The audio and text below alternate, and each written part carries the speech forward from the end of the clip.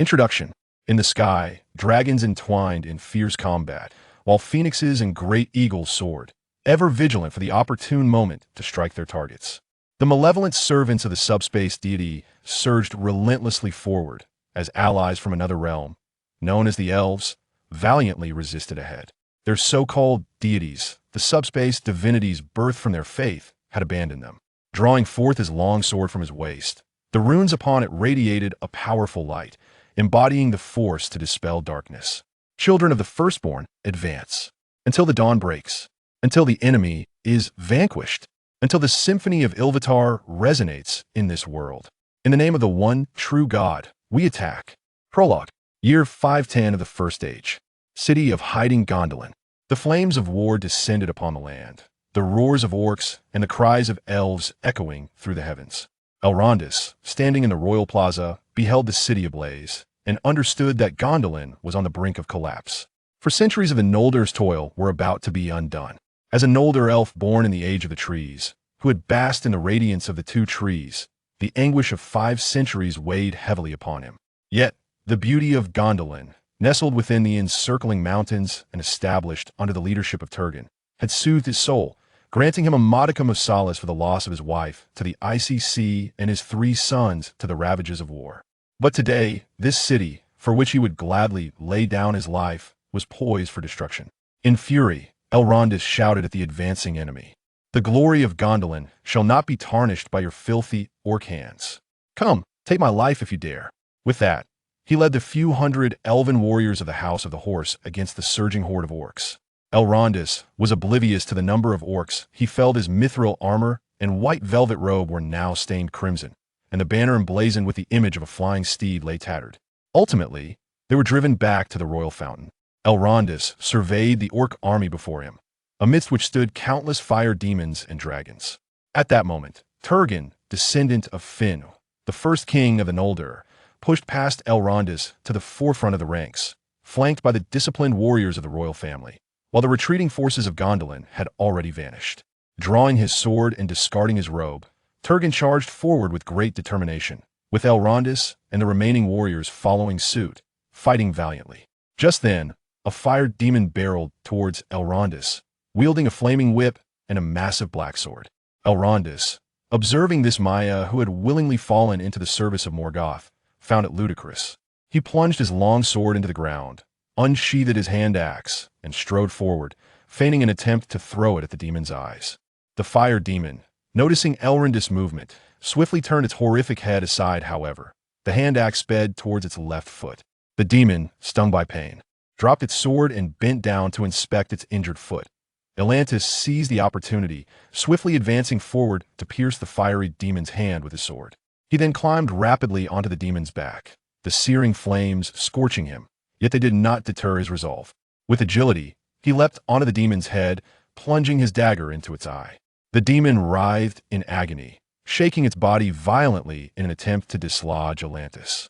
However, the elf's lithe frame and nimble movements rendered him unscathed, allowing him to land gracefully and swiftly draw his longsword, directing it toward the demon's heart.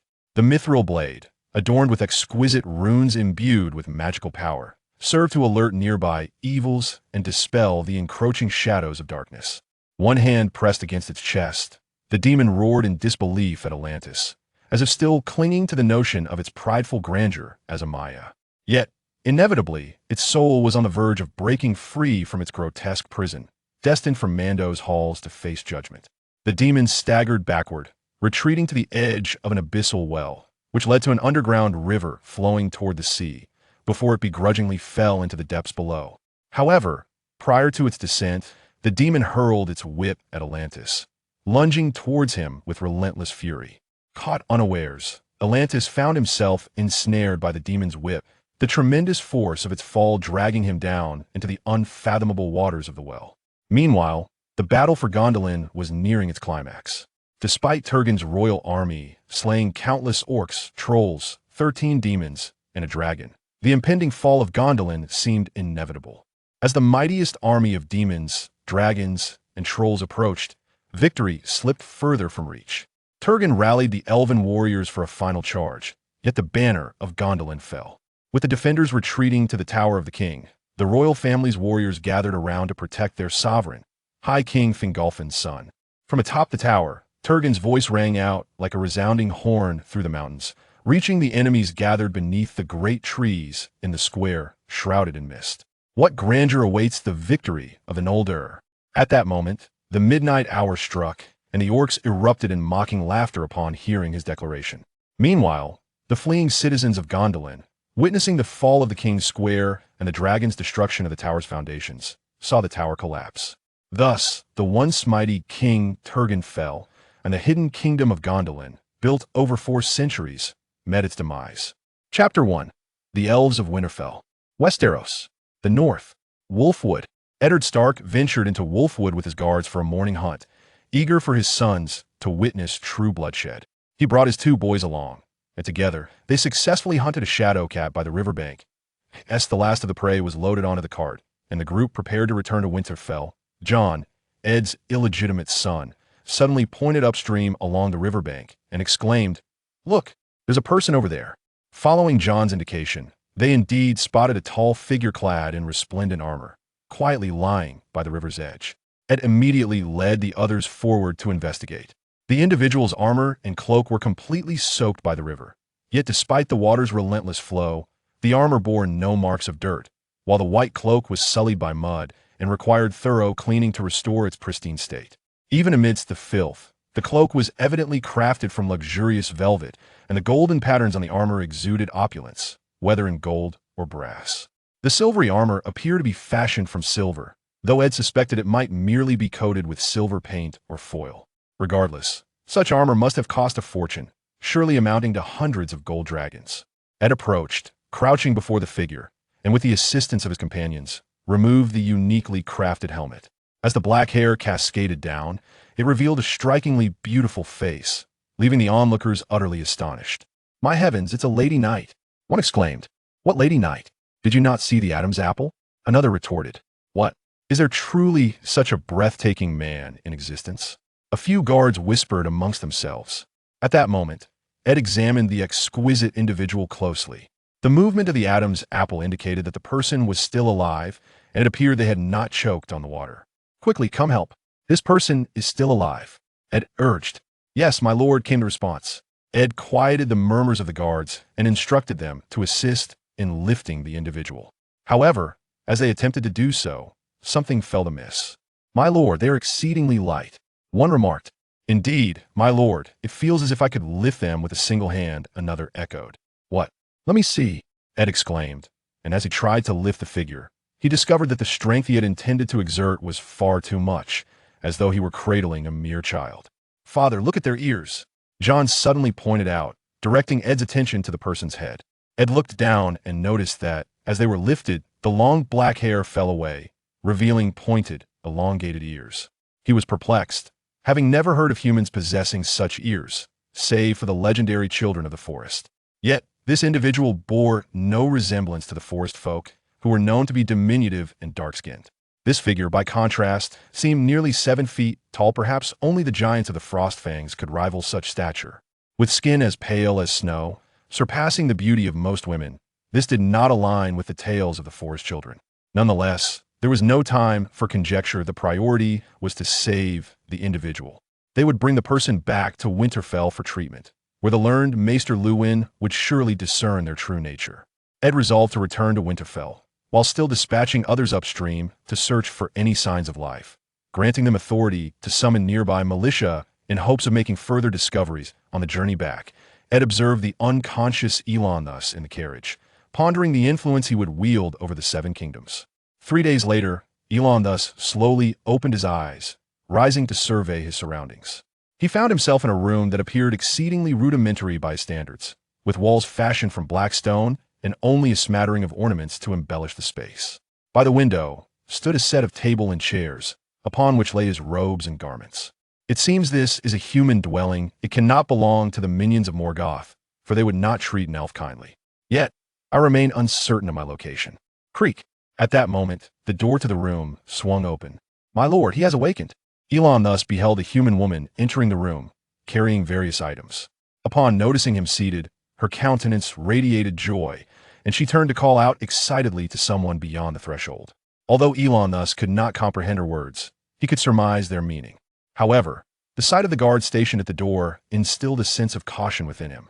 Shortly thereafter, a middle-aged male human entered, accompanied by another female human, who appeared more noble than the first, presumably the lady of the house. "You have awakened. How do you feel?" The male human spoke, his expression indicating inquiry, yet Elon thus could not grasp the language. Could it be that these humans had never encountered elves before? Otherwise, how could their nobility be unaware of Quenya? The human speech he uttered bore no resemblance to any language Elon thus recognized. In response to the man's inquiry, Elon thus could only reply in the few human Edenic dialects he knew. "I apologize, child. I do not understand your speech and am unable to respond to your question." He hoped the nobleman might be familiar with one of the Edenic languages he knew, such as Taliscan, but judging by the man's expression, the likelihood seemed dismal. "I am sorry. Do you speak the common tongue?" Though Galanthus's voice was melodious and his words possessed an elegant quality, Ed understood none of it and could only hope for the assistance of Master Rune, prompting someone to fetch him post-haste. Before long, an elderly human clad in robes ambled into the room. Judging by his appearance, Elon thus estimated the man was nearing a century in age. The noblewoman promptly aided the elder to Galanthus' bedside, bringing a chair from the window for him to sit. "Greetings, mysterious foreigner. Do you feel better now? Forgive me." After a lengthy exchange of incomprehensible dialogue, Master Rune gradually rose to address Ed. "The language he speaks is not one I am familiar with. It seems that meaningful communication will require considerable time.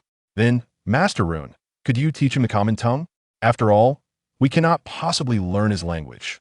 Certainly, from my recent interaction with him, I can confidently ascertain that he is a person of sound intellect, despite his ears appearing rather unhuman. What other issues does his body present? He appears to be in good health, even with only a meager intake of broth over the past few days. He seems quite vigorous and well composed. I am curious as to where you found him, as his wounds are healing at an extraordinary rate, unlike that of an ordinary human. I sincerely hope he does not bring misfortune upon the kingdom.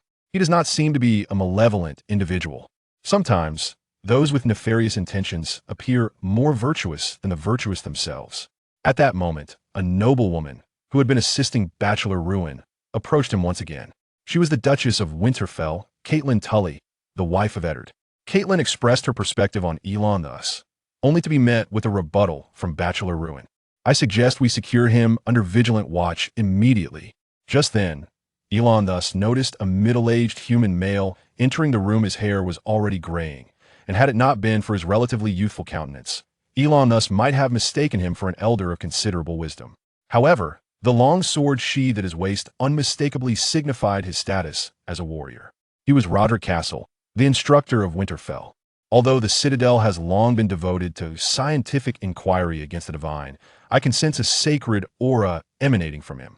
Eddard interjected, recounting his initial encounter with Elon thus. "His armor is impervious even to Valyrian steel, and his weapons slice through iron as easily as butter. The intricate designs upon them are exquisite, possessions befitting only those of noble lineage. He is likely a foreign noble who has encountered an assault, and certainly not an enemy spy. Moreover, he has already partaken of the food and water I provided, thereby establishing his status as a guest of Winterfell. Shall we interrogate him solely based on his pointed ears?" As Elon thus observed the inexplicable quarrel among those present, a sudden ethereal voice resonated in his ears. "Lee Rumming, who are you?" Upon hearing the name called by the voice, a flood of distant memories assailed Elon thus. The recollections of his previous existence before becoming an elf echoed within his mind. This name was that of his former self, a name he had nearly forgotten. Observing the actions of those before him, he realized they had not heard the utterance, prompting him to respond to the voice within the confines of his heart. "You are the soul rescued from another world, a being born of thought. You were meant to be our companion, yet you chose to become an elf. The life of an elf has caused you to forget the fleeting melody you brought from that realm. I am unwilling to reminisce the memories of my past life bring me anguish. What of the life of that elf? Did you not follow the noble house of Finn to Arda in hopes of rekindling the melodies of your past life that linger in the recesses of your mind? As if upon reaching Arda and setting eyes upon the lands of Middle-earth, you could commence anew your own grand symphony. Is it not so? Have I not begun anew? Must I forever drift in the void as a mere shadow, perpetually haunted by fleeting memories of my anguish? Or shall I become one of you, coldly observing the mortal realm from the heights of Tanaquetil, indifferent to the suffering of humanity? Elentri seethed within. Directing his ire toward the voice he recognized the owner of which he had once heard within the hallowed halls of Ur and glimpsed in Valinor. Are you? Well? Suddenly, a hand rested upon Elentri's shoulder, pulling him from his reverie with that voice. It was the noblewoman. I noticed you sitting here lost in thought. Were you reminiscing about your homeland? Indeed, it is worthy of reflection. Caitlin inquired with concern, unaware of Elentri's condition. He gazed at the human woman, uncertain of how to respond, for he did not comprehend their speech and could only gesture his need for rest. Enough, he wishes to rest. Caitlin, let us step outside, scholar. Very well. Aidan observed Elentri's gestures indicating a desire for slumber and summoned the others to depart. Once the humans exited and closed the door behind them, Elentri lay down and shut his eyes. Before him lay a vast expanse of white, leaving him bewildered as to his whereabouts. The instincts of a warrior immediately alerted him to the surroundings. Elentri, the resounding voice echoed once more, reverberating through the ethereal space. Man, why know it is you. Show yourself. Elentri called out loudly, scanning the area. As he turned once more, he beheld a figure approaching, radiating light and advancing towards him. Upon closer inspection, it was none other than the ruler of Arda, king of the Vala, god of the sky and atmosphere, Man. Man appeared as a benevolent elder with a flowing beard, smiling down upon Elentri. Man, why have you sought me? Where is this place? This exists within your dream. A dream? Indeed. Elentri could hardly believe it and vehemently protested. Impossible. Dreams are the realm of Irmo. You lack the authority to enter another's dreams. The Father has instructed Irmo to assist me, allowing me to enter your dream. Eru Ilúvatar. The notion that Ilúvatar would intervene in the affairs of the mortal realm for his sake filled Elentri with disbelief.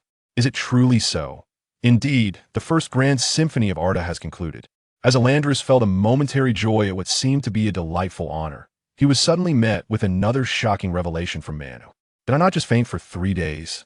You fell into a well alongside the fire demon at the moment of Gondolin's downfall and inadvertently collided with a nexus where this world intersects with another. In that realm, you were preserved at the intersection while time itself stood still. The soul of the fire demon journeyed to Mando's halls for judgment, while you slumbered there, awaiting the conclusion of Arda's grand symphony. Then, why am I here now, rescued by mortals? This is Westeros. The grand symphony of Arda has drawn to a close, and your fate, intertwined with that of Arda as an elf, has similarly concluded, bringing you here in hopes of embarking on a true symphony that belongs solely to you. Well, my wife, my children, my kin, they too have been liberated from Arda. Many have chosen to accompany you to this world. Where are they now? Elandris, overwhelmed by this unexpected news, inquired loudly of Man. Be patient, they shall come to your side. Moreover, I have bestowed upon you a gift, 2 seeds of the newly born 2 trees. Is that truly so? Where are they? Patience, Elandris, they will arrive. With that, Mam's form gradually faded until he was no longer visible. Elandris slowly awakened from his slumber, rising to gaze out the window. It was deep into the night, the sky adorned with stars, the Milky Way shimmering above. Unlike mortals, elves possess the ability to perceive a greater brilliance in the celestial sphere, their vision unassisted by external means, rendering them more attuned to the appearances of things. This night sky is as beautiful as that of Arda. Elandris approached the window, gently seated himself, and gazed at the heavens, reminiscing about the time spent in Valinor, his wife, children, and kin. I truly wish to see them soon. Chapter 2. Memories of Arda. 5 days later. Good morning, Elandris. Good morning, John. Upon awakening, Elandris stepped outside to encounter John, who awaited him at the door, his face alight with joy as he greeted Elandris. This young lad visited daily, inviting Elandris to breakfast. Trailing behind John, Elandris observed the boy's exuberant hops, yet he was compelled to tread carefully, lest he inadvertently collide with him. The women of Wintertown greeted Atlantis with radiant smiles along the way, exchanging friendly salutations. Some of the phrases were familiar to Atlantis, while others left him puzzled regarding their true meanings, though it was evident that they were not meant to be unfriendly. For instance, one human woman remarked to her companion, "Such a tall, handsome individual, I wonder how his little bird fares." Yet, given their amiable expressions, it was likely a harmless comment. After a short stroll, they arrived at the dining hall, where Atlantis had been sharing meals with Lord Stark and his family for several days. He felt he might be imposing on their hospitality for an extended period. My apologies, Lord Stark, for intruding upon you every day. Haha, not at all, Lord Atlantis. You are a guest from another world, a figure of great distinction more rare than those who come from the far reaches of Asha. Having awakened to converse with man, Atlantis had acquired a grasp of various languages in this world and had conveyed to Stark and his family his identity as an elf from a different realm. Atlantis, do you truly have trees with human faces that can speak in your world? As they dined, Rob's curious voice reached their ears, eager to inquire of Atlantis. Indeed, we call them Ents, meaning shepherds of the trees. They are the guardians of the trees, created by Yavanna, to protect them from the ravages of other beings. What do you do when you need timber? As long as there is no excessive logging, the Ents do not interfere with the lives of the children of Ilúvatar. Generally, most Ents prefer to remain stationary, resembling ordinary trees, while only a small number traverse the land, with some even enjoying the beauty of their surroundings. Father, do the fishbone trees behave in a similar manner? Rob pondered aloud after considering Atlantis's explanation.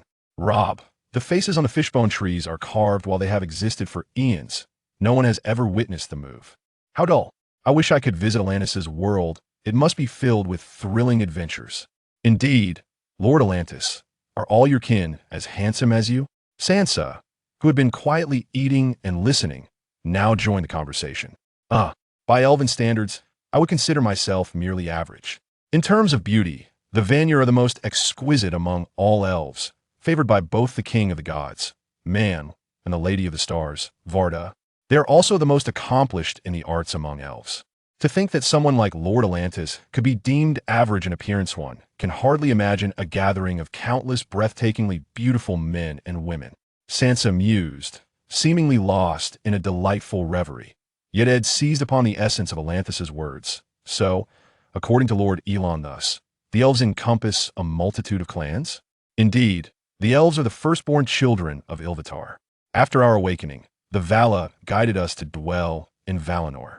Throughout this lengthy migration, some elves chose to remain behind, while others, either out of fear or captivated by the beauty along the way, opted to return and settle. Ultimately, 3 factions reached Valinor, and these factions differentiated into 3 distinct clans, while those who stayed behind continued to branch into various offshoots. Which clan does Elon thus belong to? John, who had been a quiet presence since entering the dining hall, could no longer contain his curiosity. I belong to the Noldor, the second group of elves to arrive in Valinor. The first to arrive are the Vanir. The Vanir, who Elon thus just claimed, are even more beautiful than he. Quiet, Rob. Lady Catelyn, engrossed in the tale, reprimanded Rob for his interruption. Please continue, Lord Elon thus. Very well, my lady. The third group of elves to arrive were the Teleri, who were brought to Valinor by the Lord of Waters, Ulmo, who raised an island to carry them. They have a deep affinity for the sea, which has rendered their shipbuilding skills the finest among the elves. Sansa, listening intently to Atlantis's account of the elves' various talents, was equally curious about the Noldor specialties, which she presumed to be remarkable as well. What skills does the Noldor clan possess, Lord Elon thus? The Noldor followed the craftsman god, all to learn the art of forging. Thus we excel in creating exquisite items, such as jewelry and armor. I am aware of this. Sir Atlantis's armor and weapons rival even Valyrian steel. If only I dare to test it, I wonder if it surpasses Valyrian steel. Ed Stark interjected. Lord Ed, you may certainly wish to test it someday. Among all the creations of the Noldor, the most cherished and beautiful is the Silmaril. Silmaril? Indeed, there are 3 Silmarils crafted by the High King Fëanor of the Noldor, although at that time, the title of High King belonged to his father Finnu. He created 3 flawless gems, encapsulating the light of the 2 trees. Light can be preserved? The children gazed in disbelief, and even Ed and Catelyn appeared astonished, their understanding challenged. Yes, the Silmarils crafted by Fëanor earned the admiration of even the gods. The Lord of the Sky and the Atmosphere, Man and his wife, Varda, the Starkindler, sanctified the Silmarils, declaring them the most beautiful treasures in the world, a miracle of Arda. It is truly unimaginable what such treasures must be, if even the gods are lavish in their praise. Indeed, I wager that if such a treasure were to surface in the north, the avaricious souls of the world would flock there to seize it, Catelyn remarked with a sense of awe. Indeed, Is this very gem that has wrought tragedy upon the Noldor for millennia. Elranta's tone grew somber as he spoke. What transpired? The mightiest among the Vala, Melkor, once imprisoned by the gods for his devastation of Arda, upon his release succumbed to greed for the gem, murdering the Noldor's high King Finno and snatching the Silmaril. Elrantu recounted with palpable anger, his hands clenched tightly upon the table. And what happened thereafter? Melkor allied with the dark spider Ungoliant, draining the sap from the two trees, causing them to wither and plunging the world into darkness. By the time the people realized what had occurred, Melkor and his accomplices had fled northward, traversing the Helcarax to return to his lair in Ongband. Just like the fabled Long Night, exclaimed Scholar Rune in astonishment. And what followed? The children, still brimming with curiosity, urged Elrantu to continue his tale. Subsequently, Fëanor summoned the Noldor. Before all, he compelled his 7 sons to swear an oath to reclaim the Silmaril, even if it meant pursuing it to the world's edge. Whoever possessed the Silmaril would be their sworn enemy. Thus, the elves were tormented by the weight of this oath. Why? Scholar Rune questioned in bewilderment, unable to fathom why a mere oath could lead to such dire consequences. For once an oath is uttered, it cannot be retracted, binding not only oneself, but also one's descendants for eternity. Then this oath resembles a curse upon oneself, exclaimed Ed, delivering a striking observation, to which Elranta nodded in solemn agreement. Indeed, following the oath, Fëanor rallied the Noldor. In the shadows, the Noldor could only pursue Melkor by the light of the stars, using the flickering flames to chase him down. It was then that we bestowed upon Melkor a new epithet, Morgoth, meaning Dark Tyrant. This name has since become known throughout the ages. Elranta spat through gritted teeth, filled with loathing. Sansa, what is it, Mr. Elrantu? Weren't you inquiring about the Noldor's prowess? In truth, aside from their mastery of forging, there exists another craft that is far more renowned. And what is that? Sansa gazed at Elrantu with eager anticipation, and he, meeting the expectant eyes around him, slowly articulated a single word. War. War? Gasped several voices in unison. Indeed, we journeyed northward along the coastline through the darkness, arriving in the frigid north, braving the tempest as we traversed the treacherous ice-strewn straits. Many of our kin succumbed to the abyss of endless glaciers, never to be found again. Yet, Morgoth shall ultimately pay for his transgressions. We reached Middle-earth, courageously confronting foes that outnumbered us manifold, and at last, we stood before the gates of Ongband, forcing Morgoth and his minions to retreat into the fortress, too fearful to emerge. Even the fallen Maya, the Balrog, was vanquished before us. Did you truly defeat Amaya? And what of Elandris? Rob inquired, his curiosity piqued. If the elves were indeed formidable, what tales of valor did this particular elf possess? Prior to my arrival here, I was engaged in combat with a Balrog. I pierced its left eye with my dagger and thrust my sword into its chest. However, it fell into the fountain and ensnared me with its whip, dragging me into the depths as well. That was how I found myself here, discovered by you. Before that encounter, I had already slain thousands of halforcs, dozens of ogres, and 2 dragons. Elandris proudly recounted his exploits. Dragons? A gasp of astonishment echoed throughout the hall. Before Elandris had uttered the word dragon, the mention of Balrogs, ogres, or vast hordes of halforcs had seemed almost fantastical to those present, lacking any clear understanding. Yet, they were intimately familiar with the concept of dragons. Although none had ever beheld a living dragon, and the last recorded sighting had occurred over a century ago, it was common knowledge that centuries prior, the Targaryen family had conquered the 7 kingdoms with the aid of 3 great dragons. Eddard and the Master-at-Arms had even witnessed the skeletal remains of a dragon in King's Landing, a massive skull capable of swallowing an elephant whole. Indeed, dragons are vile creatures forged by Morgoth. The earliest was Glorung, capable of spewing torrents of flame. Its body as large as a hill, leaving a trench in its wake as it crawled. The Balrog leader, Gothmog, rode upon its back. Furthermore, as the war progressed, Morgoth created flying dragons in great numbers, darkening the skies. Good heavens! Aegon Targaryen conquered the 7 kingdoms with merely 3 dragons, yet you contend with a sky filled with giants. And you, Elandris, have slain 2 dragons. Had you been present during Aegon's conquest, the North would have never bowed to the Iron Throne. Such a notion is unfathomable. Eddard and the others gazed at Elandris in disbelief, while Maester Luwin diligently recorded every word. Are there dragons in Westeros? Yes, however, the last documented dragon perished over a century ago within the Targaryen crypts. Since then, no one has glimpsed a dragon, though fossilized dragon eggs occasionally surface for the world to see. Is that so? Does this world harbor no dangerous, malevolent creatures? According to legend, 8 millennia ago, the world endured a century-long winter, shrouded in darkness, as the White Walkers emerged from the land of eternal winter to assault the continent of Westeros. It is said that these otherworldly beings, cold as ice, rode upon giant spiders and could command the dead to fight on their behalf. Allegedly, through the alliance of the first men and the children of the forest, they were repelled back to the land of eternal winter. During this tumultuous time, Lord Eddard's ancestor, Bran the Builder, alongside the children of the forest and the giants, erected the wall and established the Night's Watch, ever vigilant against the return of the White Walkers. Yet, these tales belong to a distant past, and the present generation has largely forsaken the belief in their existence. The wall and the Night's Watch have since become mere barriers against the incursion of wildlings. Bachelor Ruin slowly recounted the ancient legends of Westeros, though he regarded them as little more than fanciful tales. Elon thus, however, held a different perspective. The detailed accounts of such a legend suggest that it may indeed be rooted in truth. What captivates me even more is the notion that mortals can harness their own strength to combat the evils of the world. Even if the White Walkers were real, they have not invaded for millennia, and there has been no word among the wildlings. It is likely they have perished in the land of eternal winter, and we need not concern ourselves further.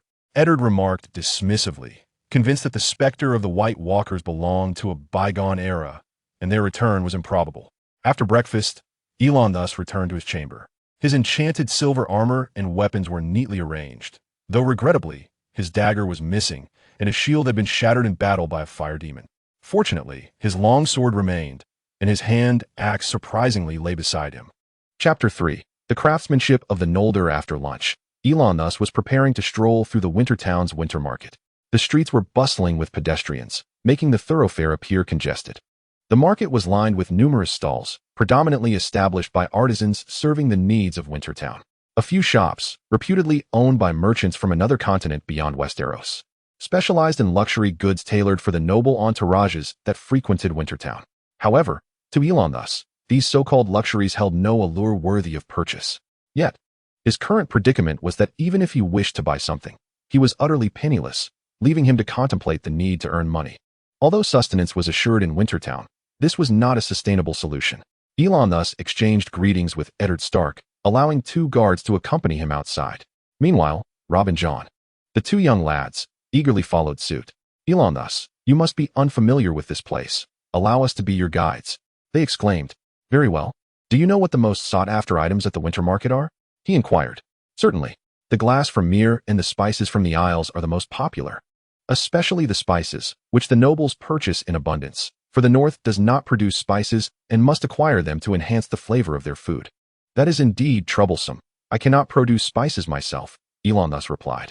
As the group walked along the muddy paths of the winter market, summer had kept the ground relatively firm. Yet the presence of horses and donkeys meant that animal droppings were commonplace. In Elanthis's eyes, the architectural environment was far from commendable. It scarcely surpassed the villages of the east.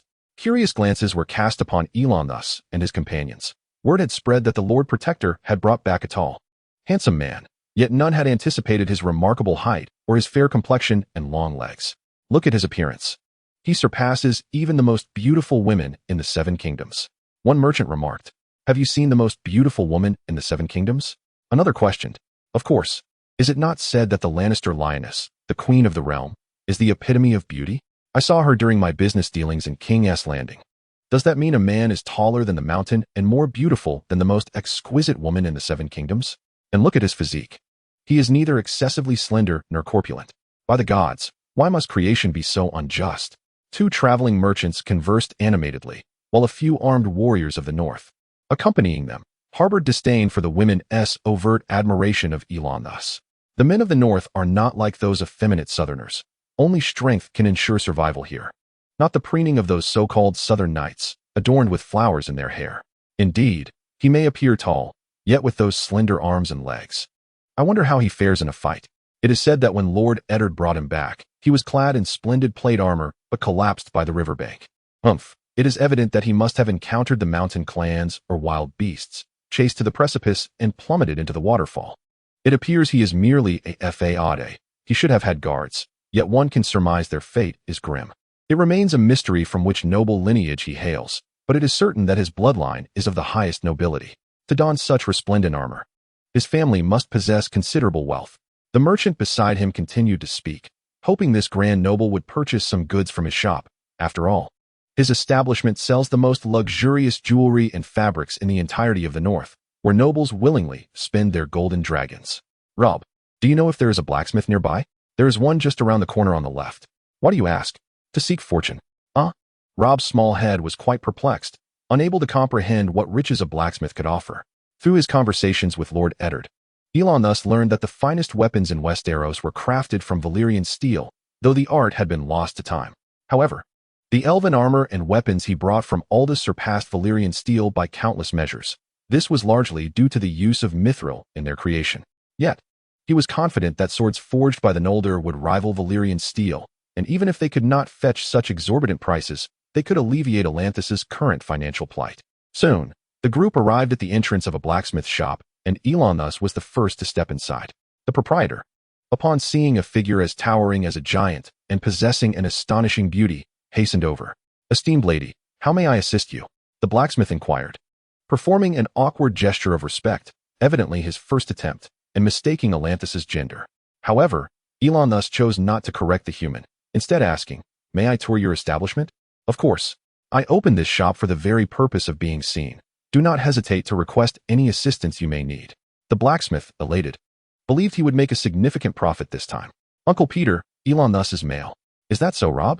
"My apologies, milady. I beg your pardon."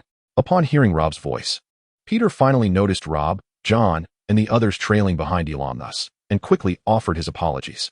"It is of no matter. Let me take a look." "Certainly, my lord. Please feel free." As Elon thus scrutinized the armor and weapons adorning the walls, he suddenly felt a surge of confidence in his entrepreneurial endeavors. The shop contained only chainmail and various swords, and it was immediately apparent that even the gear of the Edenites was superior. The tables were cluttered with farming tools. "May I enter to inspect further?" "Indeed, please do." As they ventured into the forge at the back of the blacksmith's shop, a wave of heat enveloped them, causing Rob and the others to feel an immediate discomfort from the sweltering atmosphere. Elon thus felt no discomfort from the heat. After all, it was merely a trifle compared to the forge nestled within the encircling mountains of Gondolin, where the Noldor elves harnessed the very magma of volcanoes as their heat source, crafting artificial gemstones. At that moment, Elon thus observed a blacksmith laboriously hammering a glowing piece of wrought iron, seemingly intent on forging an iron sword. However, Elon thus deemed such a sword, fashioned in this manner, utterly useless, fit only for the orcs of Angband to covet. "Is this the level of craftsmanship you possess here?" he inquired, gesturing towards the blacksmith. Peter Finn replied, "Not at all. That piece of wrought iron is merely for the apprentice to practice on. It will eventually be reforged into agricultural tools. Indeed, allowing warriors to wield a longsword forged directly from such iron would be tantamount to sending them to their doom. Yet, it seemed you had no superior materials at your disposal." With that, Elon thus approached the apprentice blacksmith, seized the tool from his hands, and began hammering away. "Fear not, Uncle Peter Finn, I shall be fine." Peter Finn, startled by Atlantis' sudden initiative, was taken aback and rushed to intervene, only to be halted by Rob. Though Peter Finn longed to reclaim the tool, he hesitated, daunted by Atlantis' imposing stature. As Elon thus continued to strike the iron, his adept motions rivaled those of a seasoned blacksmith with decades of experience. Each graceful movement seemed to transform the raw material into a work of art, and he muttered incantations under his breath, leaving onlookers puzzled as to their meaning. He picked up a chisel and astonishingly commenced the folding process alone, an intricate task typically requiring two skilled hands, and one that demanded precise control of the heat. With relentless determination, Elon thus hammered and folded the iron, returning it to the furnace for reheating, all the while incorporating finely ground carbon powder. After 6 iterations, he finally ceased, transitioning to the shaping of the blade, crafting it into a preliminary form before quenching and tempering it, and then continuing to hammer, engaging in further processes until the forging of the blade was complete. This surpasses the skills of blacksmiths who have toiled for decades. "I find myself utterly outmatched by this individual," Peter Finn mused, eager to witness the final outcome of the blade after several hours of anticipation. "Now, You shall take charge of the polishing and the installation of the fittings. We shall return tomorrow to admire the fruits of today's labor. Elon thus declared to Peter Finn, wishing to conserve time on the final touches before their return to Winterfell. It is indeed an honor, my lord. I feel compelled to meticulously polish this sword and adorn it with its noble fittings. Peter Finn hurriedly responded to Elon thus, scrutinizing the blade with great attention. Meanwhile, Elon thus stepped out of the forge, discovering that Robb and Jon had long since vanished. Upon emerging, he found the two lads had succumbed to slumber due to the prolonged wait, resting on a makeshift bed. At that moment, two guards also noticed Elanthis's awakening and proceeded to rouse Robb and Jon. Elon thus, is it ready?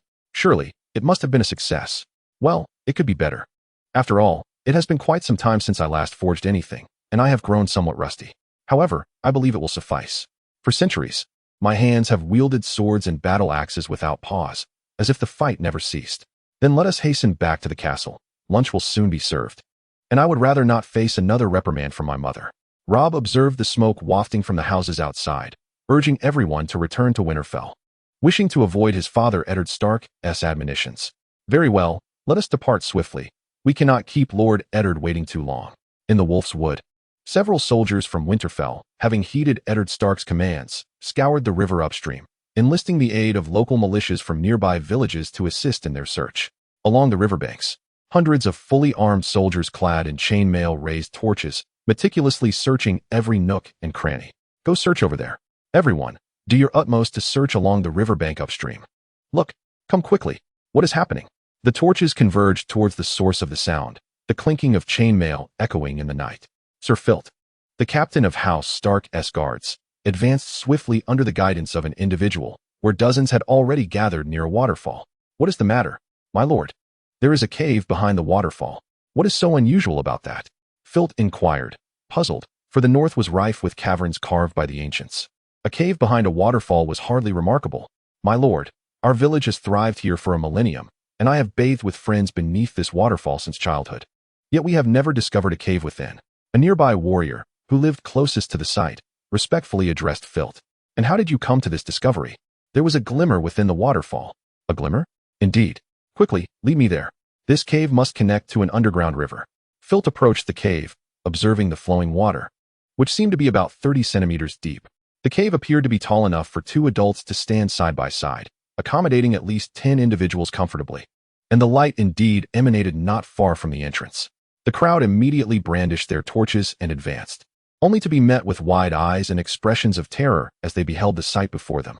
Oh my heavens, may the old gods protect us. As Filter regained his senses, he was startled into sitting down in the river, fear overwhelming him, completely indifferent to his soaked lower half. My lord, it seems to be dead. Eventually, someone behind him reacted, shaking Filter vigorously while shouting loudly in his ear, attempting to rouse him from his stupor. Before them lay a colossal figure, with the source of light being a dagger embedded in its eye.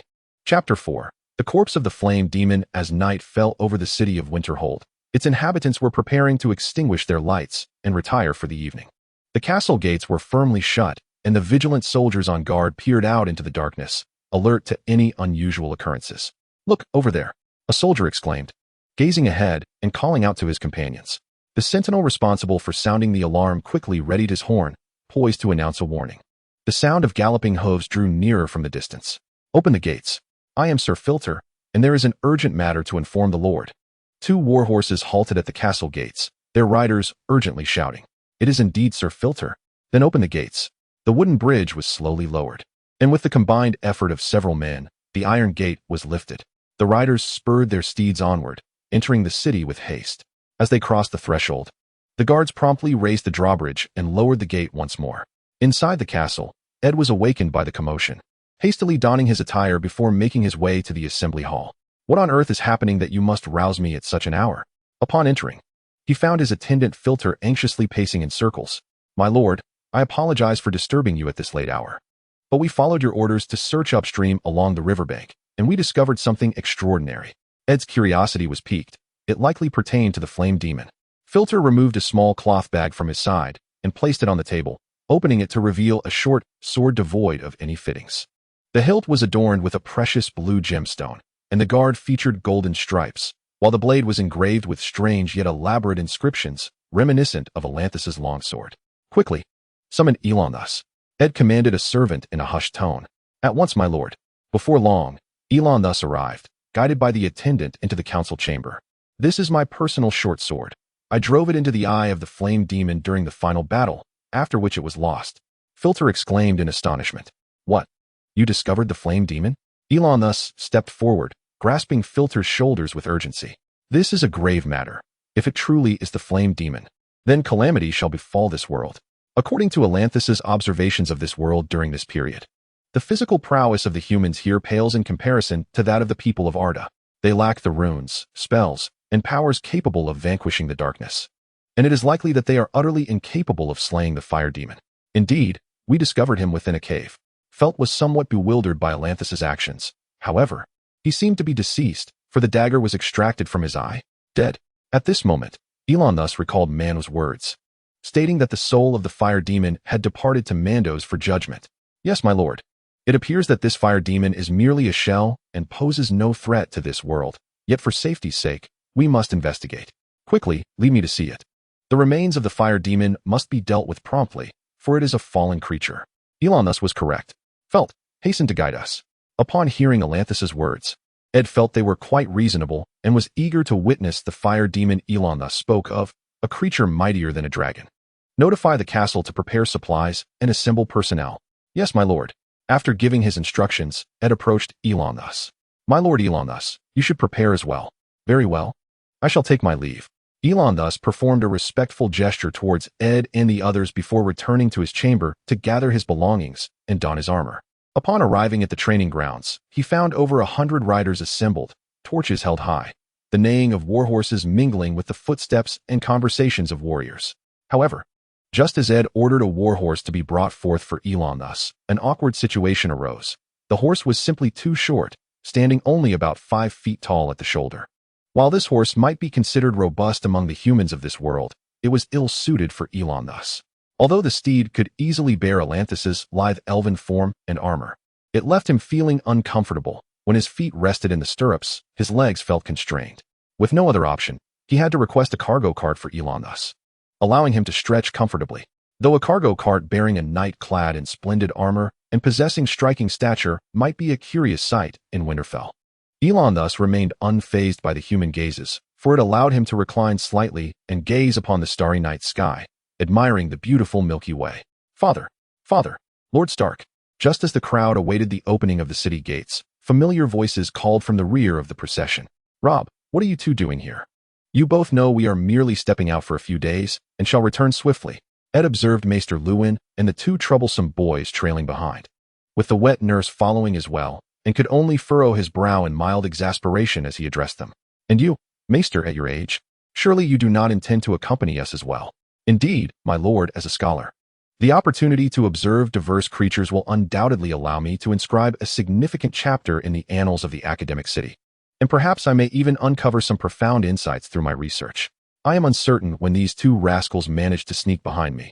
Please lend me a hand. Lord Elon thus. As Master Ruin responded to Ed's inquiries, he seemed to take little heed, staggering towards Elanthis's carriage, and ultimately, due to his waning strength, he reached out for Elanthis's assistance to hoist him onto the vehicle. Upon observing the elderly human, Elon thus noted his stubborn demeanor, reminiscent of a Maya he had encountered in Villander, a quirky old man with a flowery beard by the name of Olorin, if memory serves. Though it has been over 5 centuries and details are hazy.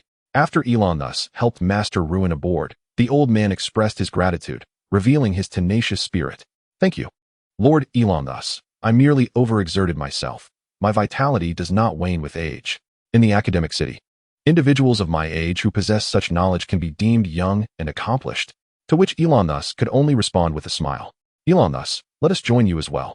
At that moment, the 2 young scamps, having appeared from who knows where, stretched their arms towards Elon thus, seeking to be lifted onto the carriage. You 2 rascals should return before Lady Caitlin punishes you. I refuse to go back. Rob, you must return. Aunt Caitlin will surely give you a thrashing. And she won't care about me. John exclaimed excitedly, pointing at Rob with a triumphant grin, reveling in his status as a bastard for the first time. Rob, however, was undeterred. John, you should hurry back. Father would be most displeased if you roam about. Just as John prepared to retort, Ed rode up beside them. Observing the antics of the 2 boys with an exasperated sigh. Very well, You may accompany us, but do not stray from the group, lest you find yourselves in trouble. Understood, father. The two boys replied in unison, their voices brimming with determination. Surely, nothing untoward will transpire. It is merely a matter of viewing a corpse, Ed mused, feeling a sense of relief as he pressed on ahead within the ranks. With no other recourse, Elon thus conceded and lifted the two boys into the carriage. What once felt like a comfortable ride now seemed crowded and constrained. The procession departed Winterfell under the moon's gentle glow, awakening the denizens of the winter market, who peered from their windows, curious about the commotion. Upon witnessing the North's guardians departing with their grand retinue, their intrigue grew, especially upon spotting the tall, noble knight returned by Lord Stark. As the party ventured further away, the curious residents continued to extinguish their lights and retire to their beds, while some awakened from slumber to seek out their spouses and embark on their own plans for procreation. Bilgi, you shall hasten ahead with your men. We anticipate arriving by tomorrow afternoon. Inform those stationed there to construct defenses on site. It is imperative that the corpse of the fire demon remains unclaimed unless I personally arrive with my retinue. No noble or commoner is permitted to approach. Yes, my lord Eddard. Upon uttering these words, the young man known as Bilgi swiftly led a few companions towards their destination.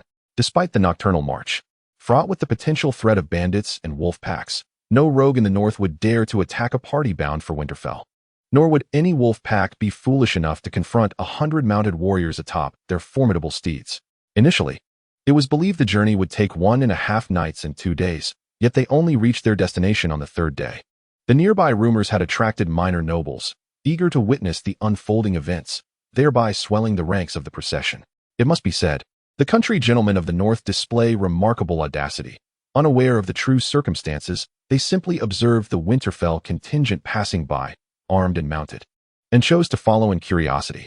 Upon inquiry later, it was revealed that most had assumed that House Stark was preparing for a grand hunt, eager to showcase their prowess.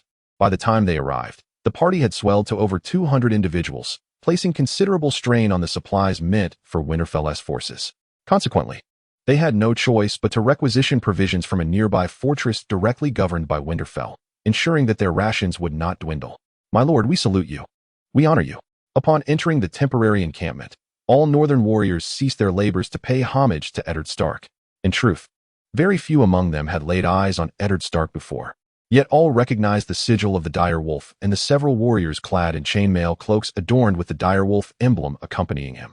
Ultimately, they arrived before the waterfall, preparing to enter the cave and discover what the enigmatic Elon thus referred to as the fire demon. Torches were ignited, illuminating the cave far more brightly than the meager flames wielded by those who had ventured in previously. Oh heavens, by the old gods, had I not known this was already a corpse, I would surely have soiled myself in fright. At that moment, Eddard beheld the colossal form of the creature Elon thus had identified as the fire demon, unable to fathom the spectacle of battle against such a behemoth. It was likely that even the mountain of magic would be crushed beneath its foot, yet here it lay, slain by Elon thus, quietly reclined against the cave wall. The massive head, the terrifying maw, and a pair of antlers that dwarfed a human being were all too apparent. Its palm-sized eyes were utterly hollow. Prior to this encounter, Eddard had often felt a flicker of skepticism during Elanthis's accounts. While he held faith in Elanthis's noble lineage and distinguished status, doubts lingered in his mind.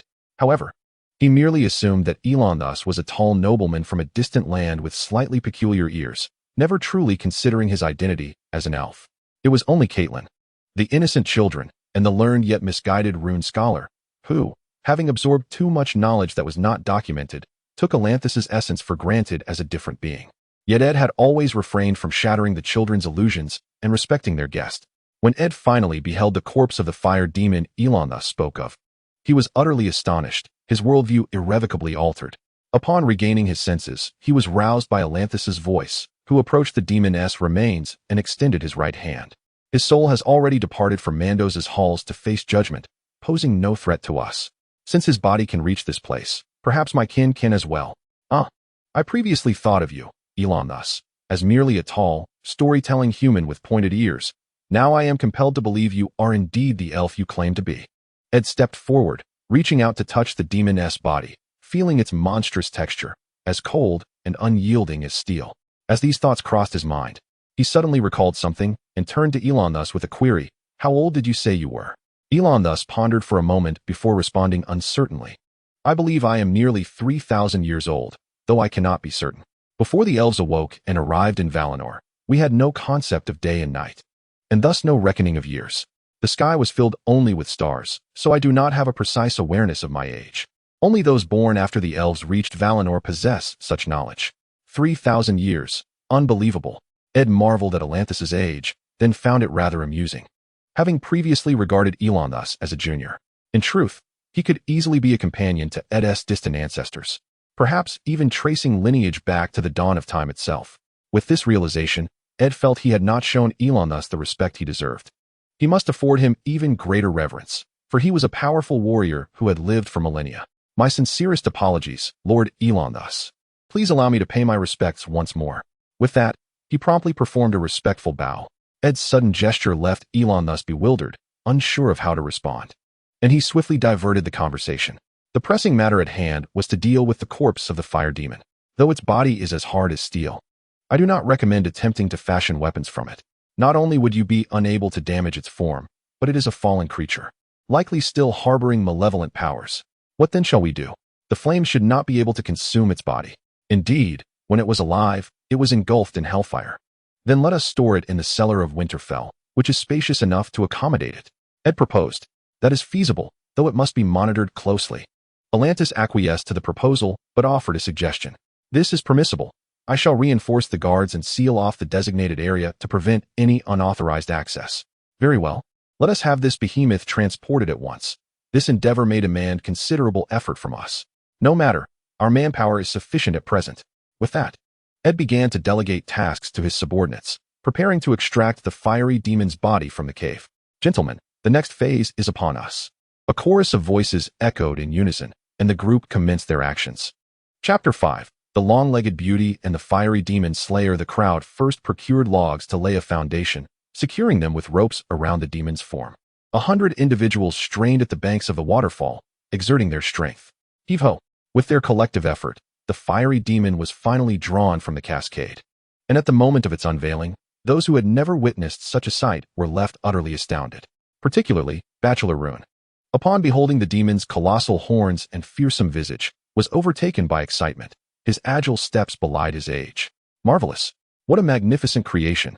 Bachelor Rune disregarded the guards' protests and waded into the water to observe the demon closely, mentally documenting every detail he encountered. Ultimately, the entire body of the fiery demon was dragged into the river, but the task ahead grew even more arduous. Extracting such a heavy creature from the cavern was no trivial feat. Now, with the added resistance of mud and sediment, hauling it ashore proved increasingly challenging. After examining the fiery demon within the cave, Atlantis emerged from the waterfall and returned to the encampment. He was now quite certain that this entity posed no danger and harbored no residual malevolence. However, its form could not be utilized, and exposing it to public scrutiny might incite rumors and panic. Yet, Atlantis found himself perplexed. Had not Manwë stated that he was preserved in a state of dormancy within a singularity? Logically, even if this demon's corpse had traversed through a nexus to arrive in this world, it should not coexist with him in this manner. Moreover, he had seemingly entered this realm through the waterfall's cave. Could it be that this cavern served as the nexus connecting the two worlds? Yet, despite searching the depths of the cave, Atlantis discovered nothing. Manwë had previously mentioned that his kin and clansmen would also arrive here, yet they had yet to appear. Nor was there any sign of the fabled seeds of the twin sacred trees. It was utterly baffling what their intentions might be. Atlantis. Yes, what is it? My two young friends? The voices of Robb and Jon interrupted Atlantis's contemplation. Is that the fiery demon you defeated? It is colossal, even taller than the legendary giants. How did you accomplish such a feat? Robb gazed at Atlantis with eager anticipation and excitement. Certainly, it is through countless days and nights of arduous training and relentless battles, accumulating experience and leveraging one's strengths against the weaknesses of adversaries, that one can achieve invincibility. I believe you both can as well. Is that true? Then I must train diligently every day, hoping to defeat the fire demon and the giants. Jon, listening intently to Atlantis's words, felt a surge of excitement, envisioning himself in the future, splendid and revered by the world. Jon, there are no giants left in this world. However, you could venture beyond the wall to confront those wildlings. Robb, reluctant to dampen Jon's spirits, nonetheless felt compelled to offer a reminder. To defeat those wildlings beyond the wall would mean becoming a night's watchman, but I have heard that the Night's Watchmen can never take wives or father children. Jon could not fathom a life as a Night's Watchman, forever deprived of the company of beautiful maidens. Indeed, just like Uncle Benjen. Then I shall forego the wall, and instead traverse Westeros, acting as a valiant knight, much like those illustrious champions, Jon proclaimed proudly, as if he were about to embark on a noble quest akin to the knights in the tales of old. But there are no knights in the North. Robb chuckled at Jon. Yet the warriors of the North can also achieve greatness, just like our ancestors, the builders of castles, Bran the Builder, and the great heroes of the Age of Heroes. I aspire to accomplish great feats like Prince Daeron Targaryen.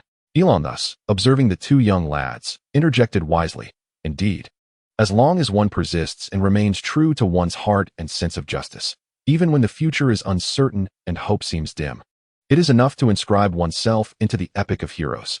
He then ruffled the hair of the two boys. Now, off you go to play. I must attend to my duties.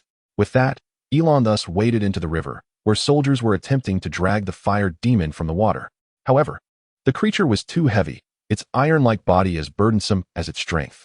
The sheer mountain cat, a Stark militia from a nearby village, had only just returned from a hunt days prior when he noticed the people from Winterfell arriving in the village.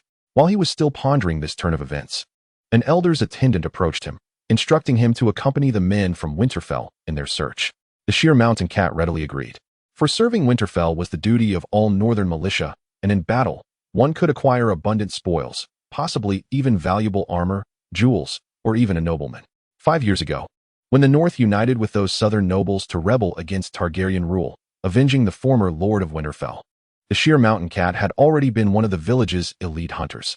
Thus, he readily answered the call and joined the great army marching south. He fought valiantly on the battlefield, seizing many spoils, and during the Battle of the Trident, he captured a minor southern lord, earning a ransom of 100 golden dragons. This victory rendered him the most respected warrior upon his return to the village, making him the only militia member to possess a complete suit of plate armor, which he had not donned since the fall of King's Landing. Nevertheless, he would meticulously polish that armor during his leisure, cherishing it with a sense of reverence. Originally, I presumed that we were once again preparing for battle, which would explain the gathering of nearly half the warriors from the village. However, when the Shelshin cat learned that our mission was merely to search the riverbank, his enthusiasm waned considerably. Yet, he reluctantly joined the people of Winterfell on their expedition. Upon encountering the monstrous body, referred to as the Flame Demon by the Winterfell folk, Shelshin cat felt a surge of gratitude for having answered the call to arms. For he would have otherwise missed the opportunity to witness such a creature, one that existed solely in the realm of legends. He realized that he might never have the chance to behold such a being again, save through the accounts of his fellow clansmen who had also responded to the summons. Yet, the sheer weight of the beast proved overwhelming. Shelshin cat found himself wishing for the creature to resurrect and move on its own. Alas, it remained merely a corpse, and he could only speculate about the identity of its slayer. Should he ever meet that individual, he would certainly extend an invitation for drinks and honor them with the highest of tributes as a guest of his clan. However, the burden he felt through the rope in his hands compelled him to cease his musings, as he was on the verge of exhaustion. And this colossal being had only been moved a mere 7 or 8 feet, with at least 7 or 8 meters still to traverse to the riverbank. Suddenly, Shelshin cat sensed a lightening of the burden, and the rate of movement increased. The panting of those in the ranks before and behind him grew markedly less labored. He surmised that the individuals ahead must have cleared away the silt. After half an hour of toil, with over 100 people and 7 or 8 teams working in concert, the massive creature was finally hauled ashore. Exhausted, Shelshin cat collapsed onto the ground, gasping for breath. At that moment, a jubilant cheer erupted from the crowd, as if they were chanting something akin to "Long live the leggy beauty." Curiosity ignited within Shelshin cat, prompting him to rise and weave through the throng until he reached the front of the line, standing at the riverbank to gaze towards the source of the celebration. There, emerging from the water, was the tall and striking knight who had accompanied Lord Eddard Stark. Shelshin understood that the moniker Leggy Beauty had been bestowed upon this figure by the northern warriors upon their first sight of him. "What is happening?" Shelshin inquired of a clansman nearby, perplexed. "Did you not see? I was at the back of the line and could not witness the events unfolding ahead," he replied. Shelshin explained his predicament, and the clansman, brimming with excitement, pointed at Alarntis, saying, "It was he who made our task so much easier. He was pushing that great beast in the river the entire time." "What?" Shelshin exclaimed, astonished. He had assumed that the easing of their burden was due to the clearing of silt by the others. He could hardly fathom that this seemingly slender yet towering individual possessed such immense strength, capable of moving that colossal creature. Good heavens! This person possesses strength beyond that of the mountain. Shelshin Cat recalled his encounter with Gregor Clegane, the mountain. Upon entering King's Landing, a warrior reputed to be second only to the legendary Dawn in power among the Seven Kingdoms. Yet, Shelshin believed that even the mountain would struggle to move this beast, for he had witnessed the mountain wielding his sword. Yet this individual possesses the capability. It appears he is indeed the mightiest warrior among the Seven Kingdoms. Elon, thus, I just witnessed your prowess. Single-handedly you propelled that fire demon. Robb and Jon excitedly bounded to Elon, thus, surrounding him with exuberance. Thank you for your kind words. Elon thus crouched down, affectionately ruffling the two small heads. At that moment, Eddard approached Elon thus and gestured towards him, introducing to the assembly.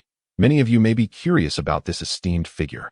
His name is Elon thus, hailing from the distant realm of the highborn elves, and he is indeed a noble elf of great distinction. Eddard then pointed towards the corpse of the fire demon. It was he who vanquished this beast, this fire demon, a creature far more malevolent than even dragons. What? More formidable than dragons? I have heard that a single dragon can effortlessly obliterate an entire city. Yet this one does not appear larger than the legendary dragons. It is said that the Black Death, Balerion, was as large as Winterfell itself. Perhaps this monster possesses the magic of legend, akin to the fabled White Walkers. At that moment, someone in the crowd suddenly shouted, "Long live Elon thus, bane of the fire demon." Upon hearing this, others joined in. And soon hundreds on both banks raised their hands in unison, proclaiming, "Long live Elon thus, bane of the fire demon." Their voices resonated throughout the surrounding forest, and Elon thus earned his title in Westeros, gradually spreading across the realm. The legendary immortal elf, bane of the fire demon, the great lord of the Pegasus family, Elon thus. That night, Elon thus and Eddard gathered around a campfire, deliberating on how to transport the fire demon back to Winterfell. If we continue to transport it via logs, I shudder to think how many years it will take to return to Winterfell. Eddard expressed his thoughts first. Do we not have a cart to haul this fire demon? Scholar Lewin interjected, having scoured his mind for knowledge from the Citadel's tomes. Regrettably, his studies had focused on history and medicine, leaving him unversed in the crafting of tools. Perhaps we could construct a raft to transport it down the river. Eddard Stark promptly opposed this notion. No, the river does not flow past Winterfell. It ultimately converges into the White Knife. We must proceed overland. Maybe I could fashion a cart, though it would require numerous horses and sturdy timber. Elon thus then proposed his own suggestion, intending to create a cart akin to those utilized by the Noldor elves for transporting goods, which would be significantly less labor-intensive, requiring far fewer horses, though they are indeed descendants of the steed of Arda. Not a problem. I shall assist you with this. Tomorrow, I will arrange for men to fell trees and gather horses. Eddard, encouraged by Alanthus's initiative, rose and addressed the gathering. Everyone, please return and rest. We have much work ahead of us tomorrow. Then he turned around and pointed at the two little rascals sitting beside him, especially at you two, insisting that there would be no nurse to tuck you in tonight. Hurry back to your tent. Yes, father, we will behave and sleep well even without the old nurse. They replied. With that, the two little ones followed Ed into their tent.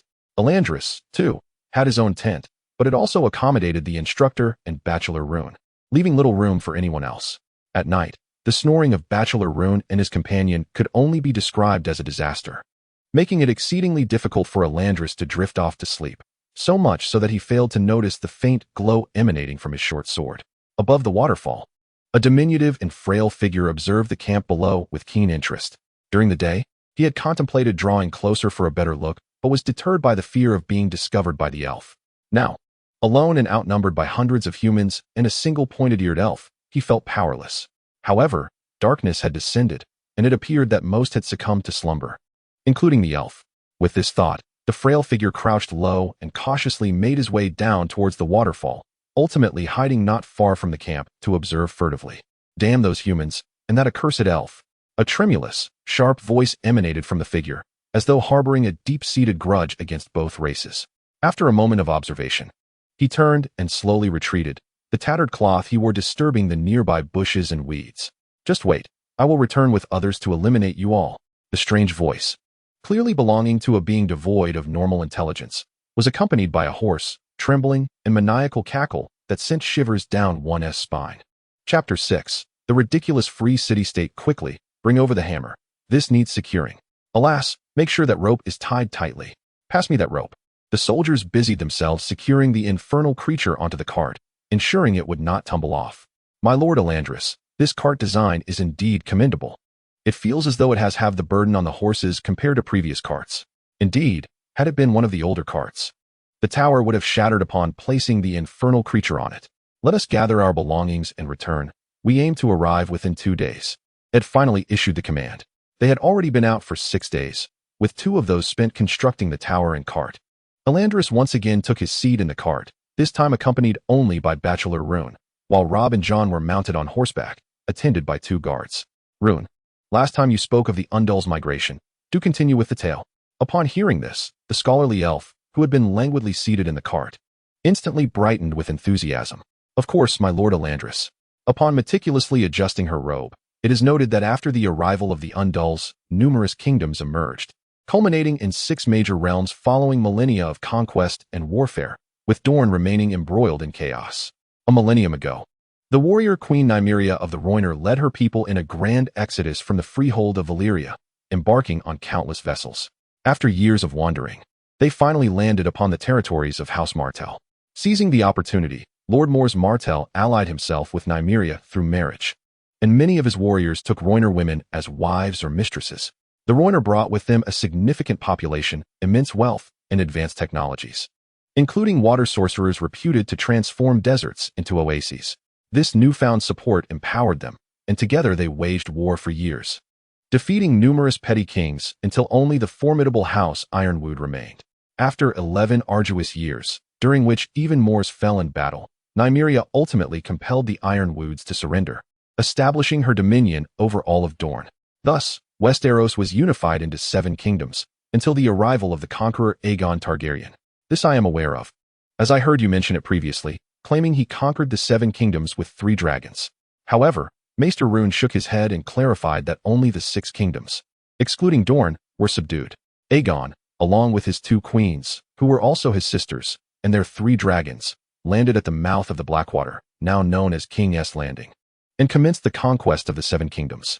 After resolving the conflicts in the Iron Islands, Aegon initiated peace negotiations with Dorne, which dragged on for over half a year without progress, leading to war erupting in the 4th year of his conquest. The forces of the conqueror split into 3 paths toward Dorne. Queen Rhaenys rode the great dragon mare axes to the town of Spicedown. Orys Baratheon led 1,000 elite troops to Boneway, while Aegon himself commanded 30,000 soldiers toward the Princess Pass.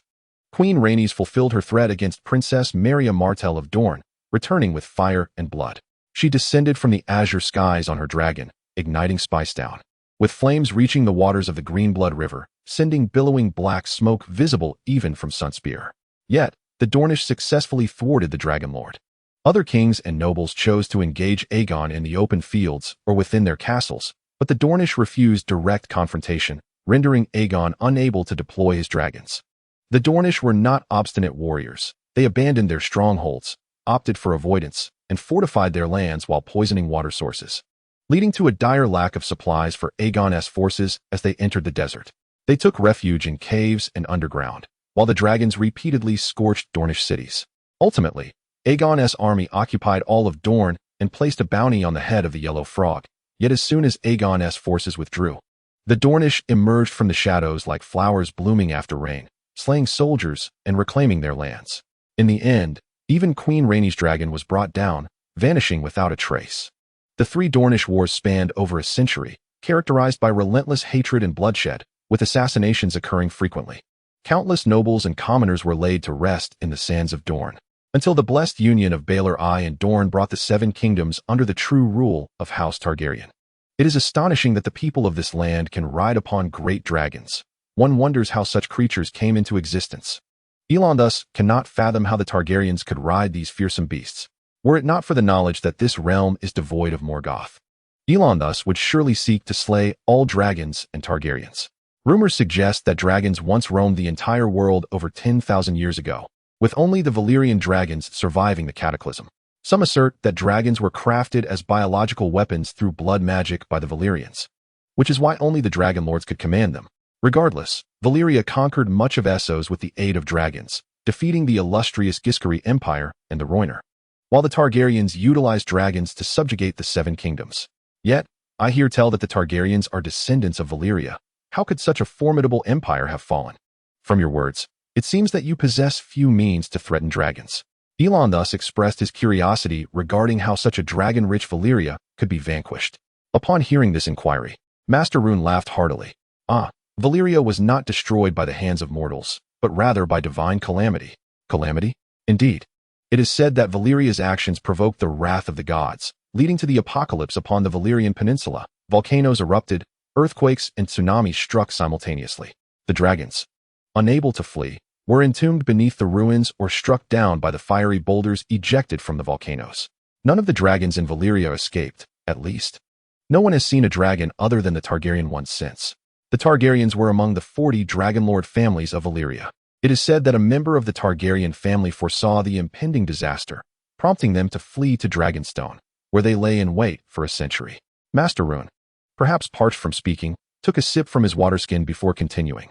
When the Targaryens first arrived on Dragonstone, they brought with them 5 dragons and dragon eggs. However, they did not immediately assault Westeros. It was only a century later, with only 3 dragons remaining, that they launched their attack on the Seven Kingdoms. Fortunately, even with just these 3 dragons, they succeeded. After Valyria's demise, Essos descended into chaos, with countless city-states and kingdoms rising and falling. Among them, the Dothraki from the east of Essos wrought the most destruction, annihilating city-states, seizing wealth, pillaging populations, and selling them into slavery. It is said that the vast Dothraki Sea is littered with the ruins of cities they have destroyed. Slavery?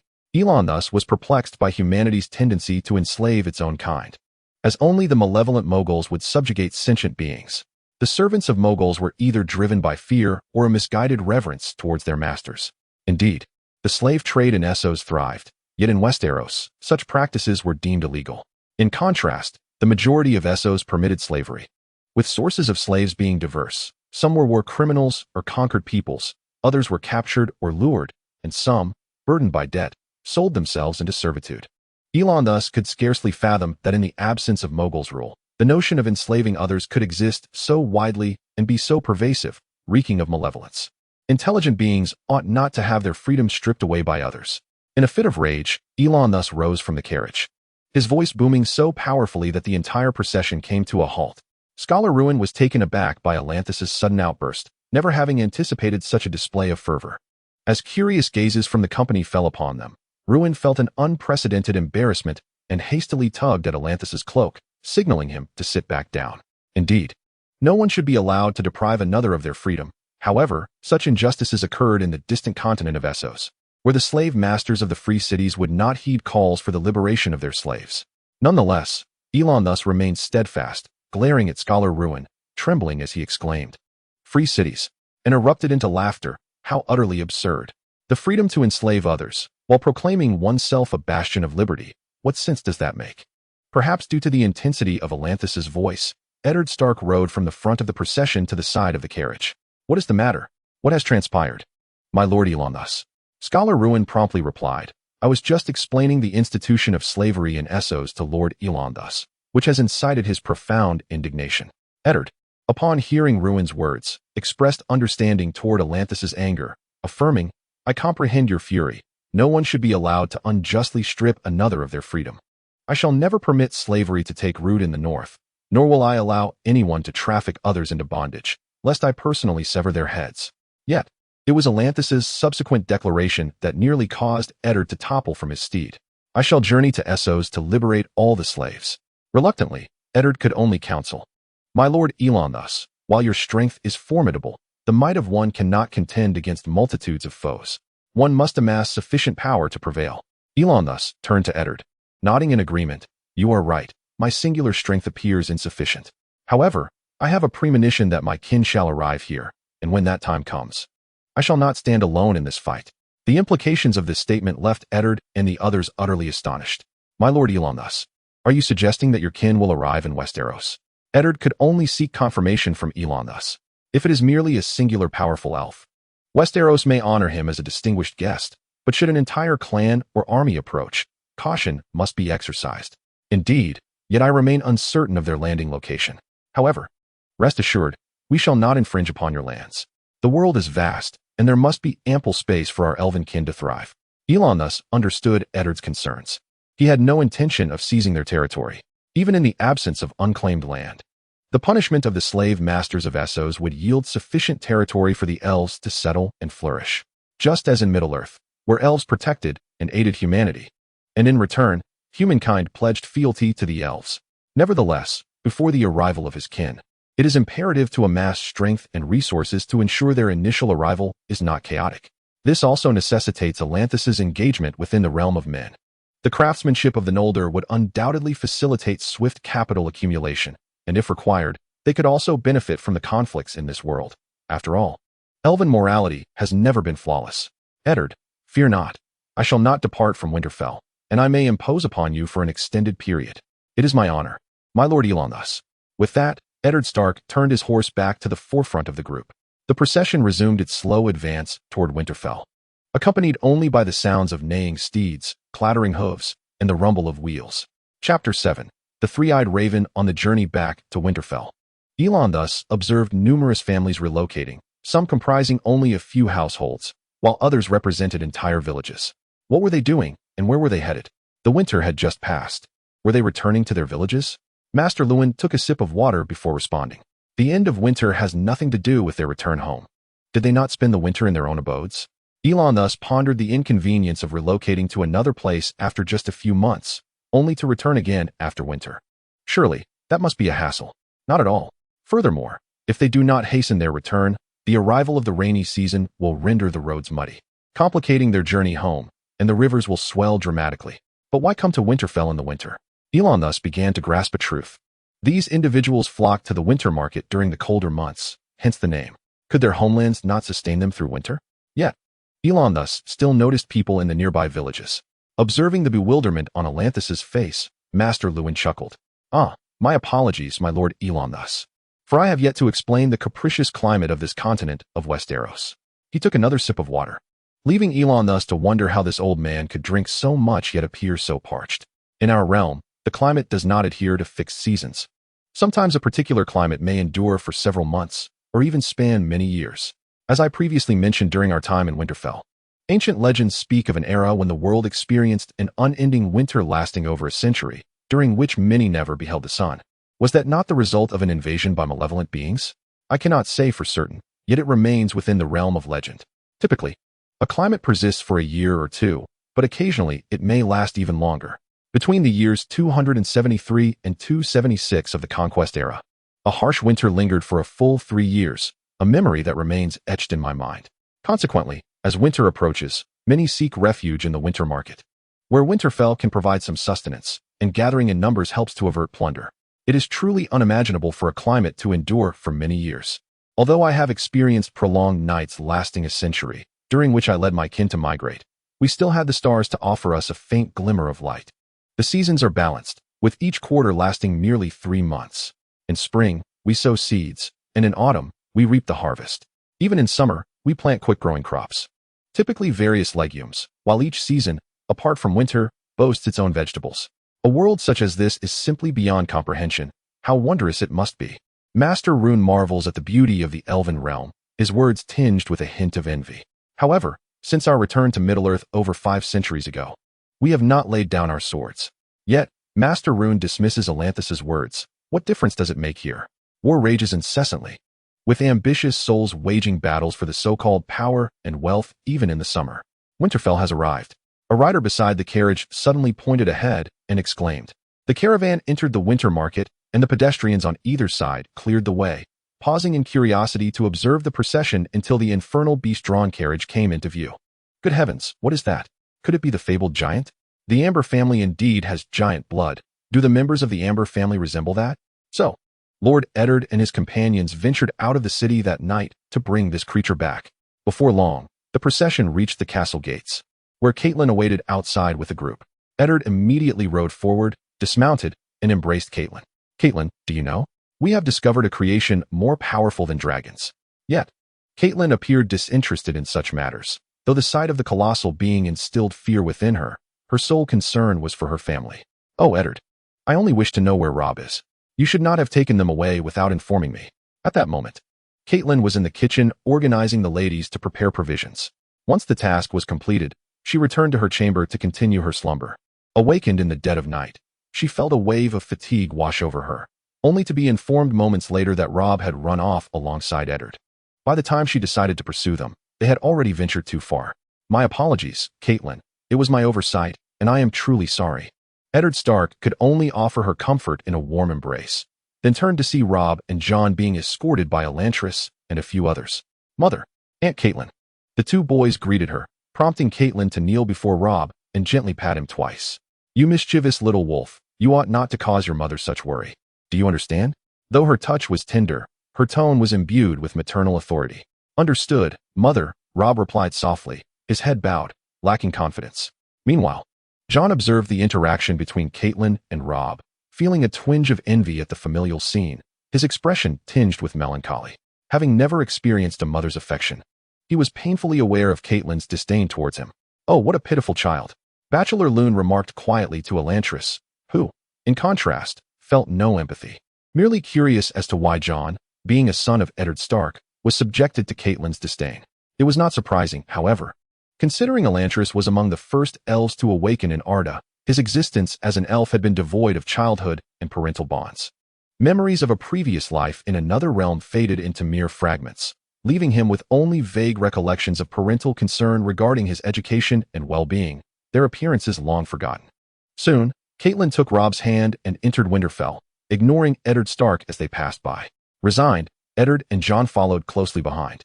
Upon returning to the castle, Eddard addressed Elantris and the others. "I apologize, Lord Elantris, but my family requires some time to gather and converse." "Of course, my Lord Eddard, I fully understand." Elantris replied with a bow before retreating to his quarters. Once inside their chamber, Caitlin immediately seated herself upon the bed, her countenance aflame with indignation as she glared at Eddard. "Close the door." Eddard approached her, but as soon as he did, Caitlin launched into a tirade. "You brought that bastard away, and now you have taken Robb as well." Her disdain for Jon was palpable, his very existence a constant reminder of her husband's infidelity. "What shall I do if anything happens to Robb?" Caitlin's voice rose in a fierce outburst, leaving everyone present in an uncomfortable silence, particularly Jon. Bachelor Loon and the children happened to be nearby, and the door left ajar allowed Jon to hear everything clearly. He instinctively retreated behind Bachelor Loon, for Caitlin was the one he feared most. "Master Ruin, please take the two children away," Ed Stark said with a resigned tone. "Very well, Lord Ed. Come along, little ones." He finished speaking, drawing the children close, closing the door behind him, each child grasped by a hand as they departed. After shutting the door, he spotted a wet nurse approaching, cradling the young Sansa in her arms. Ruin quickly gestured to her, signaling not to disturb the Stark couple. "Caitlin, I deeply apologize, but I believe Robb, as the eldest son of House Stark, must experience the world beyond his mother's protective embrace. And Jon is not at fault. You cannot attribute my mistakes to the children. Am I truly in the wrong?" Caitlin exclaimed, her emotions surging. "On the very day after our wedding, you rushed to the front lines while I, with a heavy burden, awaited you in Winterfell, praying daily to the Seven for your safe return, even beseeching the old gods at the Heart Tree in the Godswood."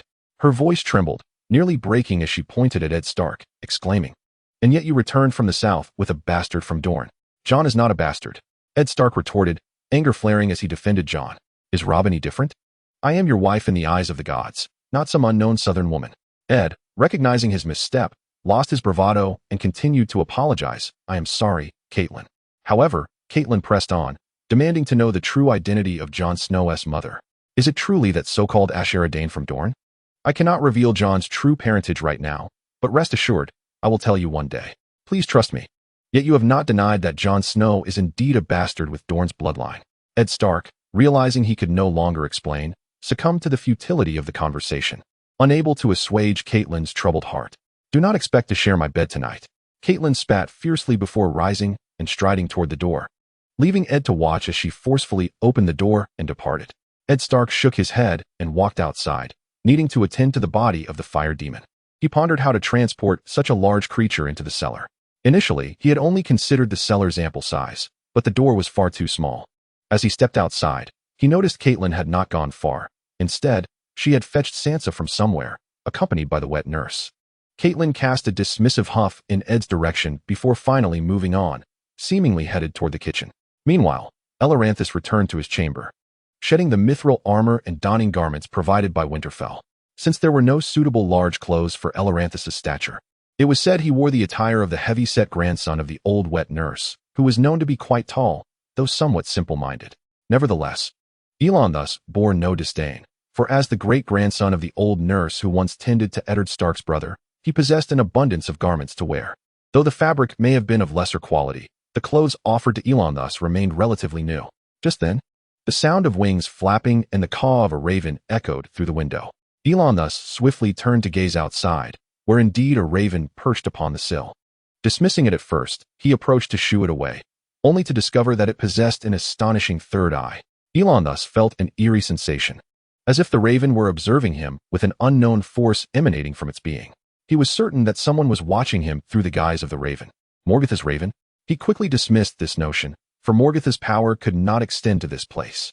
Drawing his short sword, he pointed it toward the raven, executing the motion in an instant, yet the raven remained fixed in its gaze upon Elon thus. Regardless of who you are, do not disturb me. Unless you bear a command from Vera, should I catch you spying on me again, I shall show you no mercy. Elanthus's eyes widened in fury, and the radiance of the light elf shimmered around him, rendering Elanthus's visage inscrutable to the eyes of the one manipulating the raven, instilling fear with his ethereal voice. Begone, he bellowed, causing the three-eyed raven to stiffen, frozen in Elanthus's chamber. When Elon thus finally seized the raven, the strange power had dissipated, and the third eye was nowhere to be found. How laughable and cowardly, to presume to spy upon one of the noble and powerful progeny of Ilúvatar. Elon thus scoffed, deriding the audacity of the unseen observer. Knock, knock. At that moment, a knock resounded at the door. Lord Elon thus, Lord Stark requests your presence for a discussion. A youthful voice called from beyond the door, and Elon thus recognized it as that of a servant to Eddard Stark. Very well, I shall be there shortly, he replied, casting the raven out the window before stepping outside to open the door. Lead the way, thank you. Certainly, please follow me. Elon thus trailed behind the young servant, who did not guide him to the council chamber as expected, but rather led him out of the main keep in a different direction. Elon thus recalled Eddard mentioning that behind the city walls lay the sacred grove, filled with heart trees adorned with human faces. However, rather than inquire of the servant why Eddard Stark had summoned him here, Elon thus silently followed, trusting that Eddard had his reasons. As Elon thus entered the sacred grove, encircled by the inner city walls, he felt a familiar power resonate within him. Yet, his short sword remained unilluminated, suggesting that no malevolent force was present. After a considerable journey, Elon thus beheld Eddard Stark and his companions awaiting him just ahead, alongside a cart laden with the fiery demon. At the end of the path stood the heart of the sacred grove, where a heart tree of colossal proportions loomed, far surpassing its brethren.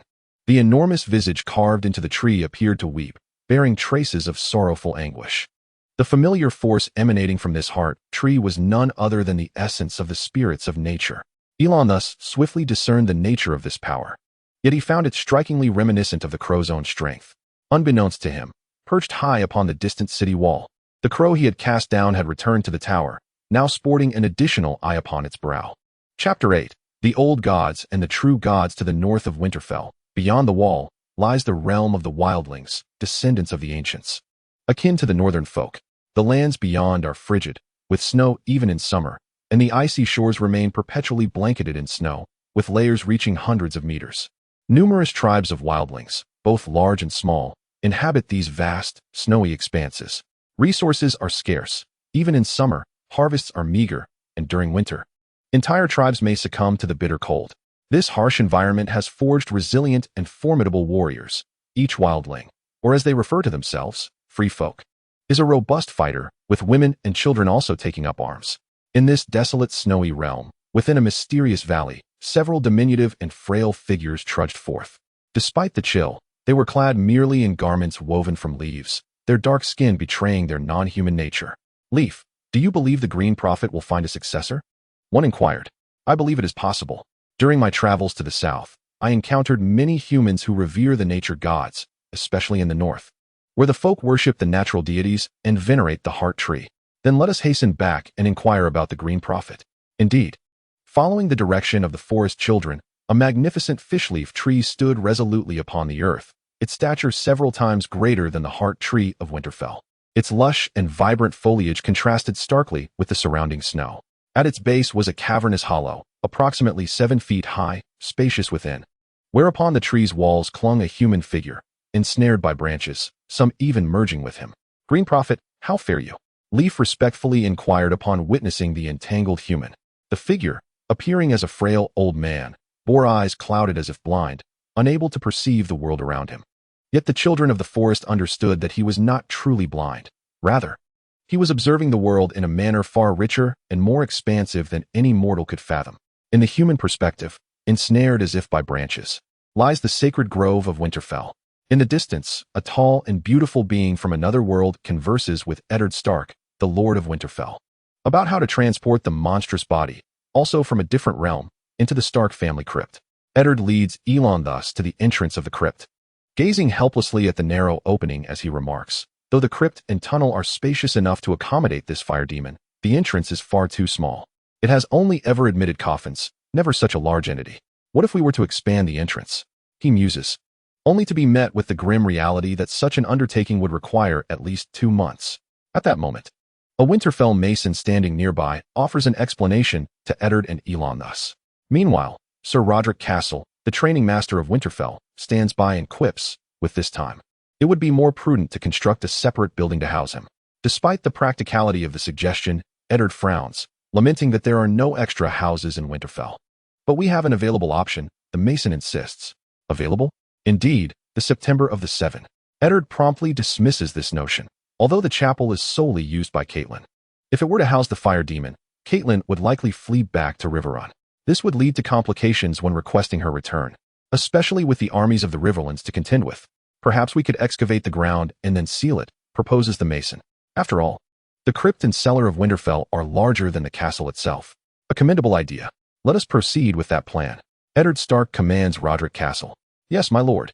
Meanwhile, the three-eyed raven observes the unfolding events, then withdraws its consciousness from the raven and returns to itself, only to realize that the children of the forest have gathered beneath. "Leaf, I have discovered a being from another world." After a period of observation, it appears he does not harbor malevolent intent. "I require you to approach him and win his favor," intones the ancient elder in a deep, resonant voice, reminiscent of ages past. "Prophet, where is this visitor from another world?" "To the south, in Winterfell of the North." "Winterfell?" Leaf incredulously reiterates, aware that it is the castle of the Northmen, descendants of those who still venerate the old gods. "I am uncertain whether they will permit my entrance." "Do not concern yourself. The otherworldly guest will soon depart Winterfell, for he cannot remain there long. His features are unmistakable. He possesses pointed ears akin to yours, yet stands remarkably tall. You will recognize him at once." The raspy voice carries an alluring charm, persuading the hesitant Leaf to accept this task. "Understood, Prophet." Leaf responds with determination. As the children of the forest departed from the cave, one of them expressed concern for Leaf. "Leaf, are you truly determined to venture to Winterfell in search of visitors from another realm?" "Indeed, it is the command of the seer, and I trust in his wisdom. Moreover, I alone among us have journeyed to the southern kingdoms, making me the most suitable for this task. Fear not, dear sisters, for the north remains within the domain of the old gods, and you may observe my progress at any time." With those reassuring words, Leaf set forth toward the dwelling place of the forest children, followed by the others. There is no need to carry much luggage. I shall seek the aid of the free folk tribes along the way, who will provide assistance to the children of the forest. As the eldest among the remaining forest children, she felt compelled to embody the dignity of her age. "Farewell, Leaf. Farewell, sisters." Amidst the calls of the forest children, Leaf journeyed southward, gradually fading from their sight, disappearing into the vast expanse of snow. Meanwhile, in Winterfell, after 2 days of diligent excavation, a substantial pit was unearthed above the chamber designated for the fiery demon. With the assistance of the gathered folk, the demon was carefully maneuvered into the dark chamber, after which Eddard Stark commanded the craftsman to seal the pit once more. He then entered through the original entrance of the crypt with Elon thus. The pit was rather deep, and jumping directly down could result in a broken leg for Eddard, though Elon thus would remain unscathed. Illuminating the dim passageway with an oil lamp, Eddard noted the ancient images carved into the walls, depicting the valiant deeds of the Stark ancestors, showcasing warfare, hunting, and the submission of their enemies before them. After a while, they arrived at a grand space, where platforms had been hewn into the walls, each adorned with a statue, beneath which lay a stone sarcophagus. This was the resting place of the Stark family ancestors, where every Stark was brought after death, except for my father, Eddard Stark. who faltered in his words before continuing with a tone of disdain. They were all burned alive by the mad King Ares with wildfire. When we breached the gates of King's Landing, not even their ashes could be found. We could only establish a memorial for them. The Targaryens had conquered the 7 kingdoms with dragons, yet in the end, all that remained were dragon eggs and the obliteration of their dynasty. As he spoke, Eddard Stark paused before one of the sarcophagi, stepping forward to gently caress the coffin with his unlit right hand. This is my sister, Lyanna Stark. All tragedies stem from that fateful tournament when Rhaegar Targaryen bestowed the crown of love and beauty upon her, despite being a married man with a daughter. Rhaegar took Lyanna away one fateful night, while my brother and many noble youths sought justice in King's Landing, only to be deceived by the Mad King, who lured their father and their kin into the city, ultimately leading to their fiery demise. My brother was forced to watch as wildfire consumed them, only to be strangled to death in the end. Yet the Mad King was not satisfied. He demanded that I and Robert's foster father protect Jon Arryn, leading to the outbreak of war. I wed Catelyn, who was destined to marry my elder brother, thereby securing the support of the Riverlands. Regrettably, Rhaegar met his demise at the hands of Robert during the Battle of the Trident, and by the time I discovered Lyanna, she had already perished. Upon uttering these words, Eddard could no longer restrain his tears. He, a valiant warrior on the battlefield, a ruler steadfast in the principles of justice and honor, now weeping in sorrow.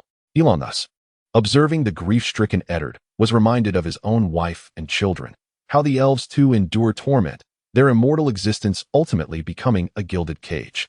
The heartache endured by the Noldor throughout the millennia lingered perpetually in his mind.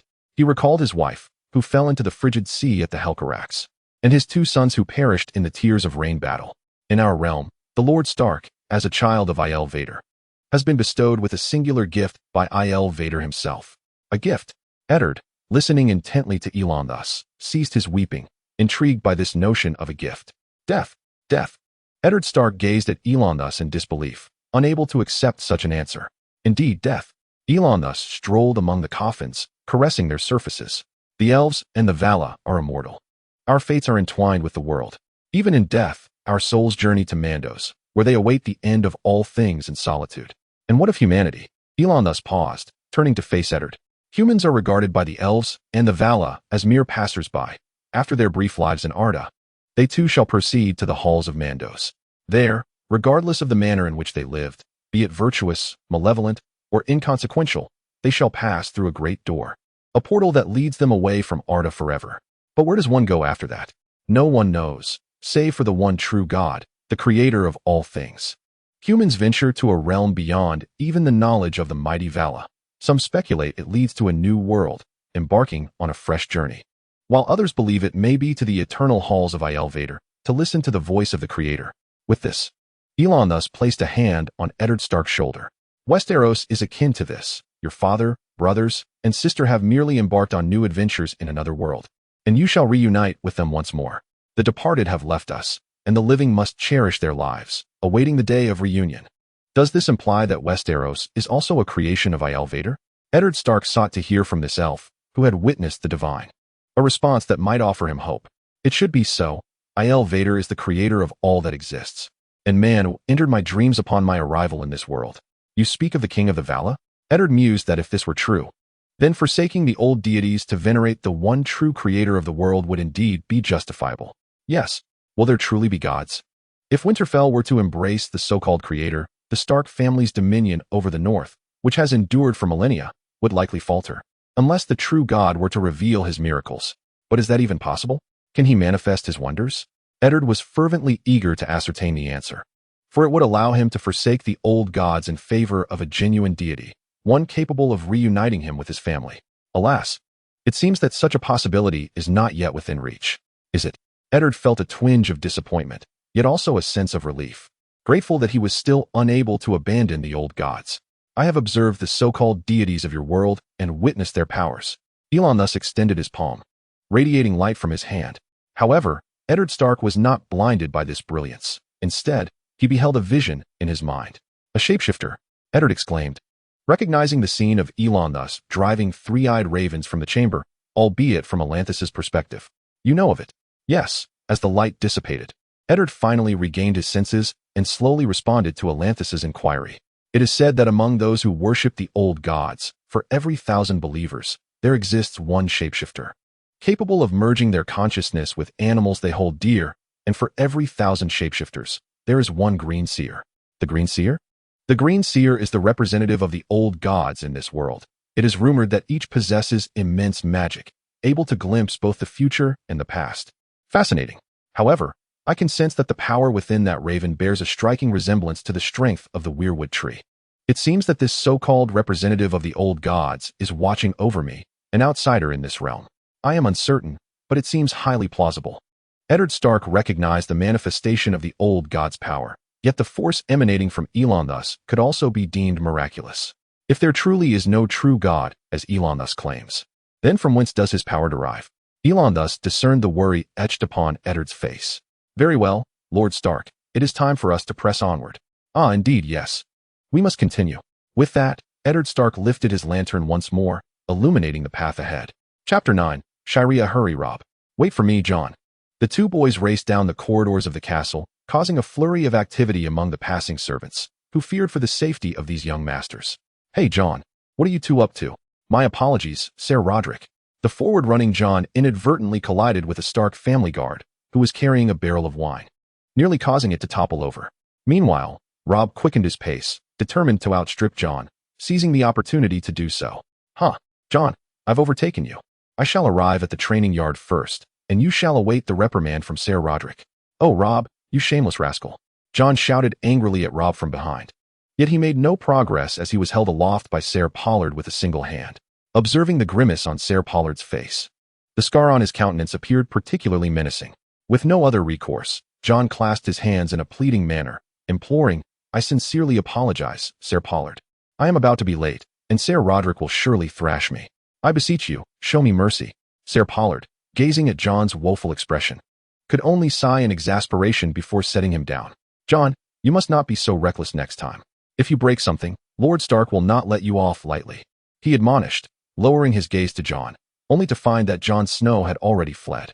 Understood, Ser Pollard. I shall remember this. He called out as he finally left Ser Pollard's sight. That scoundrel. When John finally arrived breathless at the training yard, Ser Roderick stood solemnly in the center, while Rob feigned seriousness, unable to suppress the smirk at the corners of his mouth as he watched John. Noting Ser Roderick's stern demeanor, John cautiously approached Rob, treading lightly in trepidation.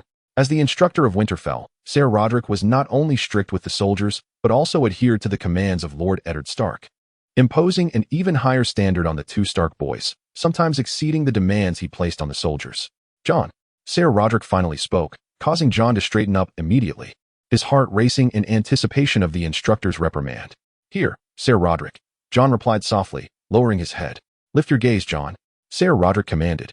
And as John slowly raised his eyes, the instructor continued, as a man of the North, what is it you should be doing now? Understanding dawned upon John, and he promptly began to circle the training yard. John, you've been punished again. Why is Rob not with you? He will come to keep me company eventually. Next time, it will be him alone, and I shall stand where he is now and mock him, John mused, though soon enough, the exertion left him breathless, precluding any further mischievous thoughts. Elon thus and Eddard had also arrived on the second floor of the training yard, looking down to see John and Rob, who had completed their punishment, wielding wooden swords under Ser Roderick's tutelage. It was evident that John swung his sword with greater vigor and steadiness than Rob, despite still being fatigued from his earlier run. John had begun practicing swordsmanship as soon as he learned to run, while Rob had merely gazed curiously at John from the arms of his wet nurse. No matter how skilled one might be with a sword, battlefield success requires cooperation. A lone warrior cannot sway the tide of combat unless they vanquish the opposing leader. Eddard wholeheartedly agreed with this sentiment. Recalling the Battle of the Trident when all believed the alliance was on the brink of defeat, Eddard Stark's loyal friend, now the king of the Seven Kingdoms and protector of the realm of Westeros, Robert Baratheon, struck down the Targaryen prince, Rhaegar Targaryen, with a single blow, causing the morale of the Targaryen forces to plummet and enabling the allied forces to turn the tide of battle. John, I shall not allow you to be harmed. Rest assured, my brother, I shall not bully you. Ser Roderick encouraged the two boys to spar against each other, clearly noting that their prowess extended beyond mere physical skill, as they exhibited a stubbornness in their verbal exchanges as well. The two youths faced each other, neither daring to strike first, for Ser Roderick had warned that the first to attack would expose a vulnerability. John, what are you waiting for? Attack. Rob, charge forth, engage in combat. The The soldiers in the training yard paused their tasks, observing the two boys' hesitance, and began to jeer, urging them to commence their duel. Jon remained composed, unaffected by the soldiers' taunts. Yet the impatient Robb could not contain himself. Robb raised his wooden sword and lunged forward, but his strike was clumsy and easily evaded by Jon. After his swing missed, Robb quickly disengaged, preventing Jon's counterattack from succeeding. Not bad, Eddard thought. The lad knows to withdraw swiftly, otherwise he would have been vanquished on the battlefield. It was evident that Eddard longed to descend and personally instruct the two young warriors, yet he restrained himself. Before long, Robb attacked again, though this time with a more measured approach. Jon guarded himself cautiously, moving his feet slowly. As Robb saw his strikes being parried, he intensified his efforts. Robb raised his wooden sword once more, preparing to strike down, but Jon swiftly sidestepped and crouched low, evading the blow. "Robb, you have already lost." Sir Roderick's voice rang out, and Robb, still dazed, only regained his senses when he felt Jon's wooden sword pointed at his neck. "No, I have not lost." Robb, unwilling to accept defeat, threw down his sword and shouted at Jon, leaving Jon momentarily bewildered by Robb's defiance. "Robb, stand up. If you cannot accept defeat here in the training yard, you will have no chance to accept it on the battlefield." Eddard Stark's voice thundered from above, chastising Robb for behaving like a petulant child instead of a man of House Stark. Eddard hurried down the stairs, and as Ser Elon thus realized what was happening, he quickly followed. Upon seeing Eddard approach, Robb scrambled to his feet in fear. "Father!" Eddard ignored Robb, swiftly picking up the wooden sword from the ground and thrusting it forcefully into Robb's hands. "Continue fighting, Jon. You too, come forth and engage." "Yes, father." Poor Robb had no choice but to grip the sword once more, assuming a stance of combat against Jon. At the very least, he still possessed the courage to wield a sword, did he not? Courage alone is insufficient. If he were to behave perpetually like a timid maiden from the south, how could he safeguard his family and uphold the honor of his lineage? Acting impulsively without consideration for the repercussions is not an option. As the heir to Winterfell, every word and action of his is scrutinized by the people and the vassals. If he cannot confront challenges with bravery, the Stark family's millennia-long dominion over the north will be precariously threatened.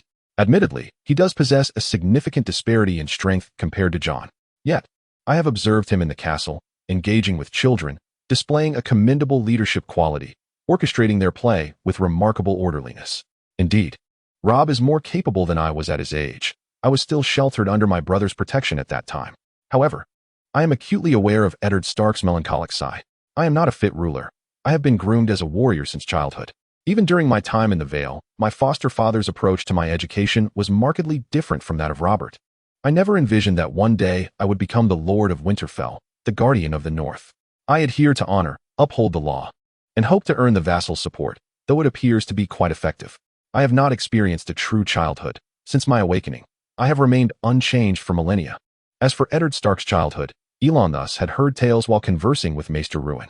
Is this not a blessing? Countless souls throughout history have yearned for eternal life.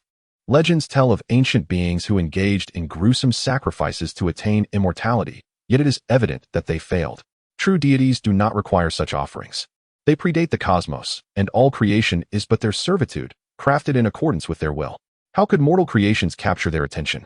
Even the so-called miraculous gems of the elves receive but fleeting admiration from them. Indeed, Lord Stark. Eddard Stark's musings were interrupted by a sudden cry. Following the sound, he observed a guard hastening towards them. What is amiss? A person has arrived at the winter market. Eddard Stark felt a twinge of irritation. Merely one individual among the throngs that visit the market daily. Must every arrival be reported? Yet, it was likely that only someone of significance warranted such notification. A person resembling Lord Elon thus. What? Where is he? What does he look like? Does he have a name? Elon thus interjected with a rapid series of inquiries before Eddard could speak, leaving the guard momentarily bewildered. He is of similar height to Lord Elon thus, clad in a flowing blue robe that conceals his features. However, I did notice that his arms were adorned with splendid metallic gauntlets, embellished with winged designs. Moreover, he has brought with him 2 tall and robust white horses, and many guards have gathered to observe. Did he say nothing else?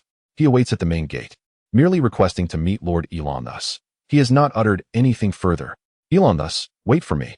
Eddard Stark was about to send someone to escort Elon thus to the main gate of Winterfell, but Elon thus had already hastily departed, prompting Eddard to swiftly follow suit, with the remaining guards and onlookers eagerly trailing behind. Just as Robb, who had been in a heated confrontation with Jon, was distracted by Jon's stillness. He playfully slapped the back of Jon's head. "Jon, why are you dawdling? Hurry up and join the commotion." "Oh, wait for me, Robb. You can't just leave me behind." Upon reaching the main gate of Winterfell, Elon thus spotted the individual mentioned by the guard before he even stepped outside. The man stood at the entrance, obstructed by the guards, while a throng of warriors and mercenaries observed with palpable excitement. Behind him were two magnificent steeds, their coats as white as snow, their limbs powerful. The robe he wore was adorned in the favored blue of the Noldor, emblazoned with the emblem of Elon thus' family, a proud, white steed rearing majestically. Elon thus approached the Noldor elf he had already identified, his suspicions regarding the elf's identity forming in his mind. The elf at the city gate noticed Elanthis's slow advance and raised his head, gradually removing the hood from his head. "Father." The familiar Quenya echoed from the young elf's lips, his golden hair cascading down, his eyes sparkling like rubies. The visage was so familiar that tears sprang forth from Elon thus' eyes, cascading down his cheeks. "Cilia, my son." Elon thus tenderly caressed his son's face. Unchanged despite the passage of centuries, the memory of this face and the golden hair inherited from his mother etched vividly in his mind. "Oh heavens, a Lannister." "Silence, Robb. There is no Lannister so tall, especially not with pointed ears." Jon immediately countered Robb's remark, a retort for being left behind twice. "He must be Lord Elon thus' brother. Just look at how alike they are. They appear to be of the same age." At that moment, Elon thus drew Cilia closer to Eddard Stark and the others, introducing his son without the guards intervening this time. "This is Cilia." "Is he your brother?" Robb interrupted, but continued. "Is he your son?" "He is my son." "What? Oh my gods!" "The old gods above." Gasps of astonishment erupted from the crowd, particularly among the young maidens, who found it hard to fathom that such a youthful and handsome man, appearing no older than his 20s, could have a son of similar age. "Cilia." "Yes, father. Allow me to introduce you to the family that has taken me in. This is Lord Eddard Stark, the ruler of the North and the lord of this castle." Elon thus proceeded to introduce Cilia to the members of House Stark, including Jon Snow and later Sansa. "Then there stands Bachelor Rune, a sage of humanity in this realm, serving Winterfell. Greetings, newly arrived elf. With your presence, we now have two immortal elves among us. I dare say you are considerably older than this old man." "Indeed. I have traversed this world for centuries, and my spirit has lingered in Mando's halls until the conclusion of the War of the Last Alliance, when the world was reborn." Ahem. The words of Hylia caught Bachelor Rune off guard. Initially, upon hearing Elon thus claim to be thousands of years old, he assumed that Elanthis's son would be merely a few millennia at most, only to discover that he had survived until the world's end. Before long, after the introductions, Eddard Stark instructed someone to prepare a chamber for Hylia, while he, as the host, invited Elon thus and Hylia to the Great Hall for a welcome feast, noting that no such celebration had been held upon Elanthis's arrival. Chapter 10. The Ironborn Rebellion. Hylia. "Did Manwë say anything to you upon your arrival?" Elon thus gently caressed the two steeds brought by his younger son, naming one of them Galloping Shadow as his mount. Elon thus understood that Hylia, being the sole one to find his way to Winterfell, surely had the favor of Manwë. "Manwë once told me that the Firstborn were bestowed with a new mission. New shadows had sent forth their vanguards into this world, and this time, it was up to mortals to achieve victory. Your father requires assistance. Thus, I was permitted to arrive here ahead of my mother, elder brother, and other kin, with a great eagle guiding my path across the skies." A new mission? Elon thus could not quell his emotions. A new shadow? Could it be a fresh fallen power, a new dark tyrant? Yet, could mere mortals truly vanquish such an unknown evil? Especially when the strength of the enemy's vanguard remains a mystery. "Father, our immediate concern should be to gather strength and prepare for the arrival of our kin. As for the so-called vanguard of evil, let them come forth." Hylia drew forth his mithril elven blade, illuminated by the resplendent moonlight, the elven runes reflecting brilliance. These runes, belonging to the Noldor, contained formidable power, capable of slaying a fire demon. Have the Noldor not already repelled evil shadows with their swords? Hylia's ruby-like eyes steadfastly met Elanthis's gaze, filled with determination and valor.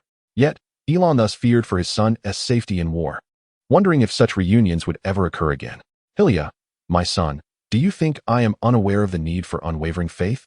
Yet how can I allow you to return to my side only to part once more? There is no need for concern, father.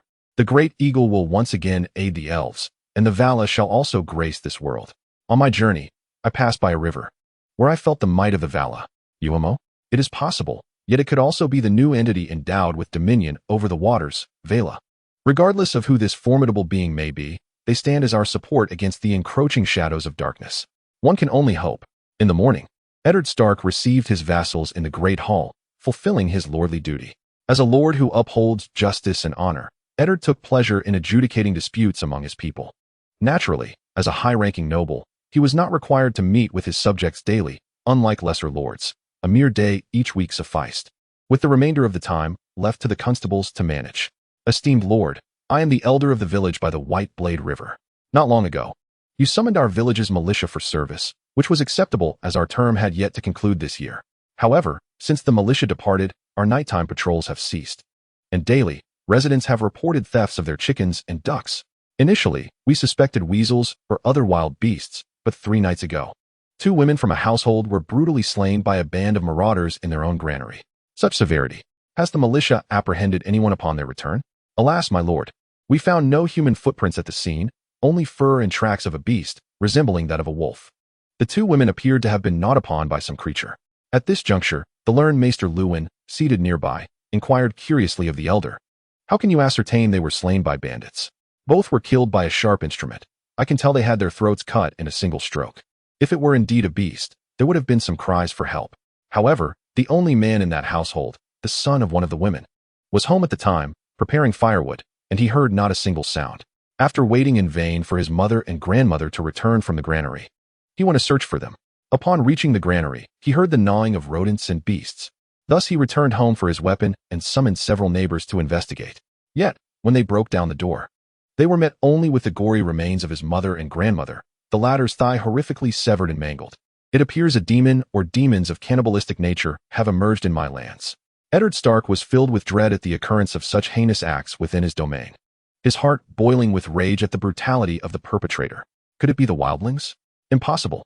Were it truly the wildlings, word would have reached the wall, or there would have been reports of attacks in the northern regions. Yet, we have received no such news from the north.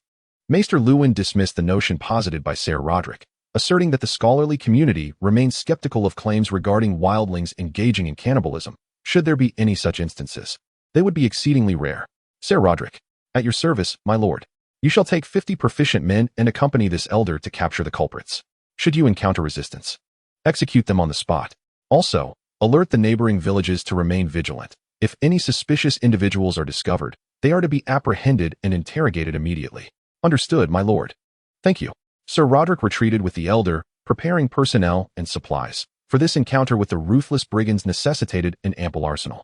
Subsequently, Eddard Stark continued to admit the next petitioner, though most presented trivial grievances.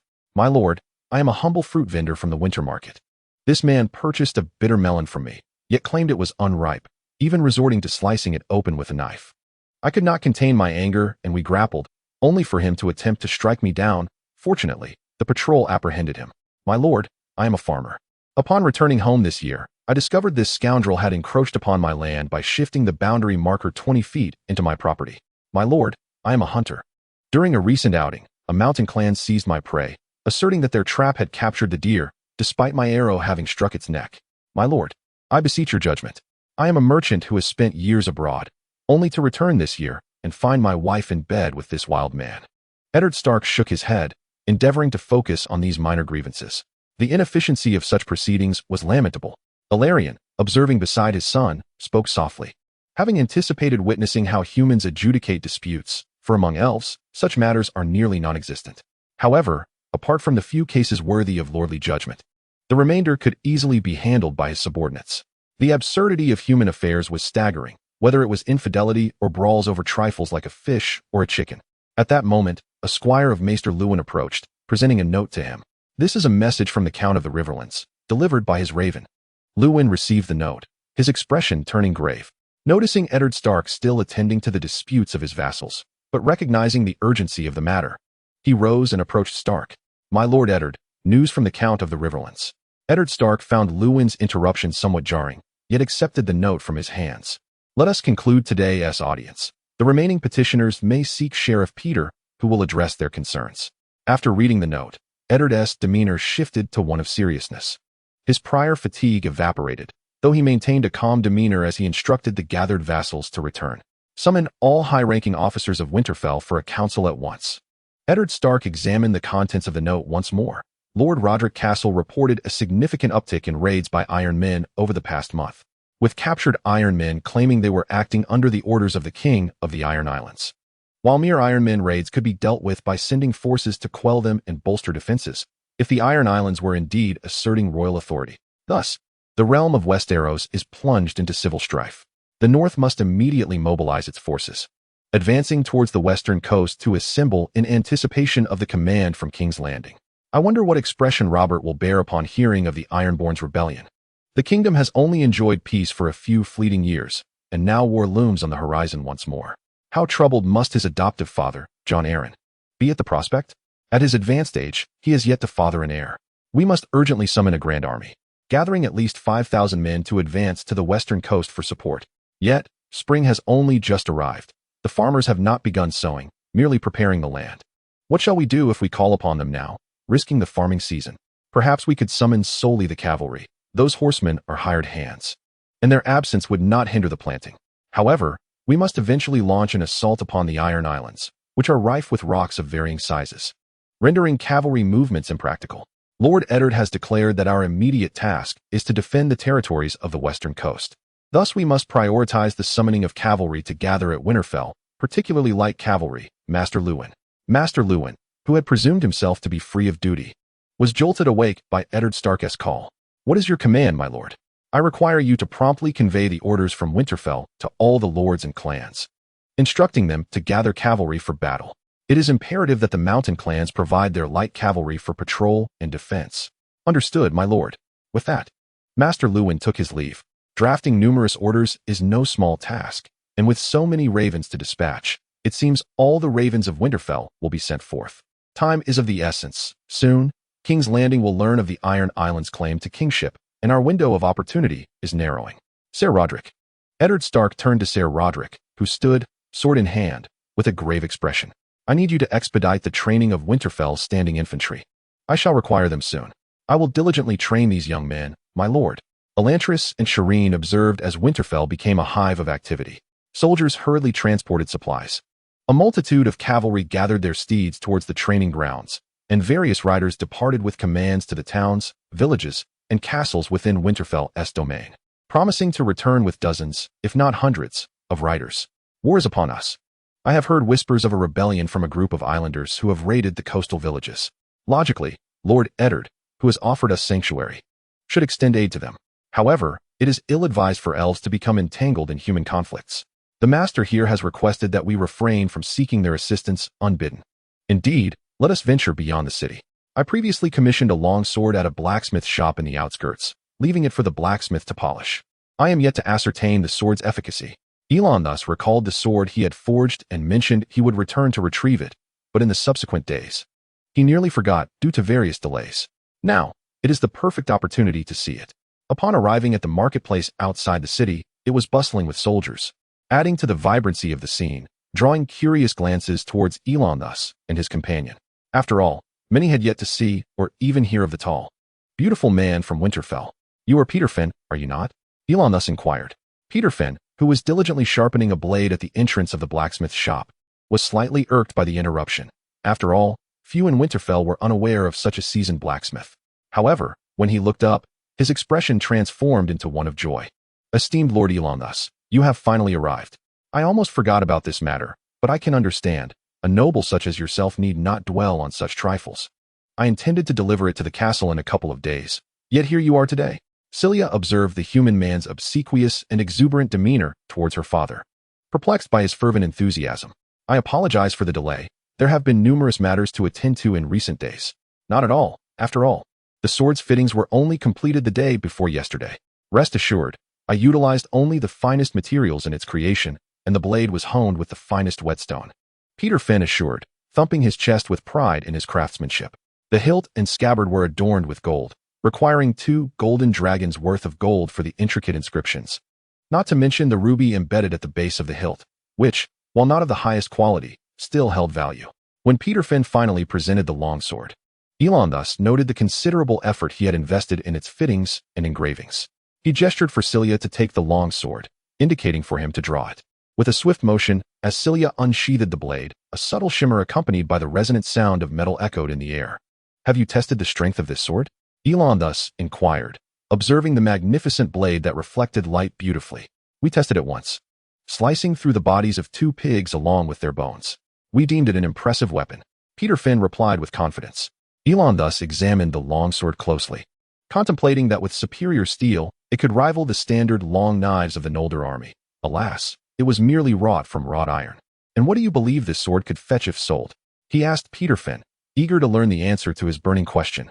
"Well, without such ornate designs and embellishments, it could easily command a price of at least 15 golden dragons. Do not underestimate the value of 15 golden dragons. To know that a suit of chainmail costs merely 3 gold dragons, and a half-plate armor comprising a breastplate, arm guards, and leg armor amounts to no more than 10 gold dragons." Elon thus, having resided here for some time, possesses a certain understanding of the local currency and market prices. 15 gold dragons for such an item is quite a reasonable price. If crafted from superior steel, it could fetch an even higher sum. It appears that selling weapons and jewelry forged with Noldor craftsmanship can indeed swiftly amass funds, providing resources for the arrival of his kin, thus averting a state of chaos. Chapter 11. Walking the ancient path in the early morning, as the mist over the sea lingered, a medium-sized longship glided across the waters. Its 18 pairs of oars requiring 36 men to row in unison. Manfred urged those wretches to row faster. "I can hardly contain my eagerness to use the skull of a mainlander as a bowl." The captain of this longship, known as Joseph and nicknamed Iron Fork, had a penchant for raiding merchant vessels with harpoons alongside his crew. Originally, Joseph had spent years plundering the merchant ships that passed through the Stairs Islands, a venture fraught with danger but equally rewarding, returning from each voyage with bountiful spoils. On this occasion, he sought to raid the northern coast, a place he would typically scorn. However, regardless of Joseph's prowess at the Stairs Islands, he remained merely a captain of the Iron Isles, bound by duty to heed the commands of the King of the Iron Isles. Though Joseph wholeheartedly supported the Ironmen's endeavor to reclaim the ancient path lost in name for 3 centuries, he preferred to plunder the effeminate denizens of the southern territories, where wealth abounds, and the women are far more gentle and alluring than those of the north. The northern lands, while not much better than the Iron Isles, are barren. Come winter, they can freeze a man to death, and their women are as coarse as the spear-wielding wives of savages. It is unclear what King Balon finds intriguing about these northerners. Every farmer who appears to toil diligently in the fields can readily produce a suit of chain mail and a spear from their homes, rendering the spoils of plundering them rather meager. These northerners, who claim to be civilized, still exhibit the brutish traits of savages, donning little more than garments fashioned from cloth rather than directly adorning themselves in animal hides. Silence. The incessant chatter of the Iron Men on the ship irritated Joseph as they approached the shore. He could not allow their noise to alert the northern folk. As the longship advanced steadily, the obscured coastline gradually came into view, with several structures faintly visible, marking their target, a small seaside market that boasted 2 mills and a temple of the 7 gods, where the majority of inhabitants were among the few adherents of the 7 in the north. The followers of the 7 are far easier prey than the traditional northerners. Be quiet. Do not rouse the guards here. Our objectives are the church and the millers. Once we have quietly seized them, we may plunder at will. But we must be swift, for not far off lies a castle housing dozens of garrison soldiers. The brothers understood, the chief. The Iron Men surged slowly onto the beach in longboats, swiftly leaping ashore, accompanied by the sounds of footsteps and the clashing of armor and blades. Over 50 Iron Men charged into the seaside market, which contained only a little over 100 buildings, while the remaining dozen gathered the small fishing boats by the shore to facilitate a swift retreat to the sea with their spoils. Joy Shelby. Take a dozen men each and raid those 2 millers. If you encounter any fair maidens, bring them back as salt concubines. Upon Joseph's command, the 2 iron subcommanders hastened towards the 2 mills within the market, while Joseph himself proceeded with the rest of his followers towards the temple of the 7 gods. The temple, though modest in size, along with its garden occupied no more than half an acre, yet it was constructed from stone, likely benefiting from generous donations from the followers of the 7 gods. Break down the door. Observing the shut wooden doors, Joseph felt fortunate that the Iron Men preferred to carry axes for combat. With a resounding thud, 2 axes swiftly struck the door, rousing the clergy within the temple. What is happening, Johnny? I don't know. I heard sounds from the main door. I'll go take a look. Much obliged. The priest, after sending a cleric to investigate, prepared to return to his slumber. Yet, shortly after, a scream pierced the night. Ah! There are bandits. The voice of the monk named Johnny jolted the priest awake, snapping him to attention. However, instead of exiting his chamber, he shrewdly dove under the bed. Though his rotund figure struggled to squeeze into the cramped space, leaving him gasping in fear. Listening to the commotion of drawers being rifled through and fists striking flesh, he suddenly heard the ominous sound of a sword being drawn. Where are the treasures of the temple? A deep, resonant voice demanded, indicating that other clerics had likely been captured, perhaps even slain. And no, I don't know. The temple's treasures are safeguarded by Father MIT, locked within his chest. Please, don't kill me, I beg you. Huh, where is that so-called priest? Take us to him. He.s. in that room, hurry. He.s. quite portly. Like a black pig. Let us hope your words ring true, wretched priest, or we shall sever your little bird and take you to Iron Isle as a ship's slave. Understand? Rest assured, I wouldn't dare. Before long, the priest's door swung open, revealing a pair of sand and dirt-covered leather boots striding into the room, clad in leather greaves. Damn it, there's nothing here.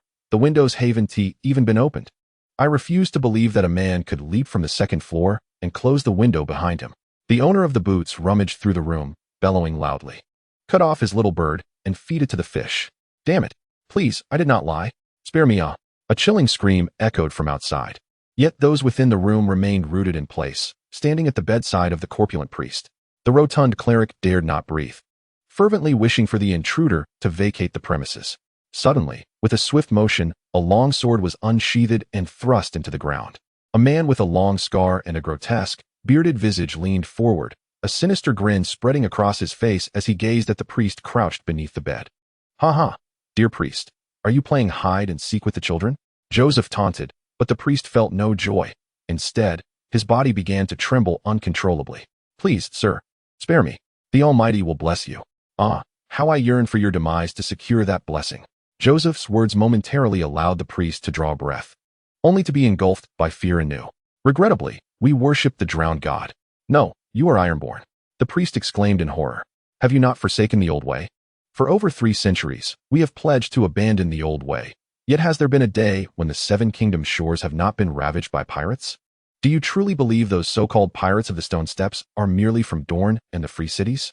Joseph seized the priest by his hair and forcefully yanked him from beneath the bed, despite the priest's desperate struggles, even tearing a handful of hair from his scalp. Do not take all my wealth. I beg you, spare my life. My word, what is that odor? Your little bird has been relieving itself without permission. Do you not wish to keep it? Joseph demanded. Hurry, hand over all your gold dragons, or you shall end up like that monk, feeding your little bird to the fish. With a kick to the priest's ample belly, Joseph pointed his sword at him, threatening swift retribution for any rebellious thoughts. You priests quiver when you speak. Come along, dear Paul, you two follow me. The rest of you, ransack the church for anything of value. Understood. With that, over 20 Ironborn scattered to scour the place. Are we not to leave anyone to watch those monks? One of the motionless monks on the ground quipped humorously.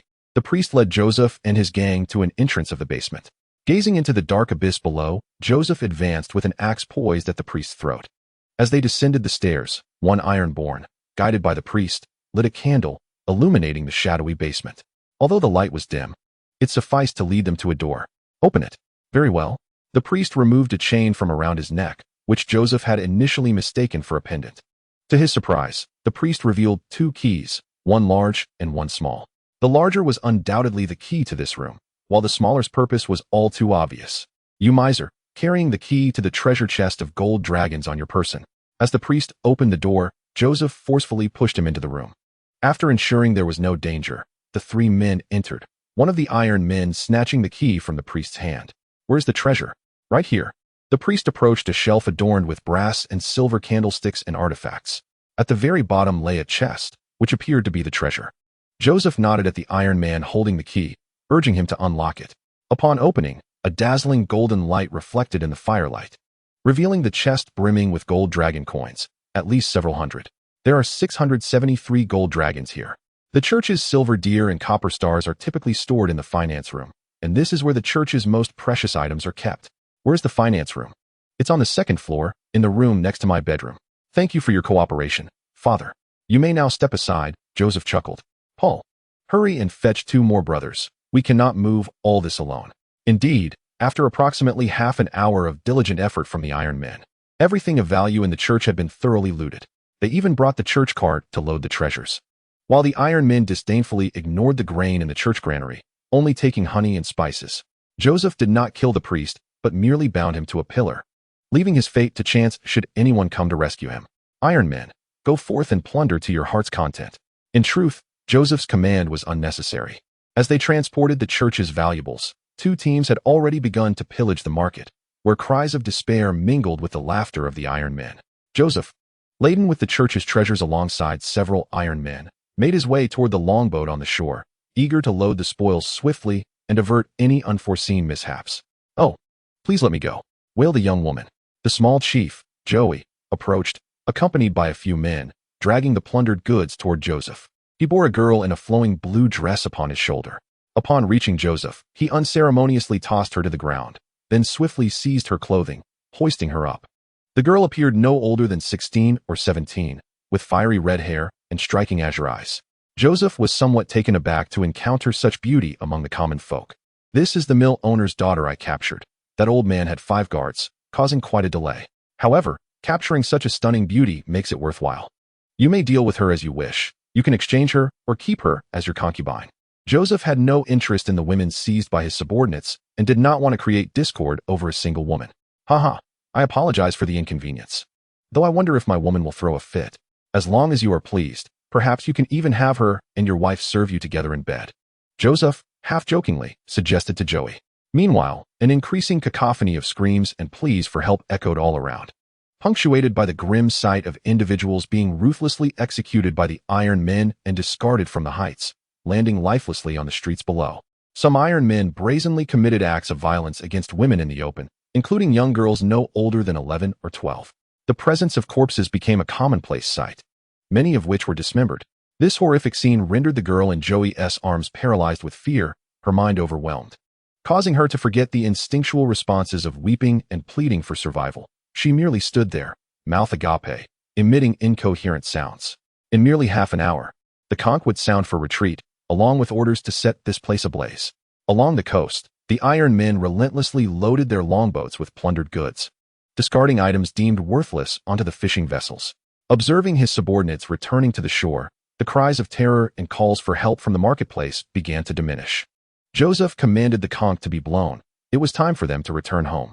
The conch's call resonated from the seaside, compelling those Iron Men still engaged in slaughter and violation to hastily gather their spoils and return to shore. Some, in their haste, murdered their victims, while others swiftly concluded their brutal acts, leaving behind the weeping women as they turned to depart. "Set it ablaze." One of the minor leaders, having heard Joseph's command, promptly instructed his men to ignite several structures along the coast. The flames roared to life, fueled by the sea breeze, growing ever larger as the wooden edifices offered no resistance against the inferno. It was only then that the castle, situated not far away, noticed the thick smoke billowing from the marketplace. Soldiers atop the castle tower hastily rang the alarm bells, and, under the Lord's urging, scrambled to don their armor and seize their weapons, racing towards the marketplace. "Sheldon, it is time to pay." Sheldon produced a cloth pouch, extracting several coins and scattering them across the sandy shore. "Set sail." The Iron Men pushed their longboats into the water, boarding either the longboats or the fishing vessels, embarking on their journey into the depths of the sea. Joseph, gazing at the blazing marketplace, felt an exhilarating sense of satisfaction, not only for acquiring more wealth than anticipated, but also for once again adhering to the ancient path, certain that in death he would find passage to the palace of the drowned gods. The priest, bound to a pillar, watched as the flames relentlessly approached him, crying out in despair. Occasionally, fortunate residents managed to escape to the open ground before the church, seeking refuge from the encroaching fire, some women appearing disheveled. "O 7 gods, come and save your faithful." Meanwhile, upon examining the coins scattered on the beach, one would discern that they were all made of iron, Joseph's customary practice, as he preferred to pay with genuine iron currency. The ancient customs of the iron kind dictated that they never exchanged gold or silver, but rather utilized these so-called iron coins to procure gold, silver, jewels, and all necessities, including women. They have walked this ancient path for millennia, leaving their footprints across the entire known world, even in the distant shadowed lands. Chapter 12. The Gathering at Winterfell after a fortnight of assembly. Winterfell has gathered nearly 3,000 cavalrymen, with soldiers encamped in the open space outside the Hunter's Gate. "My lord, how many families have yet to respond to the summons?" Miki Sevon, the lord of Sevon Castle, is a vassal of House Stark, the closest family to Winterfell. Upon receiving the raven, he mustered 500 cavalrymen and hastily marched for nearly an entire day to reach Winterfell. As one of the most loyal servants of House Stark and among the most formidable lords in the north, nearly 300 of the 500 cavalry he brought were heavy cavalry. My lord, the Karstark, Bolton, and Manderly families from the east have yet to send their men. Let us wait 3 more days. If they do not arrive, we shall set forth to the moat. Additionally, send word to the Manderly fleet to sail south promptly and rendezvous with the royal fleet. Though the ships of the north are but a small fish compared to the Iron Fleet, we must still dispatch a symbol of our naval strength. During these past 10 days, Elonthus and Hylia have remained in the blacksmith shop of Winterfell. Eddard Stark provided them with fine steel, enabling the pair to forge superior weapons. The elegant craftsmanship of the elven longswords has garnered much admiration from the lords who have come to Winterfell. Although many of their ancient families possess a Valyrian weapon, only the lords or heirs are permitted to wield them, leaving others to use ordinary steel swords. Thus they readily spend gold to acquire these weapons forged by the so-called tall and beautiful elven men. These longswords have largely been sold to the northern nobility for prices ranging from 50 to 100 golden dragons, exceeding Elanthus's initial expectations. Naturally, Elonthus also crafted 2 longswords for Robb and Jon, though those 2 lads are currently unable to lift them. Infused with magical power and imbued with the ability to speak, these swords can only be wielded by those of bravery, integrity, and strength of spirit. These exquisite longswords have been meticulously crafted, incorporating a touch of mithril brought by Hylia. While still sharp and durable for ordinary use, they cannot dispel the shadows lurking in darkness. Father, why must we forge these inferior swords? Why not create better longswords? Hylia, that would require an extensive passage of time. We do not know when our kin shall arrive here. We must acquire funds swiftly. Why seek human currency? Once the host of the Noldor arrives, we can claim the lands belonging to the elves. The firstborn of the one god is sufficient to demand from these beings who merely resemble secondborn. Enough, Hylia. Do you wish to see the lessons of Aenir's sons and the tragedy of the port of Alquilon repeated? Elon thus admonished loudly. Yet here, the people do not even revere Vader, instead choosing to worship the spirits of nature or the unknown deities, which scarcely differs from the servitude to the minions of Morgoth. They do not enslave other sentient beings as the servants of Morgoth do. However, I observe the noblemen among these humans who bind their kin to the land, reaping the fruits of the laborious toil of the farmers. Elon thus ceased his sharpening of the blade, his gaze fixed upon the hammering Hylia, who also paused to regard him. With a resigned sigh, Elon thus contemplated the eastern lands across the sea, where countless humans are subjugated by the so-called slave masters, devoid of freedom. These masters can extinguish the lives of their slaves at will. Elves may journey there to liberate those oppressed souls, in exchange for lands where their firstborn can thrive. Upon hearing Elon thus words, Hylia pondered and recognized his father's perspective as a valid approach, thus refraining from further dissent and continuing to shape the steel in his hands. Before long, a guard from Winterfell arrived to summon Elon thus and Hylia, stating that Eddard Stark requested their presence for a discussion. Reluctantly, they set aside their tasks and followed the guard. Exiting the forge, they arrived at the training grounds, where countless soldiers were busily transporting supplies and tending to the horses in the stables. The 2 steeds, scurrying, reclined comfortably in a haystack, enjoying a more spacious stable than usual, reserved solely for them. Along the way, the soldiers of Winterfell greeted Elon thus and Hylia warmly. During Hylia's brief stay of several days, he frequently engaged in swordplay with the soldiers, dazzling them with his agility and elven strength, leaving them in a state of bewilderment. Compared to the usually taciturn and stern Elon thus, the soldiers preferred the company of the youthful Hylia, who relished the interaction. After all, Hylia had spent less than a millennium in Arda, still embodying the vivacity of youth. He often accompanied Robb and other children on their escapades, regaling them with captivating tales, which endeared him to them. Consequently, Robb and his friends were less inclined to seek out Elon thus, who spoke only of dry history that initially piqued the children's interest but soon lost its allure. Sansa, the little girl, was simply drawn to Hylia's charm, which surpassed that of Elon thus, and his aura captivated her. Although Hylia often led the boys to climb heights, leaving the girls below, Sansa willingly trailed behind him. Hylia, you are truly not a prince, are you? You resemble a prince from the stories more than those in the books. This was the sentiment often expressed by Sansa, her eyes sparkling with admiration as she gazed at Hylia. Each time she spoke those words, Hylia recalled the most vexatious sons of Aenir, feeling, in comparison, that he indeed bore a closer resemblance to a prince. Soon, Elaranthus and his companion arrived at the designated place, preparing to pass through the dog kennel and exit the city via the Hunter's Gate in search of Eddard Stark. However, the sound of children's voices halted their progress. Turning around, they discovered Robb Stark, accompanied by Sansa and Ser Roderick's daughter, Beth Castle, along with several other children from the north, rushing towards them. Leading the charge, Robb swiftly grasped Shiria's hand and ran off, with Sansa closely following, wrapping her arms around Shiria. Ultimately, amidst the cacophony of chattering children, they forcibly pulled her away. Left with no choice, Elaranthus followed the guard alone out of the city in search of Eddard. Before long, they exited through the Hunter's Gate, where an expanse outside was crowded with thousands of cavalry, their steeds and armored soldiers scattered about. To avoid complications, hunters who typically found it convenient to enter Winterfell through the Hunter's Gate had to detour and enter the castle via the Winter's Market. Along the way, Elaranthus felt the curious gazes of Winterfell's inhabitants upon him for the first time, yet he had grown accustomed to such scrutiny. Eventually, they arrived at a large tent within the military encampment, adorned with a silver background and embroidered with a vertically positioned, sharp battle axe, presumably the sigil of Winterfell's vassals. Elaranthus, you've arrived.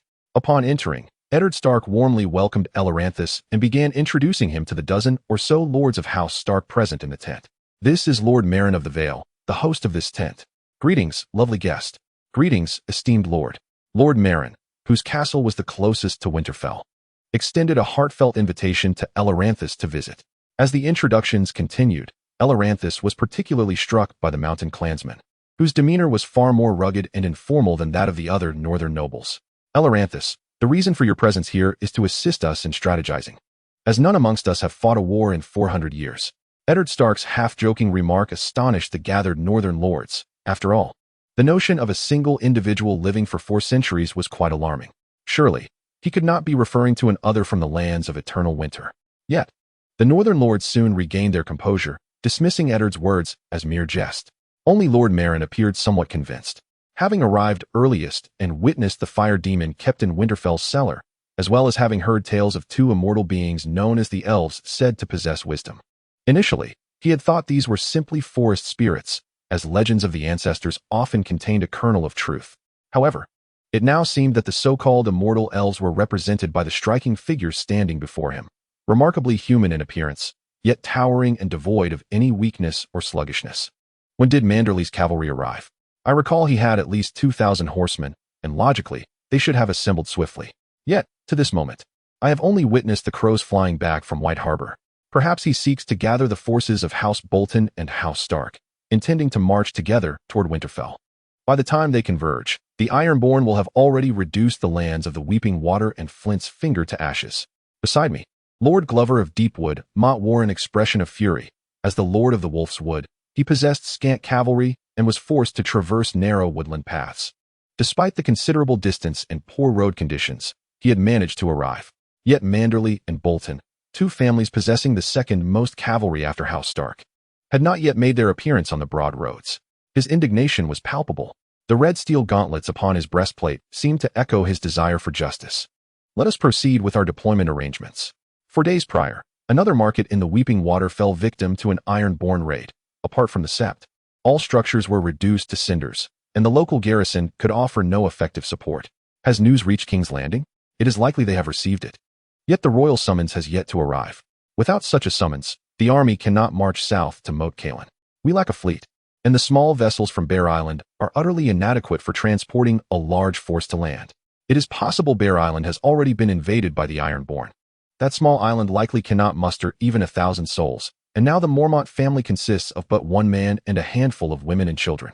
The bickering northern lords did not disturb Elantris, who was diligently studying the map. After conferring with Eddard Stark, he grasped that the Ironborn lacked cavalry, relying instead on specially designed longships for rapid, frequent coastal raids.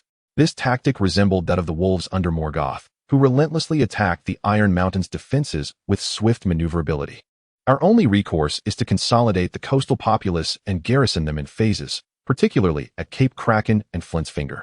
To thwart any Ironborn attempts to seize Cape Kraken and impede the southern advance or retreat of our forces. Eddard Stark articulated his thoughts to Elantris, who furrowed his brow in response. Indeed, We can only proceed thus for the moment, but it is not a sustainable strategy. Does Winterfell truly lack a fleet? It does.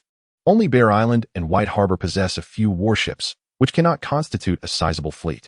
Moreover, the White Harbor fleet is stationed far to the east of the continent. And should they come, it would take at least a month or two. I have already ordered them to rendezvous with the royal fleet at Dragonstone. Eddard Stark paused, then pointed to several small ship models placed on the western shores of the continent, stating, however, to the west of the continent. There are 4 formidable naval fleets, those of Fair Isle, Lannister, Shield Islands, and Greenhaven. Among them, the strongest is the Lannister fleet based at Lannisport.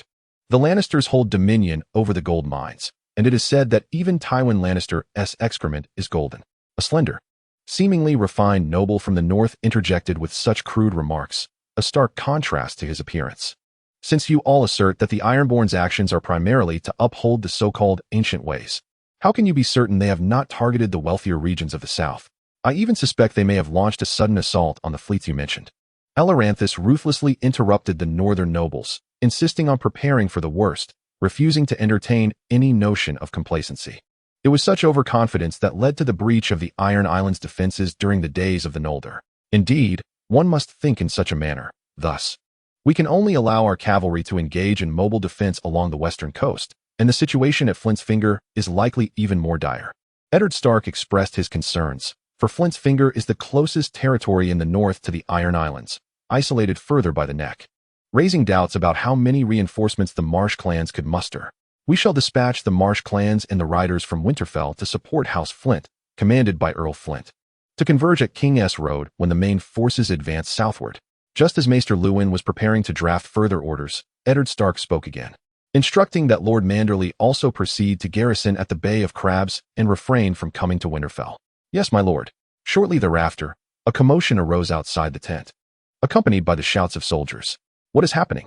The northern nobles urged Eddard Stark to the forefront as Lord Seaworth seized a soldier and inquired, my lord, the cavalry from House Umber and House Bolton has arrived. What? The assembly turned towards the gathering of soldiers in the distance, Elaranthus following suit. As they pushed to the front of the crowd, Elaranthus discerned a contingent approaching, bearing 2 distinct banners. The pale flag captured Elaranthus' attention immediately, for it bore the image of a figure, entirely red, hanging upside down. It was the sigil of House Bolton, a flayed man, said to be their gruesome penchant for skinning enemies and preserving their hides. Beside him, Maester Luwin elucidated about the peculiar banner. The emaciated, pallid man at the forefront is Roose Bolton, the current lord of the Dreadfort, a deviant known for using leeches to siphon his own blood. Chapter 13. The Mouse and the whole Roderick Castle accompanied 50 capable men from Winterfell, following the elder to the village where the tragedy had transpired. Since that incident, the returning militia had been compelled to patrol nightly, and on several occasions, they had observed unusual occurrences, though merely the disappearance of chickens and ducks, alongside traces of animal fur at the scene. Roderick scrutinized these remnants, but could not ascertain their origin. Were the bandits employing hunting dogs? Yet the villagers had not heard any barking. Roderick, however, stumbled upon some peculiar footprints around the village. This marked the 3rd discovery, resembling paw prints, yet possessing only 4 toes. Examining the myriad of tracks, it appeared that at least 7 or 8 individuals had moved together. However, the nature of their footwear remained a mystery. We have alerted the neighboring villages, urging their militias to remain vigilant for any suspicious characters. Roderick found himself at a loss regarding the specific characteristics of the bandits, as several days of surveillance yielded no results. Each time the trail led to the wetlands, it vanished without a trace. As the sun began its descent, he reluctantly decided to return to the temporary encampment adjacent to the village. Unbeknownst to them, a figure emerged from a nearby thicket after their departure. It appeared to be hunched and severely stooped, yet its movements were surprisingly swift. Damn it, curse this wretched human existence. I haven't consumed a proper meal in 2 days, merely catching those detestable cold-blooded brethren, it muttered in frustration, discarding its rusted dagger and kicking a nearby stone. At that moment, a small lizard curiously observed the unusual biped. The grotesque figure then broke into a grin, revealing 2 enormous incisors. Alas, I have no choice. I shall settle for you, cold-blooded creature, to satiate my hunger. Perhaps by nightfall, I might steal a sheep. Consuming human flesh would be even better. It's been far too long since I savored such delicacies. With that, the figure lunged at the lizard. Despite its speed, the lizard evaded capture due to its size, prompting the creature to continue its pursuit, driven by insatiable hunger. After several minutes of frantic chasing, it finally caught the lizard, swiftly devouring it with its sharp, clawed hands. Not enough, not enough. I crave human flesh. By midnight, the village remained undisturbed. The patrolling militia had begun to grow complacent, believing the so-called bandits would not return. In the darkness, humans could only discern the dimly lit path and objects through the feeble light of the moon and a few scattered candles. Yet, the uninvited guests that approached the village that night were unlike humans. They possessed the ability to see clearly in the dark.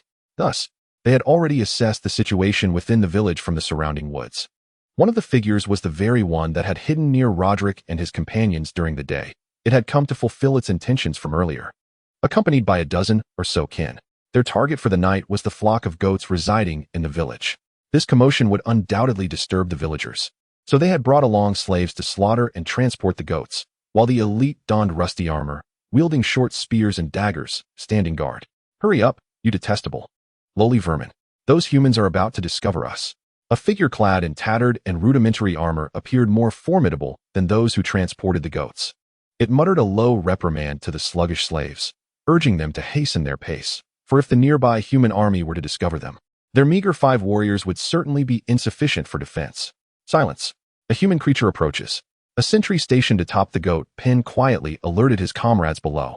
Inside the pen, one warrior gripped his spear tightly, anxiously gazing at the pen's entrance, while the other slaves continued to transport goats through a small opening they had created. Uncle Will, did you truly witness a colossal beast when you responded to the summons? Indeed, I did. Or do you think I conjured it myself? Alone? Impossible. There were dozens of us, including that exceptionally tall and handsome man I mentioned. Lord Stark said he was the one who killed that monster. Is that true? You say it was taller than the legendary giants? That is indeed formidable. 2 militia members, clad in armed attire and wielding spears with short swords at their waists, chatted as they passed by the goat pen, oblivious to any unusual occurrences. However, just as they had distanced themselves from the pen by several meters, a sudden commotion erupted from behind. Turning to investigate, they spotted a goat charging out from the rear of the pen, prompting them to rush forward. Initially believing it to be merely a runaway goat, they soon watched in shock as the creature staggered and collapsed to the ground. Realizing something was amiss, they quickly readied their spears and approached the goat pen with caution.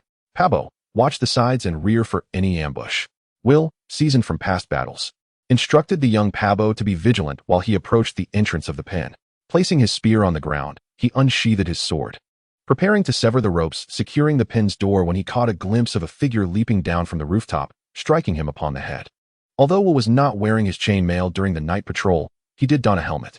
The blow only caused him a momentary sting and a buzzing sensation, prompting an instinctive retreat. What in the world is this?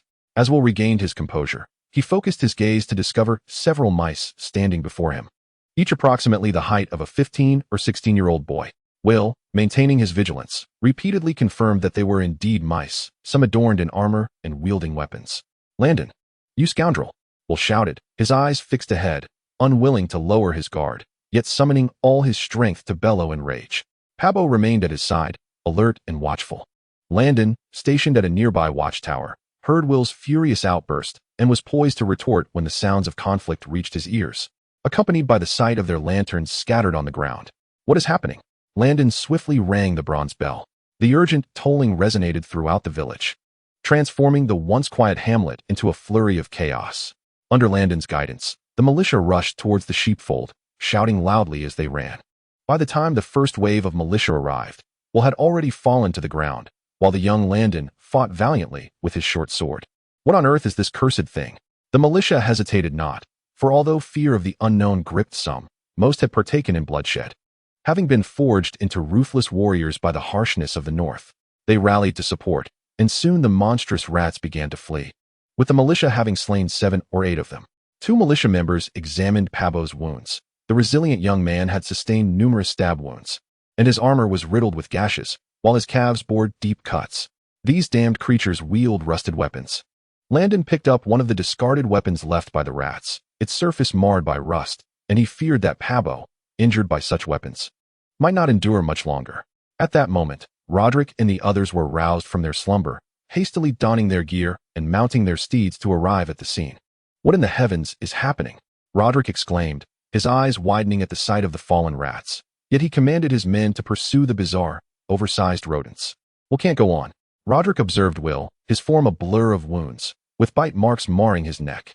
He understood that the fur and footprints were left by these accursed rats, which were known to feast upon humans, explaining the horrific state of the two women when discovered. "We must swiftly inform Lord Eddard." Roderick turned to a soldier. "You take 2 men and ride back to Winterfell at full speed. Relay everything that has transpired here to Lord Eddard, and bring back one of those armored rats that has been slain. We shall pursue as well." With that, Roderick mounted his steed and led the remaining warriors in the direction of the fleeing foes. Cursed be it. Skek Blackfur was a clan rat of a minor Skaven tribe, his name deriving from the small patch of black fur on his chest. Skek often seethed with anger at his lack of a full coat of black fur. For had he possessed such, he could have become a storm vermin, an elite warrior of the clan, enjoying far better privileges.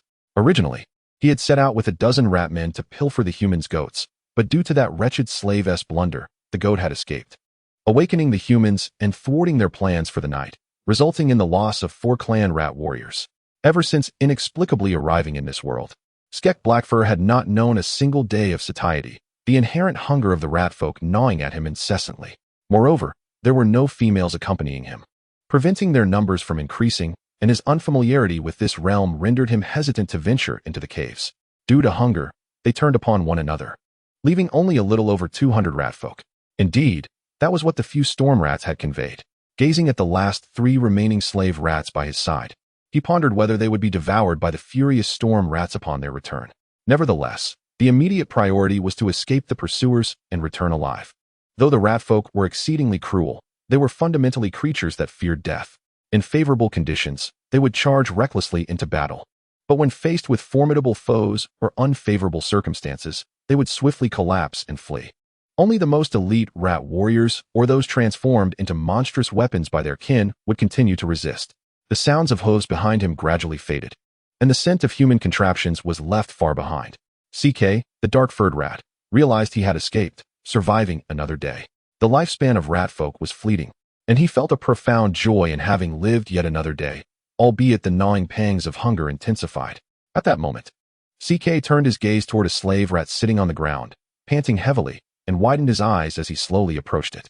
With a sudden lunge, CK pounced upon the slave, tearing and gnawing at the flesh and blood of the unfortunate creature. The other 3 slave rats did not intervene. Rather, they anticipated that the esteemed clan rat would leave behind morsels for them after his feast. Roderick, however, chose not to pursue further. The night was too dark, and the feeble light of the moon rendered a safe chase impossible.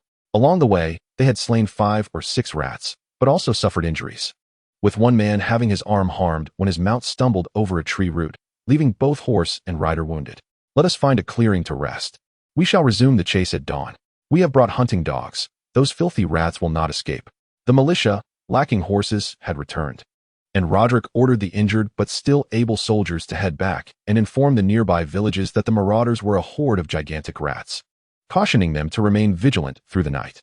The following day, guided by the hunting dogs, the party followed the scent left by the rats. Ultimately, they arrived at a low rocky hill, where a cave was situated halfway up, presumably the rat's lair.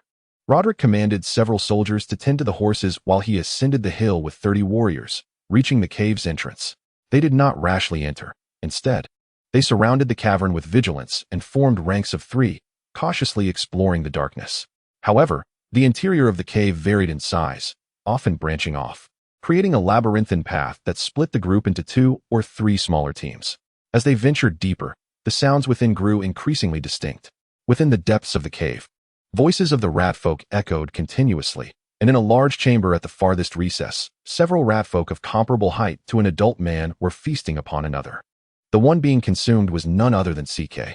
This unfortunate creature had taken away the last remaining slave rat that was not devoured, yet had returned with only 3, having lost 4 clan rat warriors in the process.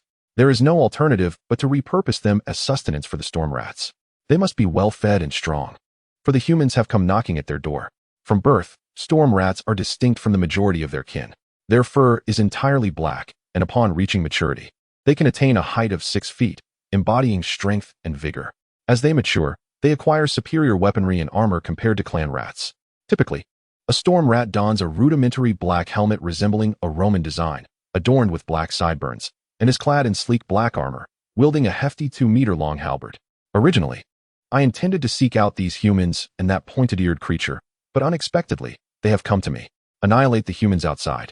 It appears that the leader among the storm rats, having devoured the remains of a black-furred clan rat, seized a nearby halberd and bellowed at the clan rats below, while the others prepared for battle.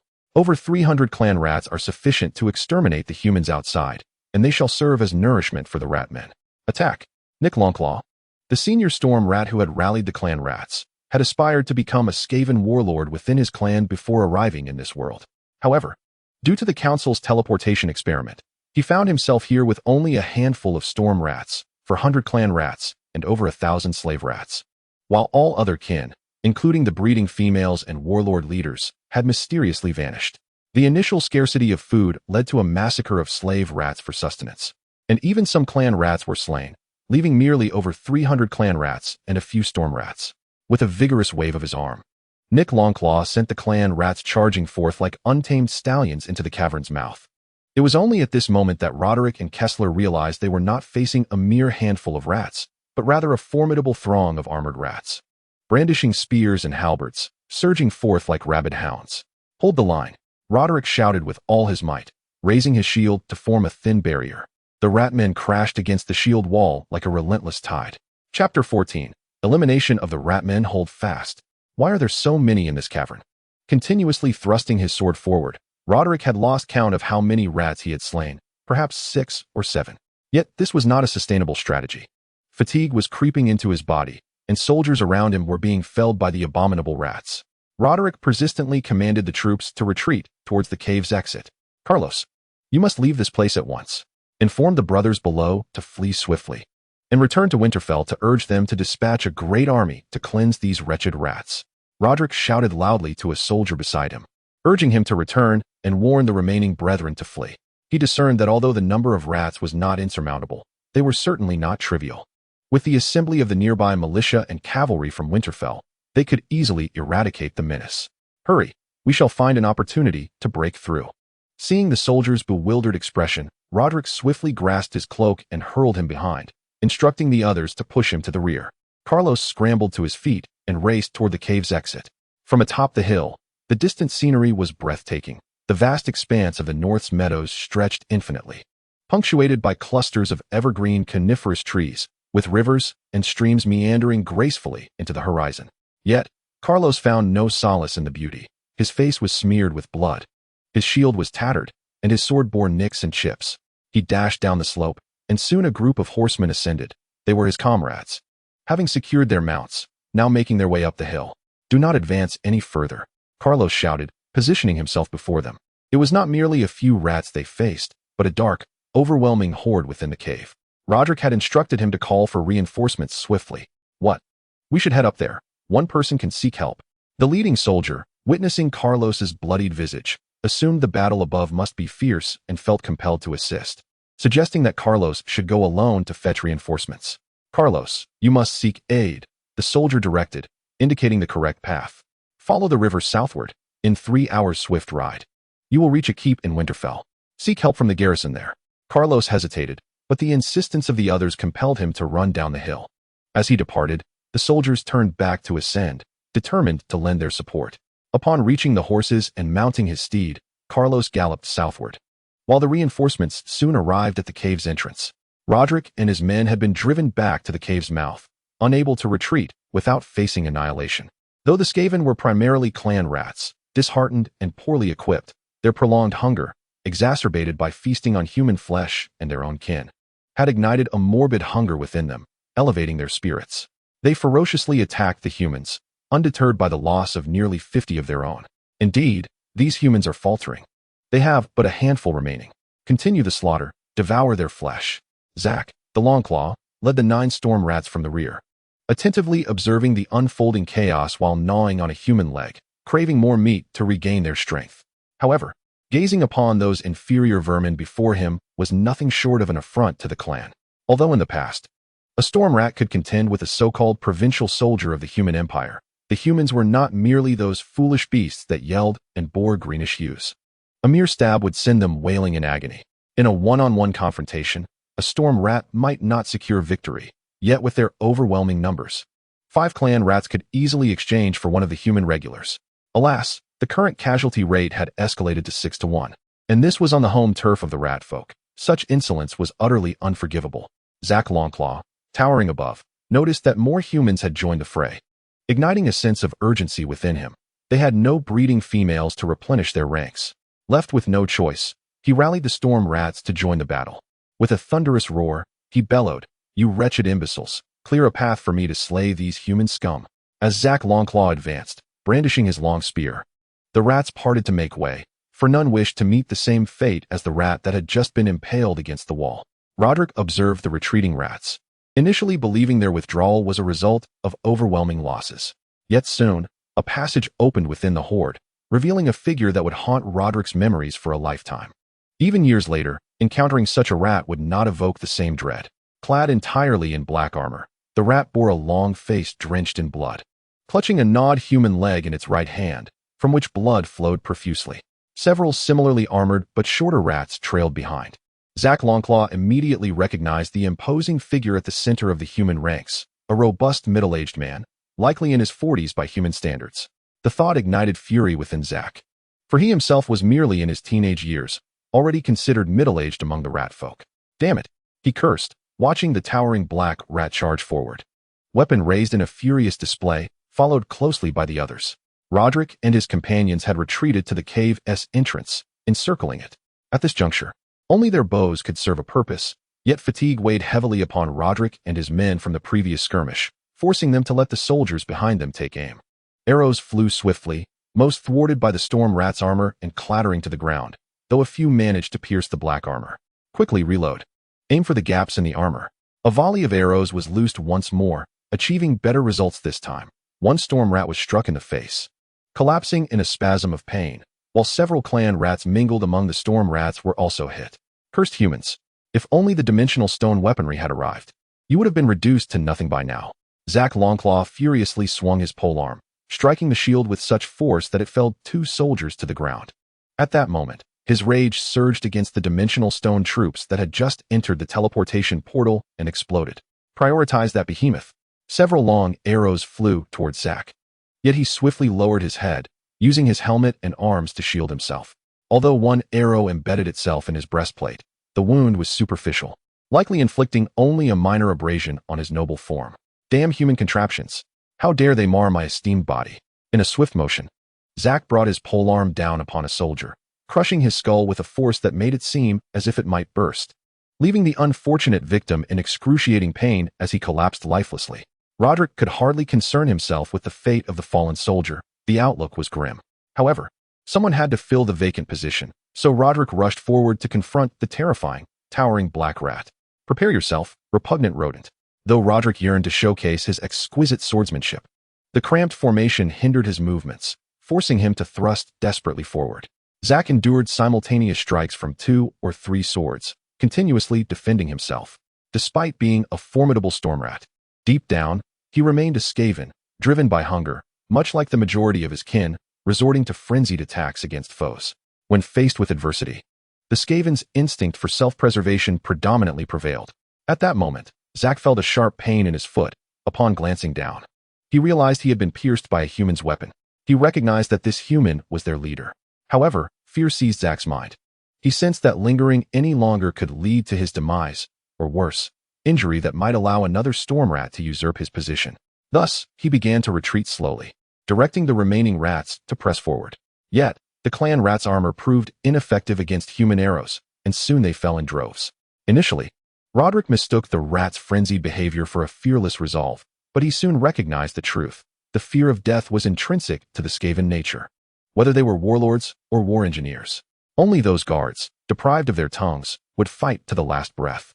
While the morale of the clan rats was only marginally superior to that of the maimed slave rats. After suffering heavy losses, nearly half of their number, the repugnant rats finally retreated. Yet, the surviving soldiers dared not relax their vigilance, wary of a potential counterattack.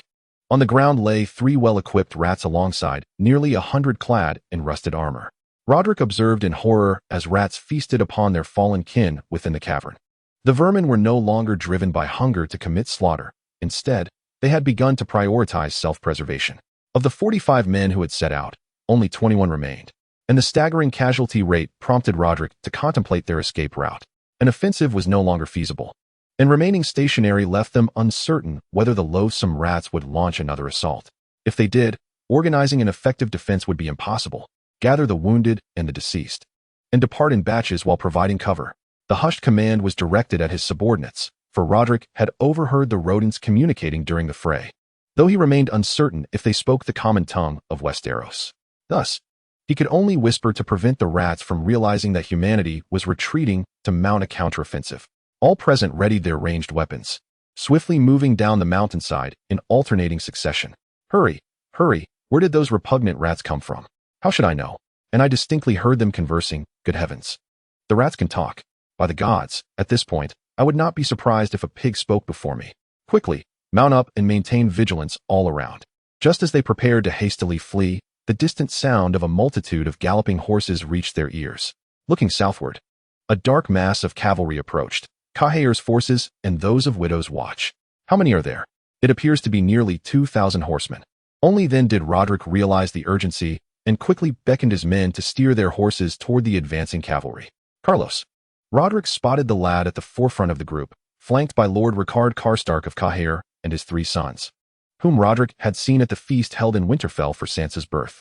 Sir Roderick, I hear you have encountered trouble. I wonder if I might assist you, Rickard boomed. Clad in black mail, wearing a half-helm of the same color, and draped in a black cloak, he bore the quintessential appearance of a Karstark, with an elongated face, brown hair cascading down, a full beard, and striking blue-gray eyes. My apologies, Lord Karstark, but those accursed rats are far too numerous. After repelling them, we dared not pursue, but rather fled in disarray as we are doing now. Then I must see for myself these rats you speak of. If they truly exist, I shall have a word with them. At that moment, several riders emerged from the rear of the cavalry, one of whom Roderick did not recognize. However, the knights behind him bore the banner of the Flint family from Widow's Watch, blue background adorned with white waves and a yellow field topped with a pair of eyes. He surmised that this was a family commander dispatched by Widow's Watch, as the current lord and patriarch was a woman with an underage son, likely making the consort unfit for significant responsibilities. Let us advance and eradicate the rats you mentioned. We must hasten to Winterfell. Roderick had no choice but to lead his troops back up the hill. Rickard commanded the cavalry to encircle the entire hill and inspect for any other entrances. Upon confirming that no other exits existed, he proposed a plan to smoke the rats out. The wind is in our favor. After placing the collected damp branches at the entrance, they awaited a strong gust for half an hour. Light the fire. Burn those vile creatures. Upon witnessing the grotesque sight of the mouse corpses outside the den, which had yet to be claimed by the rat men, Rickard and his companions were thoroughly disgusted. After all, none had ever encountered such colossal rodents, clad in armor and wielding weaponry. Archers, prepare. The forces of Karstark readied their heavy, armor-piercing arrows, poised to unleash their deadly projectiles at a moment's notice, while the spear-wielding contingent stood vigilantly at the flanks.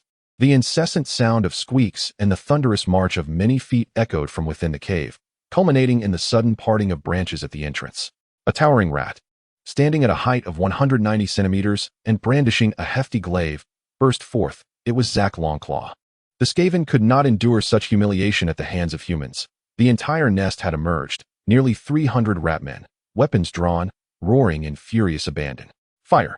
Although the Karstark archers were momentarily unsettled by the sight of the rat men, who were nearly the height of men, their military training kicked in, and they swiftly knocked their arrows and released them.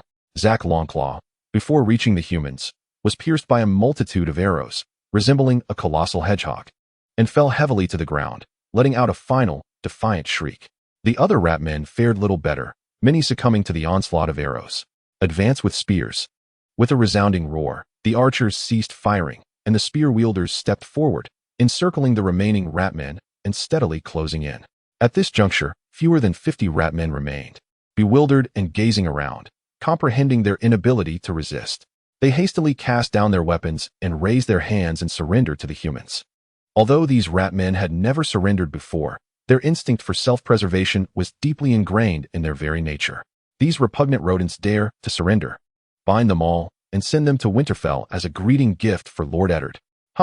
Chapter 15. The Education of the Rats by Scholar Rune. The company resumed its journey to Winterfell, now accompanied by several carts bearing cages filled with despondent and demoralized Skaven. Where are these human entities dragging us? They muttered among themselves. I've heard that those captured by the black-eared ones are forced to mine until they collapse from exhaustion. Only slaves engage in such labor. But I've also heard that being captured by humans results in execution. Yet, it appears these humans do not intend to kill us. Perhaps they will butcher us for meat. After half a day's travel, the forces of Karho and the Widow's Watch finally arrived at Winterfell, just as dusk descended.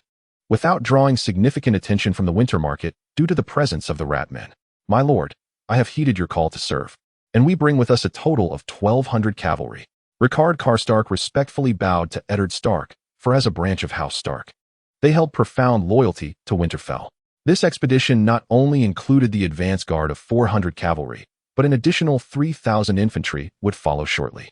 Upon receiving the greetings from the Flint family, Ed had already noticed the arrival of several horse-drawn carts carrying cages into the camp, which drew a curious throng of soldiers who pointed and clamored.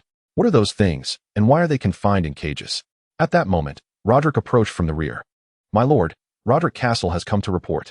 Roderick, did you not venture forth to eradicate those vile rats?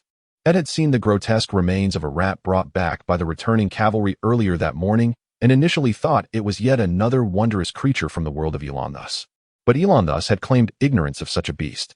Indeed, we encountered an ambush by the rats during our extermination efforts, losing half our men before we managed to repel them.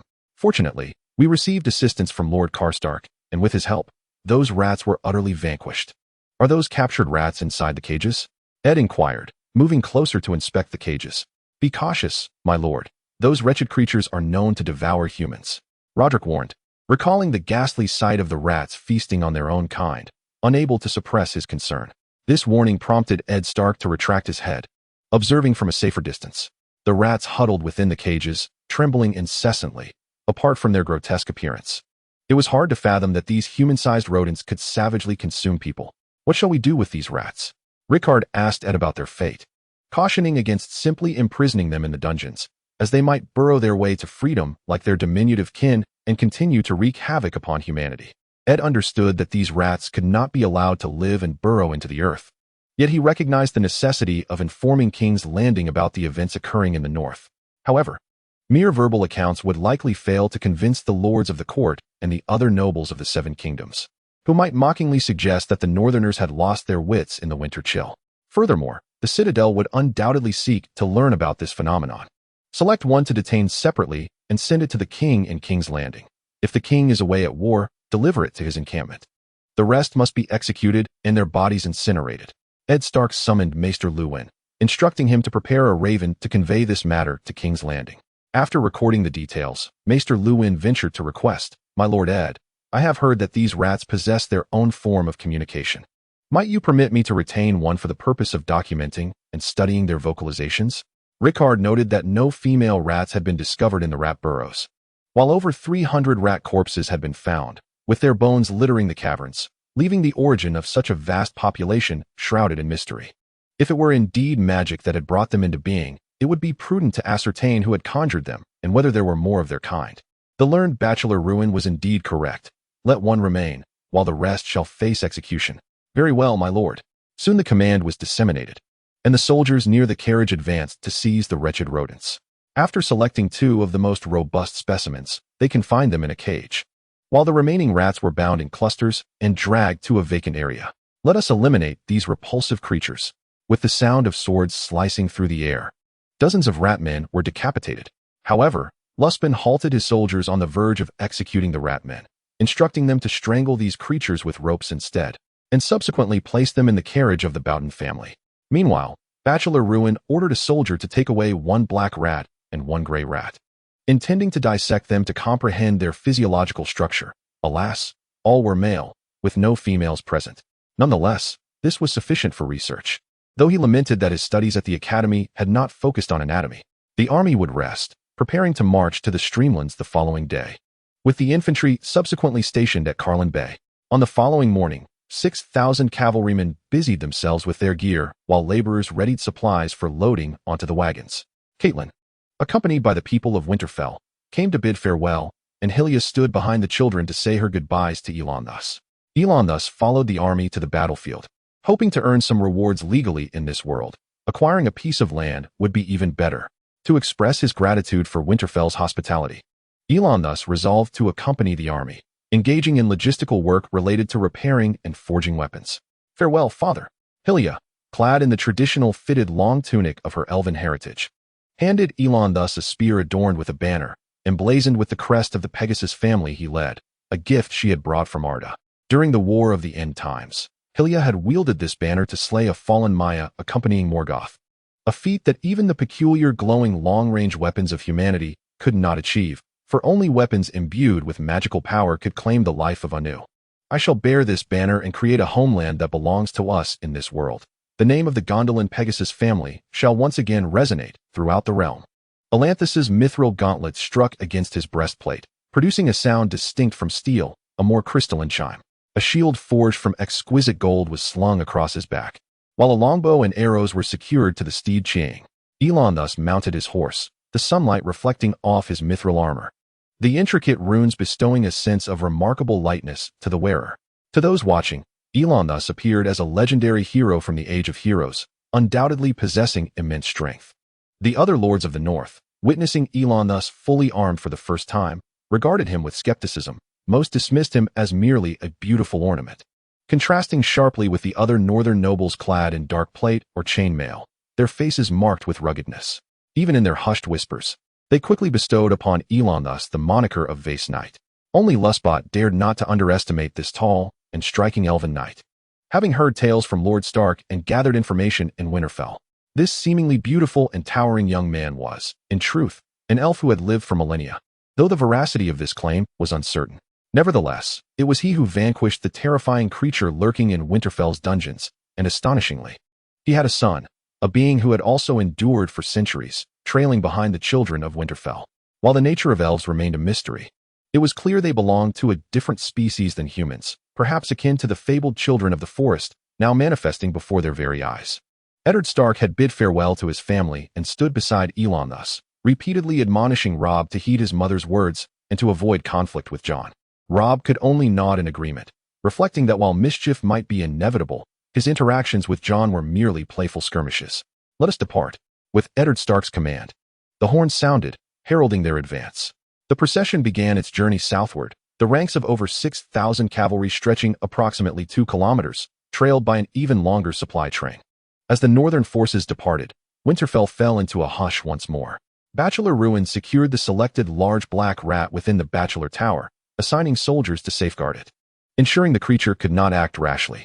Robb and Sansa clamored to witness the great rat, but Lady Catelyn refused their request, citing its filthiness, and ordered the soldiers to prevent the children from approaching the Bachelor Tower. Can you speak? Observing the rat, which lay low, its head bowed in submission, Bachelor Ruin discerned its fear, particularly after the execution of so many of its kind the previous night.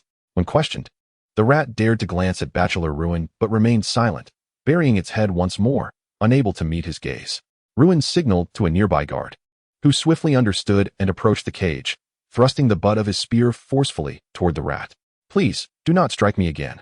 I shall cooperate fully, I beg you. Trist, in pain, attempted to evade the relentless assaults of the spear, but the cage was too confining, leaving him vulnerable to each blow. In desperation, he prostrated himself before Bachelor Ruin, recognizing that this figure in the black robe was the true authority here. You can speak. It seems some of your sounds are quite similar to ours. Some pronunciations are identical, while others differ greatly. It appears I must educate you properly. I hope you possess enough wit, for such a large head cannot be used solely for thoughts of food. Ruin chuckled, turning to a nearby table laden with raw chicken, which he had prepared in advance. Gazing at the meat presented by the human, Straight understood that escape was no longer an option. The only path to sustenance lay in appeasing the human before him. However, this individual was not from the empire of man, and Straight could not comprehend his words. Nonetheless, this did not deter Straight from swiftly reaching for the food on the plate and devouring it ravenously, casting a pleading look towards Bachelor Ruin. One ought not to scorn Straight's obsequiousness. The traits of timidity and cowardice are ingrained in the very essence of Skaven. If survival could be secured through flattery, they would indulge in it wholeheartedly.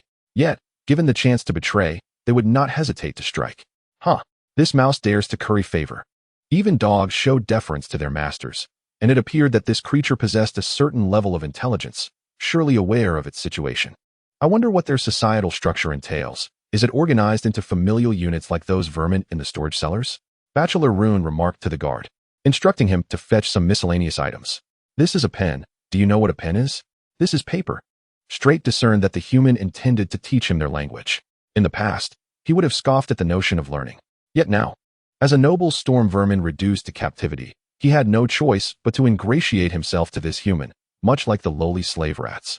The paper emitted a raspy, revolting sound as it trembled in Straight's mouth, and his unkempt maw released a foul stench that forced Bachelor Rune to retreat, opting to continue his instruction from a distance while teaching the common tongue of Westeros. It was unlikely that the scholars of the Citadel ever imagined they would find themselves engaged in the teaching and learning of a rat's language. Initially, he had wished to study the elvish tongue with Elon thus, but the latter was too preoccupied. When Shilio arrived, he intended to learn from him, yet found himself frequently distracted by the children, leaving little time for discussions with Bachelor Rune. Nonetheless, the language of these rats was intriguing, a novel tongue that could etch his name into the annals of the Citadel. In the ensuing days, Bachelor Rune diligently instructed Straight in the common tongue of Westeros. Once basic communication was established, he encouraged Straight to articulate the Skaven terms corresponding to the vocabulary learned, which he meticulously documented. The phonetics of the Skaven language proved quite challenging. Bachelor Rune discovered that these rats possessed a remarkably complex and expansive social structure, complete with a stringent hierarchy. According to Straight, he was a storm vermin, occupying a relatively elevated status in their societal framework, distinguished by his natural black fur and greater stature, marking him as a born warrior among the Skaven. Beneath the storm rat lies the clan rat, an indispensable force in the warfare of the rat folk. Following them are the slave rats, those born with inherent defects or those cast into the breeding pits of their kin, left to be gnawed upon by other younglings, along with captives from inter-rat conflicts and clan rats punished for various transgressions. However, what piqued the interest of Scholar Rune were the warlords among the Skaven, as articulated by Strick and the higher clans, indicating a meticulously structured organization and myriad influences. To his astonishment, these Skaven possessed their own parliament. Additionally, the Grey Seers, endowed with innate magical prowess, captivated Rune's curiosity, having studied magic himself and adorned with a chain of Valyrian steel symbolizing mysticism. He often viewed most magic as mere myths or the tricks of charlatans, remaining skeptical of the tales spun by old crones for children. Yet, the presence of otherworldly elves and humanoid rodents compelled him to reconsider the existence of magic. Nonetheless, Treaster was merely a warrior of relatively high standing within rat society, akin to the rural landlords of the north or the knights of the south. Lacking further information, Rune diligently documented dozens of parchment sheets. Chapter 16. The shipwright children. The blazing sun hung directly overhead, causing sweat to bead on the brows of all, prompting many to remove their helmets. Only Elon thus remained fully armored, his gaze sweeping over the expanse of the sea before him. Thus far, we have set ablaze 54 longships. Perhaps the Ironborn will now refrain from further harassment of the north. That Ironborn captive mentioned that Baron Greyjoy's Iron Fleet boasts over 1,000 longships. These were but mere pawns from various isles, possibly mere bait to lure us into a trap. As for that Baron, one wonders what has emboldened him to rebel. Who knows? Perhaps he seeks to crown his manhood with a diadem. Haha. Sadly, 2 ships slipped away, and no vessels remained to pursue them. Upon the sandy shores, 11 longships burned fiercely, marking our greatest triumph in days. We dispatched over 300 Ironborn and captured more than 40. Yet such victories are but a drop in the ocean compared to the vast Iron Fleet. Eddard Stark has received intelligence regarding an Ironborn stronghold on Hill Island, situated 20 nautical miles off the coast of the Streamlands, a central hub for the raiding Ironborn. There are at least 50 longships there. Yet the North's forces currently possess no vessels to launch an assault. Thus, the Northern Army must disperse along the lengthy coastline of the Streamlands and the Rock Coast, with castles and villages remaining ever vigilant. In Winterfell, alongside Sevenstone and the majority of cavalry from the Streamlands, a total of 2,000 men are stationed at a coastal fortress belonging to House Ryswell, its wooden walls fortified upon Atlantis' council. Furthermore, 500 knights from the Barolans reside in a nearby stronghold, with over 1,000 cavalry positioned along the shores of the Streamlands. Certainly, the 2,000 troops cannot all reside within the castle. Thus, the majority of the army has encamped at the foot of the castle, forming a vast circular encampment that seems to besiege the stronghold. The soldiers are now exceedingly weary. Although the incursions by small bands of Ironborn are frequent, they are relentless. This has left the soldiers exhausted, and even their steeds are nearing their limit. We must engage in a decisive battle at once, and then march towards Carling Bay to unite with the infantry there and the Manderley family. However, the Ironborn offer us no respite. I propose that we retain the bulk of our cavalry here, while Lord Eddard marches south to Carling Bay to join forces with the Royal Army, landing on the Iron Islands to compel the Ironborn from the northern seas to return for reinforcements. The fleet from Bear Island is imminent. Lord Jorah Mormont has conveyed in his missive that his fleet includes 6 longships. With the addition of these vessels, we could transport several hundred soldiers for the island assault. Eddard has already met with the envoy from Bear Island during the day. The Mormont family has vanquished the invading Ironborn and set sail south 2 days ago, expected to arrive in 3 days. This auspicious news has invigorated the northern lords, especially Lord Roderick Castle of the Vale and his sons, who express great joy. For the common folk of the Vale have suffered immensely during this large-scale Ironborn raid, with hundreds of settlements plundered. While the northern nobles deliberated, Elon thus perched upon a towering rock not far from the shore, gazing out at the silver-gray sea illuminated by moonlight, as gentle waves lapped against the beach. Occasionally, soldiers from the north passed by in training, yet they refrained from disturbing Elon thus, choosing instead to walk by quietly. Over the past 10 days, most of the northerners have come to genuinely admire Elon thus.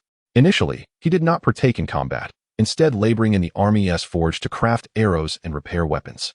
However, for days prior, a band of Ironborn ventured inland and attacked a village. Elon thus happened to be nearby, witnessing the Ironborn's atrocities firsthand. In his fury, he single-handedly dispatched all 34 of the Ironborn. By the time reinforcements from the north arrived, the battle had concluded, leaving the soldiers to behold Elon thus, bloodied yet resolute, standing amidst the aftermath. In today's conflict, the northern forces received precise intelligence. As the Ironborn landed, they fell into an ambush, with Elon thus leading the charge. Brandishing the banner of the flying horse, he surged onto a longship, slaying the Ironborn captain with a single arrow, and wielded his sword against those who refused to surrender. He ceased his onslaught only when 6 Ironborn remained to capitulate. This longship was the sole vessel in this skirmish that escaped being set ablaze during the Ironborn's retreat. The northern soldiers and nobles no longer dared to underestimate this seemingly fragile, yet strikingly beautiful elf. His valor has earned him the respect of the Northmen. Suddenly, the distant sea began to roil, as a section of water churned violently. Elon thus remained unperturbed, for he sensed the familiar, majestic presence approaching. Thus, he immediately rose and hurried towards the shore, as the tumultuous sea drew ever closer. As Elon thus stepped into the shallow waters strewn with pebbles and steep rocks, the churning waves began to rise, coalescing into a humanoid form. Observing the iconic crown atop its head, Elon thus respectfully knelt slowly on one knee, allowing the sea to soak his garments. O esteemed and great Vala, Uomor, sovereign of the waters, I pay my homage to you.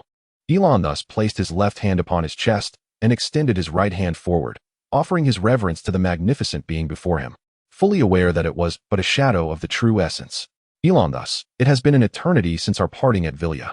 The resplendent and ethereal voice echoed in Elanthis's ears, a sound that seemed not to emanate from Uomor, but rather from the depths of the sea. In my eyes, the Lord of the Waters, Uomor, has merely existed for centuries. Might there be a further directive? Elon thus voiced his uncertainty, cognizant that many questions lingered in his mind. Yet the Vala would reveal their answers when the time was ripe, rendering further inquiry unnecessary. There is no directive. I have come merely to know you. A vessel is soon to arrive here, bearing the assistance you so desperately seek. The marvel crafted by Olerin and Man for the elves has been completed, and at the right moment, I shall deliver it to you.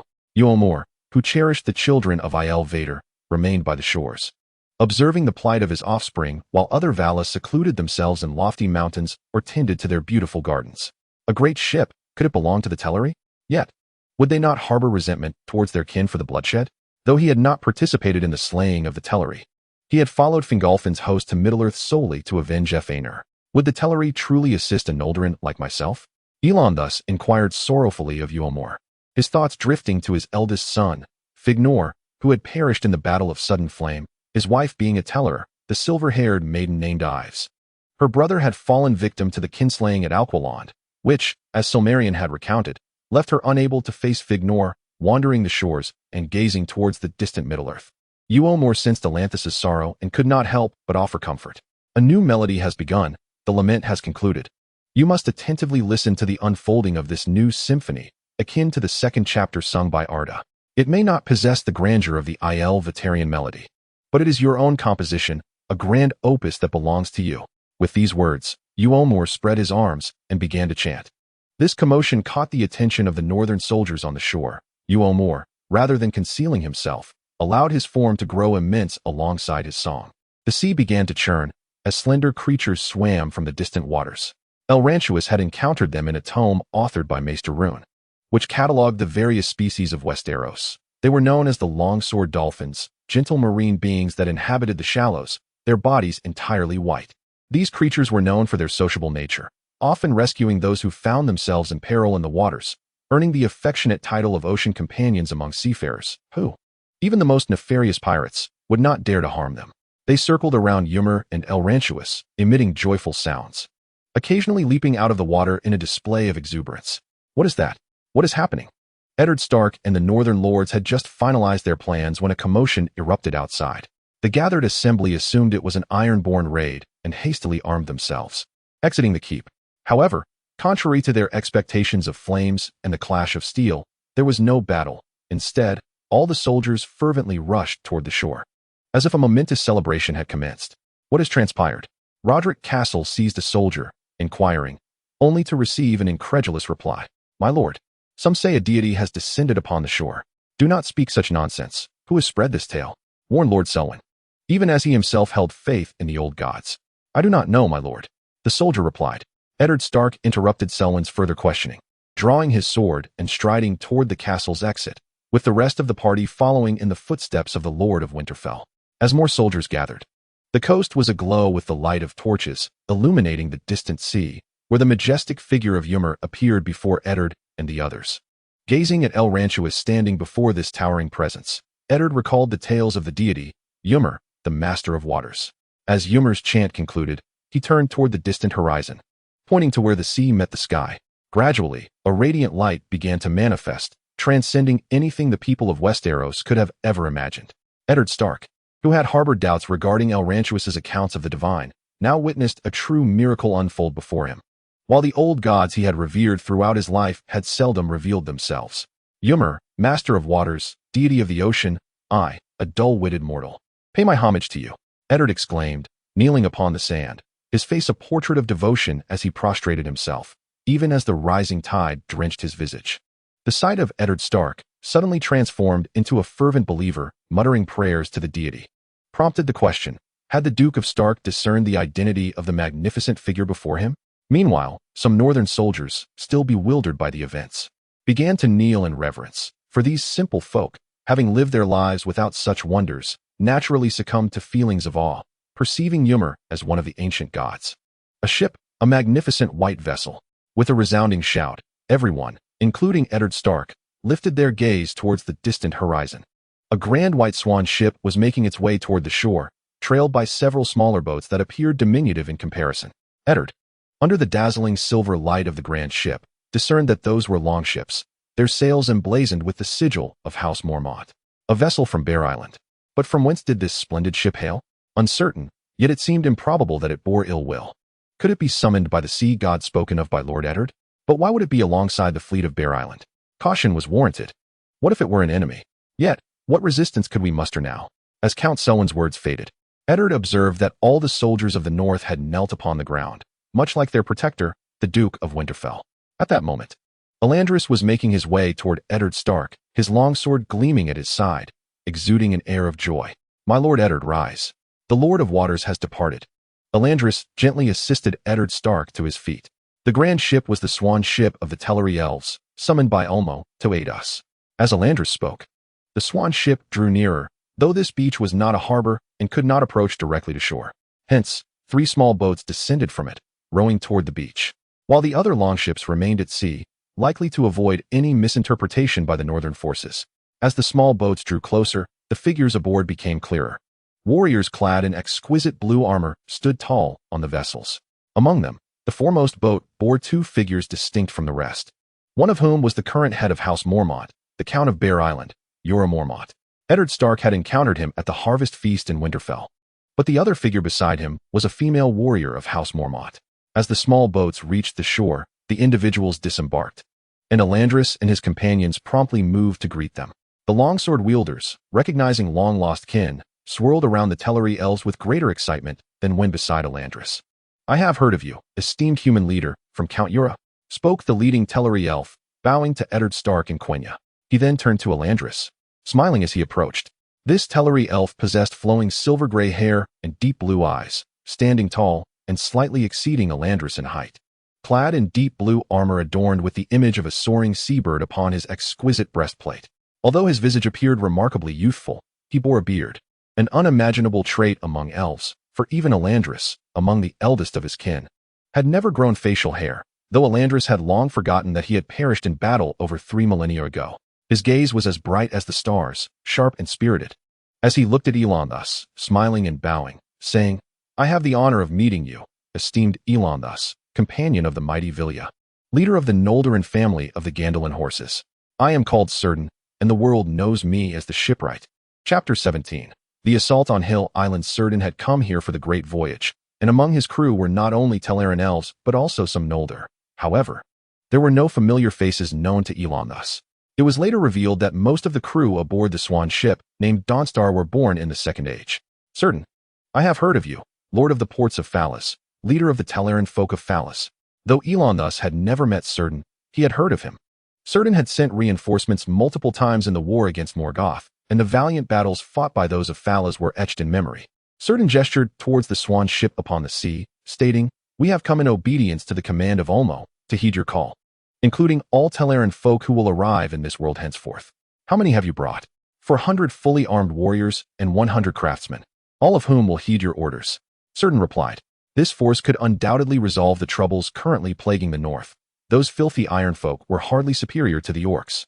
"Let them disembark, signal them." One of the elves accompanying Círdan, upon hearing the command, turned and raised his lantern, repeatedly shielding it with his cloak. And soon the swan ship received the signal, responding to the instructions from the shore. Meanwhile, Eddard Stark sought clarity on the matter from Ura Mormont. 7 days prior, Bear Island had faced continuous assaults from dozens of longships. Yet it was evident that their main objective was not plundering treasures, but rather the destruction of Bear Island's vessels and the abduction of its populace. During a battle, Ura Mormont led 3 Kirk ships in pursuit of an Ironfolk longship, but fell into an ambush, surrounded by more than 20 longships. As Bear Island's ship prepared to turn, it was already grappled by the Ironfolk, who boarded like madmen, wielding any weapons they could find to slay the warriors of Bear Island.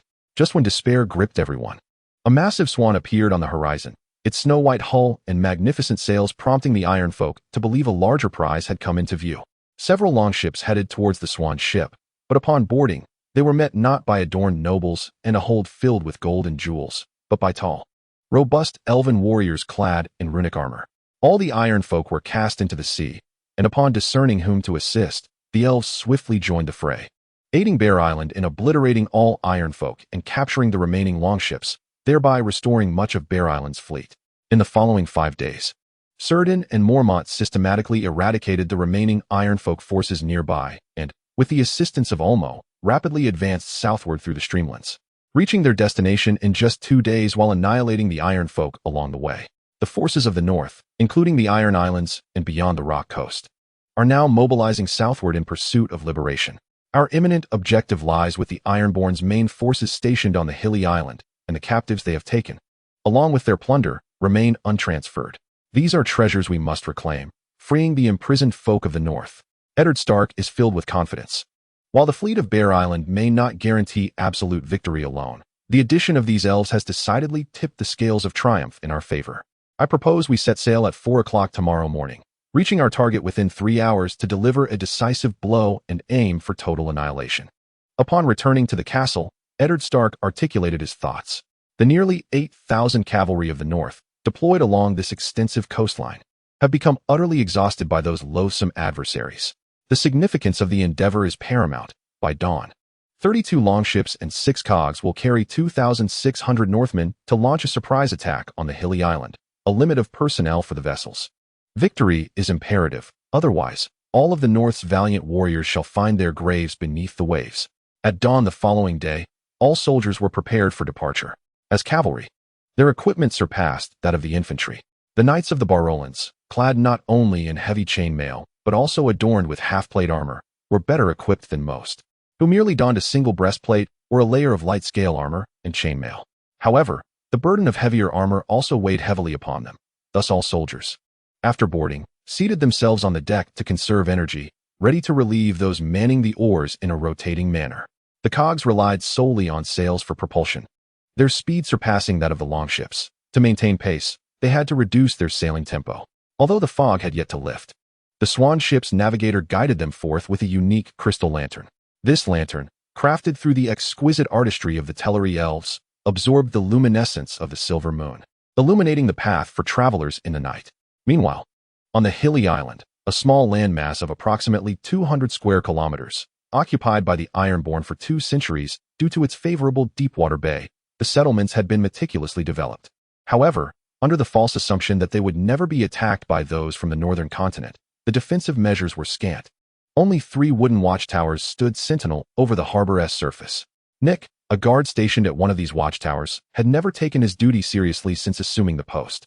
Frequently, he would find himself at the tavern, drinking until he was utterly inebriated before stumbling back to his lodgings, conveniently located beside the tower.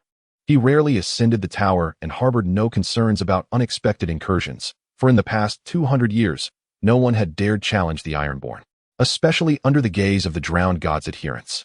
As a 50-year-old Ironborn, finding such a position in his twilight years was indeed a fortunate turn of fate. This evening, the captains unleashed their fury, for they had previously organized a fleet of over a dozen ships, only to suffer devastating losses, with merely 2 vessels managing to return. They conspired for vengeance, plotting to orchestrate a surprise assault on the Northern Guardian, Eddard Stark, determined to make him pay a heavy toll. However, debates erupted regarding the timing of their advance and the allocation of forces, leading to a cacophony of discord. Presently, the most formidable leader on Hill Island was Joseph Pike, the illegitimate son of the Harlaw family. During his time on the Stony Steppes, he had plundered extensively with their backing. Now, he commanded the largest fleet, boasting 8 grand longships and 500 Ironborn, which allowed him to reign supreme across Hill Island. Even the meager wages of Old Nick were dispensed by him. In reality, this island was effectively under the control of the Harlaw family, with 10 of their longships permanently stationed here. And half of the remaining 40 vessels' captains were wholly subservient to Joseph, becoming his loyal supporters. Yet, he seemed unsatisfied.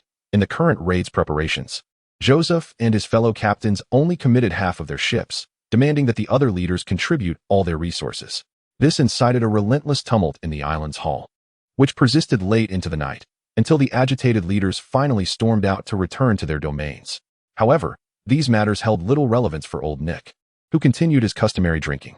Upon his return, he collapsed against the wall of his wooden hut, and after a brief slumber, awoke with a pressing urge. Groggily, he made his way to the watchtower, where he relieved himself, only to catch sight of a distant glimmer, akin to a star flickering in the night. Believing his eyes to be deceiving him, he rubbed them and looked again, but the light had vanished, leading him to conclude he must have been mistaken and retreat to his small dwelling to resume his slumber. All vessels had extinguished their lights, and the fog had yet to fully dissipate, signaling the imminent landing. Eddard Stark issued orders for all longships to enter the harbor and seize control of the fleet at once. Consequently, the longships surged forward, overtaking the ships of Kirk and the Elven Swan. Draw swords. As they approached the shore, concealment was no longer necessary. The officers aboard each longship began to relay preparations. When they were still 300 meters from the shore, the Ironborn of the island finally spotted the approaching northern fleet, initially mistaking them for returning Ironborn. They paid little heed, but as the ships drew nearer, the archers on board began to take aim. It was then that the Ironborn realized the gravity of the situation. Hastily organizing a defense, by the time the alarm bells rang, northern warriors had begun to land. Stay calm, maintain formation. Upon disembarking, the commanding officers organized the spear and shield bearers into small formations, advancing steadily while the archers provided support from the ships. In a moment, chaos enveloped the entire island. As the northern fleet landed in a relatively open area, within an hour, nearly 1,000 soldiers had disembarked. The northern soldiers launched their assaults, swiftly overcoming the scattered Ironborn near the coast, seizing the beach and establishing a defensive line to ensure the safe landing of subsequent forces.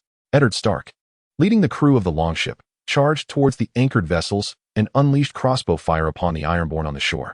After a relentless exchange of fire, Eddard's ship finally approached a longship, igniting a fierce boarding battle. Eddard Stark commanded the most elite household guards of Winterfell, clad in heavy chainmail and half-plate armor, representing the finest warriors of the north. In the confines of the ship, where space was limited, long swords and spears found little utility. All warriors wielded round shields, attacking with battle axes or bludgeons. Eddard, however, was an exception, brandishing the ancestral Valyrian steel greatsword, Ice, a weapon capable of cleaving through iron as if it were mere clay, rendering the thin armor of the Ironborn ineffective. Each strike delivered a fatal blow to the enemy. For this sword, imbued with ancient magical power, was not something mere mortals could withstand. Despite Eddard Stark's formidable valor, his guards tirelessly shielded him from assaults coming from other directions. Soon, the enemies aboard the ship were nearly vanquished. Under Eddard's leadership, the northern soldiers fought valiantly, capturing vessel after vessel. Joseph Pike, upon learning of the enemy's sudden incursion, swiftly rallied over 400 men to provide support at the shore, with more Ironborn joining their ranks along the way. By the time they reached the battlefield, their numbers had swelled to nearly 700. At this juncture, the northern forces had fully disembarked, while Elon thus led the elves onto the shore from the bay. After leaving 100 men to guard the ships, the elves began their ascent along the steep rocks. Here stood a solitary human, a Noldor elf clad in silver armor adorned with green patterns, bringing before Elon thus an elderly Ironborn. The confused Nick, still dazed, he had not yet fully regained his senses, having been dragged and bumped against the door, clutching his head. We have no time to attend to him. Bind him to the watchtower and press onward. We must swiftly block the pirates' escape. This was the strategy agreed upon by Elon thus and Eddard Stark, for the pirate stronghold on Hill Island was situated in a broad bay, atop the hills, where a wooden castle stood. The individuals dispatched by House Harlow to govern Hill Island resided there. Eddard Stark would lead all northern forces to directly engage the Ironborn, while Elon thus and the elves, with their agile climbing, would mount a flanking assault, capturing the castle and executing a two-pronged attack. Meanwhile, within the castle, a young Ironborn noble was vociferously berating those around him, including Joseph Pike, the wretched bastard, allowing the mainlanders to invade the island. Once I return to Ten Tower City, I shall demand the chieftain to have him executed. This foul-mouthed youth is Peter Harlow, the representative sent by the Harlow family to Hill Island. A true member of the family and captain of the longship Silver Spear. As a legitimate scion of the clan, he possesses the audacity to berate a bastard, regardless of the latter's influence, especially now that he is absent from this place. Most of the soldiers in the castle have been taken by Joseph, leaving only a little over 60 to guard the stronghold, all of whom are Peter's crew, safeguarding the spoils accumulated by the captains. Beside Peter stands a fiery-haired woman, his salt concubine, acquired in exchange for 2 other concubines he had grown weary of, a transaction he deemed most advantageous. This girl possesses eyes as blue as sapphires and skin as pale as snow, rendering Peter utterly captivated. Moreover, he harbors certain peculiar preferences in their intimate encounters, evident from the faint scars visible beneath her sleeves. Peter felt an insatiable fire within him, demanding immediate release. Before the girl could respond, he seized her arm and roughly pulled her into his embrace. In the midst of her fearful gaze, he tore at her garments, revealing the scars that marred her back. Yet, he refrained from violating her. As she shielded her exposed form, he set aside the whip. However, this noble Ironblood's moment of pleasure was abruptly interrupted when the main door swung open, and a panicked Ironblood rushed in. Trouble. The mainlanders have breached the castle. What? That wretched Joseph was supposed to have annihilated them. Damn that vile bastard. The despicable bastard child is utterly unreliable. Frustrated, he cast aside the whip and hastened out, leaving behind a fierce admonition. You wretched harlot, do not change your garments for me. When I return, I shall continue to indulge myself with you. Do you understand? With a resounding bang, he slammed the door shut, leaving the poor girl, her back stained with blood, to weep in her solitude. Chapter 18. Consumed by flames, punishment has descended upon this fortress. The elves are mercilessly slaying every Ironblood who dares to resist. The archers atop the walls fell swiftly to the elves' arrows, each shot finding its mark, for the elves are unparalleled archers. Elon thus spotted an Ironblood clad differently from the rest, surmising that this must be the leader. The Ironblood trembled in fear, surrounded by a cadre of androgynous figures towering over 2 meters, wielding longbows and spears, executing his subordinates with brutal efficiency. As Elon thus approached the trembling Ironblood, the latter, upon making eye contact, turned to flee. Yet, he was swiftly overtaken by Elon thus, who grasped him by the collar. Please, spare me.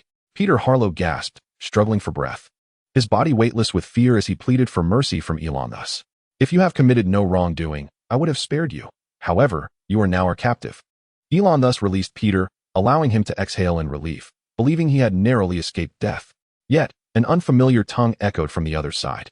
Peter gazed over to see an enemy clutching the girl he had previously lashed, now draped in the robe he had worn.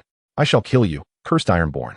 Elon thus observed the girl vociferously cursing at Peter, her expression unmistakably filled with rage. The blade was drawn against Peter Harlow's neck as Elon thus declared, "I told you. If you had done no wrong, I might let you go, but evidently, that is no longer feasible. No, please, do not kill me." The terror on Peter Harlow's face resurfaced as he begged for mercy, but his pleas were abruptly silenced. Blood gushed from his neck. His look of defiance fixed on Elon thus as he wiped the crimson flow with his hand before slowly collapsing to the ground, convulsing, ignoring the dying Ironborn. The immediate priority was to reinforce the northern forces at the port, where the number of Ironborn was scarcely less than their own. At this juncture, the northern army had fully disembarked. In the large-scale frontal assault, the Ironborn could not mount effective resistance, although their combat prowess matched that of the northern soldiers. The Ironborn's extreme self-serving nature led them to fight individually. The battle unfolded far more smoothly than anyone had anticipated. Despite the pressure from their captain, many crew members, unable to locate their leader amidst the northern onslaught, lost the will to fight, prioritizing survival as they retreated while engaged in combat. Helpless, Joseph could only lead the remaining Ironborn who still obeyed orders in a retreat, seeking to take defensive positions relying on the castle and the advantageous terrain. As he fled amidst his own men, Joseph spotted the distant banner of the Ice Wolf flying high. He knew that Eddard Stark was there. Yet he found himself powerless against Stark, relentlessly pursued. "Hurry, the Stark's dire wolf is upon us," Joseph urged, rallying the Ironborn to seize a high ground on their return to the castle, organizing a formation to resist, which would shield others as they retreated within. Otherwise, a hasty flight would surely culminate in a rout. A contingent of knights from the Barolans surged up the incline. The Dustin family's territory, unlike other regions of the north, thrived on knightly culture despite not venerating the Seven. Clad in dual layers of heavy armor, these warriors wielded mighty two-handed swords or blunt battle axes, striking heavily against the Ironborn's flimsy wooden shields. The accessible areas of the high ground were exceedingly narrow, despite the valor of the Dustin warriors. They failed to carve a breach, while archers on both sides exchanged volleys. The northern archers typically employed longbows, crafted from the superior quality of northern purpleheart wood, their performance far surpassing those made from elm or ash in the southern continents.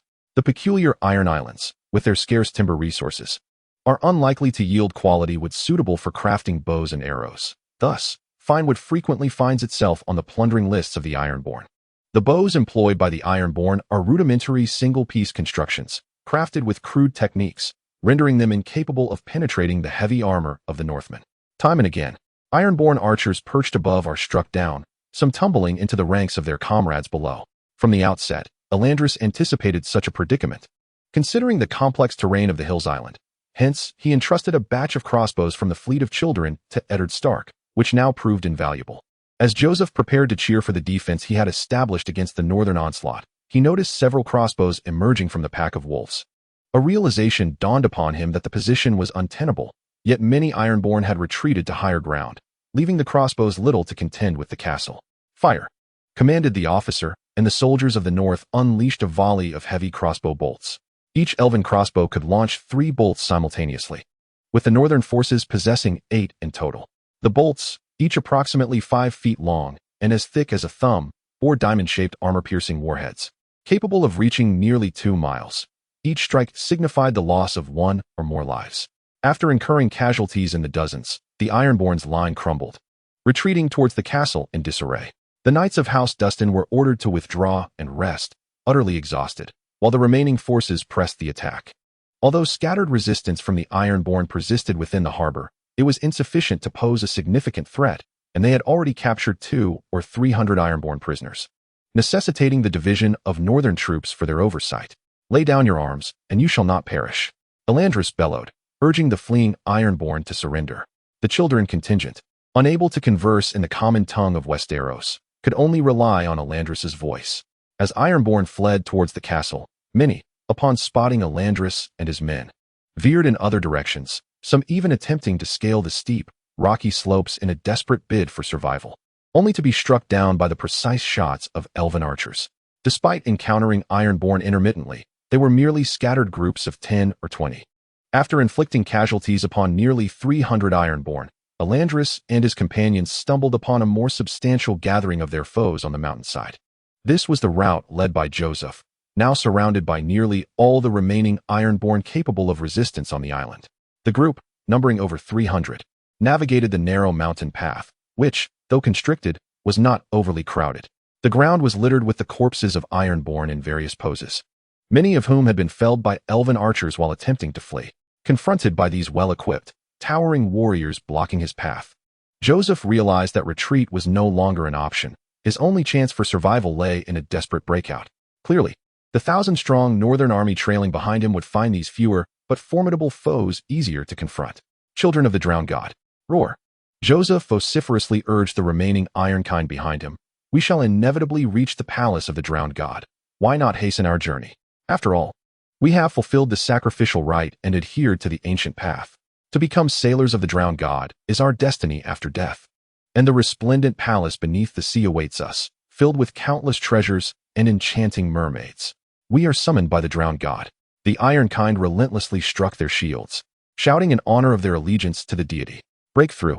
With Joseph's commanding voice, the Ironfolk surged forth like a mighty wave, brandishing their weapons. Archers, prepare. Hundreds of elven archers, agile and graceful, poised themselves on the sheer cliffs where humans could scarcely maintain their footing, swiftly knocking arrows to their bows. Shields forward. At another command from Círdan, elven spearmen with leaf-shaped shields advanced to form a shield wall approximately 10 meters in length.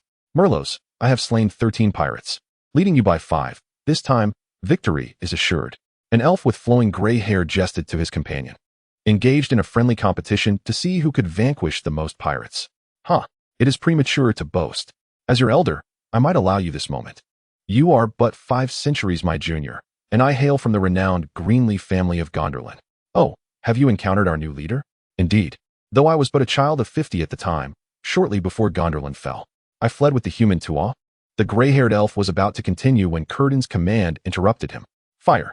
Hundreds of slender arrows cascaded down from above, swiftly claiming the lives of the Ironkind. With Joseph himself becoming a prime target, suffering 7 grievous wounds, his helm pierced. By the time the Iron folk, undaunted by death, reached the elven lines, they had already lost half of their number. Hold the line. Archers, continue firing. Despite their overwhelming numbers, the Ironkind suffered devastating losses under the relentless assault of the archers. Countless bodies falling to the ground in agony. No prisoners. No prisoners. Elon thus, witnessing the plight of the salt concubines and enslaved laborers captured by the Ironkind within the castle, had resolved to act thus, a sentiment echoed by the elves. For although the firstborn of Elu were kind-hearted and just, they harbored a fierce passion. They would lay down their lives for friends, but would unleash retribution upon their foes. Elves too could entertain thoughts of downfall, determined to achieve their goals, even if it meant opposing the mightiest of powers above. Elon thus struck down an Ironkind with his sword, surveying the surroundings. Few Ironfolk remained standing, with the living largely sprawled on the ground, clutching their wounds and moaning in pain. Execute all enemies. Yes, as the northern army advanced, eliminating scattered remnants of the Ironborn in pursuit, they beheld the ground strewn with the corpses and wounded of the Ironborn. The tall and beautiful warriors sought out any surviving enemies, executing them without hesitation. It was almost unbelievable. I had thought them to be far more civilized than we northern folk. Indeed, even we would not slay the wounded. Look at them, showing no mercy even to nobles. I must say, it serves them right. Those wretched Ironborn ought to be shredded and tossed into the sea to feed the fish. Eddard Stark, accompanied by the northern nobility, made his way to Elon thus, all the while careful not to tread upon the lifeless bodies of the Ironborn. Hillside had fallen. The scattered Ironborn no longer posed a significant threat, and we had compelled the captives to guide us to the Ironborn's prisons and treasure vaults. Elon thus retrieved an arrow from the body of an Ironborn. The shafts of these arrows were crafted through intricate processes, making them less prone to breakage upon release. Unlike the arrows used by humans, which often bent or broke easily, rendering them reusable in no more than 11 instances, these could be salvaged only by recovering the arrowheads. Currently, the elves were unable to reproduce these shafts and had to rely on reclamation to prevent waste. Furthermore, the arrowheads were composed of a superior metal discovered by the elves, albeit not as costly as mithril or fine gold. The spoils of the pirates within the castle had been located by the elves, and the abducted humans had been released. Lord Eddard could dispatch someone at any moment to claim them. The thought of those rescued, frail and covered in wounds, stirred a desire in Elon thus to see those loathsome pirates meet a gruesome end. Eddard Stark waved his hand and smiled, replying, "Since these treasures are your spoils of war, let the elves manage them. However, the captives are subjects of the North and require immediate assistance." He then instructed Count Serwyn, "Dispatch individuals to ensure all northern citizens are swiftly boarded and return home, and order Lady Babareth to provide them with proper care. I shall attend to it at once." The loyal Count Serwyn promptly summoned the soldiers of Serwyn Castle to escort the abducted individuals to the ships. Upon entering the Ironborn Castle's treasure vault, they discovered it brimming with plundered wealth. Countless gold dragons were piled high, far too many for mere chests, with additional gold and silver ornaments scattered across the floor. Although Eddard Stark, as the Duke of Winterfell and the Guardian of the North, possessed a far greater treasury, his annual expenditures were substantial, encompassing a permanent retinue of family guards, a vast bureaucratic system, and those who served Winterfell. When the taxes were collected each year, Winterfell's coffers would overflow with gold dragons. Yet by year's end, little remained, save for those truly priceless collectibles, untouched for centuries. The treasures here could swiftly enrich Winterfell as treasury, yet these were the elf spoils. The North could only claim a portion by custom. Nonetheless, Elon thus insisted on a 50-50 division with Eddard Stark, as the Northern Army had indeed borne the brunt of this campaign, and much of this wealth had originated from the North. Here, it seems, lies a trove of treasures plundered from around the world by the Ironborn. Even the esteemed Lannister gold coins are present. Yet now, all of this belongs to us.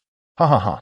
As the treasury was tallied, along with the riches unearthed from various captains of the Ironborn, 30 large chests filled with an assortment of gold coins alone emerged, valued at no less than 50,000 golden dragons, alongside countless silver coins and gold-silver artifacts. In the interest of safeguarding these treasures, they were divided into 2 separate shipments, allowing for the transport of additional soldiers each time. Eddard Stark and his companions found themselves amongst the third batch, while Eleranthus navigated the elven white ship at the forefront of the fleet. Meanwhile, on the hill island behind the fleet, fierce flames engulfed the entire isle, where the bodies of the Ironborn were gathered and incinerated in concentrated pyres at the castle and port. Thus, in a short span of time, the hill island could no longer serve as a stronghold for pirates, posing any threat to the north.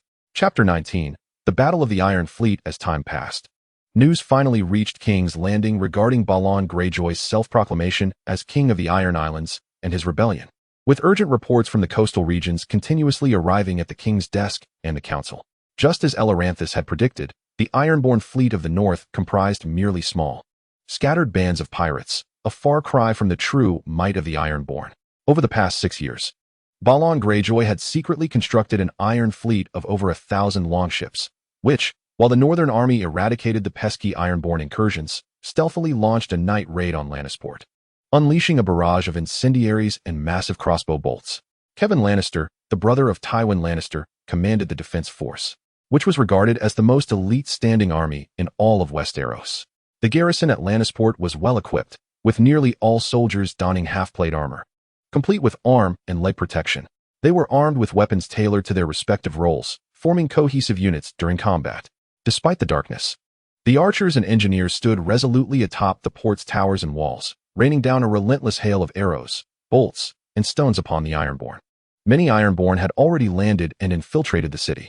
As the third largest city in Westeros and a vital trade port and transportation hub, the bustling streets and enchanting women drew the Ironborn into a frenzy, particularly at night when many women donned revealing attire. The infantry and mercenaries at the port had been hastily summoned by Kevan, utterly unprepared for the Ironborn assault, as they had never anticipated such a formidable fleet from the Ironborn daring to strike against the mighty Lannister navy. Gazing at the fleet that darkened the horizon, Kevan realized that the Lannister fleet, though large, comprised only a handful of 2-masted warships, insufficient to thwart the Ironborn. However, he was resolute in ensuring that the Ironborn inflicted no further devastation upon the city, holding out until reinforcements from Tywin Lannister arrived. After receiving the summons from King Robert Baratheon, Tywin swiftly mobilized his vassals.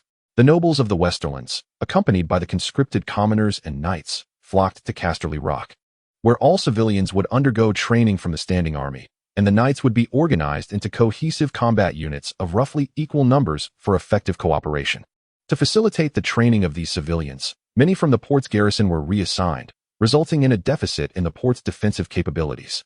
Although Casterly Rock is in close proximity to Lannisport, rapid marching still requires an hour or two, and while cavalry is swifter, they pose no threat to the Ironborn on the sea or within the city, rendering the knight's prowess as shock cavalry ineffective. During this crucial time frame, Kevin must not allow the Ironborn to land further.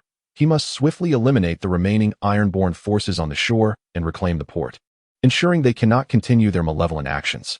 Jaime Lannisport, take 500 men and proceed immediately to the marketplace. Simply hold the entrance to prevent the Ironborn from entering. The Lannisport family, a branch of House Lannister, is said to have departed from Casterly Rock a millennium ago to establish their own independent lineage, residing for generations in Lannisport, thus allowing Casterly Rock to maintain a firm grip on the port through these distant relatives. The primary focus of defense is the affluent district, home to the nobility and wealthy merchants of the Westerlands. Upon the initial discovery of the Ironborn's emergence, 100 knights, accompanied by their retainers, were dispatched to safeguard the area, enlisting the scions of noble families to join the fray. While soldiers were continuously deployed to various locations for combat, Kevin himself led 500 troops to drive away the Ironborn along the port's shoreline. Although the Iron Fleet is vast, their vanguard consists primarily of conscripted commoners, lacking in combat effectiveness, yet their morale is buoyed by the allure of wealth. Once faced with defeat, they are likely to retreat swiftly. Quickly stop them. Just as Kevin and his garrison were purging the scattered Ironborn soldiers, he witnessed several Iron men boarding small boats, hastily approaching to evade the onslaught of the Iron Fleet's formidable warships, their vessels laden with flammable materials. The Lannister sailors observed this and relentlessly fired crossbows and arrows at the approaching foes.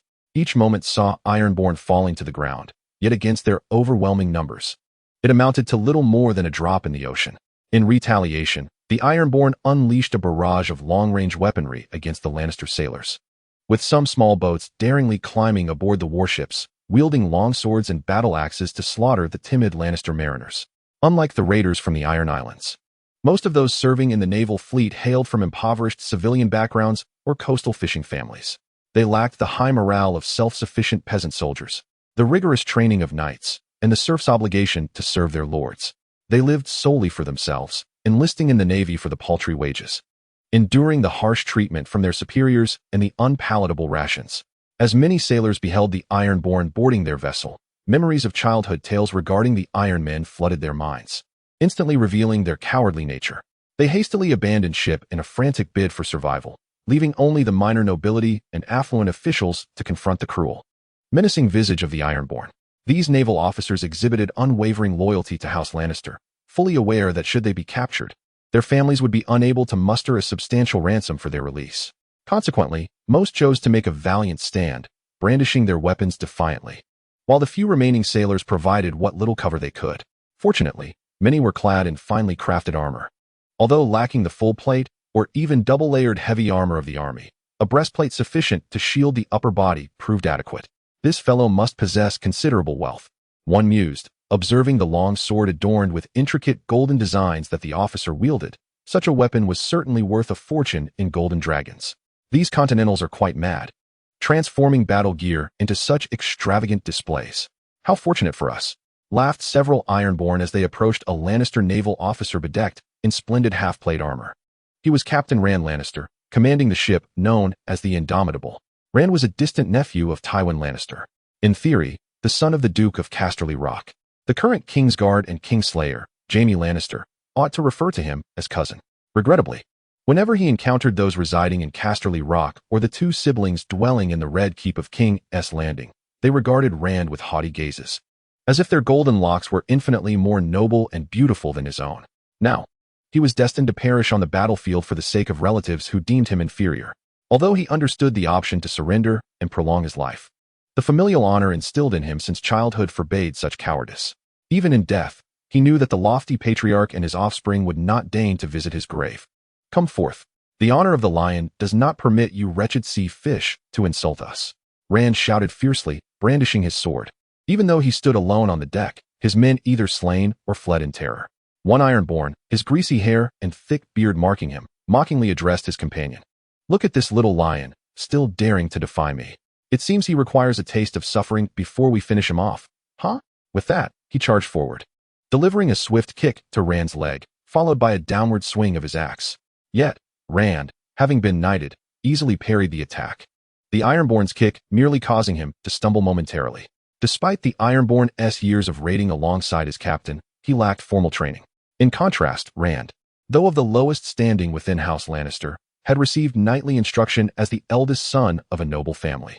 As he defended against the Ironborn's onslaught, Rand gradually retreated, searching for an opportune moment to strike back. The situation on the battlefield appeared to be overwhelmingly in favor of the Ironborn, prompting the remaining Ironborn to refrain from assisting, save for 3 who lingered at the rear, while the others hastily scavenged the ship for valuables. Cursed Lannisters, why do you not submit to your demise? Frustrated by his inability to vanquish the small lion before him, the Ironborn seethed with rage. Such circumstances had only arisen in his decade-long career of piracy when confronting eunuchs. Although I am a naval officer, I am also a knight, personally anointed by Sir Kevin, renowned for his chivalric honor. Rand could not endure the humiliation of surrendering to these wretched sea creatures, nor could he stand idle and accept death. Wretched sea creatures, meet your end. As the Ironborn's movements grew increasingly frantic and reckless, vulnerabilities began to manifest. Seizing the opportunity, Rand struck the Ironborn's arm, inflicting immediate pain, before swiftly aiming for the exposed neck. After withdrawing his longsword, Rand remained poised for battle, vigilant against the other Ironborn. Meanwhile, the 3 Ironborn and their comrades, who had been exuberantly transporting goods, instantly sobered, halting their jest and actions upon witnessing the unfolding scene. The air was filled with the unsettling sounds of drawn steel. Rand recognized his impending demise, having long abandoned hope for survival. Accompanied by the ominous twang of bowstrings, Rand shouted in fury, "Come forth, you filthy sea rat." With that, he charged towards the 3 Ironborn. The echoes of bowstrings and the clash of axes and swords against armor resounded, punctuated by the sickening thud of steel penetrating flesh. Rand fell, yet he retained the honor of the Lannister name until his last breath, despite never having received due respect for it. As the battle raged on, Ironborn corpses floated upon the sea, surrounded by the remains of various identities, nobles, sailors, merchants, and captains, alongside women and children, all silently drifting on the water's surface, succumbing to the depths only to resurface, swollen and bloated. Flames illuminated the harbor, engulfing countless ships in fierce blaze. Sailors leaped from their vessels, desperately seeking life-saving flotsam or even floating corpses. It is over. The Lannister fleet has been annihilated, and our mission is accomplished. The commander of the Iron Fleet, Victarion Greyjoy, brother to Balon Greyjoy, ruler of the Iron Islands, led his formidable armada to obliterate the Lannister fleet. Beside him stood his brother, Euron Greyjoy, the architect of this assault, who had ignited the first flames that consumed the flagship of the Duke of Casterly Rock. With the mission now fulfilled, their next objective lay in the fleet of Dragonstone and the conquest of Fair Isle, to restore the former glory of the Ironborn, when they dominated the shores of the Vale and the entirety of the Riverlands, until Aegon Targaryen descended upon Harrenhal with his dragons. At this moment, the reinforcements of House Lannister finally arrived at the city engulfed in flames. Although this formidable army boasted 3,000 heavy cavalry and 10,000 well-equipped infantry, they could not reach the sea nor contend with Victarion Greyjoy and his Iron Fleet. Tywin Lannister stood atop a nearby mountain, with 500 knights at his side, overlooking the entirety of Lannisport. Under normal circumstances, this vantage point would be splendid, yet Tywin found no joy in it, for the recent assault by the Ironborn had inflicted severe losses upon him. Tall and imposing, Tywin was in his 40s, having entered the middle of his life.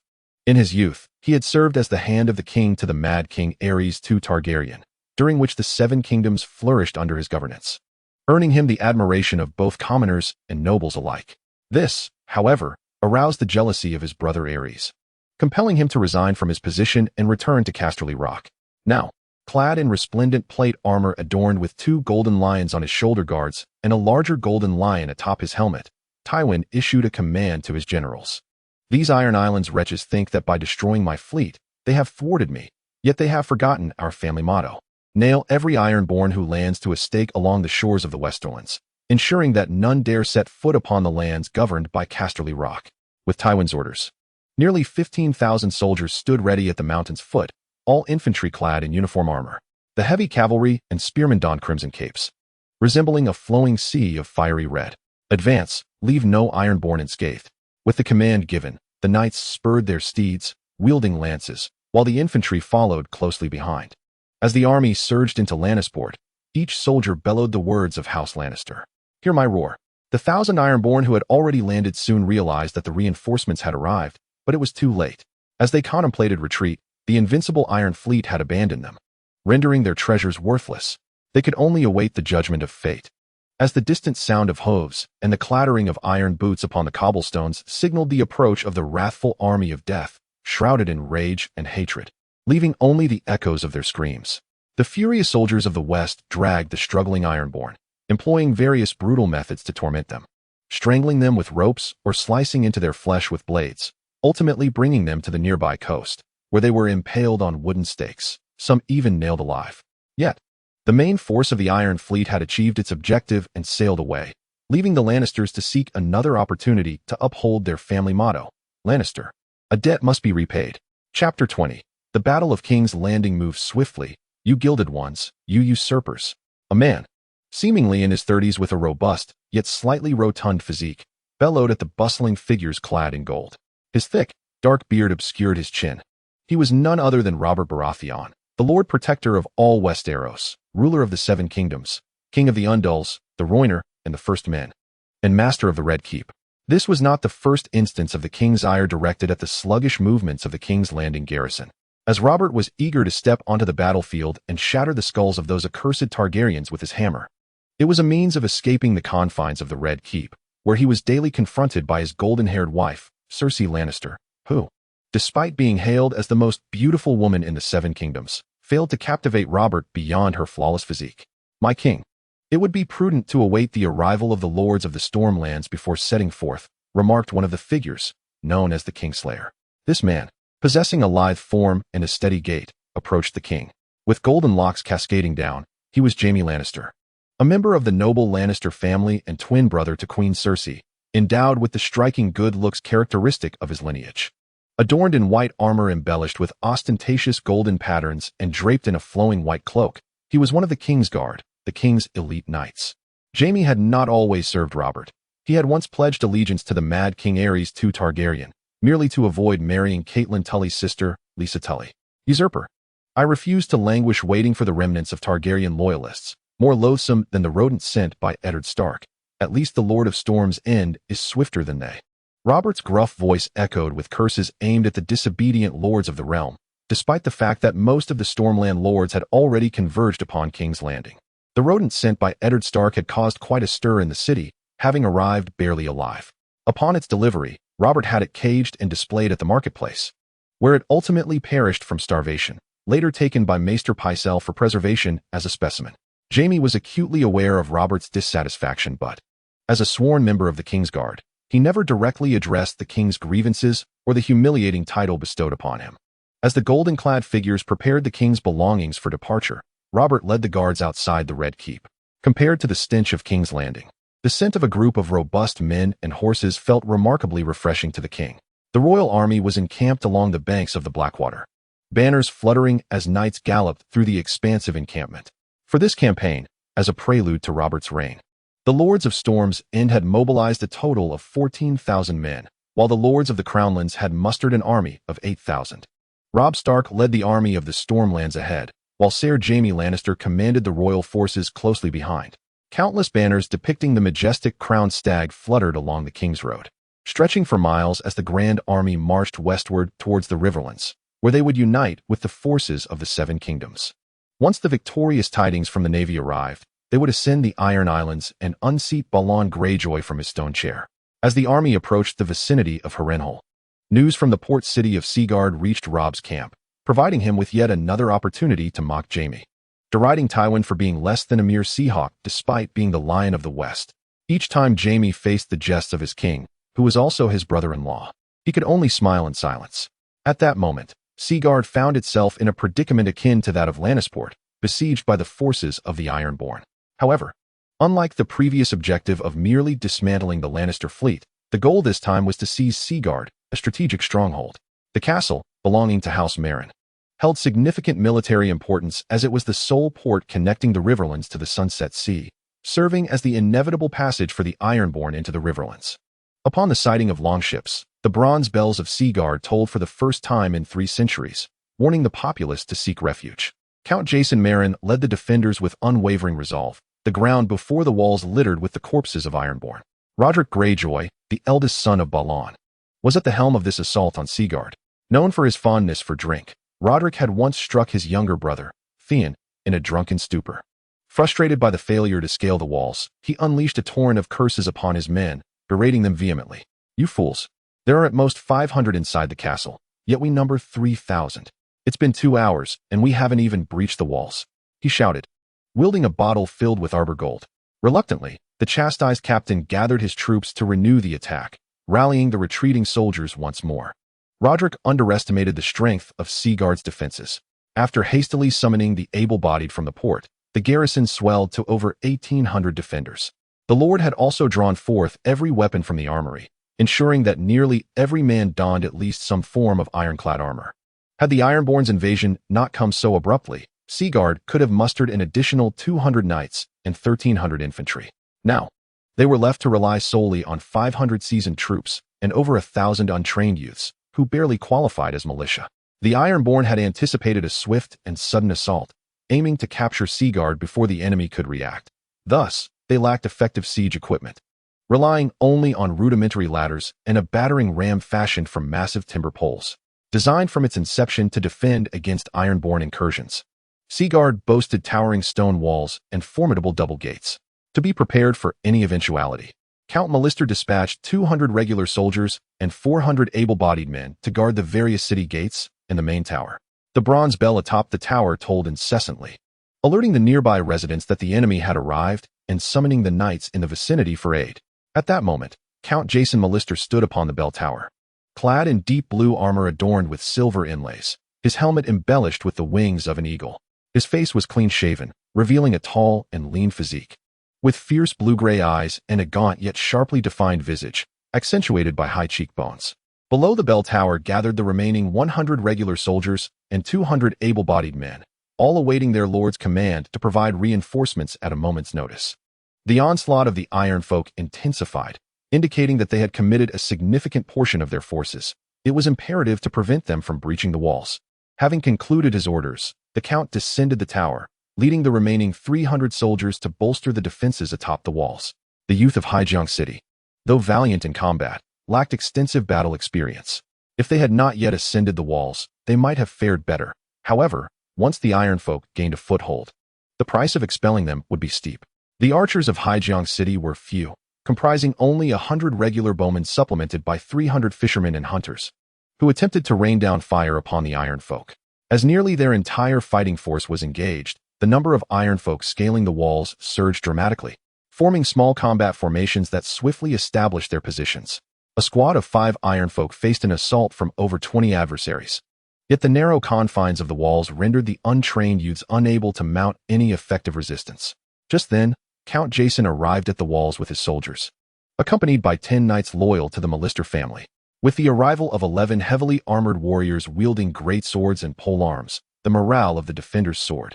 A heavily armored Iron Folk, wielding a battle axe and round shield, confronted a knight, who relentlessly struck down with his greatsword, forcing the Iron Folk to defend against the blow with his shield, which bore the brunt of the knight's considerable weight.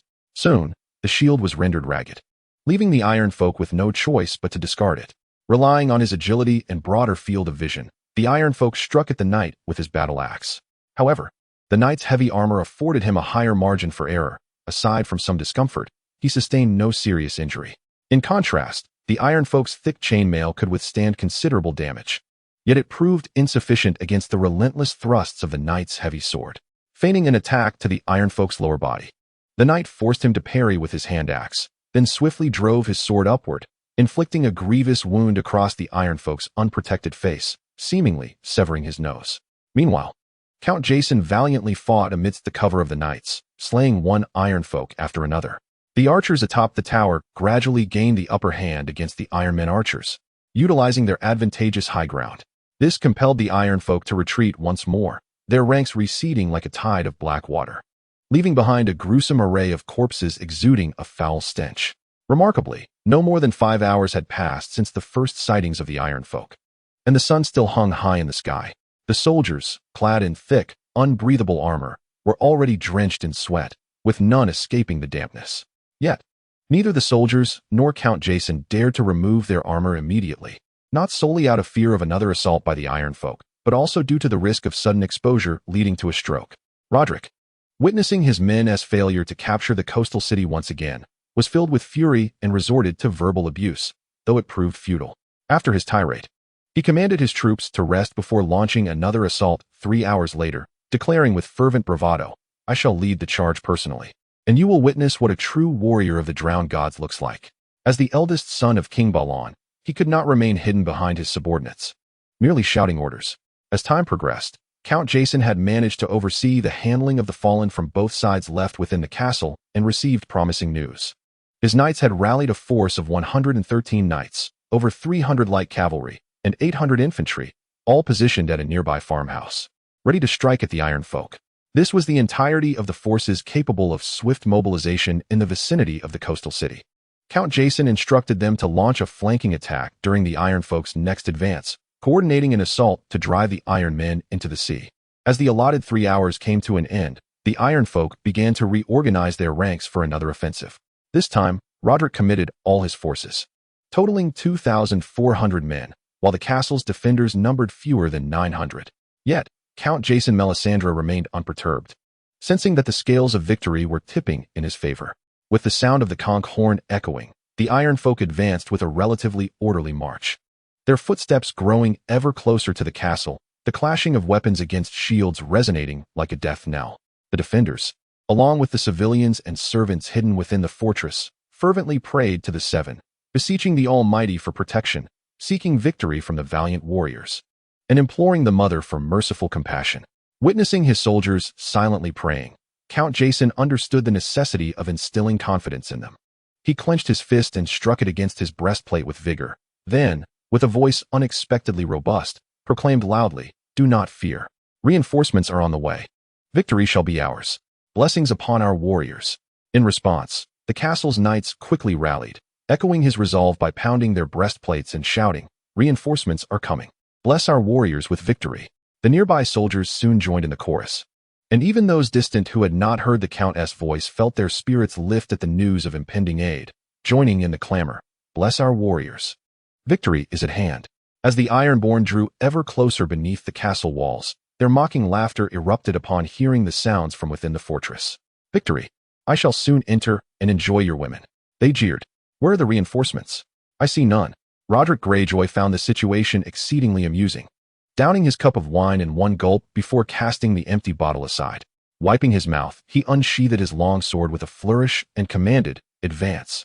Take the castle. All women and treasures shall be yours." With Roderick's command ringing in their ears, the Ironborn surged forward, driven by insatiable desire, eager to seize women and gold before others could. Prepare for battle. Count Jason, spotting the distant reinforcements moving toward the battlefield, rallied his knights into a charging formation, lances poised, quickening their pace as they approached. Meanwhile, the defenders clashed with the Ironborn, having constructed a makeshift battering ram to breach the castle gates. As the reinforcements drew within a kilometer, Jason deemed the moment ripe for action, directing the castle's knights to gather at the gate while he continued to fight valiantly atop the walls. The excited Ironborn, including Roderick, remained blissfully unaware of the approaching forces from the sea until the knights and their light cavalry began to accelerate, with infantry maintaining their formation in a brisk jog behind. It was only when the distance closed to less than 200 meters that alarm struck. The Ironborn at the fringes turned to flee towards the sea upon sighting the galloping cavalry. With the thunderous impact of armored steeds colliding with flesh, Ironborn were sent soaring through the air before crashing heavily to the ground, some even trampled by their own comrades. The knights pressed on, refusing to halt lest they become ensnared, discarding shattered lances and drawing close combat weapons to cleave through the Ironborn, then urging their mounts to strike down foes and carve a path to safety. The infantry soon arrived, engaging the Ironborn in fierce combat. At this juncture, Count Jason ordered the castle gates open to coordinate a joint assault with the reinforcements. Under the leadership of the castle knights, the defenders surged forth, with Count Jason hastily descending from the walls to join the fray. The morale of the Ironborn crumbled. Once one began to flee, a chain reaction ensued, and they soon scrambled for their lives. "Come back, you worthless fools. Idiots," Roderick shouted, seizing one Ironborn in an attempt to halt his retreat and compel him to continue the fight. only to be violently shaken off and struck in the face. Stunned, Roderick clutched his face in disbelief as he watched the fleeing Ironborn slip away. Just then, he heard the clamor of battle drawing nearer. Count Jason had identified his target. Before Roderick could react, Jason stepped forward and delivered a swift punch to his face, sending him crashing to the ground, followed by the heavy plunge of a Valyrian steel sword. Thus, the eldest son of Balon Greyjoy, the Lord of the Iron Islands, met his demise beneath the walls of the coastal city. The Ironborn suffered grievously, with hundreds taken captive, while the remaining forces were driven back into the sea. Chapter 21. The cold-blooded beings of the jungle. In the wake of the Ironborn's defeat at the coastal city, they resorted to incessantly harassing the western shores of the mainland. Upon learning of his son's death in battle, Balon could only express to those around him that he had returned to the embrace of the drowned god. He then fell silent, immersing himself in the grand endeavor of restoring the ancient ways of the Ironborn. At this juncture, the Northern Army had already descended upon the Bay of Kalen, having captured 43 longships from the hillside island, significantly bolstering the naval strength of Bear Island. Jorah Mormont led the fleet from Bear Island and the northern western coast to reinforce the forces at Flint's Finger. The Bay of Kalen was adorned with a myriad of flags fluttering in the wind. The once mighty bastion that had repelled the Undul's advance was now in ruins, with only 3 of the original 20 towers remaining operational. Eddard Stark chose the Gate Tower as his command post, coordinating the assembly of over 10,000 northern soldiers gathered there. Long before, when the northern cavalry had eradicated the pirate defenses along the western coast, a significant contingent of northern infantry had already assembled in this location, and the time had come for the army to march southward. South of the Bay of Kalen lay the Neck, a place steeped in legend, where, during the Dawn Age, the children of the forest had summoned great tides in an attempt to submerge the land and thwart the ancestors' northward migration, a venture that had evidently failed. The Neck transformed into a region shrouded in marshes and wetlands, with the sole thoroughfare for a large army being the King's Road. This rendered the Neck a natural barrier after the ancestors took dominion over the north, playing a pivotal role during the Undul invasion, as the fortress at the Bay of Kalen, guarded by the ancestors, had never fallen. Reports from Flint's Finger indicated that the reinforcements from Bear Island had provided significant support, effectively neutralizing the threat posed by the Ironborn, thereby greatly uplifting the morale of the northern forces, who began preparations for their southern advance. Robb had already notified the armies of the Vale and the Riverlands to converge at the coastal city, the only port of the Riverlands and in closest proximity to the Vale. It was said that Stannis' royal fleet had joined forces with the fleet from Dragonstone. And even with the Lannister fleet's destruction, their strength still surpassed that of the Iron Islands. The foremost challenge in their southward campaign lay with the Freys of the Twins, who amassed thousands of golden dragons annually from the tolls of travelers traversing their lands. Count Catelyn Stark pointed to the map where the twins were marked, a castle ruled by House Frey, situated on the Green Fork, the only crossing along the waterways for hundreds of miles. We possess the King's summons. Does that treacherous weasel, Walder Frey, dare to obstruct us? He exclaimed. If he does not permit our passage, we shall simply seize the twins and hang every last Frey. The irate Lord John Umber of Last Hearth declared vehemently. Let us first send word to the Freys for safe passage, should they fail to open the gates upon our arrival. Walder and his sons shall find themselves dangling from the gates. Ed quelled the discussions among the nobles, conveying his commands in hopes that the weasels could discern the opportune moment. Elon thus, under the banner of Flint's Finger, led the elves in a campaign alongside House Mormont to eradicate the Ironborn pirates of Flint's Finger and encountered the diminutive dwellers of the marshlands. These inhabitants, smaller than the average human, were clad in garments fashioned from coarse animal skins.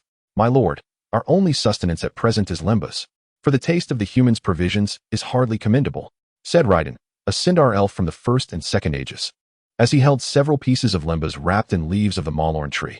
Upon unveiling one, it revealed a brittle biscuit, its exterior a light brown, while the interior resembled a creamy hue.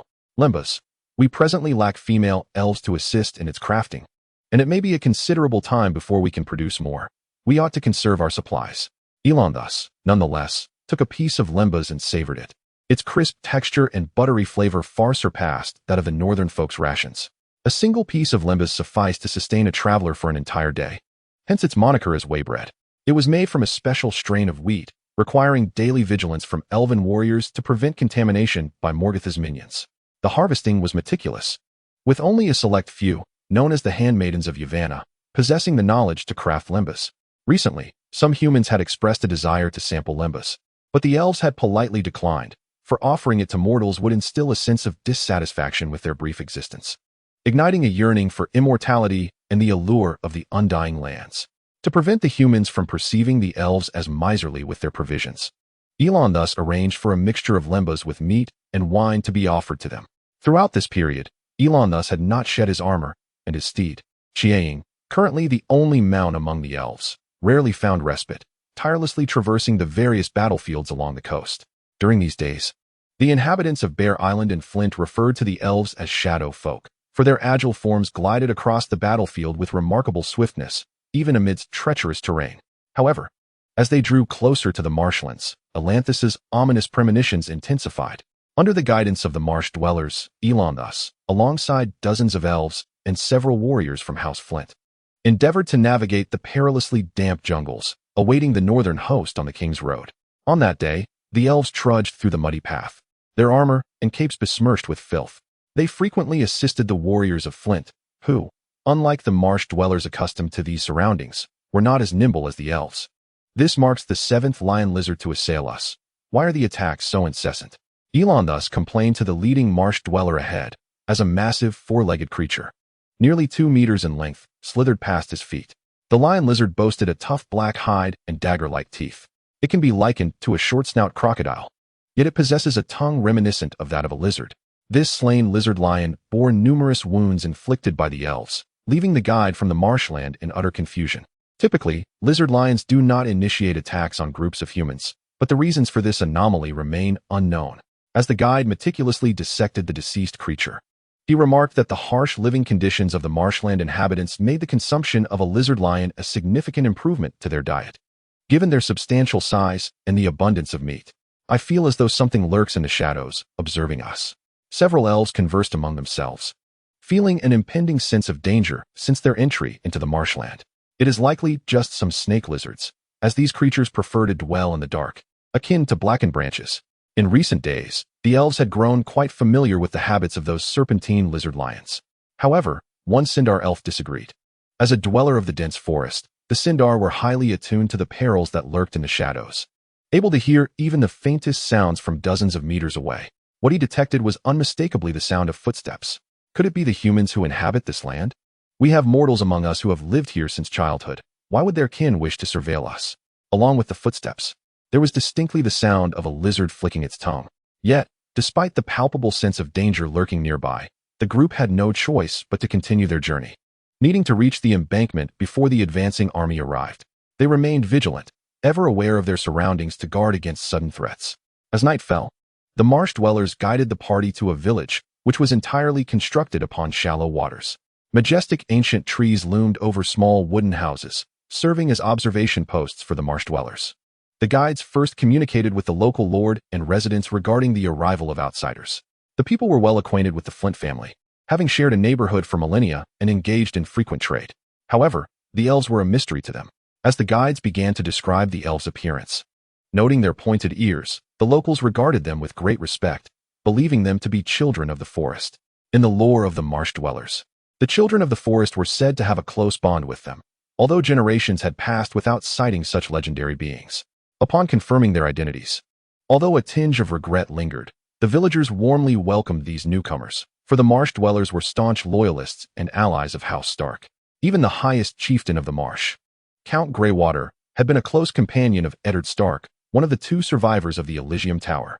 The curious marsh dwellers gathered around the elves, with children clad in coarse linen frocks bouncing about, their faces smeared with dirt. As night deepened, most villagers had retired to sleep, leaving only a few to stand watch. The village felt particularly secure that evening, for not only were there sentinels from the marsh dwellers stationed in the trees, but the Flint family and elves were also patrolling the grounds. Yet, amidst the darkness, swift and delicate footfalls echoed around the village. These figures possess the appearance of reptilian creatures akin to lizards, yet they traverse on 2 legs, their forelimbs having evolved into hands, each wielding a variety of weapons, ranging from rudimentary blow darts to slender bronze spears. What brings these sharp-eared, fervent beings to this place? One of them, a leader known as Shurjin Ku, adorned with a crimson crown, expressed his puzzlement to those beside him. From birth, he was destined to be different, for at times, A single hatching from the incubation pool would yield only one lizard instead of the usual multitude, chosen by the ancient sage.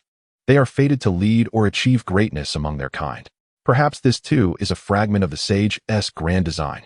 After all, those sharp-eared beings were also crafted by the sage. A lizard warrior, brandishing a bronze short spear, offered his perspective, deeming it reasonable. Yet, those sharp-eared beings seemed to have forgotten their creator, instead venerating the so-called elven deities. Could such a race truly be part of the sage's plan?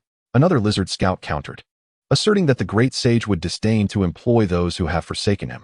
As for the lizard leader, Kalak, a mere 2 centuries old, he harbored a distaste for the sharp-eared beings, having fought against the fallen, known as dark elves, along the coast of Lucia since his birth. Nevertheless, he recognized that many among them also opposed the sage's formidable adversaries. Kalak did not perceive the taint of corruption or the essence of the sage's great enemy within these elves. Furthermore, they coexisted harmoniously with the humans inhabiting this swamp. Though caution was warranted, as the prior assaults on elves by lizard lions had been orchestrated by lizard priests. Upon their arrival, Kalak and his kin had observed the humans, initially enraged by their predation of cold-blooded beings. However, upon reflection, he realized that this was no longer Lucia, nor even the former world, and chose to dismiss the matter, recognizing that humans too acted out of survival. In the ensuing days, the lizards resided on a floating isle not far from there.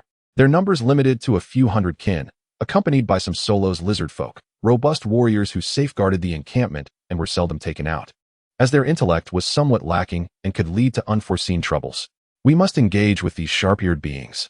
Reminiscent of the ancient times when elven magic was imparted by the great Sherlon, Kalak articulated his thoughts to his subordinates. A man of action who promptly set his plans into motion. He soon dispatched a lizard scout, more agile than the average lizard folk, skilled in employing poisoned javelins, darts, and blow darts to assail foes. This astute lizard scout camouflaged himself as an ordinary large lizard, stealthily crawling beneath the water's surface, gradually swimming toward a wooden dwelling he had observed by day, where the leader of the fervent, sharp-eared beings resided. He wished to avoid causing a commotion, yet the offspring of the primordial were not easily manageable. As the spirit lizard ascended the wooden platform, it was soon discovered by a tailor's sprite. At first glance, it seemed merely a rather large lizard, but upon closer inspection, it bore peculiar attributes typically possessed by sentient beings, such as weaponry. Consequently, 2 nearby sprites were summoned, approaching stealthily without uttering a sound. However, the actions of the lizard man were rather peculiar. Instead of brandishing a weapon in preparation for combat, he approached the door of Elon thus, and politely knocked. This left them perplexed, yet they readied their bows and aimed. Kalak had also observed that the pointed-eared beings had detected his dispatched skirmishers, yet no alarm was raised. He instructed his spirit lizards to prepare for battle, but not to engage. With 2 consecutive knocks resounding, Elon thus opened the door, having sensed the presence of the spirit lizard as it approached. He unsheathed his longsword, prepared to engage should any hostility arise. As Elon thus gradually opened the door, he discerned the identity of his visitor. The sprite recognized yet another intelligent being resembling an animal, much like the rodents seen in Winterfell. Upon perceiving no intent for aggression, Elon thus fully opened the door, especially with 3 sprites already aimed at the diminutive, lizard-like creature. "What brings you here?" Elon thus inquired, voicing his confusion. The lizard man, with a raspy voice, uttered incomprehensible words while gesturing towards the distant forest and extending an invitation. Elon thus understood that this was an invitation for a visit. However, such a bold approach seemed unwise. Thus, he softly beckoned the 3 sprites behind him to join, urging the other sprites within to emerge as well. He also roused those still slumbering, maintaining vigilance as he followed the spirit lizard. In a spacious clearing, Elon thus encountered the leader of the lizard folk, adorned with a red crown and numerous brass embellishments. This appearance evoked memories of ancient inhabitants from the so-called New World, who similarly favored adornments crafted from brass or gold, their styles bearing a striking resemblance. Kalak, observing the arrival of the hot-blooded kin, noted their evident distrust of the great ancient saint's offspring, as sprites continued to knock their arrows. He reluctantly spoke, "Hot-blooded kin, we harbor no malice. Please have your followers lower their weapons. I am curious about the origin of your people, the Asur. I know not what you mean by Asur. Moreover, how is it that I comprehend your language?" Elon thus pondered, bewildered, for although he was entirely unfamiliar with each word uttered by the lizard man, their meanings manifested vividly in his mind. Kaluak seemed to intuitively sense something, quickly tilting his head. his cold-blooded reptilian eyes wide open as he spoke. I was correct in my assumption. Just now, my subordinate, the priest, examined you, and as elves, you exhibit no affinity for the winds of magic. You have yet to respond to my inquiry, yet it appears you have encountered elves before? Elon thus was perplexed by the situation, for these lizard folk seemed oddly familiar with elves, referring to them as a soul, and he was curious about what the winds of magic were.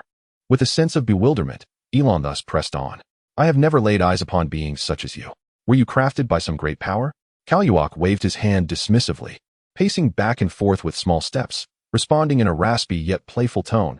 Take your time, elf. Although you are not the soul I am familiar with, merely sharing similar biological traits, I have yet to introduce myself. He then emitted a series of unique rhythmic calls before continuing. We are a race created by the great ancient sanctuary, born to execute the grand design of the ancients. You may refer to us as the Shurjian. As Elon thus listened, he noticed pairs of eyes, akin to those of the lizard folk, gleaming from the depths of darkness, resembling yellow gemstones in the night, which heightened the vigilance of the elves. Do not be alarmed. I merely wish to prevent them from lurking in the shadows and earning your trust. He urged them to continue.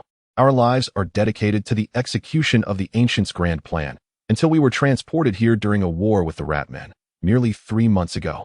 I believe I have encountered those Ratmen you speak of. However, they have since been burned and buried. Elon thus interjected. Kaluak appeared pleased. Is that so? Yet you have not introduced yourselves. I am Elon thus, a Noldor elf from a realm known as Arda. I presume it is not the same as yours. By the way, what exactly are these Asul you mentioned? Are they akin to us? Elon thus expressed all his confusion and, finding a place to sit, urged the other elves to lower their weapons and cease their vigilance. Asul, as they are referred to by our human counterparts, are indeed elves. They, too, are creations of the ancients and collaborators in the grand design. However, you are entirely distinct from them. I can sense the immense power you possess, yet it does not emanate from the winds of magic or psychic energy. In the ensuing time, Kaluak elucidated the nature of the ancients, the winds of magic, and introduced various races inhabiting the world of the lizard folk, including the Ratmen Elon thus had encountered in Winterfell, whose descriptions matched perfectly. What intrigued the elves the most were those races also referred to as elves, their appearances strikingly similar, yet their lifespans paled in comparison to the nearly immortal Firstborn.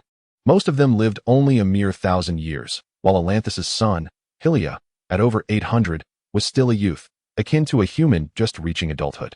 Upon learning that in another realm, some elves had succumbed to darkness, pursuing slaughter and extreme hedonistic pleasures, wreaking havoc and depriving other sentient beings of their freedom, either sacrificing them or forcing them into labor, all elves were taken aback.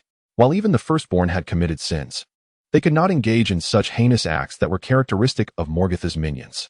Witnessing the astonished expressions of these elves, Kalak realized that despite the existence of war and bloodshed in the world inhabited by these tall, immortal beings, it paled in comparison to the horrors wrought by the Firstborn throughout millennia, where countless races had been obliterated. However, the current elves had no vested interest in conflict with the Firstborn, making bloodshed unnecessary. This realm was also unsuitable for the lizard folk, being teeming with humans, and their continued presence here would inevitably lead to discovery. Ultimately, Elon thus and Kalak reached an accord.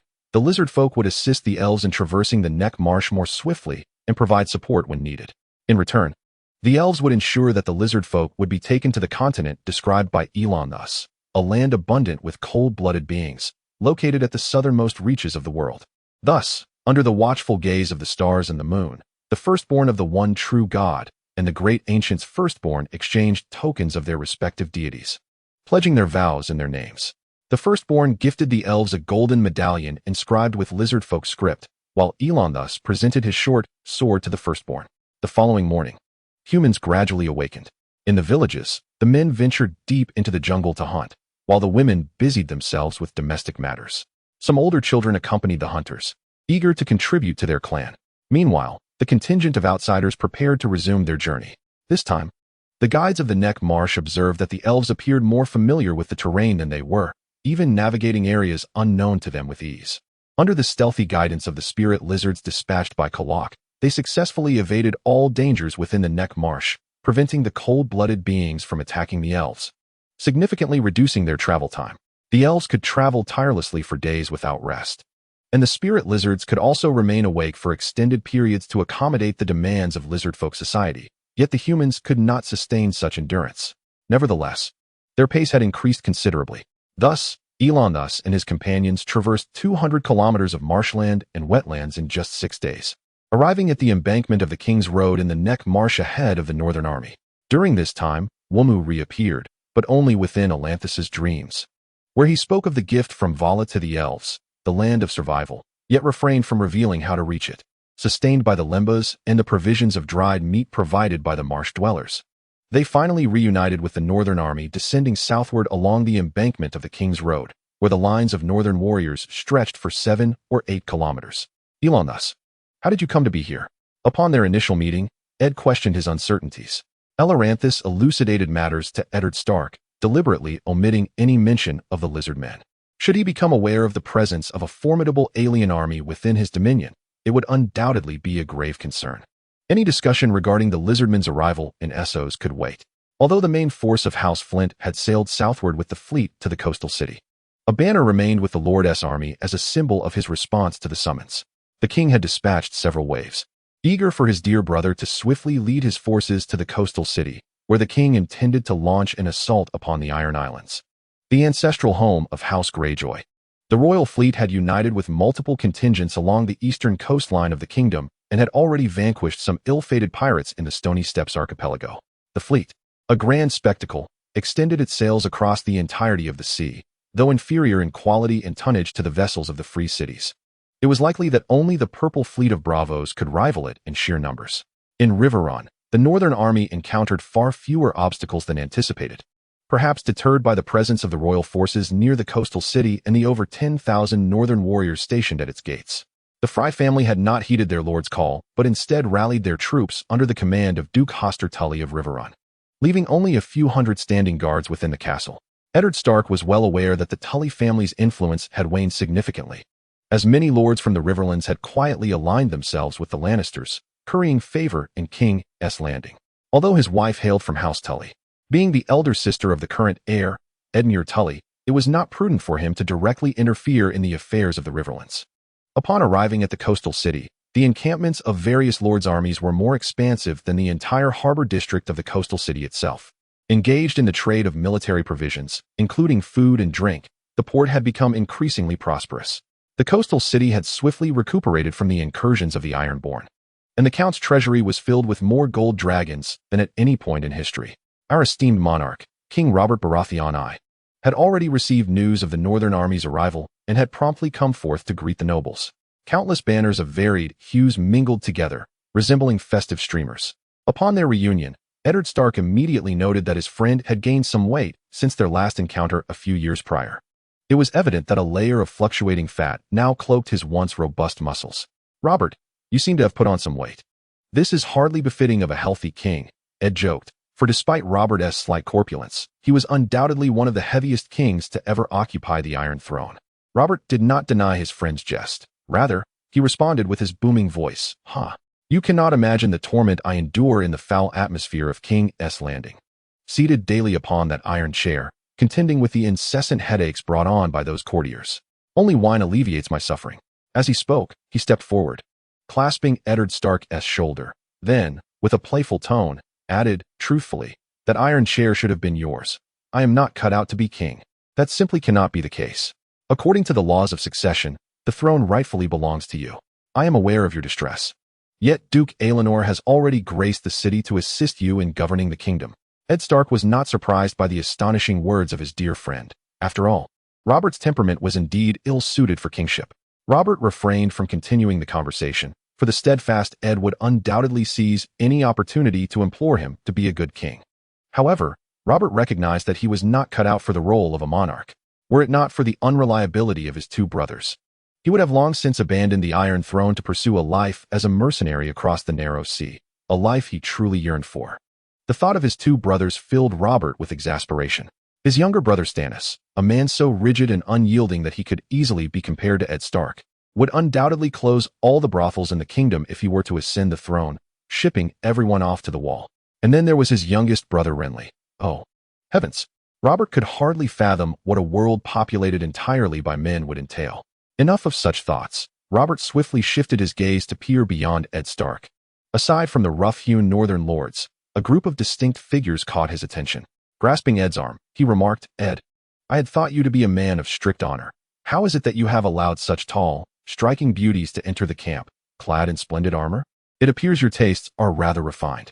Ed Stark, knowing his friend's unreliability all too well, could only offer an exasperated explanation. "They are the elves I mentioned in my letter, and, moreover, they are all men."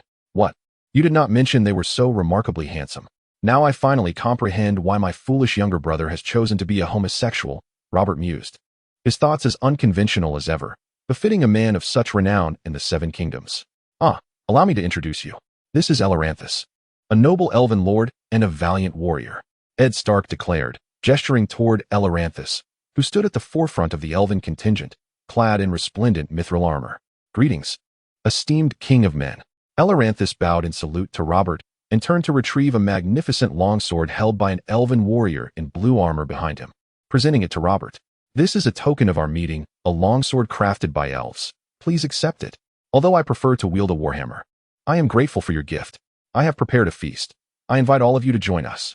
Robert chuckled as he accepted the elven offering, quickly passing it to a servant behind him, for as a king, he had encountered far more exquisite swords than this one. He invited all the elves to the banquet, captivated by the sight of each elf adorned in luxurious armor, exuding an extraordinary presence, all tall and robust, and presumed to be noblemen of their kind. On the way to the banquet, Eddard Stark discerned that Robert was disinterested in the gift bestowed upon him by Elrond. Yet he still cautioned his dear brother to ensure that the elves were not slighted. "Robert, that longsword is crafted with the unique artistry of the elves, surpassing even Valyrian steel in both hardness and sharpness, seemingly imbued with magical potency. Is it truly so? There exists weaponry superior to Valyrian steel? How do you know this?" "Elrond also gifted me a blade, which I compared with ice. Its speed and smoothness when slicing through ordinary steel were swifter and more refined than ice itself. During the initial testing, it even severed the longsword of Ser Wendell, compelling Eddard to purchase a sword forged by Elrond to compensate Lord Grey, delighting him for a considerable time. The longswords presented to Eddard Stark and Robert were all weapons brought from Arda by Círdan and his kin. The Swan ship delivered a wealth of supplies, including 300 sets of Noldoran armor and weapons, 200 Teleran bows with thousands of arrows, and 100 Valinorian longswords. Elrond had inquired with Círdan about the Valinor kin, receiving the response that nearly none chose to traverse to this new realm. They remained faithful companions of the mighty beings of Valinor, however, to demonstrate support for his lineage. As the elves venturing into this other world were not solely to unveil their own symphony, but also to fulfill a mission entrusted by Eru Ilúvatar, even though the specifics of this mission had yet to be revealed to the elves. Thus, Elrond deliberated and decided to bestow several long swords upon the most esteemed mortals. In exchange for resources and goodwill, a most advantageous transaction. As they made their way to the feast, all eyes were fixed upon the elves, and the noble women accompanying them were elated to discover that the company was exclusively male. Though some unfriendly remarks toward the elves were uttered, Elrond and his companions paid them no heed. Upon receiving such precious gifts, Robert would not permit anyone to insult his esteemed guests, commanding his men to deal swiftly with the insolent.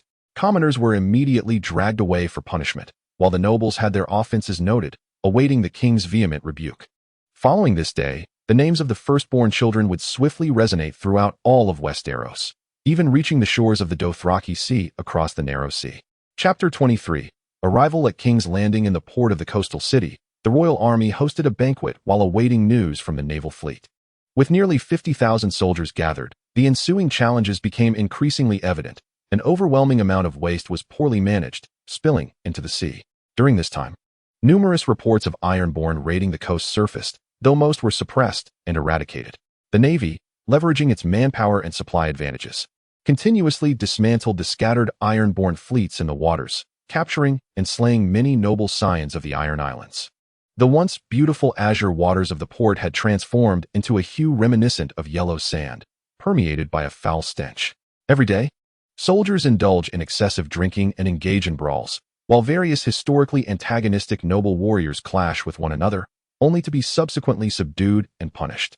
Knights often challenge each other to duels for a myriad of reasons, and our king, upon hearing of these events, gathers a large entourage to observe, seemingly reveling in the chaos. During this tumultuous period, the fleet from Bear Island, led by Kildan aboard the Swan ship, finally made its way south to the coastal city, encountering only sporadic Ironborn vessels along the journey. The elves continuously interacted and traded with mortals, offering not only forged weapons, but also exquisite jewelry. Strangely, Elon thus and his companions captivated not only mortal women, but also certain men with peculiar tastes. In contrast, Kildan, the only bearded elf, attracted only human women. However, any harassment from mortals towards the elves was met with minor retributions from the Firstborn, gradually improving the situation. At last, a swift Royal Navy ship docked at the harbor of the coastal city, bringing tidings from Fairy Island. The news exhilarated the entire royal army, as they would no longer be confined to this dreary place, engaging in mundane skirmishes, but could unleash their fury upon the Ironborn on their desolate isle. Stannis led the royal fleet in a strategic encirclement and annihilation of Balon's Iron Fleet, capturing Balon's brother, Euron Greyjoy. Robert opened the envelope from the envoy and, upon reading its contents, rose in joy to share the exhilarating news with all present. With the destruction of the Iron Fleet, the threat to the Iron Throne had vanished, and Balon's downfall was imminent. All attending nobles expressed their delight, some even flattering the king as if they were jesters in the court, eager to curry favor. A few attributed the entire victory to the king's sagacious leadership, despite his continued indulgence in debauchery in the coastal city, nearly overshadowing the true strategist, Stannis Baratheon, the king's younger brother and commander of the royal fleet. However, these were mere distractions. Lord Eddard Stark, the Duke of Winterfell, was primarily concerned with swiftly quelling the rebellion. With the main Ironborn fleet now vanquished, a peaceful resolution to the insurrection would be most desirable. Everyone, please quiet down and lend me your ears. With the Duke of Winterfell's declaration, the raucous nobles ceased their incessant chatter, recognizing the significance of his words as the head of one of the most powerful families in Westeros and the king's close confidant. Yet Robert, oblivious to the decorum, jested. Eddard, what do you wish to propose? Shall we discuss how to drag Balon Greyjoy from his crumbling stone chair? Laughter erupted, accompanied by Robert's spittle flying from his mouth. Eddard Stark calmly articulated his thoughts and addressed Robert, saying, Robert, I believe it would be a far better choice to persuade Balon to surrender through peaceful means. After all, his fleet has been decimated, and I trust the Greyjoys are intelligent individuals. Although Robert was not particularly fond of such an approach, he recognized the validity in his brother's words and did not oppose Eddard's suggestion. He replied, Eddard, you are quite right. I shall immediately send a messenger to Balon. If he chooses to surrender, his punishment shall be mitigated. However, should he persist in rebellion, he must not blame me for my lack of mercy. Yet, despite these words, Robert secretly hoped that Balon Greyjoy would refuse to capitulate. 10 days later, the Iron Throne's goodwill was met with a swift response. The Ironborn assaulted the king's envoy and fed the letter of surrender into the messenger's mouth, forcing him to retreat in disgrace to the port city of Seagard, where he embellished the tale of his misadventure to the king. Upon hearing this news, Robert was not angered. Rather, he was immensely pleased. He retrieved his long-neglected warhammer and began to swing it about, inadvertently injuring a squire in the process. Regardless, the camp outside Seagard buzzed with excitement as countless soldiers prepared their gear, while the royal fleet's transport vessels continuously arrived at the harbor, laden with fully armed soldiers and knights who had discarded most of their war horses. Jaime Lannister, having been slighted by Robert, chose not to board the same ship as the king who had sworn fealty to him. Instead, he embarked on a vessel named the White Stone, accompanied by a contingent of Lannister red cloaks. As he stepped onto the ship, Jaime caught sight of elves boarding a magnificent white swan ship nearby and paused to observe in awe. What a breathtaking and noble swan ship. I would willingly be taken as a slave if only to board it, would I not, brother? Just as the esteemed Kingsguard was about to resume his ascent onto the sailing vessel, a familiar voice filled with jest echoed from behind him. Jaime turned, lowering his gaze to see his brother, Tyrion. Tyrion, what are you doing here? Jaime exclaimed, awakening from his reverie as he quickly crouched down to embrace his younger brother. Tyrion Lannister. Tyrion was the third child of Tywin, yet, apart from his strikingly bright blonde hair that almost appeared white, he bore little resemblance to a Lannister. His stature, a result of being born a dwarf, had not increased since he was 10 years old. His legs were short and deformed, his head disproportionately large, his forehead prominent, and his appearance quite unattractive, with one eye dark and the other of vibrant green. Tyrion returned the embrace, though his short arms could not encompass Jaime's broad, golden-armored chest, and he resorted to repeatedly patting his brother's chest in return. My dear brother, as you are well aware, I have been captivated by the legendary creatures chronicled in books since my youth. The tales of a talking mouse, said to dwell in King's Landing, stirred an excitement within me, prompting my departure from Casterly Rock. However, it wasn't long before I was met with news of an attack on Lannisport. As Tyrion spoke, he attempted to extricate himself from his brother's embrace, for Jaime's body was encumbered by iron, making the contact with Tyrion's diminutive form rather uncomfortable. While passing through the bustling city of Bull's End, I heard whispers of intelligent beings in the coastal city, entirely unlike humans, akin to the fabled children of the forest and giants. Yet, they did not claim that all of them towered so high. This sparked a tinge of envy within me towards these elves, prompting a chuckle from Tyrion, who continued to jest about their stature, each one merely a tad shorter than the mountains of magic. He also took the opportunity to bid farewell to his beloved brother. Despite the strained relationships he shared with his sister and father, Tyrion's bond with Jaime ran deep. From a young age, Jaime had shown remarkable care for his brother, even drawing his sword to protect Tyrion when others would hurl insults at him. Jaime understood that although Tyrion often jested about his own height and appearance, he was deeply affected by such mockery.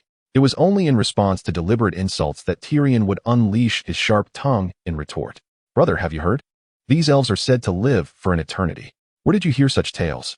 Jaime inquired, for during his extended stay in the coastal city, he had never encountered such information.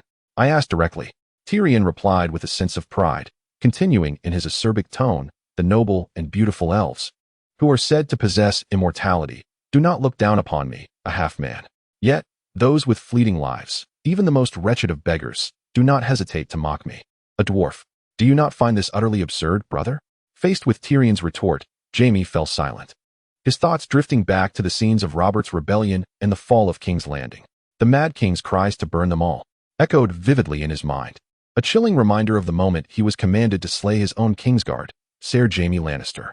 The title of Kingslayer, a moniker of mockery, would be forever inscribed in the annals of history. As the ship prepared to set sail, Jaime had no choice but to bid farewell to Tyrion, for the Iron Men awaited his sword. "Brother, you must engage with those elves. Inquire if there are any female elves among them. I am curious to see if men are so handsome, what their women might resemble." The mere thought sends me into fits of laughter. Duke Stannis of Dragonstone had already seized Great White, though under the name of his brother, King Robert.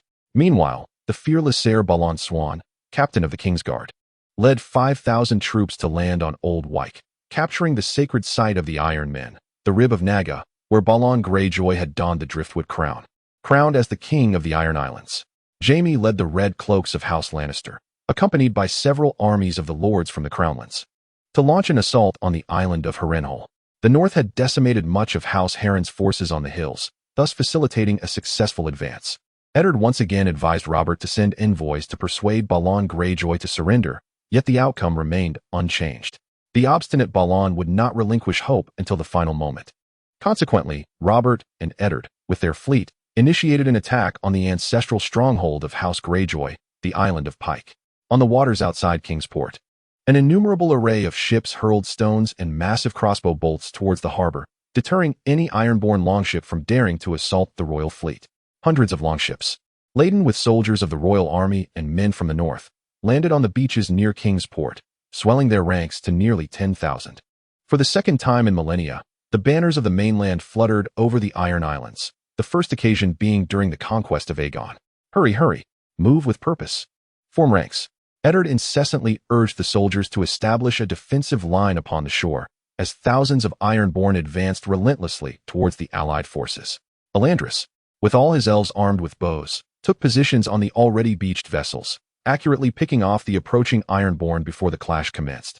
The warriors of Bear Island, led by their chieftain Jorah, charged forth with axes and shields, well versed in the enemy's tactics from years of warfare against the Ironborn. Validating their oft-repeated adage, each warrior from Bear Island could match 10 from the mainland. The Knights of Storm's End surged ahead, clad in shining silver plate armor and draped in yellow cloaks adorned with the stag's crown, wielding long pikes in a formidable line, advancing with heavy, resonant footsteps that left behind the cries of the Ironborn. Balon had committed nearly all of his forces, including the crew aboard his flagship. These elite guards, donned in the rare double-layered heavy armor among the Ironborn, wore heavy chainmail beneath dark-scaled armor, their visages obscured by monstrous helmets that revealed only their eyes, their faces and necks enveloped in dense iron rings.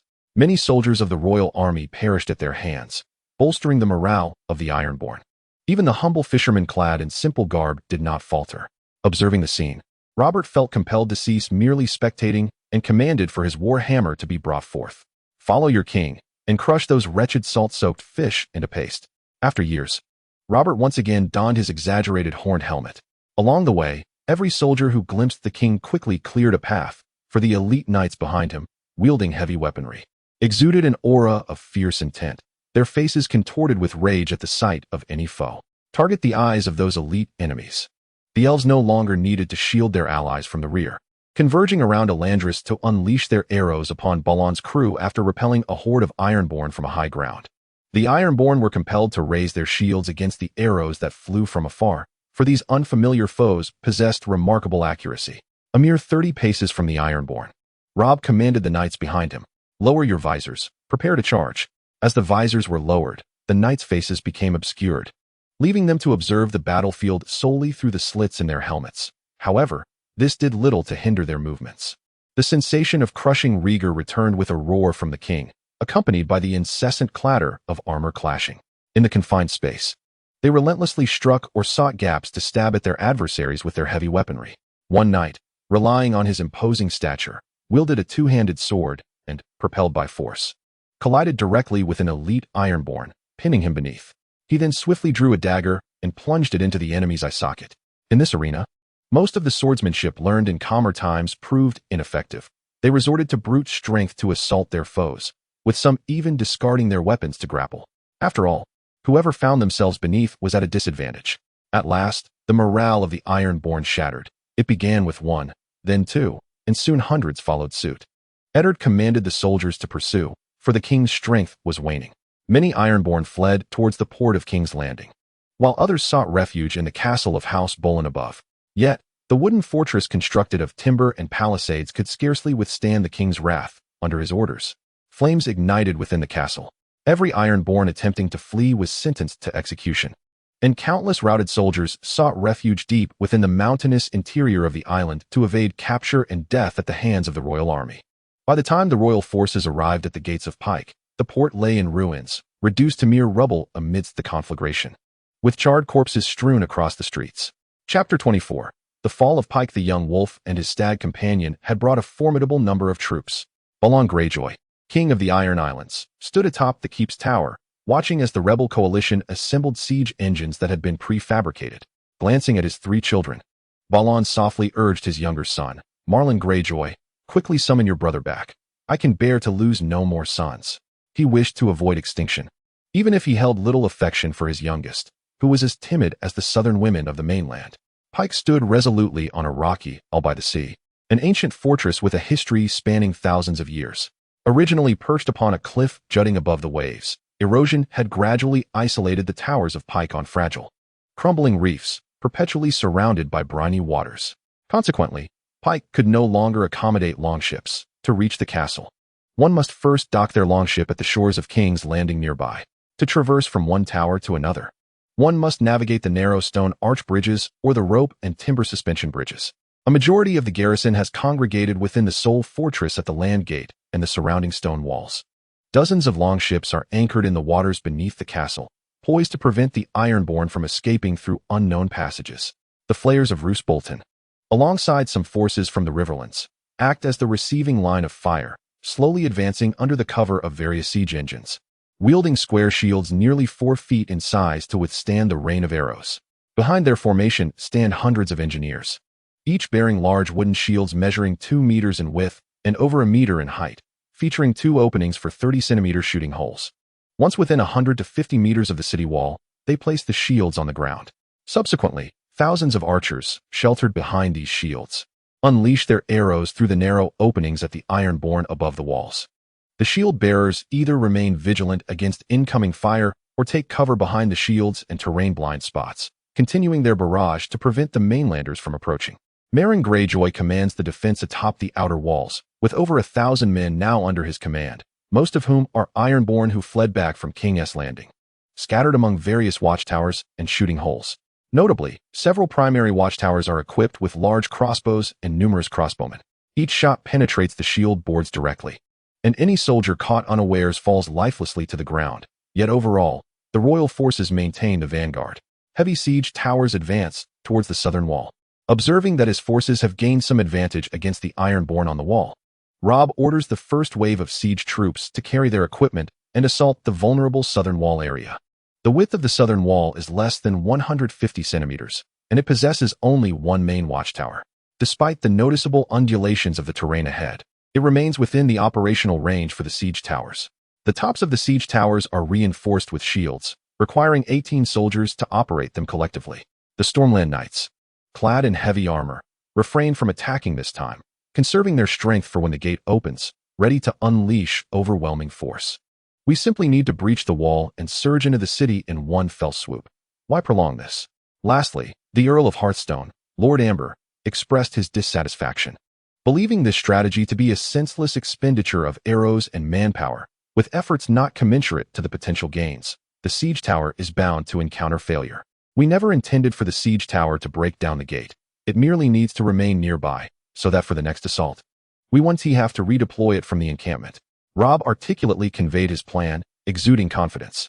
As we breach the castle walls and enter the fortress, we shall find ourselves embroiled in a fierce contest. The connecting bridges between the towers of Pike are exceedingly narrow, allowing for a meager defense that is easily held yet difficult to assail. Our primary objective is to eradicate as many of the Ironborn's fighting forces as possible, for we possess nearly 10 times their numbers. Should our ranks prove insufficient, we can call upon the Navy for reinforcements. We must rely on our superior numbers for relentless assaults, ensuring they receive no respite, keeping them in a perpetual state of tension. Once the Ironborn are depleted and severely fatigued, we shall shatter the walls and seize Pike in one decisive stroke. Thus, we shall swiftly extract Balon from within. The sea breeze dances upon the island, as elves stand upon a hill, employing their exquisite archery to strike at the Ironborn within Pike. However, the arrows crafted by the artisans of Tellery are limited, compelling them to utilize human shafts. Ultimately, these so-called Ironborn are beleaguered, compelled to survive through plunder. A tradition forged over millennia of raiding. Childern spoke to Elon thus, who wholeheartedly concurred, unless the dire circumstances of the Iron Islands are altered. Even the complete annihilation of House Greyjoy and their driftwood crown would yield another family to don another crown. Elon thus understood who could provide a resolution. Yet even if the Valar were inclined to assist, what standing do the elves have to beseech the powers of Valinor? In this moment, Elon thus longed for the manifestation of his intrinsic essence, the power of an Ainulindal, yet found it sealed within his mortal form. At that moment, the horn sounded once more, as Robert dispatched a second wave of troops to relieve the frontline soldiers. Upon hearing the mortal's horn, Elon thus commanded the elves to cease their archery. After all, even the elves require rest and sustenance. Under the special attention of the Duke of Winterfell and the king, the elves' provisions were more abundant than those of the common soldiers, surpassing even the rations of lower-tier knights. Each day, they enjoyed ample supplies of sheep's milk, wine, bread, and smoked meats. Elon thus bartered with a Valyrian short sword to secure the Count of Greenhaven's provision of wine, vegetables, and fruits for the elves during the war, as well as acting as an agent to sell elven-crafted weapons and jewelry. The 100 elven artisans remained in the coastal city, establishing a workshop and supplying the demands of human nobility at high prices. Many young nobles and knights, unable to procure the rare and irreplaceable Valyrian steel weapons, flocked to the merchant shops of Greenhaven Island upon hearing of exquisitely crafted and beautifully adorned weapons. Though they could not compare to Valyrian steel, they were affordable for those with a little coin and outperformed other ornate weapons available in the market. After 3 consecutive days of relentless assaults, even during the night, we unleashed a torrent of ranged fire upon the castle gates and several other fortifications, reducing many parts of Pike to shattered remnants and crumbling walls. The resolute Balon, fully aware of his inevitable defeat, remained unyielding. Many of the Ironborn, reluctant to perish alongside their lords, sought refuge beneath the moonlight, plunging into the sea from the islands, hoping to escape through swimming.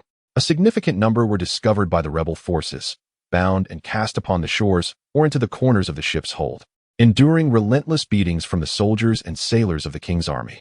At this juncture, the morale within the city had plummeted to its nadir. Their forces and defenses were critically diminished and shattered. It was time for the final confrontation.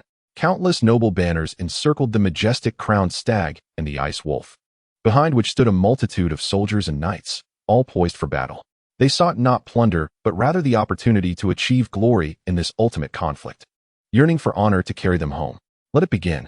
With Robert's command, an array of siege engines, unlike any before, targeted the city walls and watchtowers surrounding the gatehouse. Leading the charge was Jorah Mormont, flanked largely by fearless Bear Island warriors, with one notable exception. A uniquely garbed warrior wielding a flaming longsword closely followed him. Who could this be? The elves were captivated, for the burning sword was conspicuously eye-catching, a rare sight indeed in Arda, where such weapons were typically the domain of Morgoth's minions. Several zealous Noldor warriors even drew their long knives, brandishing ornate leaf-shaped shields, intending to apprehend him, but were promptly halted by Elrond. The precise circumstances were unclear, yet he appeared to be an ally. Inquiries could be made of the mortal kings and dukes after the battle. Now was the moment for us to illuminate this island with the glory of our Firstborn. The sound of the sword being drawn and shields clashing against breastplates resonated as synchronized footsteps began to echo. The children of another world raised their spears high and leveled them, advancing behind their leader towards the lair of the mortal pirates. The main watchtower has collapsed. A shout erupted from the crowd, and the resounding crash of the structure echoed in their ears. Almost immediately, a section of the city wall, approximately 7 to 8 meters wide, began to crumble under the assault of the counterweight trebuchets. The warrior with the flaming sword stood nearby, brandishing a round shield, alerting his comrades to evade the falling debris, including Jorah Mormont. "Good luck, foreigner," Jorah called out to the similarly sparse-haired warrior beside him, who wielded a flaming longsword.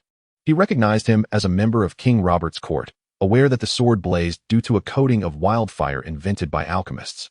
Soros reciprocated the concern, for in his homeland of Meereen, few had shown him such regard, let alone since being dispatched to Westeros to propagate the faith of the Lightbringer. "I know, Northerner." Onward we march. Meanwhile, at the king's encampment, a multitude of court members surrounded Robert, while Eddard stood at the forefront, surveying the battlefield. Soros, with his flaming sword, boldly charged into the city, closely followed by Count Jorah Mormont of Bear Island. Robert's herald returned with intelligence from the front, reporting that the rebels had recently breached the city walls and that the siege engines had arrived at the gates. They urged for the gates to be opened swiftly, allowing their forces to seize the city more rapidly and fully exploit their numerical advantage. Eddard Stark, anxious, commanded the herald to return to the battlefield. After all, there was only one breach, and their advantage in numbers was not yet apparent. At that moment, the Iron Men, fiercely defending the gates, hastily gathered at the breach, determined to prevent the royal army's entry. Among them was Balon Greyjoy's second son, Marlon Greyjoy, joining the fray. The two sides clashed at the narrow opening in the wall, each relying on the scant space to wield their weapons. Only Soros, wielding his wildfire sword, instilled fear among the Iron Men, who hesitated to approach, wary of the green flames that could engulf them. Then, a shout rang out. Marlon had fallen. He had been struck by an arrow. It was then that they noticed a group of tall, robust warriors clad in ornate armor had taken position on the wall, raining down arrows upon their foes. The morale of the royal army surged as they shouted, "The foreign elves have slain Marlon Greyjoy." All the Iron Men heard this, and with their prince's downfall, their last vestiges of courage dissipated. One by one, they began to flee, discarding their spears and shields, leaving only their close-quarters swords and axes for self-preservation. The herald returned periodically with updates on the battle, while the royal banner advanced steadily. Had it not been for Eddard's intervention, Robert would have already seized his warhammer to join the fight. "We have breached Bloodkeep, but face fierce resistance. The elves have spotted a figure surrounded by many atop the main keep's tower, suspected to be Balon Greyjoy. We have secured all of Bloodkeep and are assaulting the arched bridge leading to the main keep. The stone bridge is too narrow to allow many troops to pass. We need large crossbows to break the Ironmen's lines." When the herald arrived once more, he rushed excitedly to the king and the Duke of Winterfell.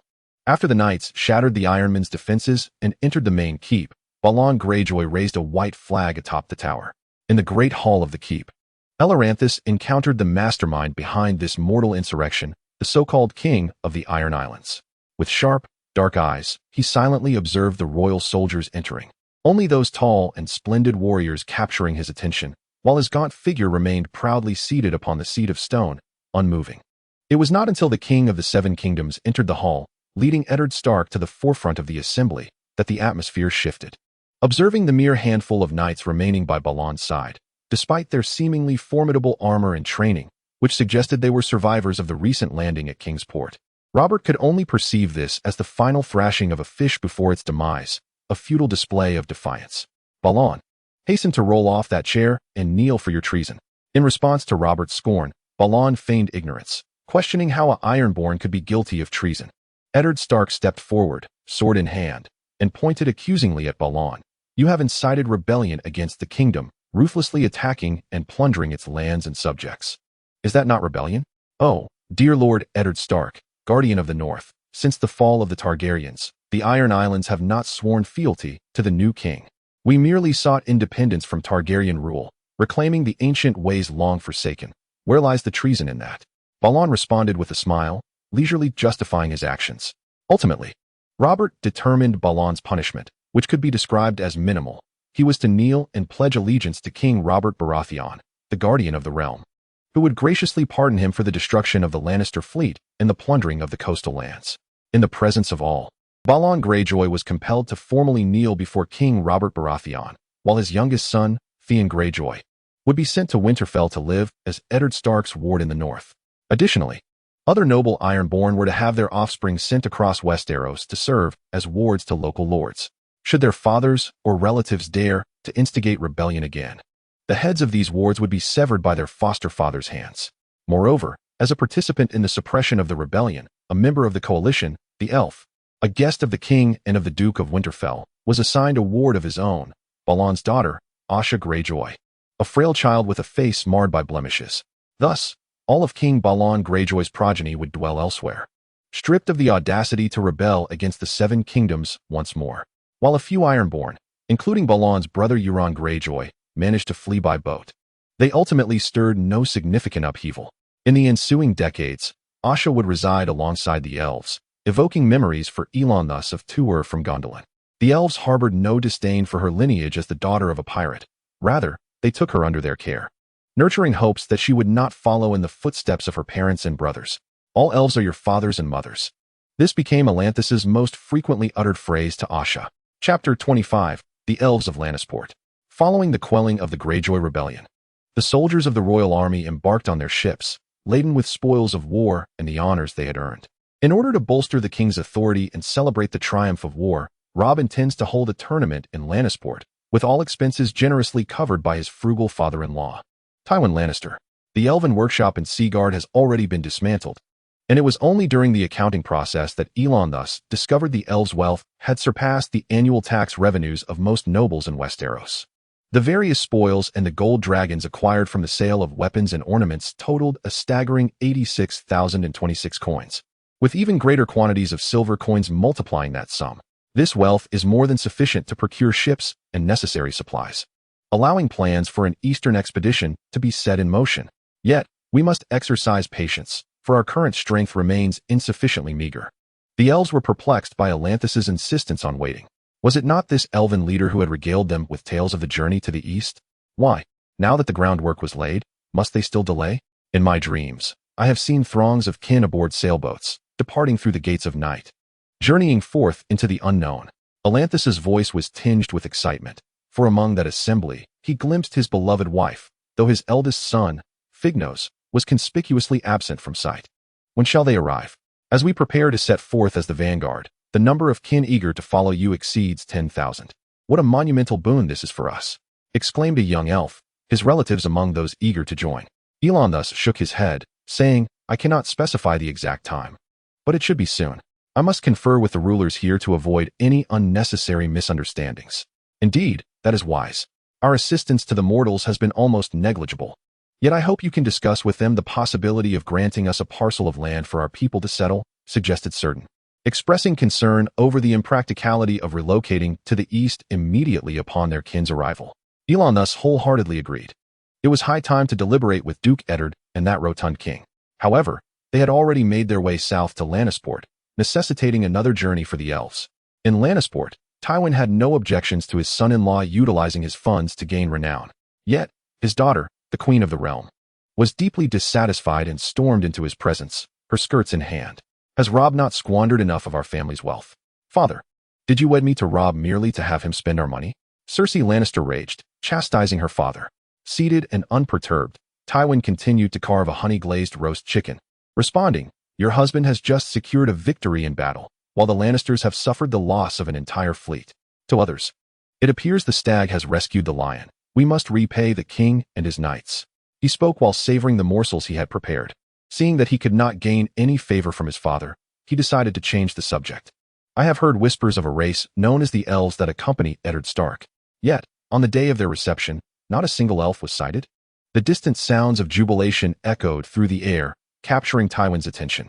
He set aside the 2 knives he had been handling and rose to the window. After a moment, he turned back with a smile directed at Cersei. The elves you mentioned may have already arrived, and perhaps we were not informed. Is that so? I have heard they are all as beautiful as women, she replied eagerly. I shall go and meet these elves at once. With that, Cersei lifted her skirts and departed swiftly from Tywin's chamber. Let us also see if those elves possess pointed ears. Indeed, my lord. Thanks to the ravens sent to Eddard Stark in advance, the king and the folk of the north were already aware of the elves' arrival. When a grand white swan ship appeared at the seaside, nobles who had participated in the defense of Pike recognized it and reported to the king. Countless noble knights and citizen mercenaries crowded the port, causing a brief chaos, but under the management of the Red Priest, order was gradually restored. In recent days, tales of the elves had circulated among the soldiers and nobles who took part in the war. Young women were particularly eager to see if the elves truly embodied the tall and exquisite beauty of legend, including some men with peculiar tastes. As the ships docked, the banners of the Firstborn once again graced the lands of Westeros, marking their debut in a great human city. Their beautiful visages emerged once more before the eyes of the world, seemingly radiant under the sun, though it was the sacred light of the dual sacred trees. Robert advanced ahead of the crowd, for Elandris had written that he came as an official envoy of the elves to negotiate with the king. Eddard followed closely behind. Since the appearance of the omen at the coast of the Streamlands, the Duke had become a follower of the powerful beings of Valinor. Guided by Elandris to worship the one true God, Elandris was now not only his friend but also a guest of the realm and a guide of his faith. Robert held great admiration for these valiant and tall elves. During the siege of the coastal city, he had assumed they were merely figures clad in resplendent armor. With excitement, he exclaimed, envisioning the elves outmatching the knights in the tournament, a first in the history of Westeros for another intelligent race to participate.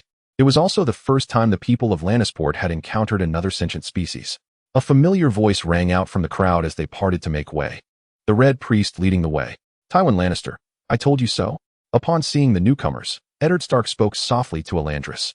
Although Eddard had recounted nothing but unflattering remarks about this Duke of Casterly Rock, the ruler of the western lands, propriety must still be observed. Elon thus led the elves before Tywin, and adorned in resplendent mithril armor, he performed a gesture of respect. Esteemed Duke, I have heard of you from Lord Eddard Stark. Tywin responded with a smile. I, too, have heard of you from my younger son, who described a splendidly attired dwarf you may have encountered. Tywin's words instantly reminded Elon thus of a short human he had met in the coastal city, whose initially unsightly visage had misled the elves into thinking they had encountered an orc. Nevertheless, upon further acquaintance, they accorded the diminutive man the respect he deserved, with one young elf finding him quite intriguing and engaging in extensive conversation.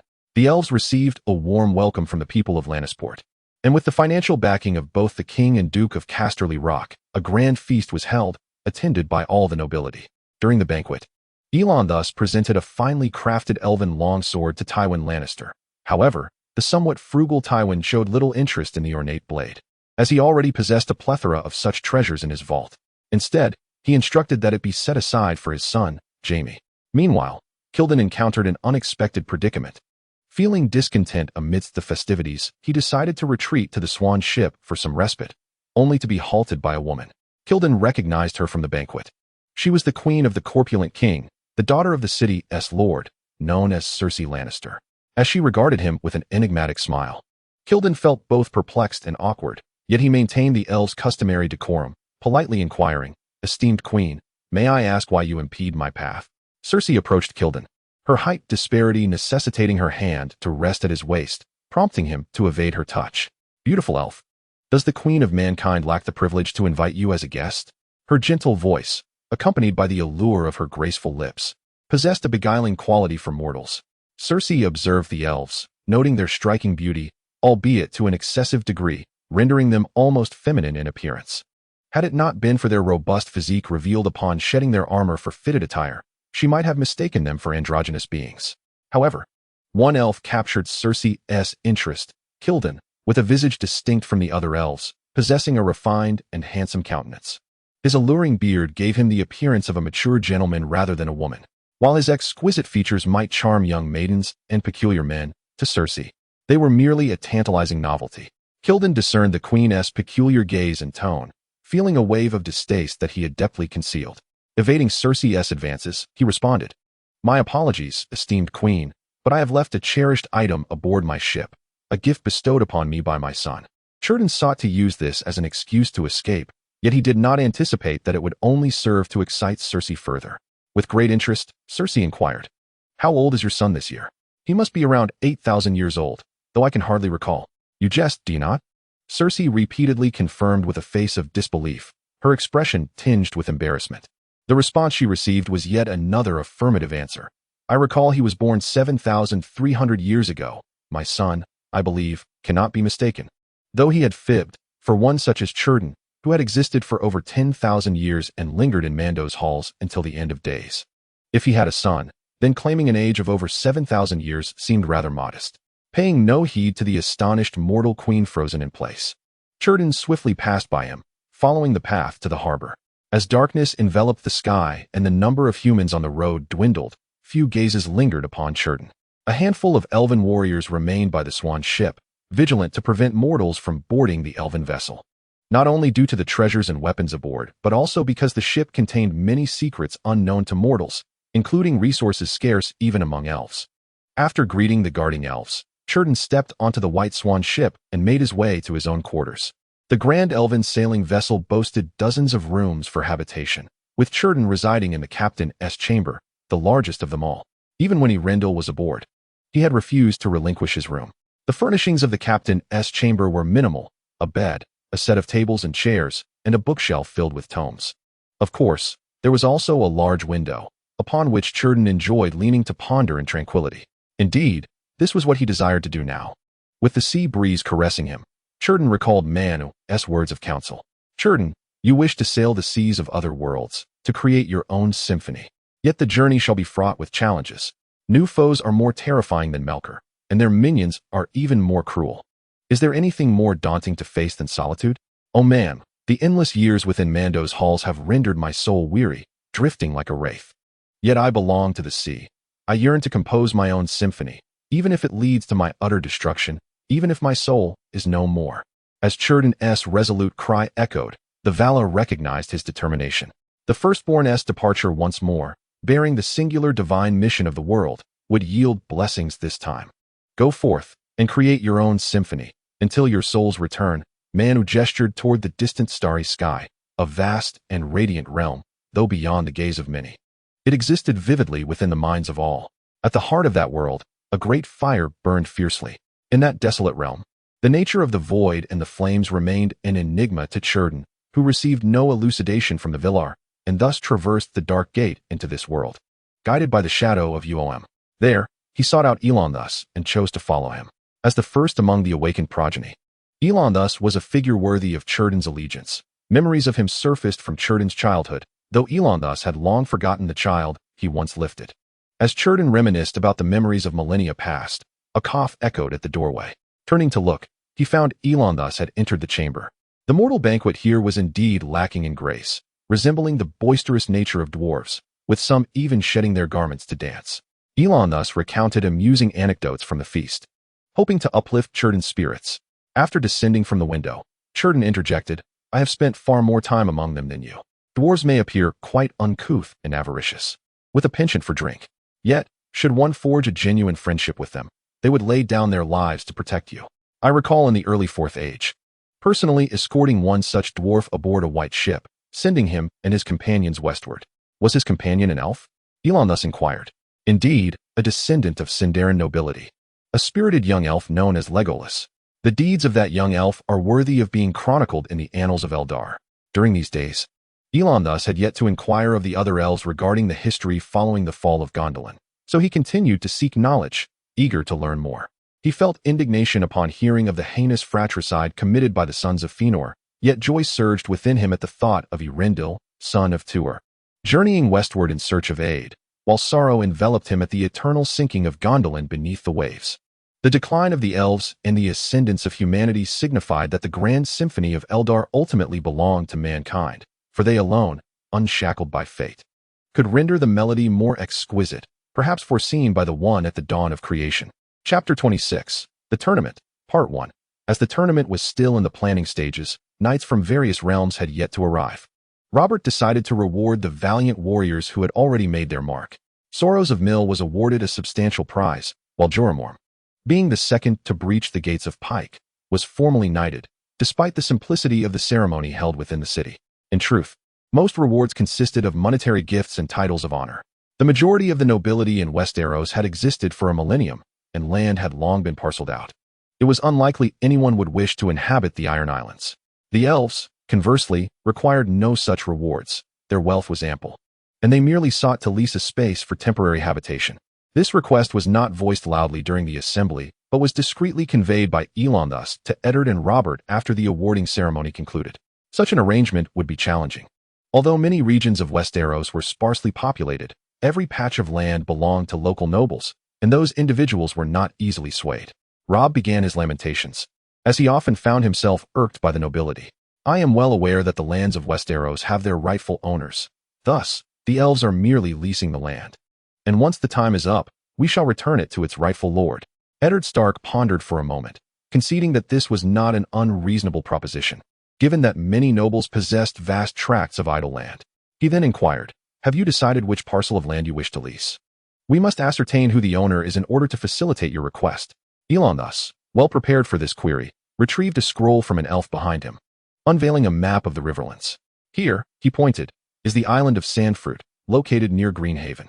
I have learned that this island is relatively small, measuring approximately 3.2 miles in length from north to south, and 4.1 miles from east to west. It is a slender isle. His finger traced the small island south of Greenhaven, reputedly the source of the Redwine family's sandfruit. Indeed, it was suitable, for the sandfruit yielded little profit for the Redwine family, as the wine produced from it was rather unpalatable. Robb, having tasted sandfruit wine in his youth, found it inferior to ale and had since abstained from it. Eddard Stark and Elon thus deliberated on seeking out the Earl of Greenhaven, Ser Paxter Redwine, during the upcoming tournament. This naval commander had posed considerable challenges to his current superior, Stannis Baratheon, during the Usurpers' War.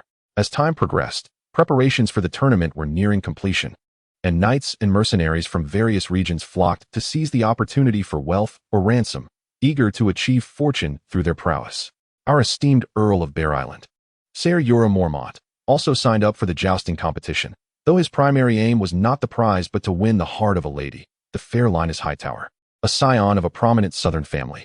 Upon their first encounter, our Earl was utterly enchanted, even requesting a token from her to wear during the competition. As the crowd gathered, the seating in the arena filled rapidly, and the throng produced an unpleasant odor. Welcome to our beloved king and the beautiful queen. After a series of speeches from the host, Tywin Lannister, he introduced the king and queen to the audience, even making special mention of the elves invited to the tournament. The citizens of Lannisport had grown accustomed to the presence of elves in the streets purchasing supplies, yet they remained curious whether any elves would participate in the tournament today. Regarding the jousting event, Elon thus had not dispatched any participants, as the elves, upon learning the rules, expressed little interest. However, a few Noldoran elves did partake in the team mock battles, utilizing weapons provided by Robb. The competition commenced with individual foot battles, an event that, despite its modest prize of 5,000 gold dragons, similar to that of archery, was a favorite of Robb. This was largely due to the unfortunate mishaps that often occurred on the field. The participants were typically wandering knights and mercenaries, many of whom could not afford fine steeds. Attendants, or the servants required to maintain their lances, thus rendering them ineligible for the lance duels. Their possessions generally consisted of little more than their armor and weapons, a small pouch of coins, and a humble nag. However, this situation fostered an atmosphere of fierce competition, as each contestant employed every means at their disposal to vanquish or even slay their opponent, resulting in a remarkably high casualty rate. Notably, there was a mercenary who, upon his adversary falling, continued to assault him with a flail, relentlessly striking at his head, causing gasps of horror from the spectators. With many young women even succumbing to nausea, Robb particularly favored these brutal mercenaries, often rewarding victorious fighters with a bonus and sometimes expressing interest in recruiting them. bestowing knighthood upon those who were not already of noble birth. Among the competitors was one who exhibited exceptional combat prowess, seizing an opportunity amidst his opponent's attack to thrust the pointed base of his fan-shaped shield directly into the adversary's neck, rendering him briefly unconscious before delivering the fatal blow with a dagger. Throughout 23 rounds of individual foot battles, the mortality rate soared to 20%, with nearly every combatant sustaining injuries. The elves, dismayed by the barbarity displayed by humanity, vacated the arena mid-competition, unwilling to linger, except for Elon thus, who remained in the VIP section, engaging in conversation with Eddard Stark as a sign of respect for humankind. Following the individual battles, the subsequent day heralded the group simulation battles. Many participants from the individual contests returned, some still bearing their wounds. The elves were scheduled to compete in the third match, featuring 3 teams of 15 members each. The use of ranged weapons and heavy blunt instruments, such as flails and maces, was strictly prohibited. Among the elves' opponents were 2 organized groups. One was a knightly order from the Riverlands known as the Whitewood Company, identifiable by their shields adorned with white wood designs. The other was a mercenary band called the Golden Tooth Company, whose members were distinguished by the gold inlays on their teeth, with a greater number denoting higher status. Due to a shortfall in their ranks, the elves' team included 5 human warriors, who, due to their noticeable height difference, were unable to form a shield wall and thus operated as skirmishers, waiting for the opportune moment from the rear. As the elves donned their resplendent armor in various hues, wielding uniquely shaped leaf-patterned shields, and marched in perfect unison, the audience erupted into murmurs of admiration. Behold those elves, their steps are so harmonious. Indeed, they are truly magnificent. The excitement was palpable, particularly among the noble women, who waved their handkerchiefs in delight, confronted by the tall, elegantly attired elven warriors. The eyes of the remaining 2 teams began to gleam with anticipation, as if they had conspired in advance, aligning themselves in unison to face the elves. Each team consisted of at least 6 individuals wielding polearms, the most formidable of blunt weapons, optimal for delivering devastating blows when one-handed heavy weapons were unfeasible. Cagran, advance slowly and let them initiate the attack. Aim to incapacitate half of them in a single strike, murmured Mifid, a warrior of the Jinhua clan, to her companions. Mifid had once fought alongside Lord Grofindel of the Jinhua clan at the Chrysorn Pass, ultimately succumbing to an orc ambush and plummeting down a cliff. Although victory for the Firstborn was practically assured, the elves resolved to eliminate the majority of their adversaries swiftly and decisively to minimize casualties. As the horn for the competition sounded, the entire arena erupted into frenzied cheers, even the typically genteel noblewomen joining in the raucous cries until the venue reverberated with a singular chant, "Slay them." The elves surveyed their surroundings. Though they had witnessed similar scenes in yesterday's match, standing upon this grand stage felt as if the world had forsaken them. The mortals who usually treated them with kindness now yearned for their demise, merely because they had placed bets on the outcome, with scarcely anyone wagering on their victory. Save for the knights and nobles who participated in the Battle of Pike City. Curse it, snap out of it. I placed my bet on you. With a furious shout, the elves finally snapped to attention, turning to face their foes, only to find the polearms within arm's reach. Raise your shields. As seasoned warriors with centuries of combat experience, responding to enemy assaults had become second nature. Even when faced with fully armed ogres, they remained formidable. Yet they were unfortunately overwhelmed by a double assault from their fully equipped adversaries, resulting in injuries, including one warrior sustaining a facial gash. "Cover me, take them down," shouted the leader of the Whitewood Brigade, the Golden Tooth Company. Just as the audience believed the alien elves were faltering, those who had placed bets erupted in ecstatic cheers for their chosen teams. Meanwhile, the human warriors supporting the elves prepared to advance, but what transpired next was astonishing. With a thunderous force, the elves deftly deflected the incoming blades and harnessed their impressive strength. Some struck their foes upon the head, causing them to stagger away in pain. Yet most wielded their overwhelming power to send the haughty Balin knights and cunning mercenaries sprawling to the ground or rendered immobile with fear. It was not until Mifid positioned her longsword before a mercenary's helmet, aligned perfectly with the eye slit, that she warned, "One step closer, and you shall be stained with blood. I surrender, I surrender." The rapid, labored breaths of the mercenary reached Mifid's ears, followed by a low, pitiful murmur of desperate pleading. The remaining knights and mercenaries, witnessing their fallen comrades' cries of anguish, realized that the scales of victory had never favored them. It was absurd for them to remain so deluded. Thus, they laid down their weapons, understanding that their lives held greater value than any ransom. I am now your captive. The mercenary captain gestured towards himself and his fallen comrades. You may propose a reasonable ransom, but let me remind you, we are but mercenaries and cannot afford much. He then pointed towards the knights of the Whitewood faction. You may seek more from them. After all, those river dwellers are quite affluent. For Mifit and the other elves participating in the contest, thoughts of ransom or reward had never crossed their minds. They understood the rules of the tournament and quickly reached a consensus. Out of respect, each set of armor and weapon would only require a single gold dragon, while the captives would negotiate their own ransom to be handed over to the humans allied with the elves. I hereby declare, the victors of this team simulation match are the elves from a distant land. The results were announced, yet few rejoiced, for many faced substantial losses.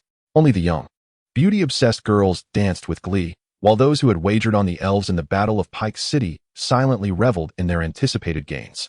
Those who had inexplicably followed the victorious elves and their human allies only then realized the substantial ransom they would receive and how effortlessly it had come to pass. As they observed the elegantly armored foreign guests beginning to depart the arena, Eddard Stark suddenly rose, exclaiming loudly, "Long live the elves!" Under Eddard Stark's fervent lead, the Northerners were the first to respond, for they had coexisted with the elves longer than any other Westlanders, fully aware of their might and the divine protection they bore. Soon, the other participants of the rebellion joined in, along with the youthful maidens, all exulting in joyous shouts. Long live the elves! The blessed of Womu shall triumph! As Eddard Stark rallied the crowd once more, although others joined in the chant, only the Northerners truly comprehended its significance, many having witnessed that majestic figure firsthand. What is Eddard proclaiming? Robert, echoing the cheers, turned curiously to inquire of the Grand Maester Pycelle beside him.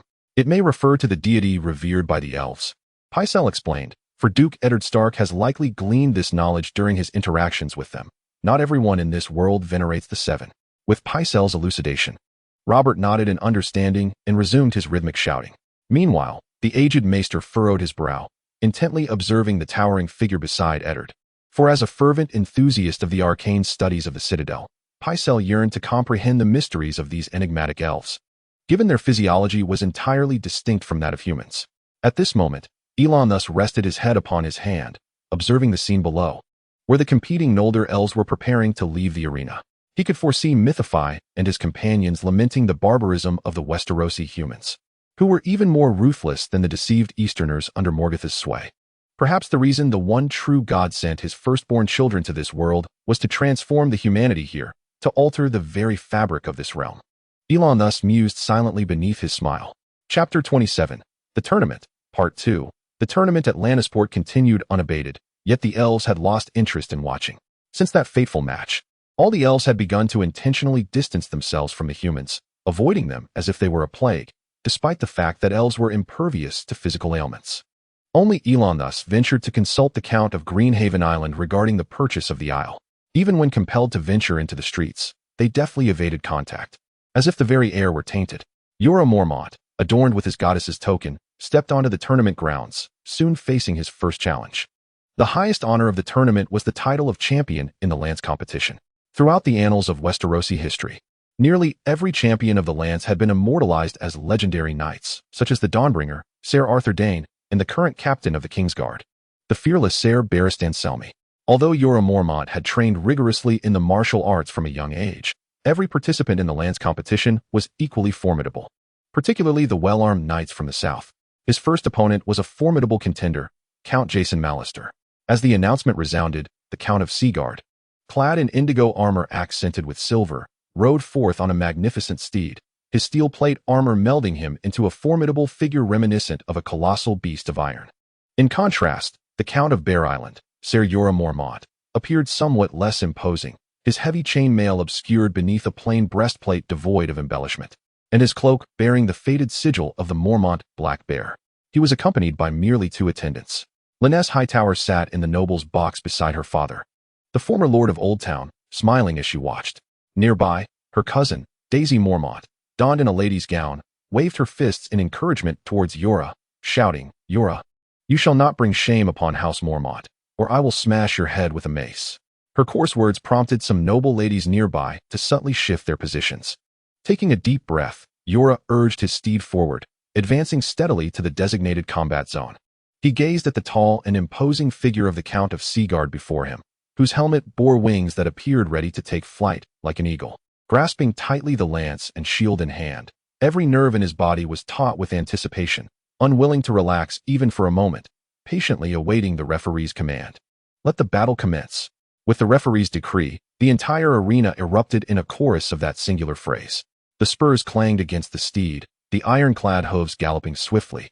The sound akin to a blacksmith's hammer striking the anvil, then lifting again. Raising the shield to shield his body, he leveled his lance, gripping it firmly, aiming for the adversary's head or neck to inflict maximum impact. With a resounding clash of lances against steel, Eru Ilúvatar felt a tremendous jolt to his head, aware that he had been struck, yet his lance had also become lighter, having shattered in his grasp. There are various types of lances wielded by knights, but southern knights, whether in tournaments or on the battlefield, prefer the rear-weighted conical lance, which is prone to breakage. Especially in tournaments, once the lance head is removed, it possesses little lethality. However, on the battlefield, it allows for quick disengagement after breakage, preventing it from becoming lodged within an enemy's body, thus avoiding unnecessary complications. The splintering of the lance signified a hit had been achieved. Fortunately, Eru did not topple from his mount in the first round. Though he endured the pain from the tremendous impact, he quickly regained his balance and urged his steed to the opposite end of the arena. Swiftly turning his mount, he found the Count of Driftmark leaning precariously on his horse, struggling to right himself. Eru sensed that the ancient gods were favoring him, and victory seemed imminent. As the Count of Driftmark readied his lance once more, Eru tightened his grip on a new lance and charged towards him, compelled to engage in combat. With the sound of splintering wood echoing once again, this time it was singular. Eru Ilúvatar had triumphed over his opponent, the former heir to the Iron Islands, Jason Mallister, who had previously been vanquished beneath the castle walls. The crowd erupted in cheers for Eru Ilúvatar, including the person he most wished to see, Lannisport Hightower. In the ensuing matches, Eru Ilúvatar continued to secure victory, even in instances where the odds seemed insurmountable. It was uncertain whether the token from Lady Hightower had played a mystical role, as many speculated it might be due to sorcery. After all, folklore suggested that certain members of House Hightower were adept in witchcraft and magic. Sir Eru Ilúvatar defeated Count Joran Royce. Sir Eru Ilúvatar vanquished Ser Lyman Baratheon. Sir Eru Ilúvatar triumphed over Ser Hosteen Frey. Sir Eru Ilúvatar bested Count Rhaenys. Sir Eru Ilúvatar overcame Ser Lal Corbray. With each announcement of Eru Ilúvatar's victories by the herald, the arena resounded with cheers, as if the championship of the tournament was already within his grasp. And with every win, Eru relished the adoration of the masses, particularly when they chanted his name. As Eru Ilúvatar triumphed over Ser Lal Corbray, he successfully advanced to the final day of the competition. Should he secure another victory against Ser Boros Blunt, his likely adversary in the ultimate match would be a knight clad in white armor and robes, none other than the Kingslayer, Jaime Lannister. Universally reviled by the people of Westeros, yet no one dared to underestimate him. This renowned member of the Kingsguard, celebrated for his striking visage and infamous betrayal, had, at the tender age of 13, claimed victory in a melee tournament as a squire, emerging as the last warrior standing amid a throng of knights. His golden armor left an indelible impression on all who beheld it. Women cheered for his handsome face, while men applauded his remarkable prowess. Eru questioned his own ability to defeat the Kingslayer, for that proud figure resembled a legendary knight. As he pondered, a cacophony of cheers surged around him, startling Eru into awareness that the match had concluded. Jaime Lannister had indeed emerged victorious, as anticipated, securing his place in the competition for the following day. Listening to the jubilant cries surrounding him, Jaime recognized that the adulation was not for him personally. The women rejoiced at his dashing silhouette, while the men celebrated their wagers placed upon him. Deep down, each of them harbored disdain for him, solely because he had slain the king to whom he had sworn fealty. Yet who could comprehend the circumstances of that fateful moment? The haunting memory of Ares II's madness resurfaced in Jaime's mind. He had saved countless lives in King's Landing, yet gratitude eluded him, replaced by a litany of vile epithets. Nonetheless, he harbored no regrets. Unlike other victors, Jaime did not respond to the crowd's acclaim, but instead donned his helmet once more, discarded his shattered lance, and rode back to the rest area, gradually fading from the spectators' view. "Hey, brother." The voice broke through as Jaime wiped the sweat from his brow, instantly recognizing the arrival of his sibling. The diminutive Tyrion Lannister maneuvered his small frame to Jaime's side, his stout legs resembling those of a toddler learning to walk, albeit far more agile. Your moves were quite impressive. I know what you're silently brooding about. Tyrion chuckled, climbing onto the bench where Jaime sat. The title of Kingslayer is merely a label. I trust you had your reasons for slaying the Mad King. After all, that old fool deserved his fate. He patted Jaime's robust shoulder. Regardless, you remain my dearest brother. Look at me. The world may refer to me as the imp, but only when you are not by my side. Yet, I still indulge in wine and women daily, living quite splendidly. In my opinion, brother, you ought to forego that white cloak and relish the comforts of the brothels instead. With a smile, Jaime rose, fully aware of Tyrion's genuine concern for him, perhaps even surmising the reason behind his role as a Kingsguard. While the Kingsguard may not wed or sire offspring, it was not stated that they could not indulge in the company of women. Indeed, that was the case, though the identity of the woman in question was anything but ordinary. In the darkness, Jorah Mormont sat at his desk, gazing at the token of affection bestowed upon him by his beloved, a splendid violet ribbon, intricately adorned with 6 exquisite dark red crescent moons. Ever since Lannisport gifted him this silk ribbon, he felt as though his strength had been augmented. He yearned for victory, not solely for the joy it would bring, but also as a means to draw nearer to his beloved. If you truly possess miraculous powers, please continue to bless me. Lannisport, I shall adorn you with a garland of flowers. He whispered to the ribbon, as if it could hear his entreaty, until drowsiness enveloped him, and he soon succumbed to slumber. The smile gracing Jorah's face in sleep revealed the presence of a delightful dream, one that fulfilled his desires, where he caressed Lannisport's milky skin. Yet, the 6 crescent moons on the violet ribbon resting on his desk emanated a faint glow. Meanwhile, in a chamber brimming with opulence within the Hightower residence, Lannisport Hightower stood before a peculiar and uniquely shaped statue. The dim candlelight illuminated her milk-like complexion and striking visage. This was not a deity worshipped by the common folk, with a recognizable form, but an enigmatic entity whose name remained unknown even to its supplicant. I hope Jorah Mormont emerges victorious, for then I shall don the crown of the Queen of Love and Beauty, basking in the envy and adoration of all women, and those rewards shall also be mine. Ha ha. Lannisport mused softly, praying to herself, well aware that the strange statue before her defied the 7 gods. Yet, if it could fulfill her desires, why not offer worship? Perhaps to render her jealous rivals disabled or disfigured, or to compel the men who fell at her feet to bring her everything she desired. As the sound of splintering spear echoed through the air, Jorah Mormont triumphed over Ser Boros Blunt, advancing to the finals, where the next clash of spears would determine the champion. The grand finale of the jousting tournament had commenced, featuring the contestants, the Bear Island's own Ser Jorah Mormont and the illustrious Kingsguard, Ser Jaime Lannister. As the announcer declared the final contenders, the audience erupted in fervent cheers for their favored knights. Kingslayer, Kingslayer. As before, Jaime's supporters comprised nearly all the women and fervent gamblers. Great Bear Mormont, Mormont. All the Northerners rallied behind Jorah, including King Robert himself, who harbored no fondness for the Kingslayer, followed closely by the young prince, Joffrey Baratheon, who echoed the cheers in admiration of his father. The golden-haired young prince, despite possessing a peculiar temperament and character that starkly contrasts with that of his father, harbors an unwavering admiration for him, an admiration that persists even though his father desires his failure, preferring instead the nurturing care of his uncle. Amidst the fervent shouts and anticipations of their supporters, the 2 knights gradually rode their steeds into the arena. Under the watchful gaze of the beloved, the horses began to gallop, as Jorah sought the adoration of the enthralled Lannisport, while Jaime pursued the honor he coveted for himself, along with the pride of his younger brother and sister. Crash! The lances shattered, yet neither knight faltered, not even swaying. They swiftly retrieved new lances from their attendants and spurred their steeds once more. Bang! In the second round, their lances clashed violently, splintering upon impact without either knight being dislodged. In the third and fourth rounds, still, neither fell, even as their steeds began to pant with exertion. Jorah's arm, gripping the lance, was adorned with a vibrant purple ribbon, tightly wound around his arm guard, while the excess fluttered behind him in the tempestuous wind of their gallop, rendering him a figure reminiscent of ancient legends. In the 5th, 6th, and 7th rounds, after both had shattered 7 lances, their stamina began to wane, though it was evident to the onlookers that the usurper appeared in slightly better condition. O gods, grant me victory. Lannisport, I shall crown you with the laurel of triumph, enhancing the allure of your beautiful golden locks. In the 8th round, their lances broke once again, yet neither knight succumbed to the ground. It seemed as though the old gods had heard Jorah's plea, Or perhaps it was Linessa's fervent encouragement from the stands that invigorated the Count of Bear Island, who roared defiantly, brandishing his lance forward. The sound of the lance's shattering echoed once more. However, this time the usurper was struck, leaning backward as if to tumble from his steed, while Jorah remained steadfast atop his mount.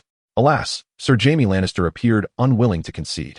With a clatter of armor against the ground, the usurper fell, yet he quickly regained his footing. Sir Jaime Lannister called for foot combat. Usurper. The crowd erupted in frenzied cheers, for a call for foot combat invariably promised casualties. Stop, stop, stop! The voice of King Robert Baratheon, ruler of the Seven Kingdoms, boomed from the dais, prompting the referee to sound the horn of cessation. The arena fell into an abrupt silence, including the two knights charging towards one another, who swiftly steadied themselves, thankfully avoiding collision. The king's voice resonated once more. He glanced at the usurper and declared, "The outcome of the contest has been determined." As the audience buzzed with confusion and anxious anticipation, the king slowly raised his hand and pointed towards Jorah Mormont. "I declare that the champion of the lance competition at the martial arts tournament is Ser Jorah Mormont." With the announcement of the results, all those who supported Jorah erupted into fervent cheers, with the Northerners being the loudest among them. "Now, let the champion place upon your queen the crown that symbolizes love and beauty." Eddard Stark was acutely aware of his unpopularity with Robert, had it been a foot battle. Victory would undoubtedly have been his, for the usurper possessed such confidence. Yet, he could do naught but remain silent and watch as Jorah rode forth, receiving from the hands of the attendants the crown of love and beauty, which he ultimately placed upon the golden hair of Lyness Hightower. The cheers of Jorah Mormont echoed for a prolonged duration, resonating into the heavens above. Chapter 28. The visit of Tywin Elonthus and the elves did not attend the final lance competition, as they were occupied with procuring supplies and purchasing a parcel of land during that period. Elonthus and Childern conferred about establishing a permanent workshop in Lannisport, leaving behind a few elven artisans and warriors to reside there. Meanwhile, Duke Eddard Stark was compelled to return swiftly, for not long after his departure. News arrived from Winterfell that his wife was once again with child.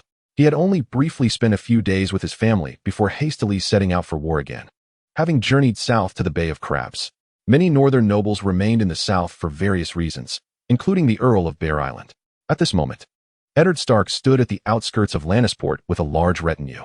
The king and the Duke of Casterly Rock, accompanied by numerous kin and nobles, had come to bid farewell. Although Tywin bore a dislike for Eddard Stark, the basic courtesies of nobility still necessitated a degree of decorum. "My Lord Eddard, based on my understanding of young Shirya, he likely hasn't yet tired of his time in Winterfell. I hope you will look after him. I shall write to him, instructing him along with Robb and the other children. I shall do so, it is my duty. I look forward to our next meeting, Lord Elonthus." Eddard Stark grasped Delanthus's hand, yet the towering elf made Eddard, who stood at a mere height of around 6 feet, appear childlike. Even though the disparity in age was indeed evident, the farewell between Eddard Stark and the king was markedly warmer, as the two robust men embraced each other passionately, exchanging heartfelt sentiments. Meanwhile, Queen Cersei Lannister stood expressionless beside her father, observing with the young prince. If he could be so enthusiastic with another man, why didn't he seek out his attendants to serve him during the night? Cersei openly lamented to her father about her husband. For nearly every night Robert summoned the whores from outside the Red Keep to his neighboring chamber, indulging in debauchery. Tywin toyed with his ruby ring, maintaining a composed smile as he softly responded to his daughter. "The stag and the direwolf may share a bond, yet ultimately, it shall yield no favorable outcome. You must quickly conceive another heir for your husband. Only thus can your family command greater influence within the court of the Red Keep. When the time comes for you to be pregnant again, I will have a reason to arrange for more individuals to enter the realm of King's Landing. After all, it is for the safety of the royal lineage." To this, Cersei could only respond in a low voice filled with anger, expressing her disgust at the thought of that corpulent man atop her. "He is also your husband. The Lannister family requires a queen and needs more heirs bearing the blood of the lion. For Tywin, the power and honor of the family are paramount, eclipsing all else. He harbors disdain for his youngest son, not only because the boy's birth resulted in the death of his wife, but also due to the disgrace that would befall the family if he were to inherit Casterly Rock. Meanwhile, his eldest son has renounced his claim to the throne, choosing instead to serve as a member of the esteemed Kingsguard in that red castle. Though Tywin is just over 40, his life has been rich with experience. He once managed all of Westeros as the second most powerful man in the Seven Kingdoms. Having dealt with his father's failures in his youth and obliterated a family that defied Casterly Rock's commands, consolidating the Westerlands into the mightiest territory of the realm. He also commanded the demise of his closest friend's daughter-in-law and grandson, whose underling brutally murdered the infant and assaulted the noble lady before silencing her forever. Ah, the king. The progeny of the lion has indeed shed blood. The farewells outside Lannisport lingered for a long time, as many had gathered. Not solely the company of Eddard Stark from the north. Elandris returned to his abode, a place acquired by the elves for 3,000 golden dragons, boasting over 100 rooms and accommodations for 300 individuals. The adjacent estates were also purchased by the elves, totaling over 5,000 golden dragons. However, upon returning to his chamber, he was soon informed of a visitor, Duke Tywin of Casterly Rock. Apart from their initial greetings and the gift of an elven longsword, their interactions had been minimal. Thus, the timing of his visit was perplexing, especially considering he had not set foot here during the lengthy tournament. Elandris instructed the guarding elves to allow Tywin entry, though it seemed he needed no guidance, strolling as if he were at home. Duke Tywin, you seem quite at ease. As if you were in your own residence. Elandris jested upon their first encounter, feigning familiarity with Tywin. The Duke, equally at ease, took a seat, crossed his legs, and surveyed the surroundings before addressing Elandris. I possess the blueprints for every dwelling here. I reviewed them prior to my arrival. Indeed, he was an insufferable human being. Elandris had never encountered such a discourteous individual, having heard tales from Duke Eddard about this man. Might I inquire as to the purpose of the esteemed Duke of Casterly Rock gracing my humble abode? Elandris was aware that a figure of Tywin's stature would not visit without reason, especially since the elves were not well acquainted with him. I have heard that you have rented a small island from the Green Pavilion? Yes, is there an issue? Why does it seem that this human is somewhat meddlesome? Tywin smiled and replied, no problem, but I can offer you a far superior option. Superior? What could this human possibly desire? Is it wealth? Yet this man before me possesses several mountains of gold mines, and should not covet the few gold dragons held by the elves. Indeed, compared to a small island beyond Chinting Island, a territory boasting an excellent deep-water harbor appears to be of far greater value. And my demands are only slightly higher than those of Count Redwine. Tywin regarded Elon thus earnestly and proposed his thoughts. I simply require 100 sets of weapons and armor, more exquisite than what you currently offer, akin to those you employ, along with your trade qualifications. Tywin had tested the longsword gifted to him by Elon thus. It was sharper and harder than the Valyrian steel he possessed, effortlessly severing a Valyrian dagger from the treasury. He had also purchased a weapon crafted by the elves during the tournament, which, while not as splendid and resilient as the one bestowed upon him, had only left a slight nick on the Valyrian steel. Why does Lord Tywin believe that his price is only marginally higher than Lord Redwine's? I perceive it to be considerably more. A somber voice emanated from Tywin. In the Westerlands, there are no secrets for me, and my lands are not leased. To fortify House Lannister, a small cost is worthwhile, especially when compared to the potential gains. It is practically negligible. Do you think it possible to spy on the Firstborn of the true God? I am curious where you gleaned the terms of our negotiations with Count Redwine. Was it from a young squire in his entourage? Regarding the human schemes, the Firstborn was utterly indifferent, only slightly intrigued. Thus, Elon regarded Tywin Lannister with amusement. Let Lord Elon think as he pleases. Can we proceed with our discussion? I wish to observe the conditions there. After all, our contributions are considerable. Although 100 sets of weaponry are trifling for the once mighty elves, now they number only 500. With merely 100 skilled artisans who cannot swiftly deliver such items. The harbor lies 230 nautical miles west of the Hall of Chickens, an island with a breadth of 14 leagues and a maximum depth of 11 leagues. This dwarfs that so-called Sandfruit Island, featuring a deep-water harbor exceeding 3 leagues in width. Tywin retrieved a map from his attendant and pointed to an island not far from Lannisport. There are also several small islands nearby that could be offered to you. Elon surveyed the island, and upon understanding the particulars, he indeed found it superior to the one belonging to the Redwine family, primarily due to its vast size. Given that this place is so advantageous, why would Lord Tywin offer it to us? Moreover, this island does not appear on the map of the Seven Kingdoms. The geography scholars of the Learning City could not possibly be aware of every island. Although this particular isle boasts a splendid environment and is part of the Western Territories, it fell into the hands of the Ironborn decades ago. Since then, it has served as a transit point for them, and following the ravages of war, it now likely harbors only the frail and the aged remnants of their forces.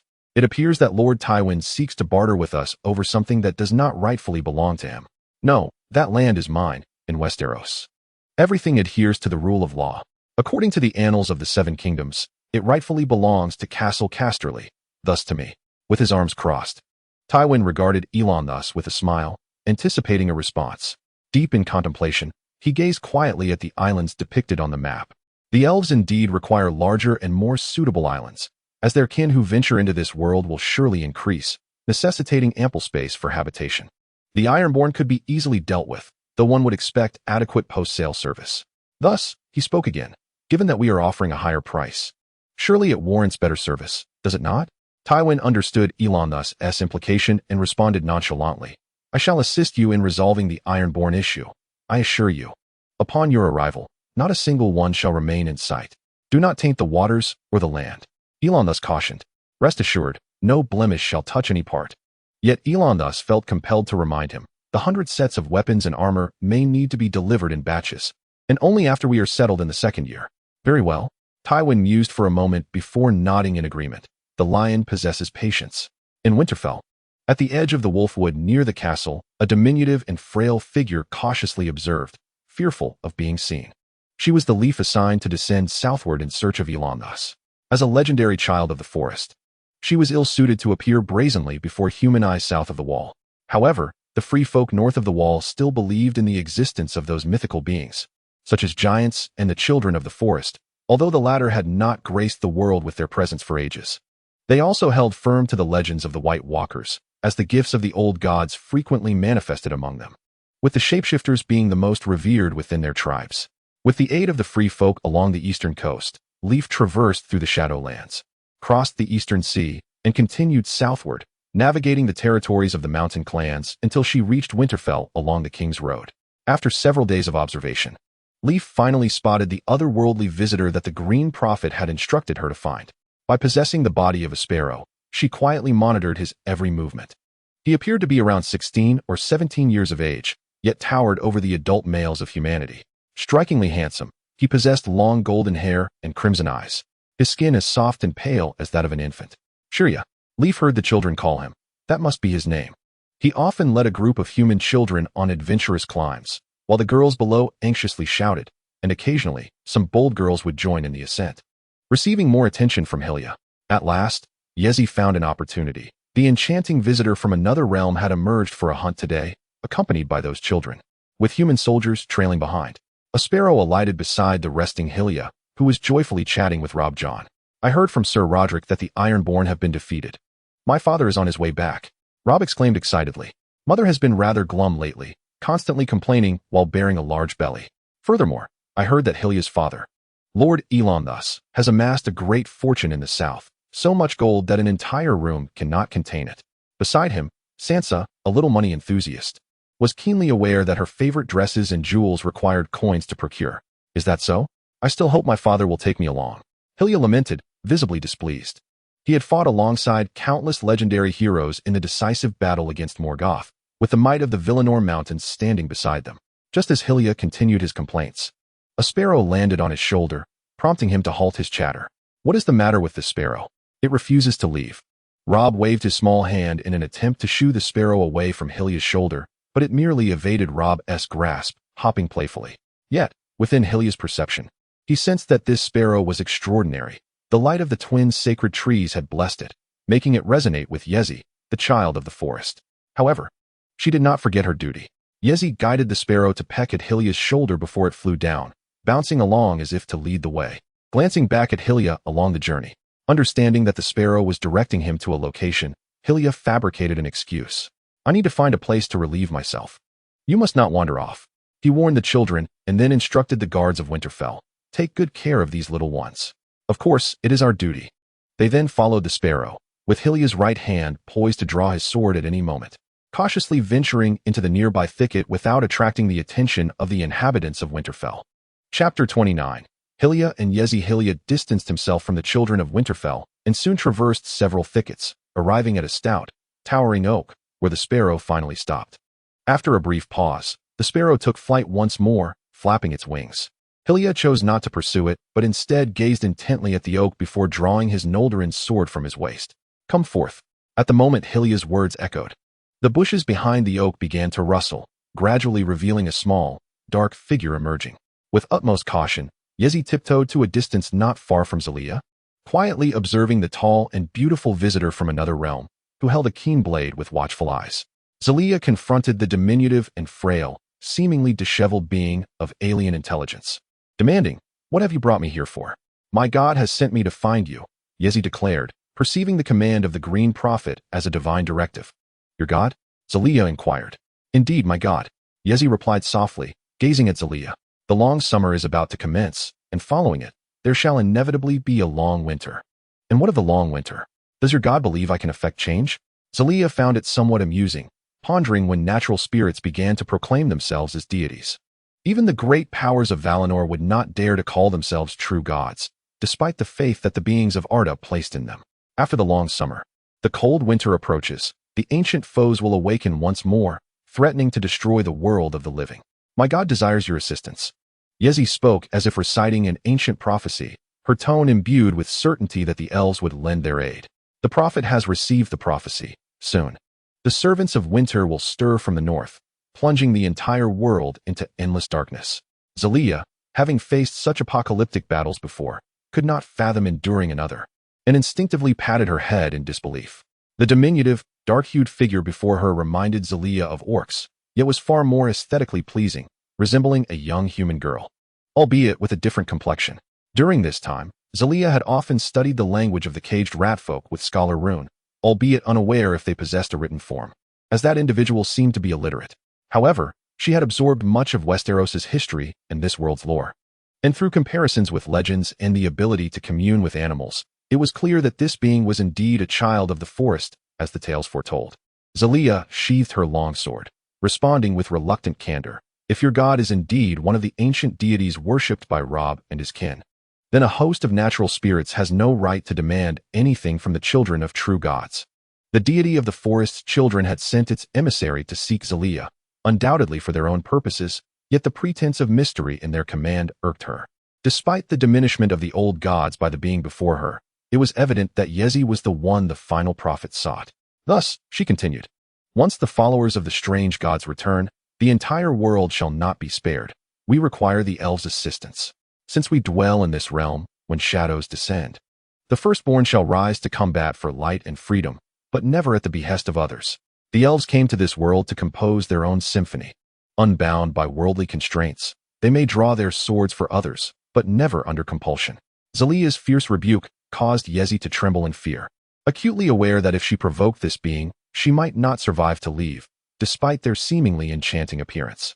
Essos, particularly Pentos, may well be the most densely populated of the 9 free cities, boasting a larger populace than Astapor in the Slave Bay, with bustling crowds in every marketplace daily.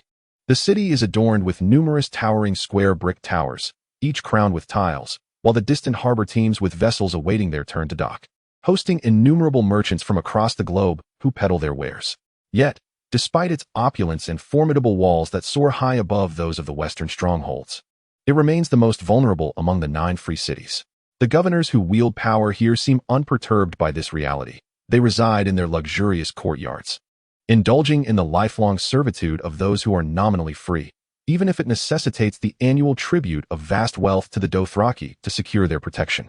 Nestled just north of a grand crimson temple lies the lavish courtyard of Illyrio Mopatus, one of Pentos' 40 governors. Illyrio is a corpulent man with golden hair and a forked beard, his balding head gleaming in the light. At this moment, he peruses a letter from a friend in the west, detailing recent events and changes. To his surprise, he learns that Balan surrendered so quickly, hoping for greater chaos in Westeros, along with mention of those enigmatic elves emerging from the shadows. How amusing. Those elves require a trade envoy in the east, and I, the governor of Pentos, possessed the requisite stature to serve as such. Having mused to himself, Illyrio promptly summoned a eunuch for paper and ink, settling down to compose his thoughts.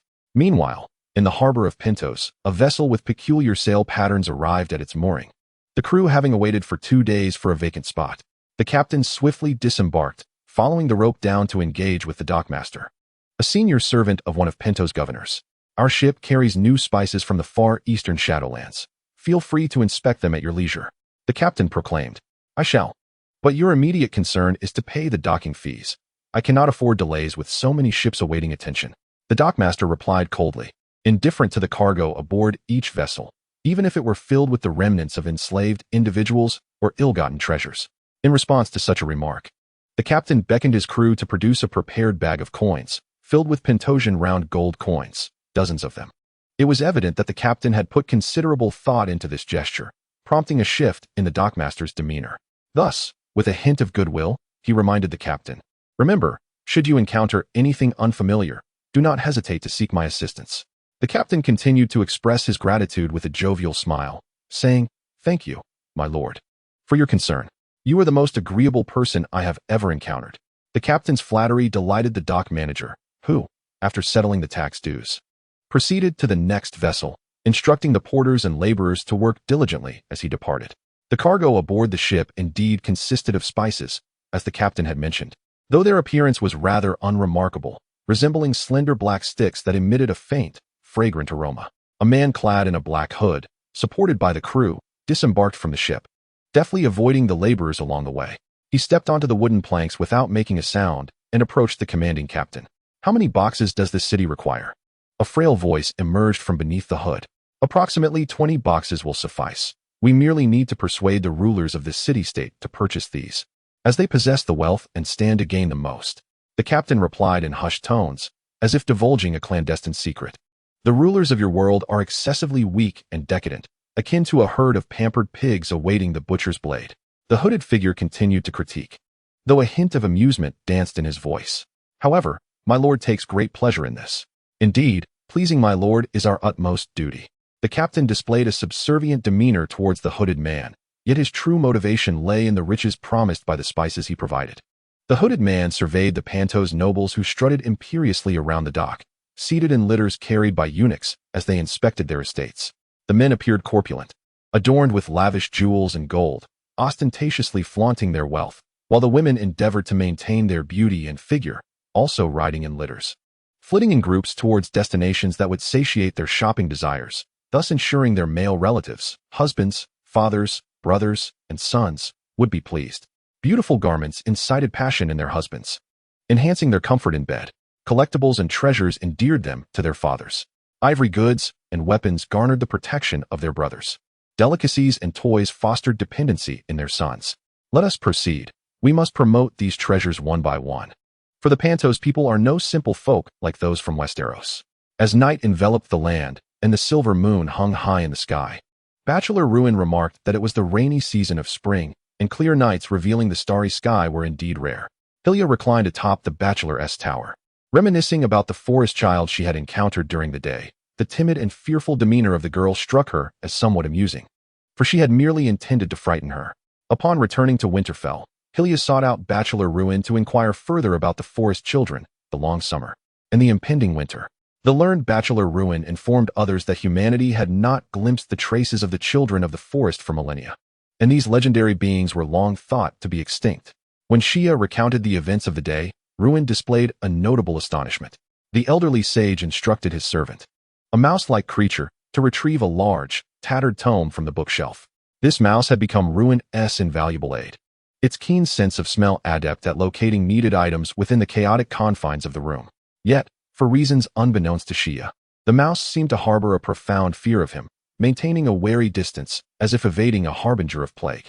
The tome Ruin produced contained prophecies and legends of Westeros from ancient times to the present. The potential reemergence of the children of the forest compelled the old man to regard those ancient prophecies with renewed vigilance. Following a long summer, a long winter must inevitably follow.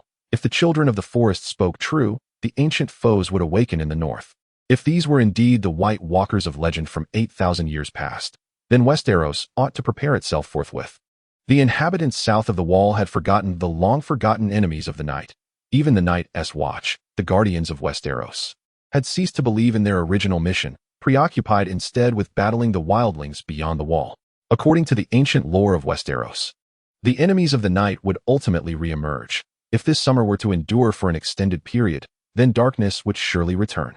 Ruin's words evoked memories for Elia, recalling Ymir's guidance.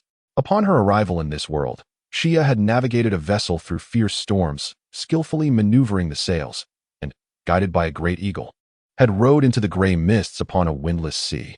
New shadows had invaded this realm, masquerading as part of the mortal world, necessitating constant vigilance. Ymir's towering figure appeared amid the fog. Even compared to the presence felt in Arda, it was like a single drop in the vast ocean. Yet Shia felt an unwavering certainty. As the essence dissipated, the mist lifted, revealing Shia in the midst of a flowing river. Were the ancient foes poised to awaken once more the very new shadows spoken of by Ymir? Yet, they had always belonged to this world. Could they truly be deemed invading shadows? Here it comes again. Shia continued to recline leisurely, musing, when suddenly she spoke, as if having made a discovery. A sparrow swiftly fluttered from a nearby chimney to Shia's side, bobbing its little head as it gazed upon the enchanting being before it.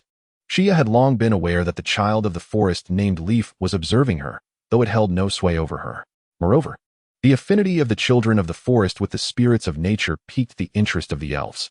Delicate fingers extended toward the sparrow, inviting it to perch upon them. Leaf complied eagerly, hopping onto the slender, fair fingers, before shifting to her back at Shia's gesture. You have received my response. Why do you linger nearby to observe me still?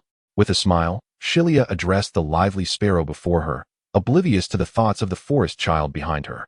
Soon, she received a reply, as the little creature flitted its wings and perched atop Shilia's golden locks, chirping merrily. The leaves in the distance seemed to gravitate towards Shilia, enchanted by the beauty of her visage and the warmth of her presence. The elf did not shoo away the sparrow. Instead, she chose to ignore it and continued to gaze at the starry night sky. What could that cold-blooded race have discovered in the other world? Why has not a single one of our advanced troops returned? From the shadows below, an enraged voice berated the technician before him, emanating green energy currents from his various mechanical limbs. The technician trembled in fear, stammering a broken response. Our previous transmission has failed. This machine is still in its infancy. I fear that small clan has vanished into the tunnel of time and space. A clawed hand swept down, inflicting pain upon the heavily modified technician's face. Yet he dared not utter a sound. How long until it matures? The master cannot wait much longer. 9 years. At least 9 years are required for large-scale transmissions. Until then, we can only manage small-scale efforts. We need it faster. I have run out of patience. Do you understand? Yes, I will attend to it immediately. With a frightened urgency, the technician and his team hurriedly departed from the presence of the terrifying figure. Chapter 30. The inquisitive Tilion as Elon thus oversaw the construction in Lannisport. The Elven workshop had reached a preliminary scale, having struck an agreement with Tywin to provide the necessary ores. This was of little concern to Tywin, as he was never short of minerals. During this period, the elves crafted exquisite weapons and jewelry while continuing to procure ships and supplies. Recently, Tywin dispatched one of his knights, clad in black armor and towering over the elves, to lead an expedition to deal with the Iron Men on the island. After a 6-day wait, the new Lannister fleet returned to port, their cloaks stained with blood. Before disembarking on the island, Elon thus needed to send someone to scout ahead and create a detailed map to facilitate the forthcoming construction. This important task fell to Churden, the leader of the Falera's people, who had designed and constructed numerous ports. Elon thus felt assured in trusting this duty to him, albeit it would be a considerable strain. 90 individuals accompanied him to the island, including 40 skilled artisans, who would embark on 3 human sailing vessels, along with over 200 human crew members and ample supplies to establish a preliminary stronghold. After bidding farewell to Churden and the others at the port, Elon thus took the opportunity to discuss the upcoming jewelry sales with some of the Earl of Redwind's associates. Regarding Shagwa Island, Alandis did not revoke the lease. After all, though the island is modest in size, its geographical position is exceptionally advantageous, connecting the continent from east to west, even if primarily under the control of the Redwind family's trade. After deliberations, Alandis returned to his estate, adorned with golden dragons earned from the profits of Count Redwin. However, upon his arrival, he found a dozen individuals awaiting him in the courtyard, mistaking the banners of his entourage for those of Tywin. Ah, Lord Alandis. We meet again. A diminutive figure pushed through the crowd. It was Tyrion Lannister, whom Alandis had encountered in the coastal city. This dwarf, akin to a subspecies of humanity, had initially led Alandis to suspect an invasion from cave-dwelling half-orcs. However, such notions proved improbable, prompting Alandis to engage in polite conversation. It has been a while, Lord Tyrion. Alandis maintained the customary decorum, as the individual before him could be regarded as the second most powerful figure in the city, despite his father's disdain.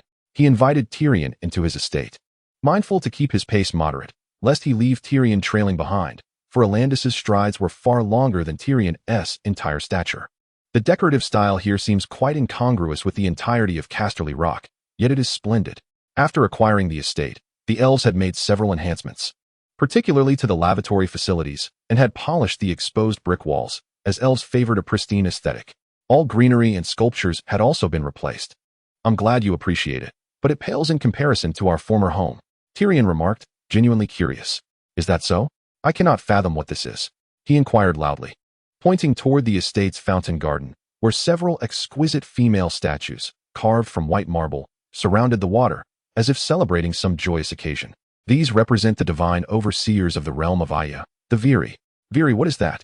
Tyrion appeared thoroughly perplexed, as this was his first encounter with such concepts. The great entities of the world, those who create all things in accordance with the will of the one true God, and govern the universe on his behalf. Elandis elaborated on these magnificent and beautiful Western deities, embodiments of wisdom born from divine intent. So these beautiful statues are your gods? Tyrion postulated. Yet Elandis immediately shook his head, softly countering. Though the children of the One revere them as deities, they are merely the administrators of Aya within the cosmos. They can forge the firmament of the earth, the vast expanse of the sky, and the boundless oceans, Elandis calmly narrated, even raising his long, strong arm to point toward the heavens. Indeed, they govern the sun, the moon, and the innumerable stars. Tyrion exclaimed with great excitement. Isn't this the work of the divine? The beautiful elf smiled. The deity composed the primordial melody, commanding the sacred wills born of his intent to gather and sing in unison. Everything unfolded according to his design. And thus, Aya came into being. The deity is the maestro. The deity is the composer. Tyrion stepped towards the spring, then turned and continued with a smile. And these beautiful beings, whom you refer to as the Vilya and the Vala, Elon thus interjected, indeed, and as you mentioned, the Vala are the choir of the world. This metaphor is indeed quite apt, haha. He then pointed to the most exquisite figure behind Tyrion and introduced. The one behind you is known in our tongue as Valda, meaning the most exalted, the star most revered and beloved by the elves. Short, stout legs encircled the spring, sharp eyes meticulously observing every detail. The craftsmanship of the elves had maximally restored the highest level attainable by mortals, its beauty stirring yearning in the hearts of the ignorant. Yet Elon thus knew, and the elves too were aware, that the powers of artists surpassed these statues in beauty 1,000-fold, radiating a glorious light. However, Elon thus needed to ascertain why Tyrion had come here, so he promptly inquired, My lord Tyrion, what brings you to me? You cannot merely be here to hear tales and admire statues. Upon hearing Elantha's question, Tyrion quickly smiled apologetically, for he was still a mere 16-year-old boy, easily distracted. Indeed, I am quite sorry, my lord Elon thus. I primarily came to hear that you will soon journey to the distant shores of the narrow sea. Is that correct? Uncertain where this little fellow had heard such news, Elon thus confirmed, that is indeed the case, but we still have a long time before we set sail from Westeros. Yet Tyrion responded with great enthusiasm. May I accompany you when the time comes? Elon thus was somewhat taken aback by Tyrion's request and hastily asked, Does Duke Tywin know of this? The reply was calm. I mentioned it to him, but he believed it would bring shame to the Lannisters, thus punishing me with the task of cleaning all the sewers of Casterly Rock. I fear I cannot assist you with this, for the elves still require your father's oars. Elon thus shook his head in refusal, for the voyage across the sea was fraught with uncertainty, and mortals were not permitted aboard elven vessels. Yet Tyrion persisted. I can procure my own vessel. As long as you can cure my crippled body, my father, Duke Tywin of Casterly Rock, will no longer hinder me. I know you possess wondrous magic. There must be a spell that can restore me to normalcy. As his words grew increasingly fervent, Tyrion moved his small, stout body to illustrate his plight. However, the response he received was one of resignation, accompanied by a look of pity. Tyrion understood that his desires could not be fulfilled. Was it possible that the enchanting spells from the myths, which promised to transform a dwarf into a noble prince, were merely fables? I am truly sorry, my lord Tyrion. Elon thus said with a heavy heart. He felt deep sympathy for the unfortunate child and wished to assist him, yet some aspects of one's nature are immutable. Nevertheless, Tyrion soon regained his composure and smiled once more. Elon thus, have you heard of a new spice that has recently emerged in the marketplace? Elon thus, perplexed, queried. What do you mean? Tyrion continued. This spice is said to originate from the shadowy lands of the Far East, a place you should be familiar with. During my time in Winterfell, I heard tales of a peninsula located at the easternmost edge of Essos, regarded by many as an ominous realm. A habitat for demons and dragons. After all, I have spent some time studying alongside Maester Luwin, and with the knowledge bestowed upon me by man, this information readily resurfaced in my mind. Tyrion went on, "Indeed, it is a territory of which the people of Westeros know little, and they are equally unaware of this spice. Is there something peculiar about it? Not just peculiar, but utterly fascinating." After a moment's contemplation, Tyrion articulated a term he deemed fitting. "Fascinating. Yes, my father procured a small quantity, which cost an exorbitant 500 gold dragons per pound." Tyrion held up 5 fingers to indicate the amount needed. For 500 gold dragons for merely a small amount of spice was no trifling sum, even for Casterly Rock. "Do you suspect there is something amiss with that spice?" "Indeed, but I cannot precisely articulate what it is. For nearly all spices possess an allure that compels one to desire them, yet my impression always feels distinct. I cannot accurately describe my Uncle Kevin's reaction after he used that spice. He claimed it bestowed upon him boundless strength, as if he were imbued with inexhaustible energy." "Very well, Tyrion, should you encounter any vendors of that spice again, please bring us some for examination. Does that sound agreeable?" Elon thus, aware that he had little time to investigate an odd spice, thought it could merely be a hallucinogenic pollen or plant, a notion that had been employed by the elves in ages past. "All right, my lord Elon thus." Tyrion felt content with this arrangement, appreciating the camaraderie of such friends. "Friends? Yes, only friends assist one another. If I inherit Casterly Rock, I shall bestow upon you an entire earldom." Seemingly oblivious to Atlantis' skepticism, Tyrion continued, "Lannisters pay their debts." This was the family motto of the proud lions, as he extended his small hand, eager to shake hands with Elon thus. Upon witnessing the scene, Elon thus reluctantly extended one of his hands, though it appeared rather large in comparison to Tyrion's. "I am aware of your statement. It is not inscribed in the tomes of the scholarly city in your ancestral tongue. Indeed, then, my lord Elon thus, the time has come to bid farewell. I hope that in our next encounter, you shall regale me with further tales of the myths and legends from your elven homeland. Those are not mere myths." His gaze, unwavering and resolute, met that of the diminutive gnome. "That is our story." To which the gnome chuckled heartily, responding in jest, "Very well, if it is indeed your story, I shall ensure that the scholars of the city record it for posterity, to be enshrined within the ancient epics. I would be most delighted to recount it." After a day's voyage, the fleet led by Círdan at last approached the island sold to the elves by Tywin. From the ship, the island appeared to harbor a modest range of hills, traversing half its expanse, adorned with 6 peaks, each several hundred meters high. "Could this be our new home?" An elven warrior clad in blue-patterned armor exclaimed, pointing ahead with excitement. "It is merely a temporary refuge. We shall ultimately depart from here, for it is too small to accommodate the thousands of kin who will join us in this world. Moreover, our future adversaries shall undoubtedly be formidable. This island cannot sustain an army of Firstborn for battle," questioned the blue-armored elf. "Will Vala truly not assist us?" the elf inquired, recalling that it was Man himself who had made choices for the elves on the Day of Judgment.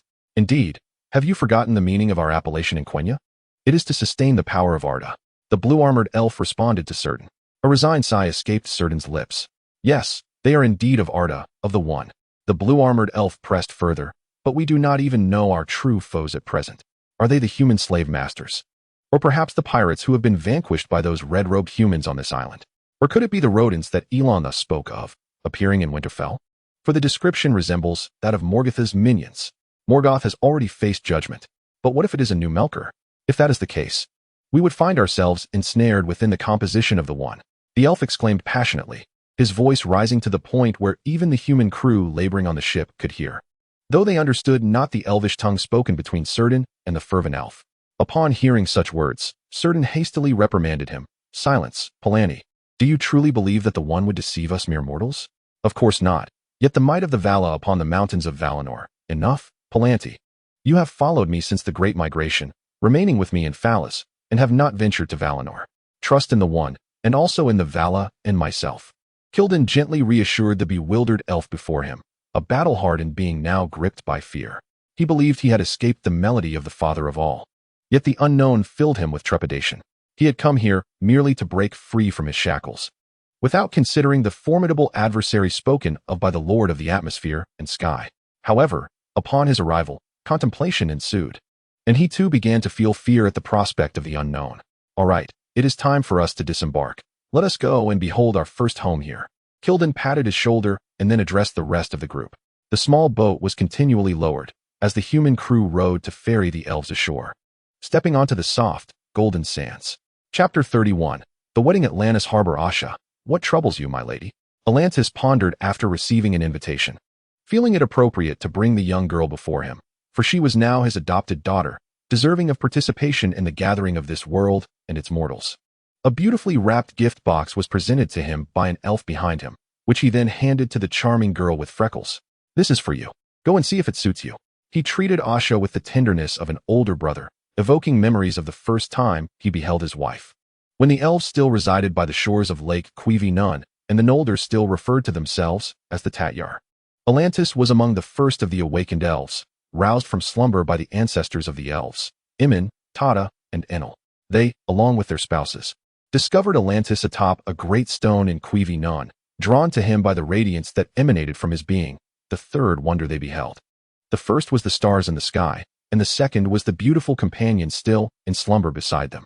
Upon awakening their partner and surveying the surroundings, they first glimpsed the light in the valley not far off, that of the sleeping Atlantis. Yet, Atlantis stood alone.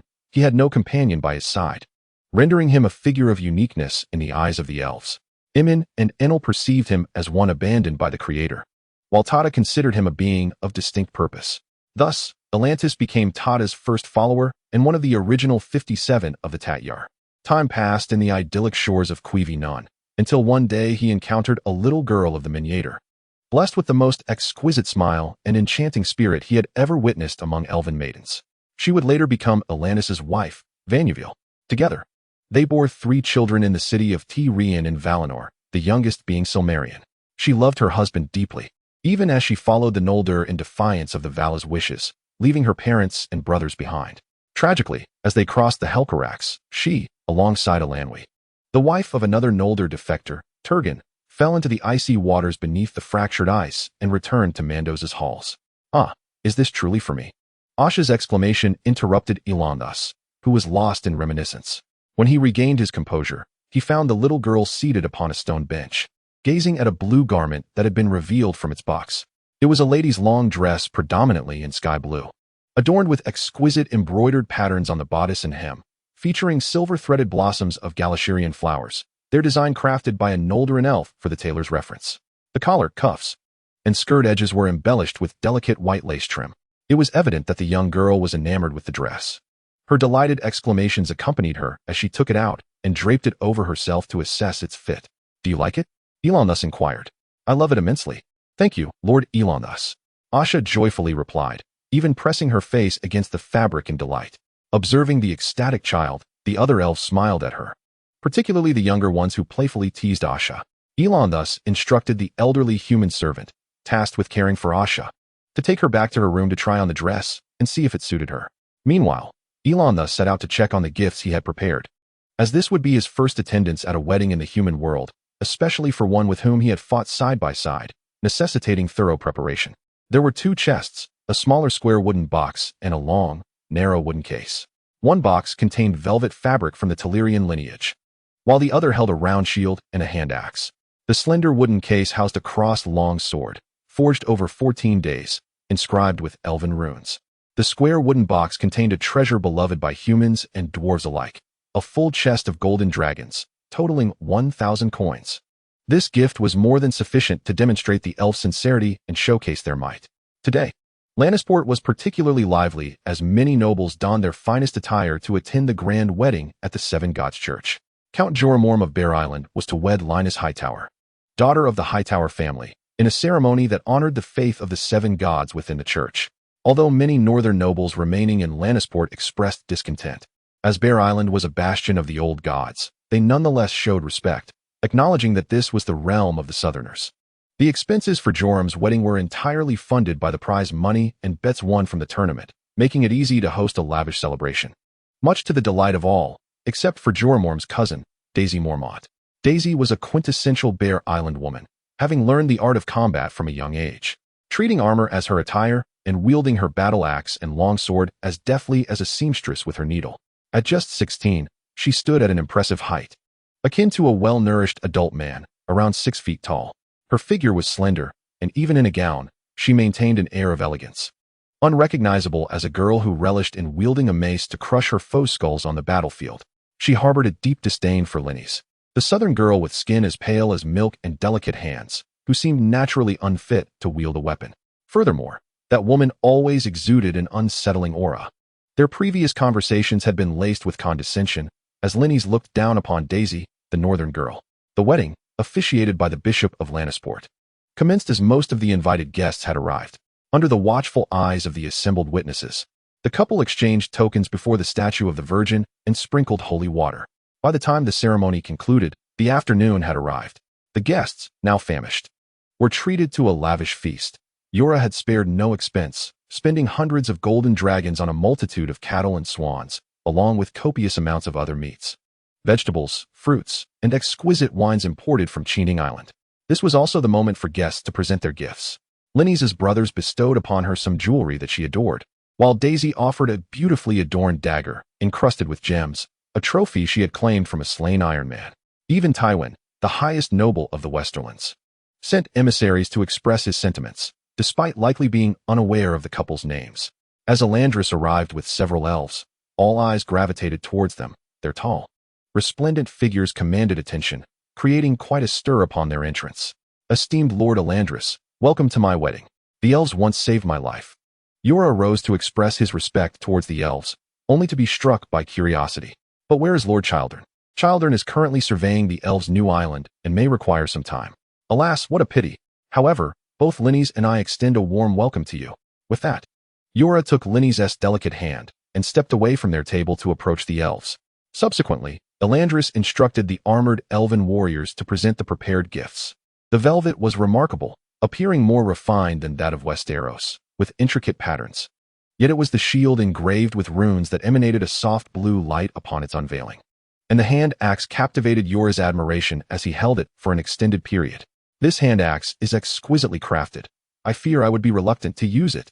After all, on Bear Island, hand axes are not merely for slaying, but are primarily employed for felling trees. Yora exclaimed merrily, praising the axe in his grasp. Linnies, however, regarded the glowing inscriptions on the axe with unease, desiring to distance herself. Thus, she excused herself, saying, Yora, I must speak with my father. Very well. Once Yora set down the axe and opened another box, he discovered a magnificent longsword, also intricately inscribed with runes. His joy increased, for it appeared far superior to the elven weapons circulating in the market, which had ascended in price to between 200 and 600 golden dragons. However, Linnies felt that uncomfortable sensation becoming more pronounced, prompting her to hastily depart from the scene and approach the table of the Heidel family. It appeared that Jorah shared a cordial rapport with the elves. Count Leighton Heidel, Linnies' father, inquired curiously about his daughter, who had come to his side. During the Ironborn rebellion, the elves had rescued Jorah, who was then besieged in the Bear Island waters. Jorah had mentioned this to Linnies, as he believed his end was near at that time. Leighton continued speaking to his daughter, expressing his desire to engage in trade with the elves. Given that their goods were currently in high demand, every knight yearned to possess a weapon crafted by elves. I shall speak with Jorah about it, Linnies whispered. She was enamored by the elves' appearance, yet for reasons unknown, she always felt compelled to distance herself from these strikingly beautiful, tall beings. The banquet proceeded smoothly, and Asha, adorned in a splendid lady's gown, garnered the admiration of other noble women. Facing no exclusion, they remained oblivious to Asha's true identity. Attending the banquet alongside the elves allowed Asha to bask in their praise. However, the harmonious atmosphere abruptly halted when the elves beheld a peculiar sculpture among Linnies' dowry. It was a strikingly purple statue with an almost flamboyant appearance, featuring a crescent moon connected to a base resembling a shield. Intricate chains were carved and twined around the sculpture, and on the circular pedestal, a large eye dominated the space. What is this? Atlantis exclaimed, pointing at the statue and turning to Jorah with urgency. As the object filled him with unease, Jorah too found it odd. Although the sculpture was distinctly different from conventional styles, it shouldn't evoke such alarm. Yet every elf present wore expressions of terror. Asha, following closely behind Atlantis, looked bewildered, fearing that something grave had transpired, anxiously tugging at Atlantis' sleeve. What's the matter? It's merely Linnies' dowry. There shouldn't be any issue. Jorah mused, though he too felt disoriented by the sudden inquiries from the elves. Atlantis composed himself, shifting his gaze away from the unsettling statue, and approached Jorah to inquire about Linnies. Miss Linnies, Where did you acquire this sculpture? Aye, that is a Heidel family heirloom. Count Leighton interjected, firmly answering the curious elf before Linnes could respond. In truth, it was merely something Linnes had found by the seaside, and an aged cleric of the Seven Gods had deemed it an omen of ill fortune. Scholars adorned with Valyrian steel rings speculated that it represented an ancient belief of the forebears, as one-eyed deities were frequently noted in the ancient tomes of the scholarly city. However, judging by the expressions of the elves, said to hail from a distant world and possessing magic, it seemed the old cleric's assertion held merit. Nevertheless, it was imperative that no troubles arose for Linnes on the occasion of her wedding. Elon thus fell silent, opting to wait until all the guests had departed before conferring with Jorah and the Hightower family regarding the fate of the statue. It had become evident that it harbored unclean forces, and both Elon thus and the elves could sense the statue's gaze upon them. We must remove this statue. The Hightower family is prepared to offer a fair price. After bidding farewell to all the guests and Asha, Elon thus turned once more to Leighton, expressing his inability to forcibly seize the belongings of another, even if they were malevolent artifacts in need of disposition. Seeing the elves' eagerness for the statue, Jorah contemplated exchanging a seemingly useless sculpture for a sum of gold dragons, for he had an inkling that he would soon find himself in dire need of funds. Meanwhile, Count Leighton, wishing to curry favor with the elves and gain the privilege of trade with them, had heard of the exorbitant prices paid by Lannister and Redwyn for similar privileges. Very well, Elon thus, state your price, and I shall assess its appropriateness. Jorah nodded in agreement with the elves' terms, recognizing that it was prudent to let the opposition propose an initial offer. Count Leighton concurred, indeed. If our foreign guests desire this item so fervently, what objection could there be to selling it to you? I am willing to offer 1,500 gold dragons, he declared. Yet, before Elon thus could respond, Linnes's voice rang out, forcefully interrupting. No. She was adamant that the statue must not leave her possession, believing that it could fulfill her desires and ensure Jorah's triumph in the tournament. The voice in her mind echoed once more, warning her not to surrender it to those elves, its tone laced with seduction, compelling obedience. To thwart Jorah from trading it for gold dragons, Linnes sharply admonished the man before her. Jorah, if you dare to barter my dowry for gold, you shall never see me again. Fear gripped Jorah, for compared to the allure of gold, the youthful Linnes was far more precious and deserving of his affection. I apologize, Lord Elon thus, murmured Mormont, clearly disheartened by the prospect of parting with a substantial sum of gold. At that moment, Linnes regarded the elves with unmistakable disdain, as though they were lifelong adversaries. This provoked the elves behind her, who began to instinctively reach for their swords, but Elon thus swiftly gestured for them to refrain, observing the two who complied with Linnes's wishes, particularly the fearful Jorah Mormont, who dreaded the fulfillment of Linnes's threat. We shall no longer intrude. I apologize, esteemed guests, for any disturbance we have caused. With this expression of regret, Elon thus turned and departed, while the elves felt the curious gaze upon them transform into a longing. A voice, neither male nor female, yet laced with a piercing timbre, resonated from a mysterious realm, calling forth an indescribable presence before them, a being whose form was a fusion of purple and pink, towering like a mountain.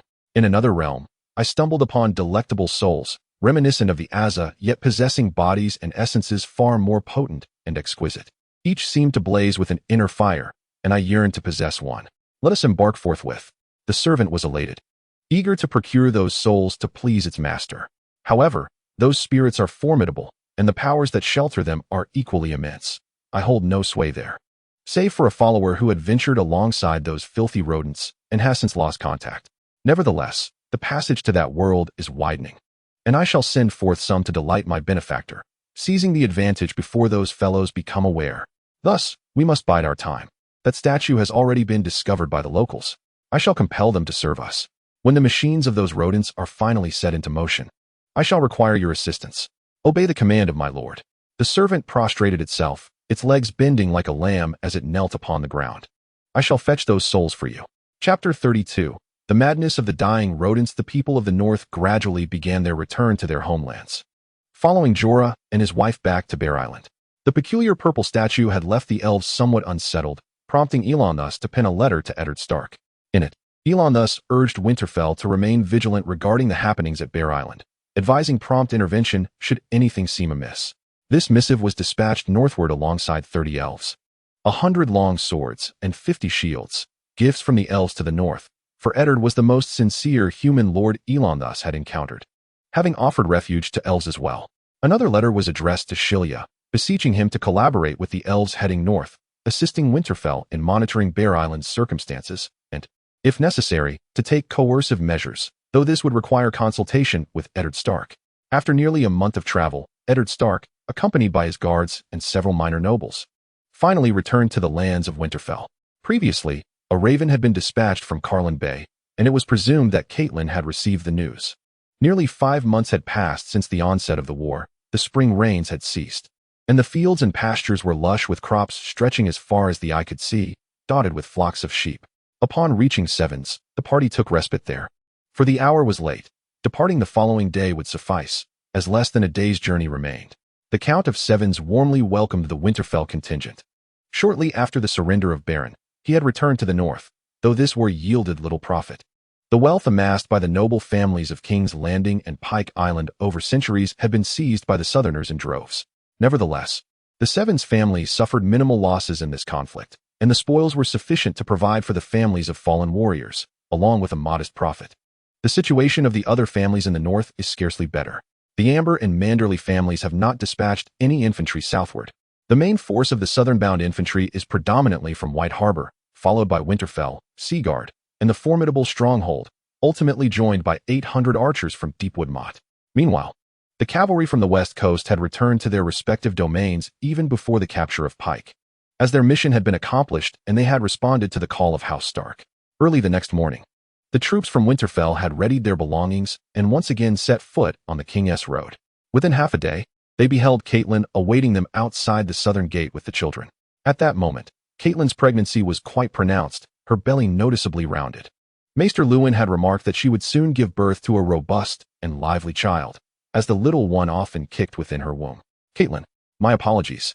Eddard tenderly embraced his wife, expressing his regret for not being present during much of her pregnancy, particularly for the birth of their firstborn, Robb, who had come into the world without his father by his side.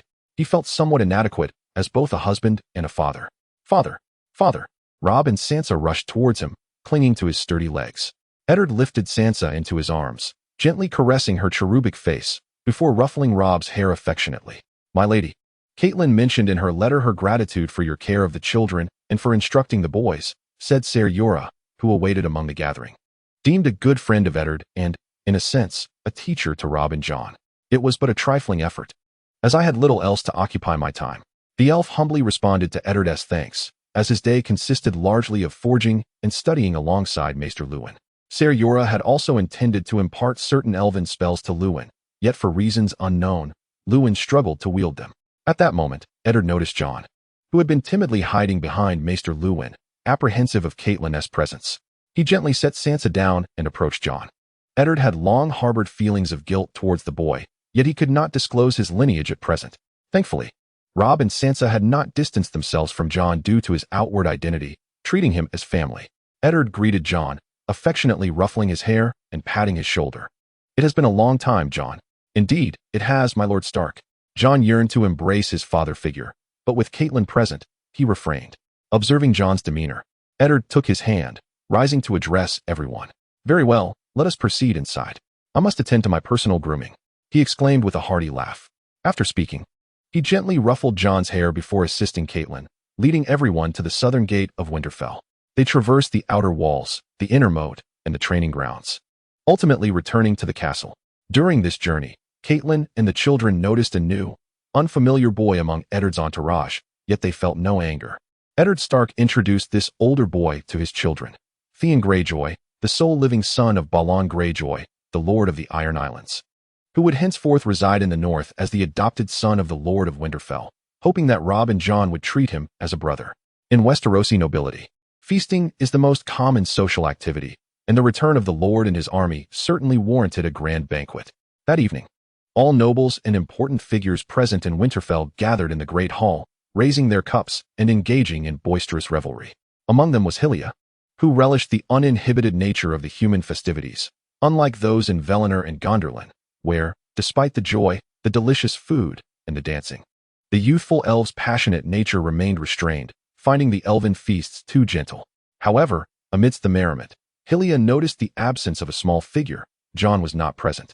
Lady Catelyn at the head table appeared oblivious, continuing her conversation with the other ladies, while Duke Eddard Stark conversed and drank with his men. Robb, seated across from Hylia, noticed him scanning the room and curiously inquired, "My lord Hylia, what are you searching for?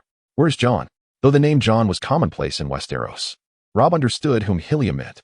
Jon had no desire to partake in the festivities, fearing their mother's ire. Hylia hesitated to elaborate, but pressed on with his inquiry. Where might Jon be at this hour? Robb tilted his head in thought. He should be with Maester Luwin. The Maester dislikes attending banquets. Thank you, good lad. Will you go seek him? Robb called out to Hylia, who was about to leave, eager to accompany him, for Jon was his brother. Hylia smiled, extending his arm. Indeed. Shall we go together? A smile blossomed on Robb's face, the innocence and charm of youth shining through.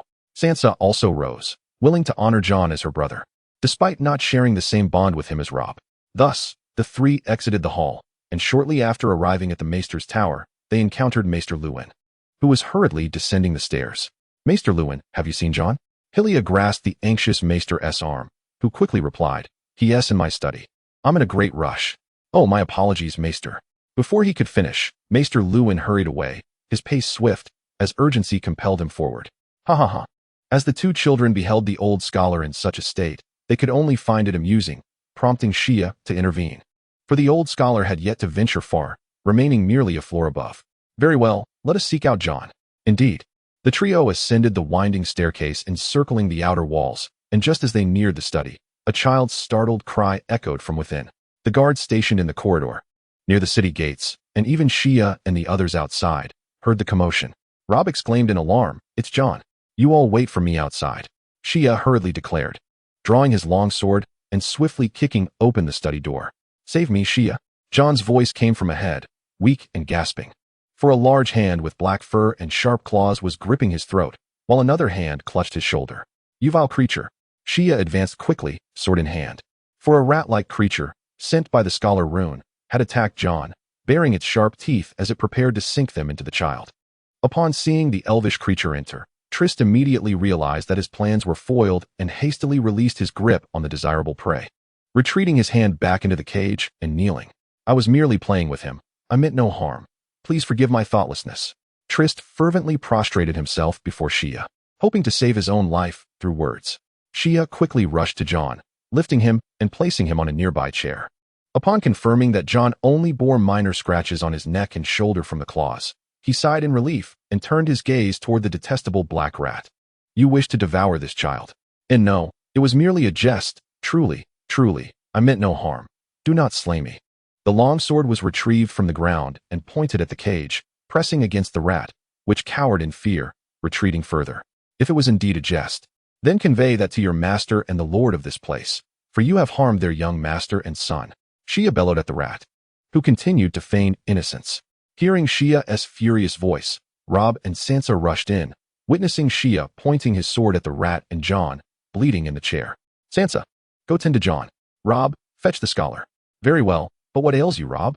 Jon glared fiercely at Trist, sobbing as he accused, "He deceived me, claiming he was thirsty.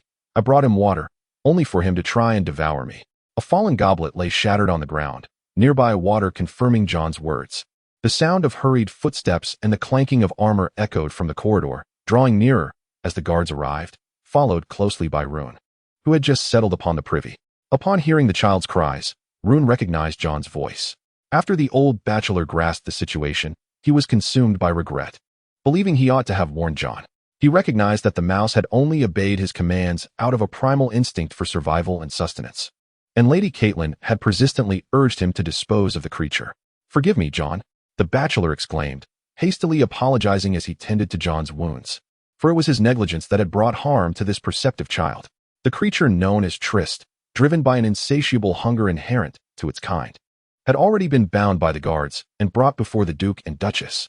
Lady Catelyn, feeling that a transgression against humanity warranted immediate execution, insisted that the creature be put to death, especially since it had harmed the son of her husband, the Duke of Winterfell, regardless of her disdain for the illegitimate child. However, Duke Stark was reluctant to easily spare the rat man. His honor and principles seemed to apply solely to humans and those creatures akin to them. "Burn it." The Duke calmly issued the command, sealing Trist's fate, which the creature had already begun to comprehend as the guards secured it to a wooden stake. Dried kindling surrounded it, and soon it would be transformed into roasted rat, much like those vermin slain by the fire-wielding sorcerers of humanity, leaving only ashes in their wake. Ah, death approaches. It cackled. Indeed, your demise is nigh. Do you, a mere rat, possess any final words? We cannot find your kin. Eddard Stark taunted mercilessly at the ratman's words, inciting laughter from the surrounding northerners. I speak of your death, great horned rat. Cough, cough. The flames have been ignited, Trist gasped, feeling the acrid smoke sting its senses. Yet it continued its frenzied proclamations, facing the inevitable end. Humans, soon the progeny of the great horned rat shall arrive. The endless Skaven will engulf the entire world. As the 13th toll of the world's bell rang, it heralded the end of all. The flames intensified, causing Trist to feel both heat and searing pain, which drove it into a frenzy, screaming madly before losing consciousness. Death concludes. May the world be offered to the great horned rat. In a moment of desperation, the divine name, once stifled by fear, surged forth from its lips. The cacophony of madness and agony struck terror into Sansa, who desperately sought refuge in her mother's embrace, while the other children too searched for safe havens, and the women felt beads of cold sweat form upon their brows. All the men anxiously pondered the words of the rat as it burned, striving to discern the truth through their own judgments. Yet, Helia held a firm belief. He felt he had uncovered the identity of the unknown new shadow, the great horned rat. This was the name the rat man had cried out. Was it the leader of the rat folk, or perhaps their deity? Until the fire had consumed itself completely, leaving only a mound of ash, none emerged from the clutches of that maddening, discordant wail. Tonight, many shall find themselves in a restless slumber, for numerous warriors, including Eddard Stark, deemed this fate far more terrifying than the sight of lifeless bodies on the battlefield. Chapter 33. Asha the Listener. The madness of the rat men before their demise lingered in Shilia's mind, prompting her to seek out Master Rune the Scholar the following day. After all, if anyone in this world comprehends the nature of those rodents, it is undoubtedly this elderly gentleman. Master Rune rummaged through his previous notes inscribed on parchment regarding the rat men. Yet he found nothing. He had neglected to inquire about the giant rat frequently mentioned by the rodent in its ramblings. Do you believe this is the name of the deity worshipped by the rats? Shilia inquired, perplexed, for it was merely a name, not that of the ratman's leader. Master Rune produced a piece of parchment and handed it to Shilia. Take a look at this, he urged. The rodent had often referred to the name of the giant rat, and as he pointed to the parchment, he continued. Those rats born with horns are chosen by the giant rat. Typically, those endowed with magical talents are nurtured to become noble gray prophets. This was the most comprehensive account of the giant rat, wherein, within the realm of faith, an individual imbued with special powers is often regarded as one chosen by the divine. A serious expression lingered on Shilia's face as the foreboding wails of the dying echoed in her mind, revealing the identity of her new shadow. Yet, certainty eluded her, for the rodent had never disclosed its origins to Master Rune, merely stating it hailed from a distant land. This led Master Rune to speculate that the ratmen originated from a far-off continent unknown to Westeros, as legends spoke of a new world lying east of the Shadowlands and in the distant west. Regardless, Westeros must prepare without delay. However, the Southerners are unlikely to believe such a threat. Master Rune responded to Shilia, for in their perception, notions akin to the apocalypse are merely bedtime tales for children. But Winterfell shall not. Should Winterfell undertake a large-scale mobilization, the southern realms would undoubtedly grow anxious. It is feared that before the so-called endless tide of rats arrives, the Seven Kingdoms will already be embroiled in war. Master Rune vehemently countered, for Westeros had only recently weathered the Iron Islands Rebellion, a conflict that had already hampered agriculture to a significant extent, with many provisions that should have aided farmers in spring diverted to the front lines. Shall we simply wait idly by until those rat claws reach our throats? A passionate retort echoed, though it did not emanate from the elf before Master Rune. Eddard Stark entered alongside Ser Roderick, his countenance grave as if facing imminent peril. Before approaching, he spoke again. The North does not require extensive preparations for war. I am willing to offer gold to purchase weapons from Elon thus and train a portion of soldiers. Yet, the elves' armaments are renowned throughout all of Westeros and even across the narrow sea. Are we not permitted to procure them for Winterfell? Eddard Stark gazed resolutely at Maester Luwin, having resigned himself to face the impending doom for the remainder of his days. The North was harsh, and the veracity of the old man's words remained uncertain. Maester Luwin's expression reflected his unease. After many years in the North, he understood that the taxes collected in Winterfell during the summer scarcely matched the expenditures of Highgarden in a single quarter. He had heard during his time at the Citadel that a banquet hosted by House Tyrell could cost thousands of golden dragons. Eddard Stark then reiterated, surely. The awakening of the White Walkers must be true. Indeed, both Lord Stark and Lady Shireen had encountered the legendary children of the forest who had spoken of prophecies. Luwin glanced at Shireen, noting her nod of affirmation, which indicated that she had already conveyed this to Eddard Stark. He continued, his calloused hand gripping the hilt of his sword, his gaze hopeful as he addressed the elf. Shireen, my Lord Stark, what is it?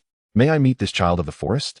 Upon hearing this request, the tall figure turned towards the window, slender fingers gesturing outward. Eddard Stark and the others followed his gaze to where a sparrow perched upon the banner of the dire wolf, occasionally tilting its head to observe those within the study. With a smile, Shireen replied, my Lord Stark, you may meet her at any time. Nearly half a month had passed since the departure of Children from the port towards the elves' new lands, and 3 days prior, Elon thus had dispatched 20 elves and 2 human ships laden with supplies to the isle the elves had named New Haven. They were likely to return soon, for the island was rather modest in size. Presently, the elves enjoyed substantial income, yet their expenses were considerable. Elon thus had procured a significant quantity of marble from Tywin, with hopes of utilizing it to construct a new city and port. He had also employed several human craftsmen to assist the elven artisans, thereby increasing productivity. Although the quality was not as high as before, and the goods could not command prices of 200 or 300 golden dragons. Even selling for dozens to hundreds of golden dragons yielded a handsome profit. However, the elven longbows were not selling well, despite their prices being around a few gold coins. Only a handful of affluent mercenary archers would invest a few golden dragons in them, as the human nobles considered bows beneath them on the battlefield, while for hunting, a hunting bow sufficed. Elon thus was engrossed in the accounts when a knock at the door interrupted him. Upon granting entrance, a weary figure with gray hair entered. Children, Elon thus exclaimed in surprise. The thick beard suggested he had not groomed himself in quite some time, rendering his visage reminiscent of the Eastern visitors. Indeed, my friend. Children responded with a smile. With arms wide open, Elon thus hurried forward and embraced Children, for such gestures were customary among elves. Huh. Why did you not inform me of your arrival beforehand? I would have been here to welcome you. Forgive me for not greeting you upon my return this time. Cerdin held a cylindrical container in his hands, presumably filled with blueprints, which he promptly opened to reveal its contents. Elrond cleared the surface of the table, laying out the items for examination, and soon a meticulously detailed map came into view. The island sold by Tywin to the elves appeared somewhat overpriced, yet it mattered little. The Noldor were not only masters of forging but also of architecture, as evidenced by the construction of Tyrion and Gondolin, each brick and stone laid by their hands. I noted that the island possessed 5 potential bays for port construction, though one was scarcely 3 miles long, suggesting that the entire island could accommodate a maximum of 500 large swan ships. Cerdin pointed to the map and began to elaborate on the achievements of the past fortnight. No worries, we have another island, albeit smaller, he declared. Indeed, we are destined to journey eastward eventually. Elrond, brimming with enthusiasm, scrutinized the map and shared his visions, stating, we need to erect at least 7 towers around the island to guide ships approaching from all directions. This endeavor would require a substantial amount of large stones. However, even if the human duke possessed such resources, we would lack sufficient ships for transportation. Our kin are on their way, and soon there will be ships, he reassured. Well, if that is the case, everything becomes manageable. Thus, the two continued to dream of the future city of Eldar, aspiring to create a place that would inspire hope in their arriving kin. Not far from this room, a young girl clad in training attire faced off against a red-haired elf, clearly engaged in swordsmanship training. With a spirited shout, the girl charged at the elf wielding her wooden sword, yet it was evident she was no match for her opponent. Before long, she was bested. Her wooden sword sent flying, and she found herself seated on the ground, having failed for the 13th time that day without even grazing her opponent's clothing. Nonetheless, the girl refused to yield. She exerted herself to rise once more and slowly approached her discarded wooden sword. The red-haired elf, admiring the girl's tenacity, kindly urged her to pause, his voice gentle and melodic. Asha, you are already injured. It is time to stop. Yet Asha stubbornly retorted, I must grow stronger. Why?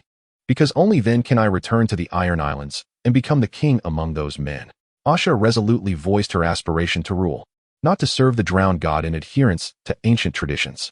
Only by becoming a king can I change the Ironborn and transform the centuries-old customs of raiding. This surprised the red-haired elf, for he knew that men would never accept a woman as their leader.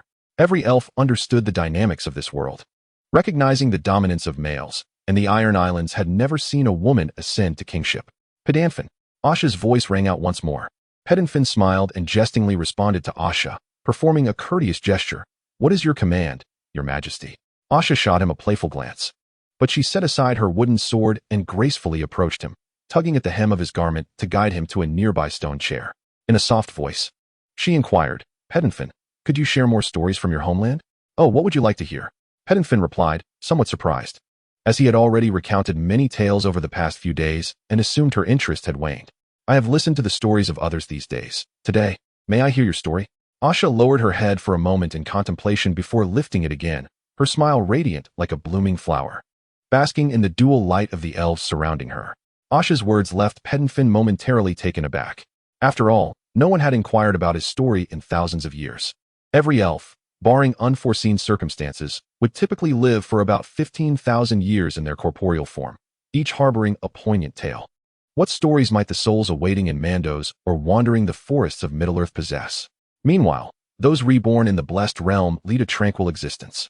After a considerable pause, Pedanfin gently responded, his voice soft and tender. Very well, dear Asha. As Pedanfin's lips parted, he began to narrate tales that could easily be woven into the fabric of ancient legends for humankind. I was born in the year 1503 of the Second Age, at a time when many elves had already journeyed to Valinor. My parents chose to remain behind midway. Why not go to Valinor? Asha's question echoed. For not only in the Iron Islands, but even those from the south yearned to reach the halls of the seven gods. Not all elves aspire to go to the blessed realm. We are, after all, the offspring of the One, destined for eternal life. Even if our physical forms perish, our souls retain consciousness. My parents, captivated by the beauty of a valley along their migration, decided to settle there with some kin and made it their home. I was born there and remember, at the age of 30, frolicking by the river with a group of friends. We discovered a few flowers that glimmered in the darkest moments of the night. We called them the flowers that illuminate the night. But wasn't there no sun at that time? Asha interjected, her excitement palpable as she felt she had uncovered a flaw in Pedanfin's narrative. Unable to suppress a chuckle, he gently patted her head, signaling her to refrain from interrupting his tale. Asha quickly covered her mouth with her small hands. The stars shone brightly for half the day, akin to comets, while the other half mirrored the twinkling stars of this world. Was that night? Yes. We lived there for hundreds of years until the minions of Morgoth discovered us, and my father fell in battle during that confrontation. Pedanfin spoke through gritted teeth, harboring an immense hatred for Morgoth, though that fiend and his minions had already received their due punishment. Asha did not interrupt the elf's discourse. Instead, she silently extended her hand to grasp one of his large hands, noting the delicacy of his skin. My mother and the remaining kin journeyed westward, crossing the northern mountains, where we encountered the rest of our family who had yet to suffer the affliction of Morgoth's grasp. Many of our fleeing kin resettled there. Yet, my mother felt it was still unsafe, believing that Morgoth would inevitably extend his malevolent reach to that place. Upon hearing of the formidable kingdom of Doriath under the reign of Elu Thingol, she resolved to continue westward with me and our relatives who shared her sentiments. We traversed the vast, treacherous mountains and finally arrived at the capital of Doriath, Minigroth. It was an exquisitely beautiful city, with most of its structures nestled underground, aglow with radiant gems scattered throughout. As Pedanfin described it, Asha, who had been lost in sympathetic reverie, was once again swept into a realm of splendid imagination. The enchanting forests, rivers, and valleys he spoke of sparked vivid visions in Asha, who had grown up on the Iron Islands. I spent many years living there, transitioning from a Sindarin elf to a member of the Noldor after they returned to Middle-earth. Eventually, I moved to Nargothrond until the Silmaril came into the hands of Thingol, the king of Doriath.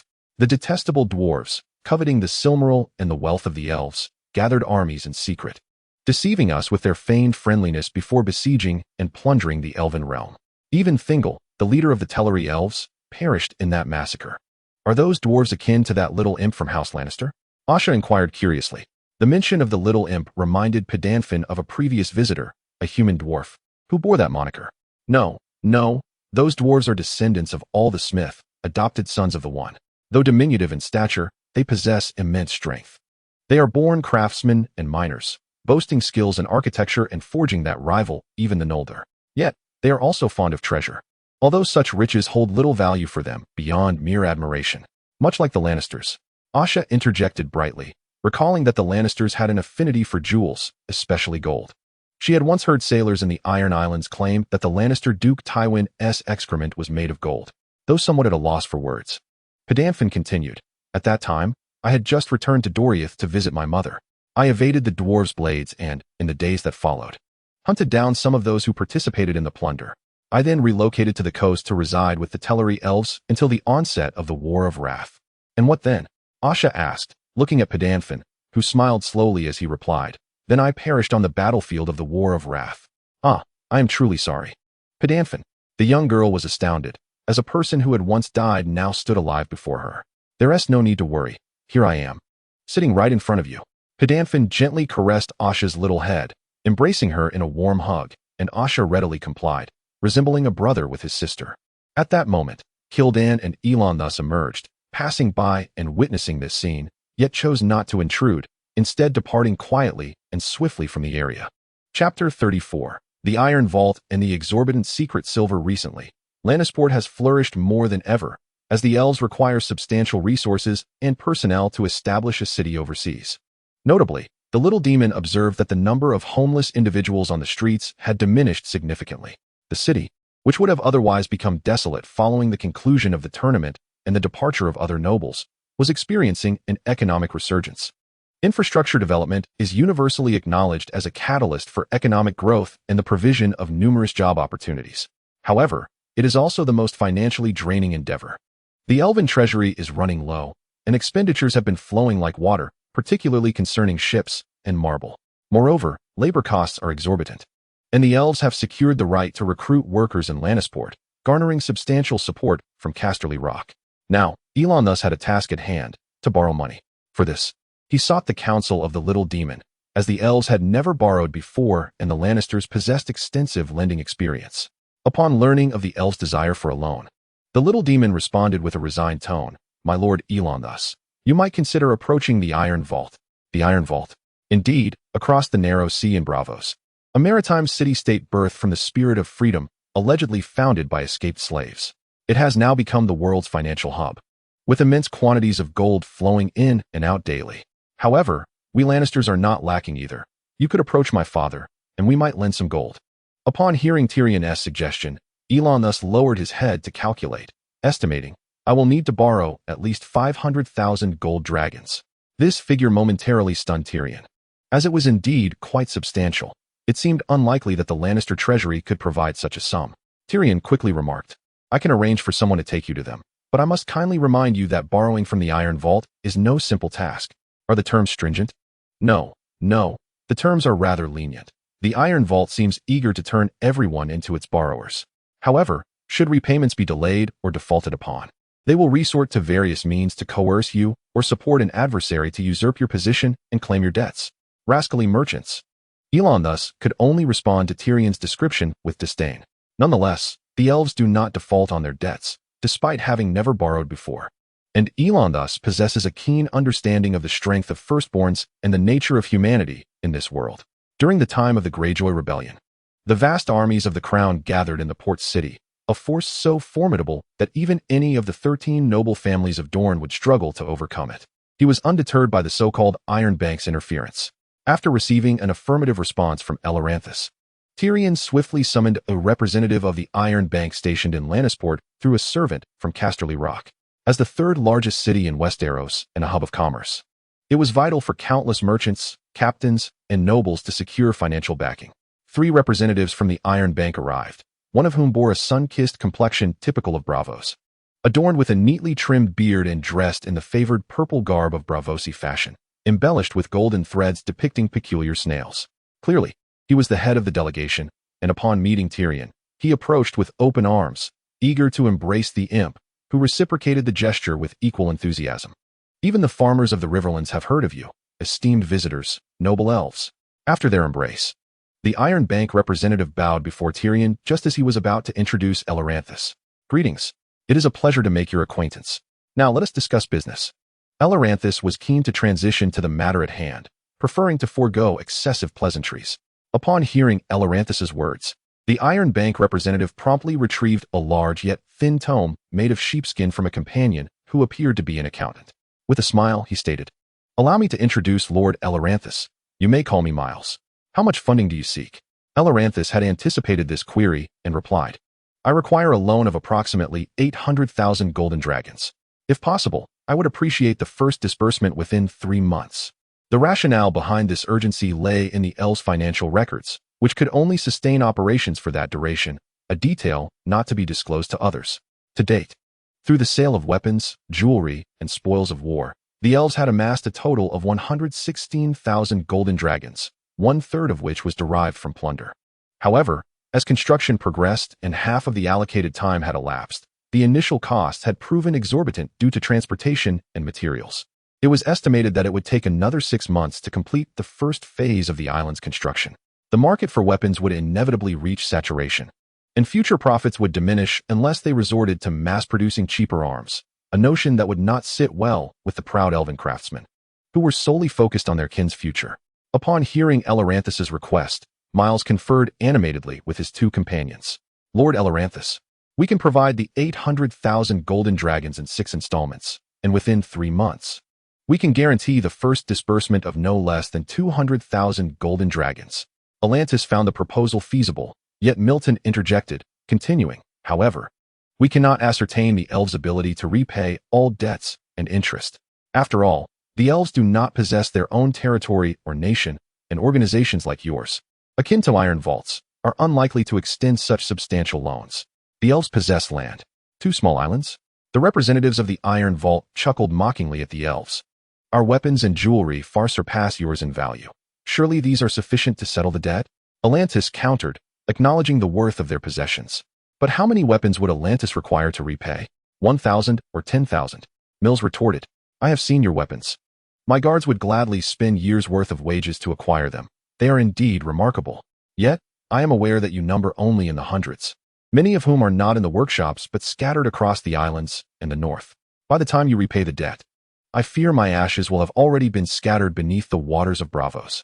Eleranthus had not anticipated such a response from the Iron Vault, as he had never borrowed before. To him, it was merely gold. In Gondolin, the elves even used gems to pave the streets, while gold was less favored than silver. Only the coarse dwarves held a fervent obsession for gold. However, Eleranthus possessed something he believed to be invaluable, a small piece from the supplies brought by children. He could not help but reflect on how they would fare without children's arrival. Shortly thereafter, an elf presented a small shard of silvery metal, glistening under the sunlight like a polished silver mirror.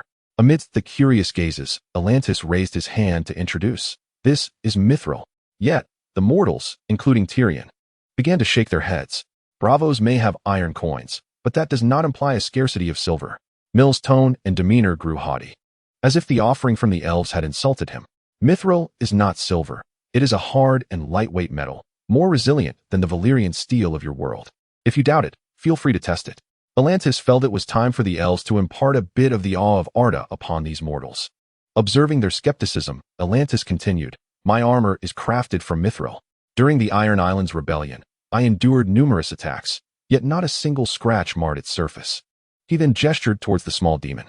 Moreover, you may inquire with Lord Tyrion. The elves once gifted his father, Duke Tywin, an elven longsword, meticulously forged by our artisans.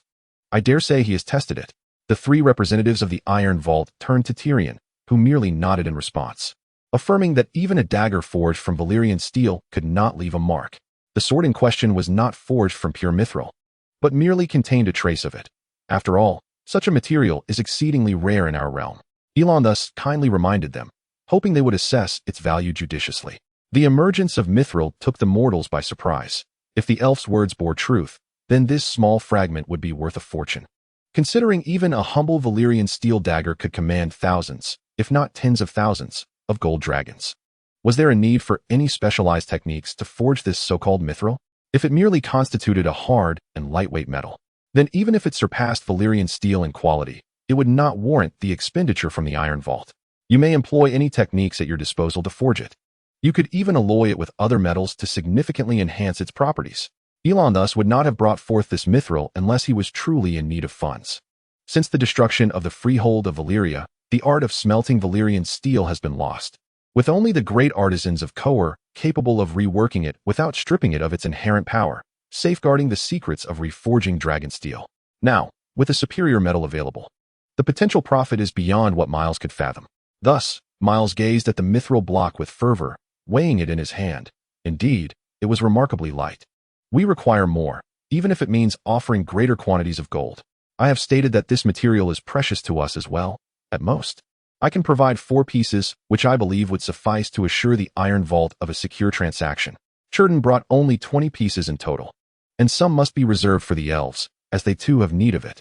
Seeing that the representative of the iron vault was prepared to agree to provide gold, Elon thus continued, "We can dispatch one of the most skilled artisans among the elves to Bravos, allowing him to forge mithril according to your specifications using elven craftsmanship. For we are far more acquainted with these treasures." This was a strategic move to bolster their bargaining position. After all, service must be rendered adequately. Very well. I can personally authorize the provision of 100,000 gold dragons within a month. However, I would like to inquire how much gold the elves intend to sell these mithril pieces for. If the price is exorbitant, Miles would prefer to negotiate a lower rate. I am personally willing to offer 500,000 gold dragons per piece, along with a subsequent array of services, including forging and craftsmanship training. Miles appeared somewhat troubled, his expression revealing his discomfort. This was exorbitantly priced, Lord Elon thus. Yet, Elon thus remained unwavering. He had researched the market for Valyrian steel weaponry, each piece being extraordinarily valuable, with some commanding astronomical prices, such as the Stark family's ice, which had been estimated to fetch 200,000 gold dragons if sold. Furthermore, if the mithril provided were to be fashioned into long swords, one block could yield 2 swords of average length, especially with the enhancement of elven craftsmanship. I am well acquainted with the market for dragonsteel weaponry, and I find such pricing to be quite reasonable, Miles. Elon thus stood firm, for conceding would result in a significant monetary loss. Lord Elon thus displayed a complete lack of sincerity. After all, it was the elves who were in dire need of funds, while the Iron Bank had a myriad of ways to acquire what it sought. This time, Mills's words carried a subtle threat. Unfazed, Elon thus regarded the attempts of some short-sighted mortals to resort to force as nothing more than children brandishing wooden swords, engaging in hubris before him. Yet he kindly reminded them, "Our kin are soon to arrive, and should we desire, we could dominate the entirety of the known world." Mills appeared utterly indifferent to Elanthis's response, remarking that such ambitions were for the future and the world was vast. How many elves could there possibly be to conquer it all? This was a feat that even the once mighty freehold of Valyria had failed to accomplish. The notion of world domination struck Mills as utterly ludicrous. Do not equate the firstborn of the one god with those laughable mortals. Our wars are beyond the comprehension of these people. The conflicts that the elves have endured have brought mountains to crumble, rivers to divert, and continents to sink. Even the dark gods and their minions, along with the countless dragons that fill the skies, have fallen to the hands of the elves. Elon thus rose, his words exuding a pressure that left the Iron Bank representatives and Tyrion somewhat breathless, for the elves appeared to them as ancient deities, their voices imbued with an ethereal force. Perhaps due to the weight of this pressure, Mills was drenched in sweat, his panic causing him to stammer. The Iron Bank agreed to the transaction and loan with the elves, but insisted on receiving the nod from Bravos first. Only then could the gold reach their hands. In the end, it felt as if he were desperately craving for his life. "We anticipate your response. You may take this piece of mithril with you. When the first shipment of gold dragons arrives, we shall provide 2 more pieces, and once all the gold dragons are accounted for, the remaining 2 pieces of mithril will be delivered to you." Elon thus smiled as he bid farewell to the Iron Bank representative, though how much sincerity lay behind it remained uncertain. Once the envoy had departed, Tyrion finally spoke, as if to reassure Elon thus, "They will surely return, bringing gold with them."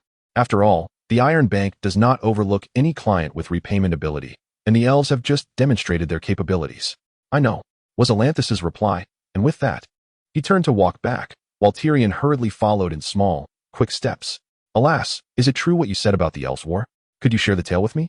Chapter 35. The Blue Robes of New Isle. At this moment, the port was beginning to take shape, as the elves hoped to establish it first, ensuring a steady supply of materials for the city's construction.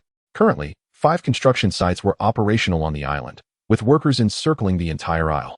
Most of the elves had been dispatched here to guide and oversee the human laborers, who were scattered along the coastline, yet manpower remained perpetually insufficient. The island lacked substantial governance, relying solely on the laws of Westeros and the elves' unwritten rules. Fortunately, thus far, no significant malevolent incidents have transpired. By day, the elves mingle among the human laborers, engaging in work or planning, and by night, they returned to their designated encampments at each construction site, which consist of 5 modest wooden fortresses capable of accommodating 100 individuals, with the population fluctuating between 50 to 80. Each day, a rotation of 10 individuals remains behind to guard and oversee the elves' weaponry, carrying only long swords. For these are formidable arms imbued with precious mithril and intricately engraved with powerful runes, each capable of fetching thousands of gold dragons within human society. Currently, nearly 8,000 individuals are laboring on the island, with assistance from the North and Qingting Island, who have provided some workers. However, many of the laborers are farmers from the west and the riverbend, as well as fishermen from the coastal regions, recruited by the elves themselves. Their wages rank among the highest for laborers across Westeros, even rivaling those of mercenaries who thrive on the edge of danger, each earning 80 silver stags per month. In contrast, a set of fine chainmail, including throat and shin guards, along with a helmet and arm protection, costs merely 4 or 5 gold dragons in the markets of Westeros, allowing one to purchase a complete suit of armor within 10 months. Mick, a man from Lannisport, was once a sailor in the Lannister fleet just months ago. However, with the fleet's catastrophic demise, Casterly Rock no longer required so many sailors whose prowess on land was almost negligible. It was evident that Mick, a lowly deckhand responsible for swabbing the decks, was among those laid off, abruptly losing his means of support for his family. Fortunately, not long after the war's conclusion, job offers began to surface. Although the prospect of working overseas caused hesitation among many, upon witnessing the enticing monthly salary, Mick promptly signed up. The individual who registered him was a young human clad in visibly aged velvet attire, a minor officer from the Lannister fleet known to Mick. However, he was merely temporarily employed by the elves due to his literacy and did not venture to the island, reportedly declining the elves' offer to oversee hundreds as a foreman, choosing instead to remain on the mainland to run errands and recruit laborers, awaiting the reformation of the Lannister fleet.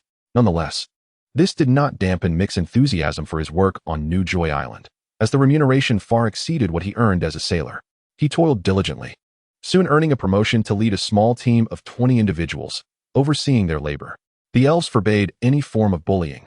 Once, a robust individual, in collusion with a few others, attempted to seize another's wages, only to be swiftly apprehended, bound, and subjected to flogging by the typically amiable elves, before being escorted to Casterly Rock for judgment. Tyrion interrogated them and subsequently presented 2 choices: to lose an arm and perish in the streets, or to don black garb and journey to the wall. Faced with this dilemma, the men hesitated not, even if it meant never taking a wife or bearing children again.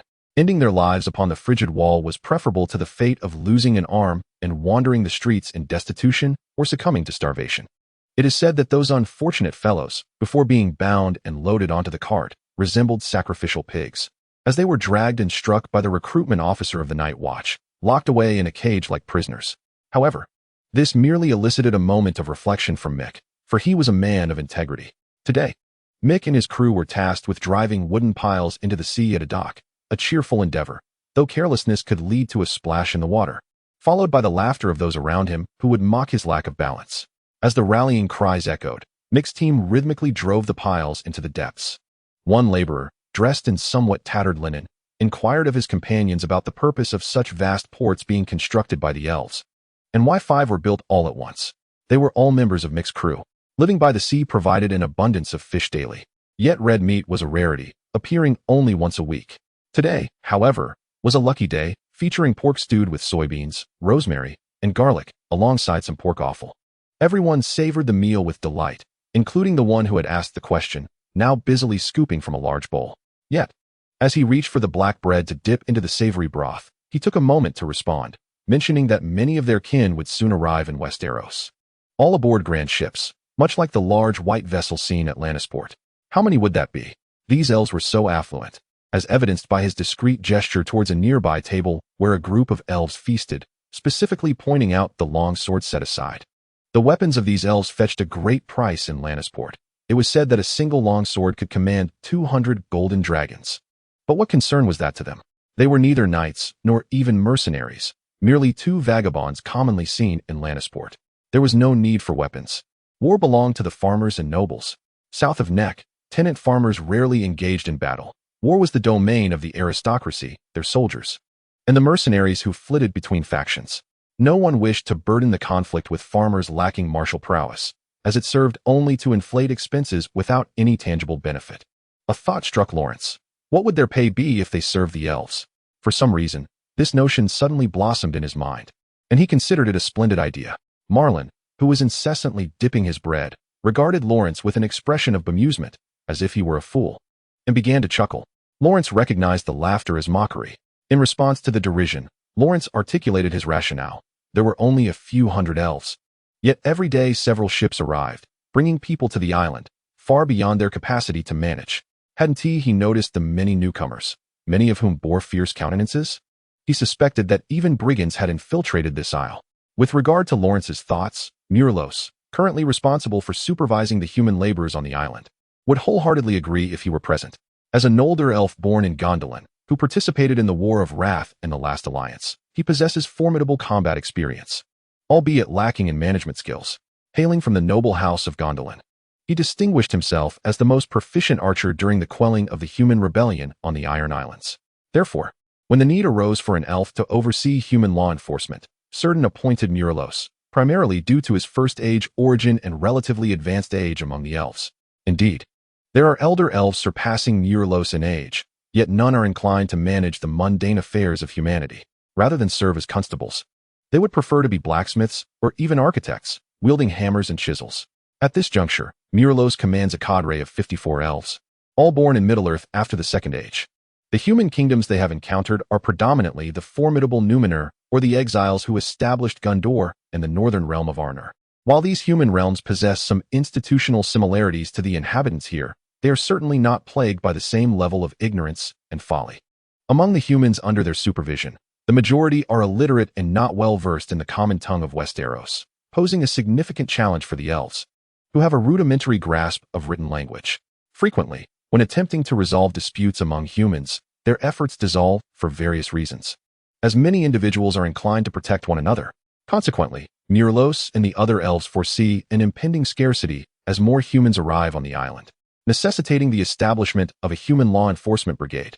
Swiftly, as Lawrence had anticipated, the elves disseminated news of their recruitment for soldiers. However, to everyone's astonishment, the offered wages were lower than those of laborers, amounting to a mere 50 silver stags. Compared to the laborers on the continent, this is indeed a relatively generous wage, as many mercenaries earn less than 50 silver stags a month. Yet, when juxtaposed with their current earnings, many abandon the notion of enlisting for sustenance. Nonetheless, Lawrence is a resolute individual, harboring dreams of becoming a knight. While toiling at the docks of Lannisport, he observed foreign knights clad in fitted cotton jackets, accompanied by their attendants leading magnificent steeds down from their ships. Upon their next encounter, those knights had donned imposing armor, draped in crimson cloaks, gallantly parading through the streets on horseback. He later learned that these knights were direct vassals of House Lannister, fulfilling their annual obligation of 40 days of military service. However, knighthood remains an aspiration far removed from his reality.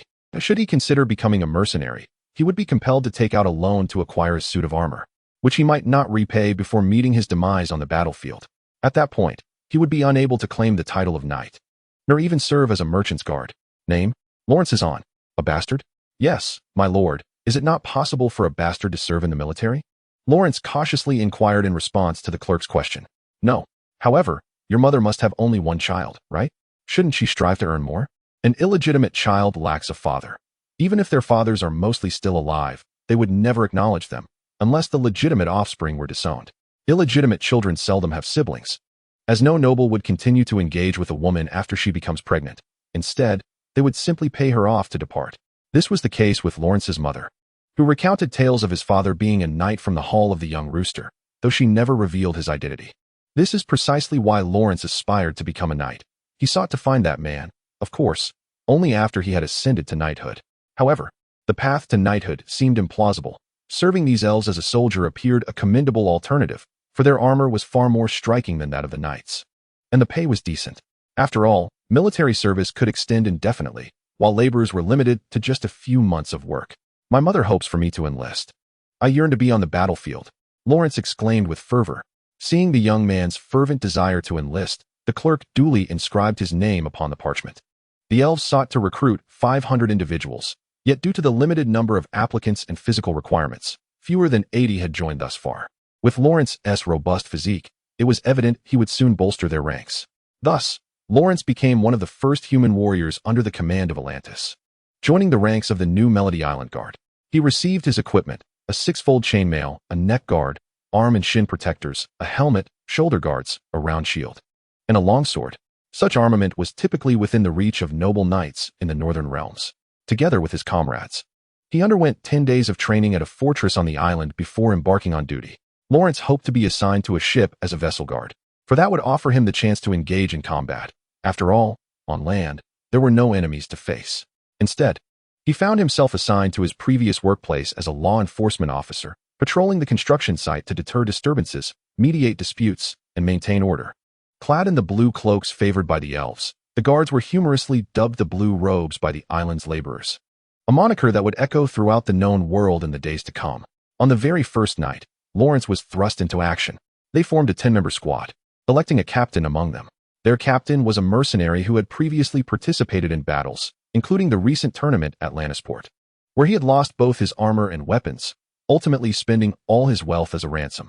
With no other recourse, he arrived at New Melody Island to work for the elves, being the first to enlist when the call for soldiers was issued.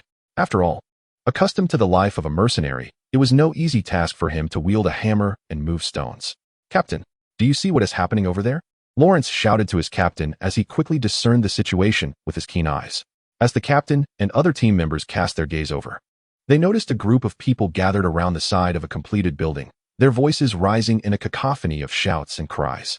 When the guard squad, clad in blue robes and clanking armor, approached, the crowd parted to make way, for they bore the unmistakable authority of true enforcers. The commotion in the vicinity seemed to cease abruptly, revealing a tall, burly man sitting on the ground, clutching a bloodied arm. "What has transpired here?" was the squad leader's first inquiry, his voice resonant as if he were a person of great stature reprimanding the common folk below him. "Pablo, cease your pretense. I was the one who employed you," shouted a middle-aged laborer, his face adorned with a thick beard and hands calloused from toil. "Ah, it is you, dear Teal. What events have unfolded here?" Pablo replied with a smile, recognizing the seasoned stonemason who earned a substantial wage of 100 silver bucks monthly, placing him among the island's affluent citizens. It was Teal who had once guided Pablo through his laboring days, showing him great kindness. "You know well that this is the nighttime gambling den, where brawls erupt nightly. Tonight is no exception. I merely did not expect you to be on duty at this hour." Teal explained the situation to Pablo. "Yet, someone is injured, and we must attend to it. Where is the assailant?" "There." With Teal's guidance, Lawrence and another team member swiftly apprehended the perpetrator, a wiry young lad who appeared no older than 16 or 17. Was this truly an act of self-defense? Pablo learned from Teal that the youth had inadvertently bumped into the seated giant, and after apologizing, the man had not relented, even resorting to violence against the young man, compelling him to draw a small knife. That knife is hardly a mere dining implement. It is a dagger meant for the taking of life. Pablo discerned immediately, recognizing its blade's sword-like design. It is strictly prohibited on the island to carry personal weapons. You have already violated the noble elf's decree, and I must escort you before the esteemed elf lord. At this moment, Pablo resembled a stern enforcer of the law, akin to a lord who relishes in presiding over his subjects and rendering judgments. The youth offered little resistance, and the burly man, after tending to his wound, was also apprehended, indignantly protesting, "I am the one who was injured. Why am I being bound? You initiated the violence, and the consequences are of your own making. The wise elf lords will deliver a fair judgment upon you."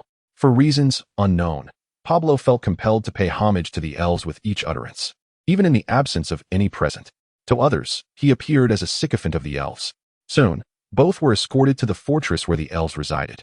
Standing before Molos, who, having retired for the night, donned a flowing white robe. Fortunately, the elves possessed a remarkable constitution, for their slumber did not render them irritable, as their physical and mental prowess far exceeded that of the mortals dwelling here. After Pablo's sycophantic report on the events, Murillos inquired about the two individuals involved and summoned several witnesses present, reflecting briefly before announcing the verdict. Peter, the young man, was deemed to have acted in self-defense, though his possession of a weapon contravened the regulations of the elves. Consequently, he was compensated with the settlement of all wages and an additional 5 silver deer as recompense for the termination of his employment, and he would no longer be hired as a laborer. Meanwhile, the burly man, who had indiscriminately assaulted another, was fined 10 silver deer and sentenced to receive 10 lashes once his arm had healed. 10 days later, the garrison of New Music Island welcomed a new recruit. As Murillos discovered that the young man was literate and notably courageous, undeterred by formidable adversaries. Such talent was rare among the island's human populace. While he could not serve as a laborer, he could certainly become a soldier. The burly man continued to work at the construction site, but had since moderated his behavior, not out of fear of elven punishment, but due to the uncertain number of brash youths who might retaliate. After all, the next time he bullied someone, it might not just be an arm that was injured. Chapter 36. The naming day and the Nightwolf warriors. A joyous occasion had arisen in Winterfell. Lord Eddard Stark welcomed the birth of his third child, a little girl. Delivered smoothly by Maester Luwin, with no complications for Lady Catelyn. With the arrival of this new life, Eddard felt compelled to host a naming day feast for his daughter, akin to the one he had held for Sansa, while also seizing the opportunity to discuss certain matters with the Lords of the North.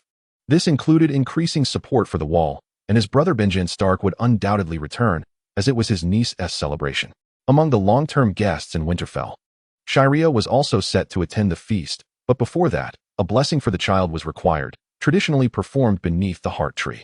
However, Catelyn was taken aback when Eddard did not bring the newborn daughter to the Weirwood Grove. Instead, he held her as he ascended to the castle's highest point, a spacious area capable of accommodating hundreds.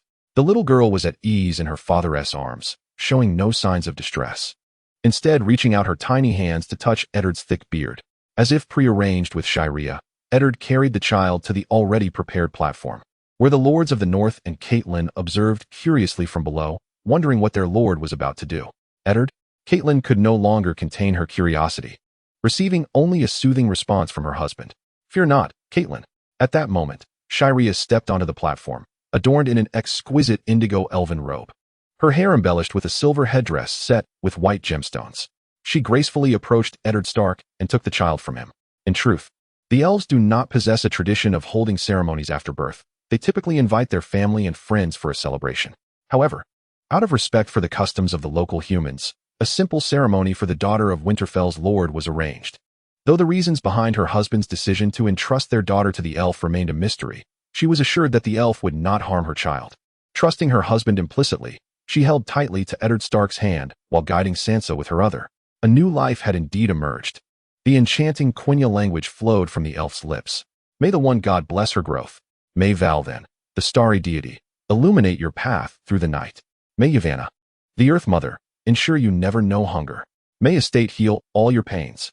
As the last words echoed, the beautiful elf placed her palm gently over the baby's swaddling, laying a bracelet-like object upon the child, a gift prepared by Silmarion for the girl's birth, crafted from gold and adorned with a few small rubies, with silver runes inscribed to enhance the wearer's perception. Eddard Stark stepped forward once more to take his daughter, addressing the gathered assembly, under the witness of the blazing sun. In the name of the one God, and by the dominion of the waters, I name my daughter Arya. Seeing her husband invoke the deity revered by the elf, coupled with his previous actions, Catelyn realized that he might have forsaken the old gods, yet had not embraced the faith of the Seven, but instead turned towards the elven deities seen by humanity in the streamlands. At Eddard's proclamation, all the guards of Winterfell who had witnessed the dominion of the waters drew their swords in unison, shouting, in the name of the one God, and by the dominion of the waters. Following the guards' cries, Eddard Stark descended from the dais, gently placing Arya back into Catelyn's arms, gazing tenderly at his wife and child. However, the northern lords present were still lost in contemplation. Many had witnessed the dominion of the waters, yet the faith in the old gods had been a tradition for millennia. To abandon it now could provoke dissent among other family members. Yet perhaps the most astonished were the Night's Watchmen, whose diverse origins fostered an open attitude towards faith. At the Wall, many were outright atheists, having donned the black after lives of thievery, robbery, or even murder and assault. Even upon their formal induction into the Night's Watch, they were required to kneel before the gods or the heart tree, vowing never to betray their oath. However, Benjen Stark, knowing his brother's steadfast character, unyielding and honorable, bound by the ancient laws of the old gods, could scarcely fathom his elder sibling abandoning the faith tradition of House Stark, which had endured since the Age of Heroes, in favor of worshipping those otherworldly deities brought forth by the elves. Benjen, I know what you wish to say, but please allow me to celebrate Arya's naming day in peace. Eddard raised a hand, softly silencing Benjen Stark as he approached to speak. He then lifted Sansa and led everyone downward. It seemed that the Lord Duke truly intended to embrace the faith of those elven deities. Lord John Umber whispered in shock to Count Karstark as he passed by Benjen. Immediately, Count Karstark countered, questioning the credibility of the claims. How can one not believe? We have witnessed it with our own eyes, the towering figure of immense power, indistinguishable from a deity. Those returning knights from Kaho City have begun to share their accounts. At that moment, Count Sevan of the city interjected, asserting, those so-called ancient gods have never manifested before the eyes of mortals. The Night's Watch listened intently, casting doubt upon their own sanity for lingering too long upon the icy wall, wondering if they had become detached from this world. Was Westeros not unchanged for millennia? The celebratory feast soon commenced, honoring the naming day of the North's guardian daughter, attended exclusively by the esteemed nobles of the North. Winterfell's kitchens had prepared an abundance of swan and lamb, delicacies beyond the reach of common folk. The swans, stuffed with a rooster, which in turn cradled a pigeon or another bird, were finally filled with several peeled eggs, all roasted with spices imported from Essos. The Earl of White Harbor demonstrated his prodigious appetite by consuming an entire dish single-handedly, astonishing the guests with his swift prowess. His son exhibited no less vigor, completely embodying the Lord of the North's largest city and harbor. Silence, everyone. As the guests indulged in their feast, Eddard's voice cut through the revelry, and the Hall of Hundreds fell silent, all eyes fixed upon the Duke, glass in hand. First, I must ask you to raise your goblets for my daughter Arya. To the Lady Countess. After downing a cup of wine, Eddard continued, please, be seated. I wish to discuss the fate of our world at this gathering. The assembly was taken aback. Was this not a banquet for merriment and revelry? Why the sudden pivot to such lofty discourse? A topic seemingly beyond the ken of these rustic lords? Though filled with confusion, they remained silent, respecting their liege. I possess reliable intelligence. The wildlings are preparing for a massive invasion, and soon, thousands will flood our lands to pillage and burn. This news was alarming. If true, preparations for defense were imperative. To speak of a proactive offense was folly. The vast, sparsely populated expanse beyond the wall meant that the wildlings survived primarily through hunting, gathering, and raiding. A military campaign would struggle to locate their main force, and any supplies would need to be transported from within the wall, a perilous endeavor on unfamiliar terrain. The lords murmured among themselves, deliberating the revelation, when Benjen stepped forth, questioning Eddard loudly, but the Night's Watch Rangers have received no such word. Indeed, my information comes directly from the ravens soaring back from beyond the wall, and I have individuals embedded within the tribes of the wildlings. Currently, the united wildlings remain north of the ancestral peak.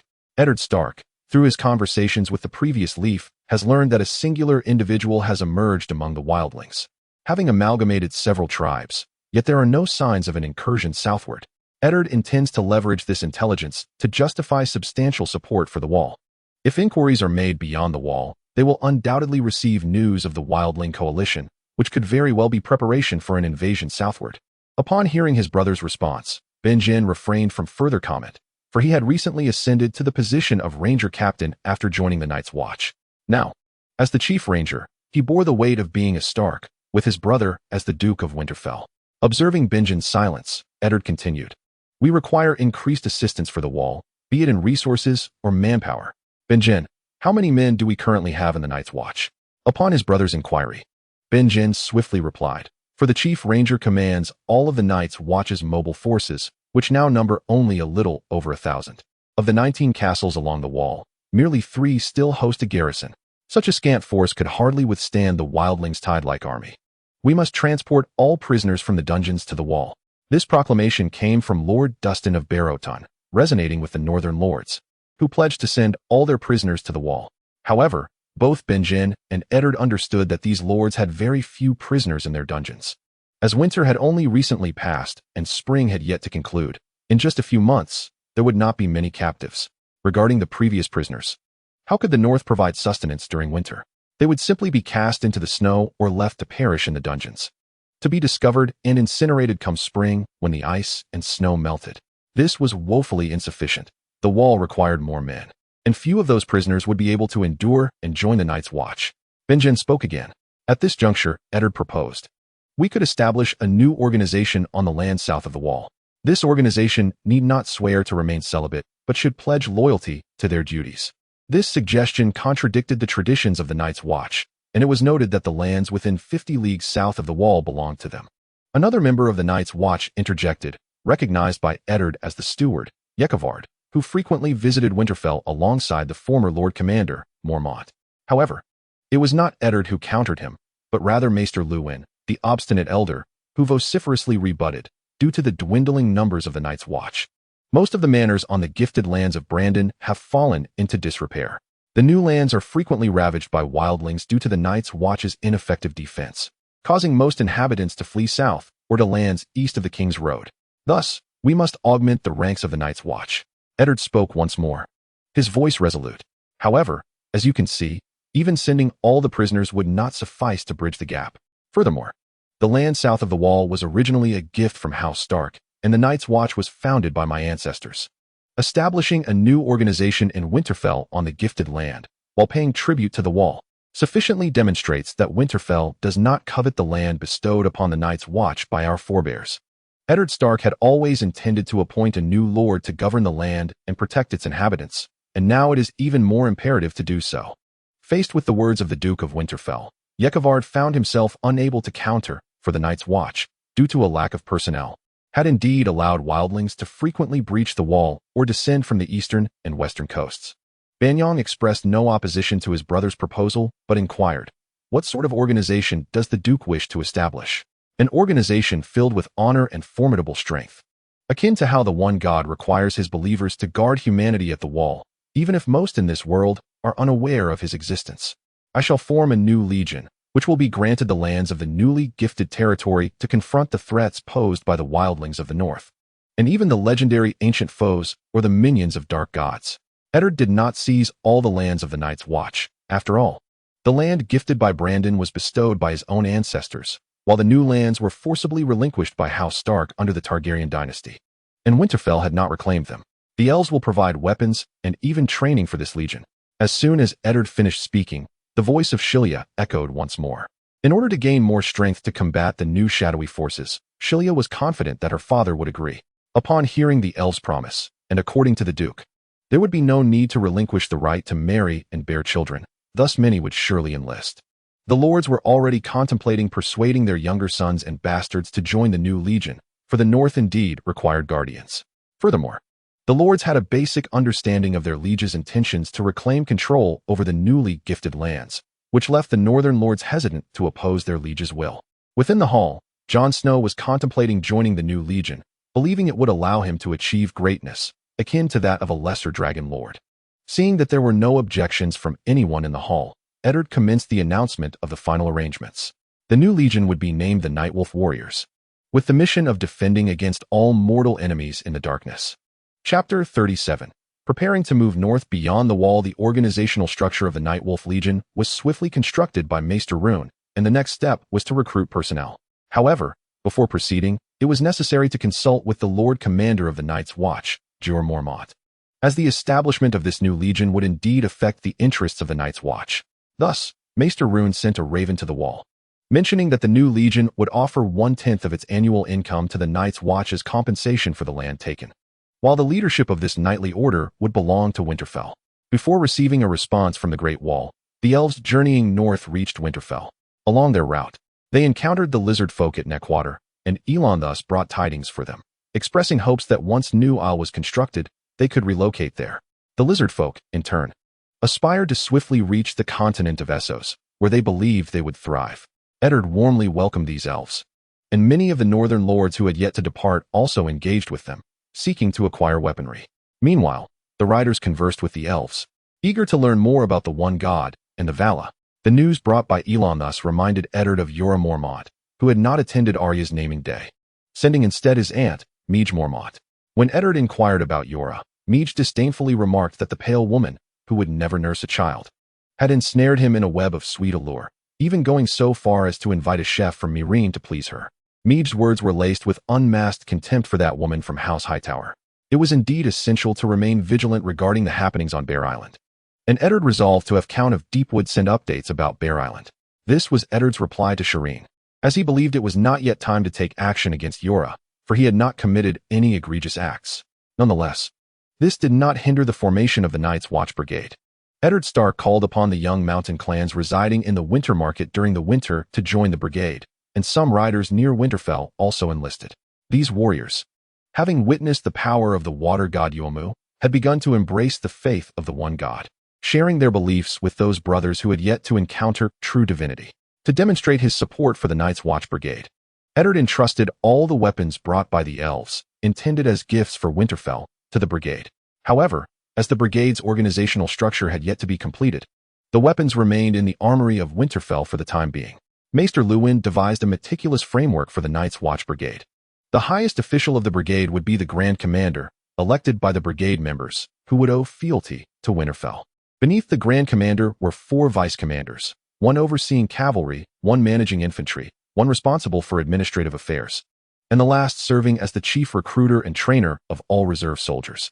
Under the vice commander of administrative affairs lay the administrative company, each consisting of 50 administrators responsible for managing finances and overseeing the brigade's estate, while also being prepared for battle when necessary. The reserve vice commander was in charge of the new recruits and the recruitment team. The number of new recruits was flexible, organized according to current circumstances, while each recruitment team comprised 20 individuals led by a captain tasked with enlisting soldiers across the continent. Beneath the vice commanders of cavalry and infantry were the various banners, commanded by banner captains, followed by the companies.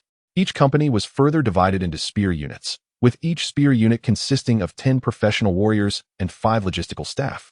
Eddard intended to gather 100 longbowmen and 10 officer companies within 6 months, subsequently stationing them in the vacant castles along the wall and in the desolate estates of the newly gifted lands. Members of the Brotherhood must pledge to safeguard humanity and uphold honor. They are not required to take vows of celibacy, as the Night's Watch does, but must renounce their familial ties and abstain from engaging in disputes over family rights or wealth. Brotherhood members are to regard the order as their home, swearing allegiance to it, which in turn owes fealty to the Lord of Winterfell, the Stark family. The offspring of the Brotherhood will be collectively raised within the order. Upon reaching adulthood, boys must serve in the Brotherhood, while girls may also choose to serve. Should they opt out of service, they may leave the Brotherhood with a sum of money upon reaching maturity or remain in the gifted lands as ordinary women. Additionally, the wives of Brotherhood members will be uniformly settled in the newly gifted territories, allowing for half a year of respite annually, during which they may return from the Wall to reunite with their families, though they are prohibited from venturing south of the Wall without explicit orders. Meanwhile, the northern elves also urged Eddard to summon craftsmen to impart their forging and metallurgy techniques, leading to the creation of numerous blueprints designed to enhance agricultural yields and textile production in the north. As everything progressed smoothly, Leif sought out Shilia once more, and they convened in the study of Maester Luwin. My prophet has conveyed to me a message, hoping to meet with the elf. He possesses vital information to share. Upon their initial encounter, Leif approached Shilia with excitement, speaking in a soft, melodic tone. Is it not possible for your prophet to meet the Firstborn in person to relay all that he knows? Shilia felt exasperated by this enigmatic figure, perceiving it as mere theatrics. In response, Leif revealed the truth. The prophet had merged with the heart tree and could no longer walk among the living. Yet he observed the world at all times and must have uncovered something significant. Leif understood the capabilities of his prophet, the last green prophet in existence, whose power was intertwined with all heart trees, granting him sight into all that had transpired throughout history. Upon hearing Leif's explanation, Shilia comprehended that the prophet of the forest child had integrated with the trees to acquire the memories of the world, subsequently observing it through some means. After a moment of contemplation, Shilia addressed the dark, diminutive figure before him. I shall do so, but I must first send word to my father. Let your so-called prophet wait a while longer. Shilia then took Leif to Eddard Stark, who was currently surrounded by his children near Catelyn and Arya. This marked Leif's first appearance before Catelyn and the children, as he had been taken to reside in the Maester's tower after meeting Eddard, seldom venturing outside thereafter. She witnessed the entire ceremony and banquet on Arya's naming day. She felt a profound joy at the Duke of Winterfell's establishment of a new legion to confront ancient adversaries. Yet, the devotee of the old gods had forsaken their faith for the otherworldly deities brought by the elves, raising concerns that belief in the old gods may soon exist only beyond the wall. When the children beheld the forest child, cloaked in a black robe that enveloped their form, they were filled with curiosity about this mysterious figure, though they dared not approach closely. Eddard and Shira ventured into another chamber, accompanied by Bachelor Rune. At the moment the door closed behind them, the figure unveiled their hood, revealing their visage, and spoke. My lord Eddard, I must return to the north. The prophet requires my report on my findings. Shira promptly added. The elves too must consult the ancient powers of this world regarding its future. Indeed, they were unaware of when their enemies might strike. The assistance of the prophet, as mentioned by the figure, was essential. If they could extinguish the enemy before it could fully awaken, Westeros might achieve victory at minimal cost. However, Shira, you cannot venture beyond the wall. Your father entrusted me with your care. I cannot betray his trust. Eddard rejected the young elf's desire to journey south. Although Shira was merely a guest, and Winterfell posed no restrictions on his freedom, the dangers of the lands beyond were too great. The wildlings were not easily dealt with. In response to Eddard invoking his father, Shira retorted, My lord Eddard, I shall send letters to my father. You need not concern yourself with that. Moreover, my father's correspondence instructed me to monitor Jorah Mormont's wife, who is quite enigmatic. I have already informed the Earl of Deepwood Mott and Lady Marjorie. The elves require a representative to venture south, and I am the most suitable. Winterfell has no authority over me. Shira's voice was resolute, and his gaze was sharp as it met the Duke of Winterfell. Ultimately, Duke Eddard could not prevent Shira from embarking on this perilous journey, thus consenting to the young elf's venture while dispatching 10 Stark guards to accompany him north, along with a letter from Eddard to Jorah Mormont. Shira then entered a state of urgent preparation, with all the elves in Winterfell providing their lembas to him, and after deliberation, 5 elves were chosen to accompany Shira northward. The children, feeling a tinge of disappointment at not being able to play with Shira due to his busyness, soon found solace when Robb discovered a new playmate. Eager to join the children of Winterfell, despite being several years their senior. This was Theon Greyjoy, brought back from the Iron Islands by Eddard Stark. Eddard treated the hostage with leniency, affording him the same care as Jon.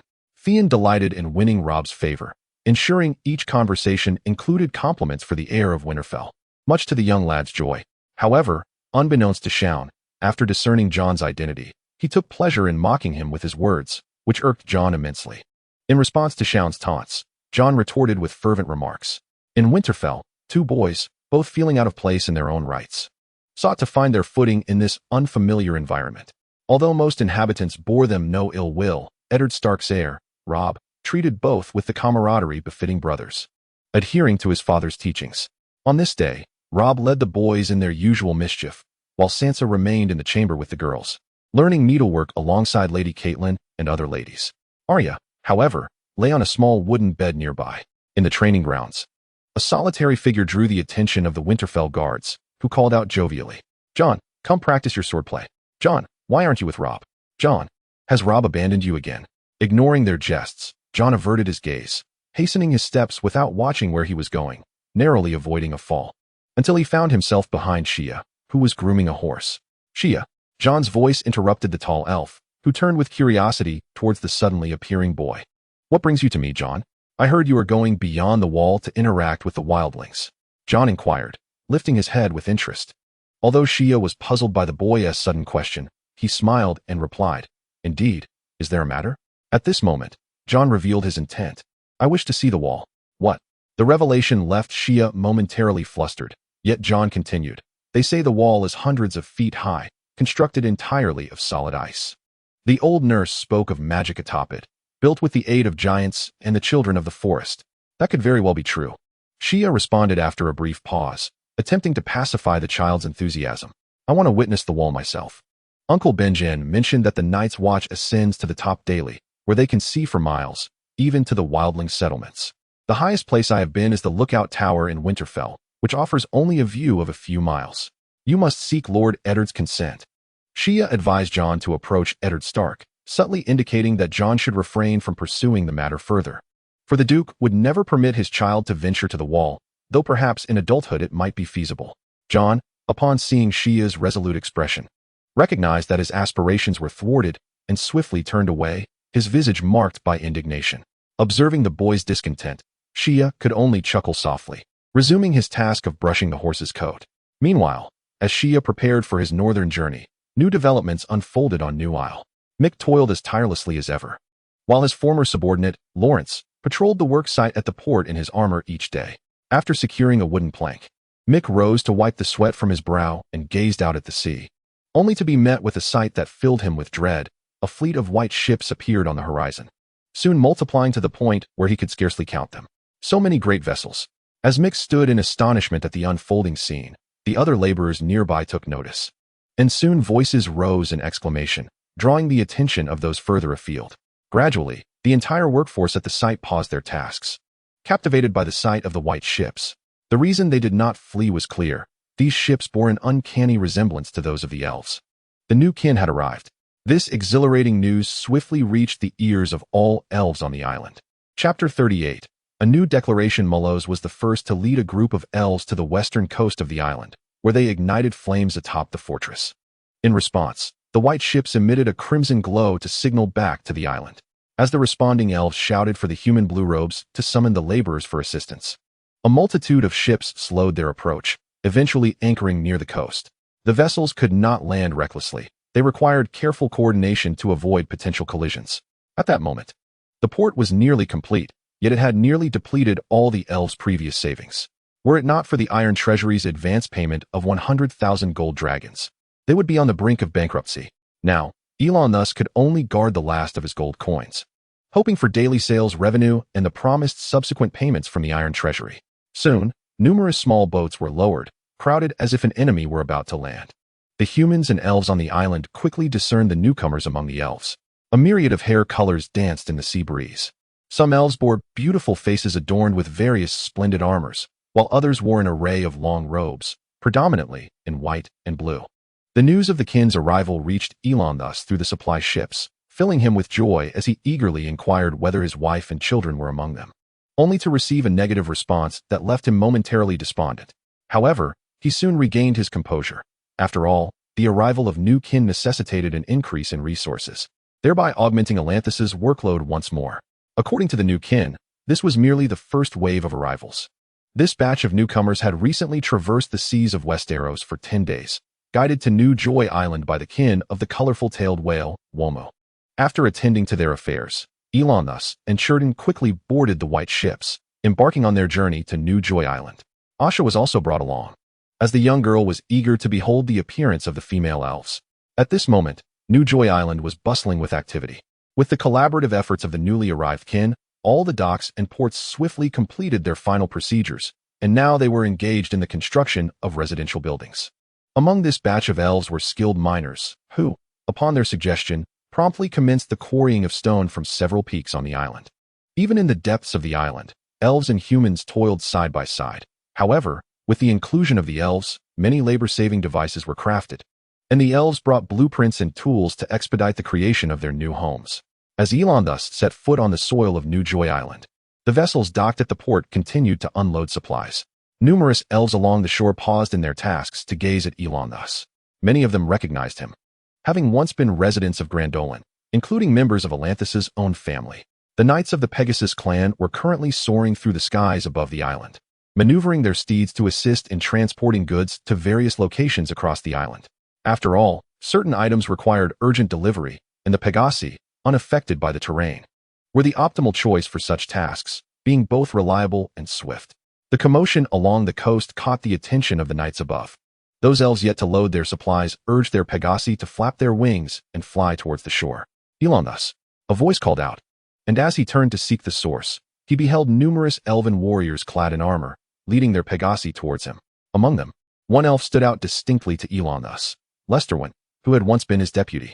He had perished during the Battle of Gondolin, struck by a massive orc crossbow while attempting to traverse the encircling mountains, plummeting alongside his steed into the abyss below.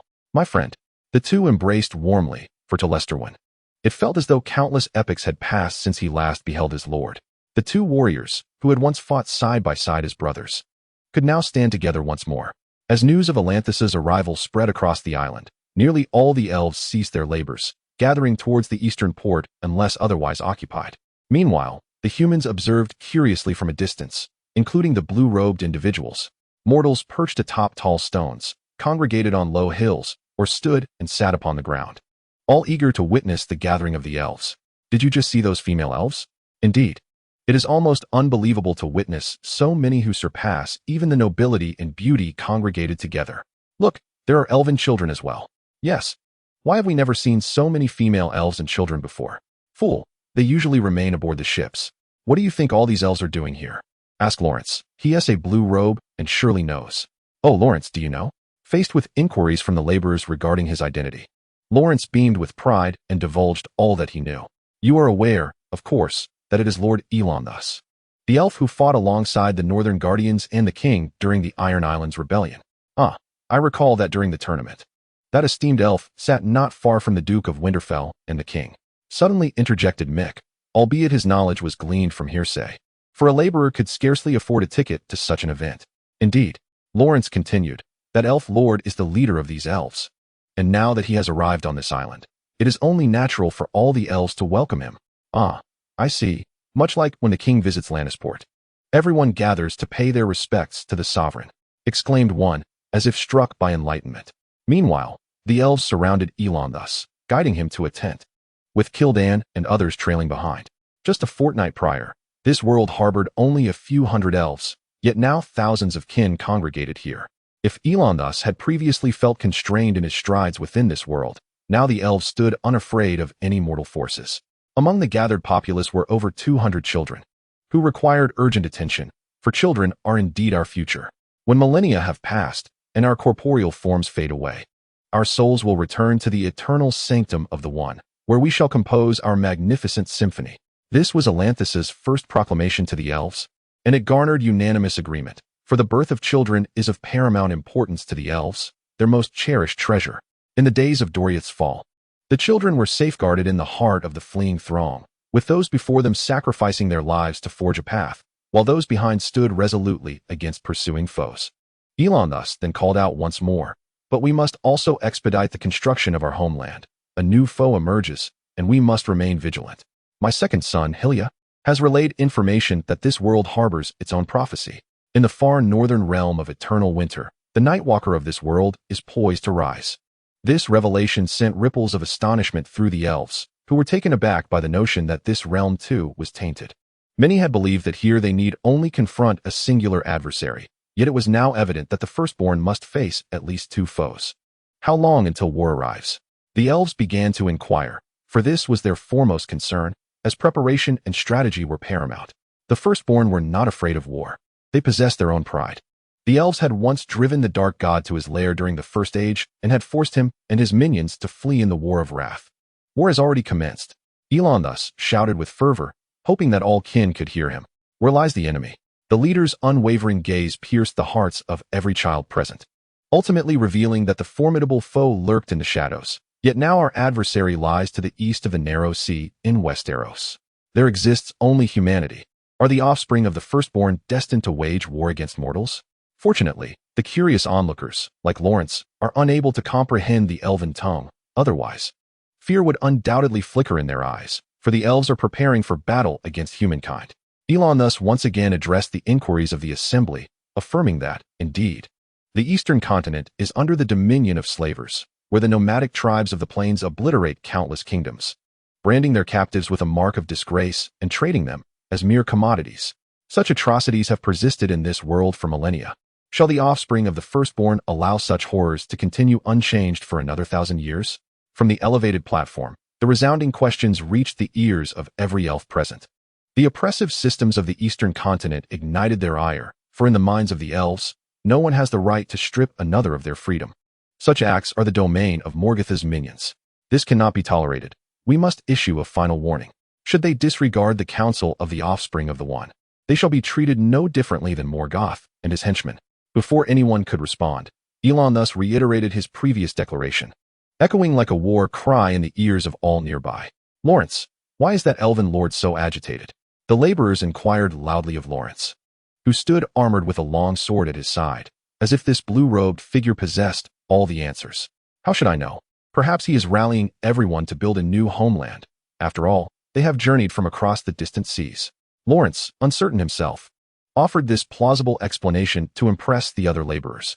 Yet, the ensuing spectacle revealed the fallacy of Lawrence's words, for an elf unsheathed his jeweled sword, followed by the simultaneous drawing of hundreds, even thousands, of long swords, as a resounding chorus of voices declared their allegiance to their current leader, the future king. Elon. In Casterly Rock, Tyrion approached his father. Father, did you know that the elven kin have arrived at the island you sold them? It is said that there are 200 great ships and tens of thousands of elves, including men, women, and even children. Yet Tywin regarded his son with disdain, as though he were a fool. Casterly Rock harbors no secrets in the west, including the elves' new joyous isle. Those laborers, the lion's cubs, are scattered throughout Westeros. Tywin dismissed his youngest son, returning to his official duties. Yet the imp spoke again. Are you not concerned about the elves attacking Westeros? One elven warrior could match 10 knights. The grace of their combat displayed at the tournament will surely be sung of by bards for ages to come. Tywin, unfazed, calmly replied that if the elves truly intended to invade Westeros, they should have lain low upon their arrival rather than brazenly peddling weapons. They require gold, and every castle in Westeros harbors the riches they seek. Furthermore, it is said that these elves assisted Eddard Stark in assembling a new legion in the north, aiming to reclaim control of the newly gifted lands, ostensibly to defend against the wildlings' incursions, while preparing to occupy the abandoned fortresses at the foot of the wall. Tywin articulated the happenings in the north, mocking the Stark bannermen who fancied themselves as saviors of the world. How absurd. Suddenly, Tywin raised his head to inquire of his son, the imp, about the spices he had been tasked to investigate. Though taken aback by Tywin's abrupt question, Tyrion quickly regained his composure and responded. The spices are said to originate from the shadowy lands of the Far East, delivered by a large, double-masted ship. It first appeared in Old Town, and those who had seen the crew reported that a mysterious figure cloaked entirely in a black hooded robe descended from the vessel. These spices possess potent hallucinogenic properties, ensnaring users in addiction, and prolonged use renders them physically frail. I have already commanded the garrison to seize all of this substance still circulating in Lannisport, Tyrion articulated fluently, without a hint of hesitation, indicating the considerable thought he had devoted to this matter. How will you resolve the issue with the nobles who have already purchased them? I ordered them to surrender it. And if they refuse, the lioness hounds will ensure they comply. As he spoke, Tyrion gestured towards a tall figure clad in black armor, standing immobile outside the door. Resembling a colossal statue, wielding a greatsword that appeared to him suitable only for one-handed use. Upon hearing his son's response, Tywin continued to attend to his affairs, paying no heed to the diminutive Tyrion standing nearby, nor did he utter a word, aware that his father would not engage with him further. The imp turned and strode away. You did well this time. The commands of the lion must not be defied. Just as Tyrion stepped through the doorway, Tywin's voice resonated from behind, leaving the little imp momentarily frozen. A smile flickering across his face before he resumed his stride until the door to Tywin's chamber was firmly shut. Chapter 39. The Little Imp and Asha with Eloranthis's warlike proclamation. All the firstborn children erupted with fervor, transforming the entirety of New Valyria into a bustling construction site. As new kin arrived, the elves utilized the purchased iron from the Westerlands to smelt steel and forge weaponry, while the brought mithril and gold were put to excellent use. Human laborers continued to be employed, though now relegated to assisting the elves, merely tasked with transporting stones and timber, as well as mixing various adhesive materials. Those clad in blue robes do not share in such fortunate circumstances. Their numbers have indeed swelled, their salaries have risen by 20 silver deer each month, and their provisions have improved. Yet, their toil has become more arduous. Elon thus has dispatched seasoned veterans, who have participated in wars for millennia, to train these humans. Elon thus believes that the future conflicts involving elves will be monumental, and thus, a well-trained, sizable human army will undoubtedly serve as a tremendous asset, compensating for any potential shortcomings in elven forces. Consequently, Lawrence finds himself regretting his enlistment. He and his comrades have just returned from a 5-kilometer run along the coast. The elves training them, fully armed with bows and swords, appear vigorous and lively, as if they had not run alongside them at all. This realization fills Lawrence with trepidation regarding the arduous training that lies ahead, yet there is no turning back now. These humans hardly resemble the demigod progeny of the One. They may barely measure up to the orcs. A Sindar warrior, who has fought in both the War of Wrath and the Last Alliance, grumbles about Lawrence and his companions to his kin, who are sprawled on the beach clad only in shorts. Despite recognizing some validity in his kinsman's complaints, Nightwolf retorts, these humans were merely a band of impoverished souls, barely able to fill their stomachs. Indeed, you have arrived in this world before us, and thus possess a greater understanding of it. The Sindar elf nods in agreement with Nightwolf, then inquires, are the human nobles truly as ignorant and debased as you say? Upon hearing the Sindar's question, Nightwolf swiftly responds, yes, I have witnessed the tournaments at the human port of Lannis, where it is said that up to 100,000 gold coins are expended. Hundreds, if not thousands, of wealthy human nobles gather around the arena, eagerly anticipating the death of the contestants, treating life as the most despicable of commodities. Outside the arena, countless impoverished souls labor tirelessly to sustain the opulent lifestyles of the nobility, often without compensation, succumbing to starvation in the streets. His expression twists with rage, as if haunted by deep-seated enmity. In response to Nightwolf's fervent remarks, the Sindar elf questions, if this is indeed the case, then we could readily launch an assault on Westeros, rather than the distant continent of the East. Alas, while Westeros is governed by nobility, they have yet to indiscriminately take lives. They always seek justifications. The common folk, despite their plight, possess a semblance of freedom, even if they live as if in servitude. Nightwolf sighs, continuing, on that eastern continent, however, many city-states and nations still abide by laws permitting slavery. Masters can buy, sell, and kill their slaves without fear of punishment or censure. The children of slaves remain slaves, while the children of masters remain masters. This cycle has persisted unchanged for millennia. Moreover, there exists a nomadic tribe known as the Dothraki. The Sindar elf has heard tales of this tribe and responds, I am familiar with them. It is said that they have annihilated countless city-states and nations, transforming fertile lands into barren wastelands devoid of life. Indeed, this is why Elon the Great chose to wage war against the slavers of the Far East, for at least the people of this land are free in their identity. Moreover, the future adversaries of the elves are bound to be formidable. We require allies, and the noble houses of Westeros, currently on amicable terms with the elves, are ideal candidates. As the two conversed, Lawrence and his companions had also completed their rest. Thus, Nightwolf ceased chatting and, alongside the elven Sindar, rose to his feet, loudly commanding the hundreds of mortal soldiers on the beach. All rise. We shall commence the next training session immediately. Following suit, the other elves echoed the call for the human soldiers to rise. With the elves' rallying cries, Lawrence understood that he was to endure yet another trial. Kilden intended to erect the statues of the Vala on the first peak west of New Joy Island, where the elevation was modest, allowing for the stone to be transported with relative ease. However, Elon opposed the immediate expenditure of human resources for the construction of the Vala statues. As the elves had other pressing needs for their resources, such as the urgent housing dilemma that could not allow women and children to remain aboard ships indefinitely. This was not a sustainable solution.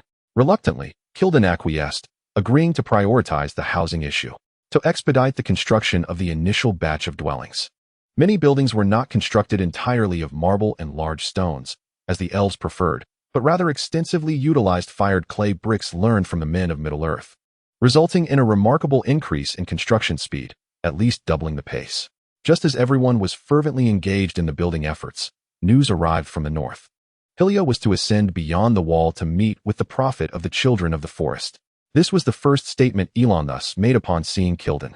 The letter had been dispatched a month prior, and it was likely already beyond the wall by now. Kilden continued, the elves indeed need to meet with the prophets of this world to acquire more knowledge, yet it is said that beyond the wall, dangers abound. Indeed. But this is what Hylia must do. I hope he thrives, yet when his kin require him, he must bravely forge ahead. I believe he is doing remarkably well. Elon worried for his younger son, the vivid memories of the rain of tears still haunting him. In that recollection, the sky turned crimson. The sinister cries of Morgoth's minions echoed from afar, and the rain of arrows and the multitude of corpses bore testament to the ferocity of the conflict. Hylia, bloodied and battered, cried out to Elon Father, lead our kin to retreat.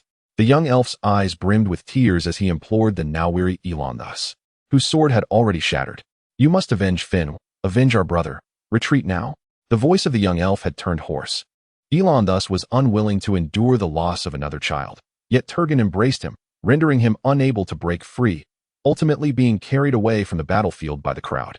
Elon gazed at Childern and reiterated, the North requires additional manpower. Lord Eddard Stark of Winterfell has assembled a new legion to confront the potential threats that may arise at any moment. Hylia has assured the elves of her assistance. I shall dispatch 5 ships northward, accompanied by newly forged weapons and armor. Childern pondered for a moment before responding. Now, we possess far more personnel than before. Yet Elon reflecting further, continued to remind him, there is also that matter I previously mentioned, the Count of Bear Island, Jorah Mormont's wife. The statue of that woman evokes an insatiable desire among the elves, as if they perceive her as a delectable delicacy. I fear that this ominous entity may bring calamity upon the elves. Although I have already informed Duke Eddard, it remains a precarious situation. Those green-skinned elves are hunters of the forest. I require them to infiltrate the jungles of Bear Island to monitor that Linus Hightower and her statue. I shall summon the Sylvan elves and rally warriors to undertake this task. I believe that merely a handful will suffice." This was the final statement Childern uttered before exiting the tent, his confidence in the forest hunters unwavering. Elon thus subsequently seated himself to attend to his affairs, and by the time he completed them, the sun was nearing its descent. He emerged from the tent to the sound of jubilant laughter, reminiscent of tinkling bells. Following the sound, he beheld a group of elven children gathered in play. Among them was Asha, who appeared to be the leader, directing some of the younger ones to assist her. Her height indeed set her apart from the rest. The children, oblivious to the brevity of human life, assumed that this elder sister towering over them was significantly older. In reality, Asha was likely the youngest among the group, having just turned 13. In human society, girls of her age would soon be betrothed, embarking on a life of domesticity. However, elves are different. At Asha's age, they are still in the unsteady stages of walking, comparable to human children of 3 or 4 years. The elven lifespan is divided into growth years and life years. The growth phase encompasses 24 growth years, with 1 growth year equating to 3 human years. In terms of appearance, 1 elven growth year corresponds to 3/4 of a human growth year. Upon completing 24 growth years, an elf reaches the equivalent of 18 human years, although they have truly lived for 72 years. Following the growth years, elves enter the life years, during which their development slows considerably. Typically, they progress through youth, adulthood, and old age, with each stage varying in duration due to environmental and mental factors, generally lasting around 3,000 to 4,000 years. Upon reaching 10,000 years, an elf enters old age, during which they may grow a beard and their physical form gradually weakens, eventually fading into an invisible spirit or soul beyond mortal sight. When elves transform into souls, they respond to Mandos's call and journey to his halls, awaiting rebirth or remaining in a state of soulhood until the world's end. Those unwilling to depart will retain the memories of their former lives, eternally wandering before the familiar great trees and streams of Middle-earth. As the earth undergoes change, rivers alter their courses, forests are destroyed, and memories gradually fade amidst the decay and corruption, ultimately becoming aimless wraiths devoid of conscious thought, drifting through the corners of the world. At this moment, Asha, who was joyfully playing with the elven children, caught sight of Elon thus watching them from a distance, and she leapt to her feet, exclaiming excitedly. The other children, drawn by Asha's call, also noticed Elon thus and followed suit, joyfully running to gather around him, bouncing with delight. How long had it been since he had seen so many children? It must have been back in Valinor, Elon thus mused, since his departure to Middle-earth, seeking vengeance for Fëanor. The birth rate among the Noldor had dwindled, with many young elves returning to Mandos's halls before ever finding their companions or begetting offspring.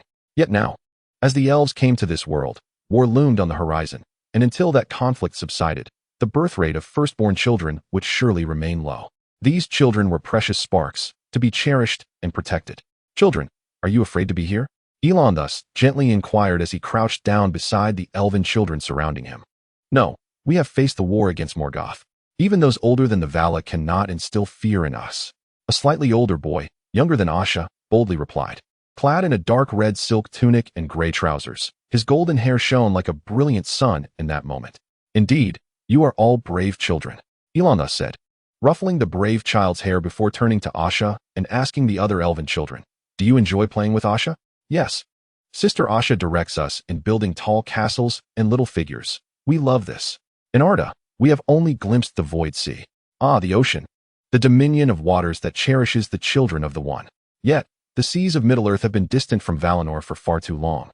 So much so that the newly born elves have never crossed the vast ocean, having known only the blessed land of Valinor, prepared for them by the mighty." Elon thus then inquired, "In Arda, have you encountered the children of the Secondborn?" All the children shook their heads, for they had only heard the ancient elves recount tales of a time long past, when elves inhabited the lands across the azure waters of Valinor. "Yet, I once accompanied my father on a boat to that very place, which revealed nothing more than a cerulean sphere. My father spoke of the offspring of the One, who resided upon that blue orb.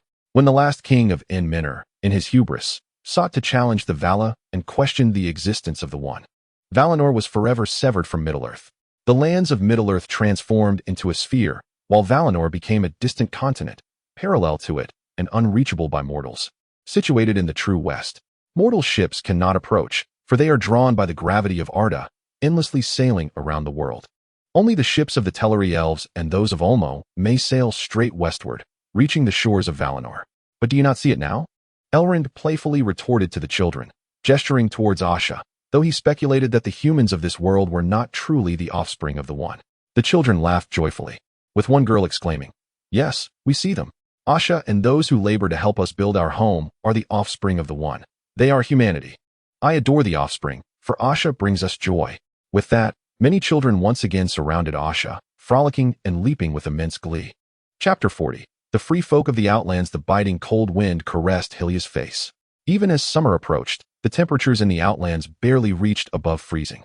At this moment, the frost and snow south of the wall had melted completely, while the Outlands were just beginning to thaw.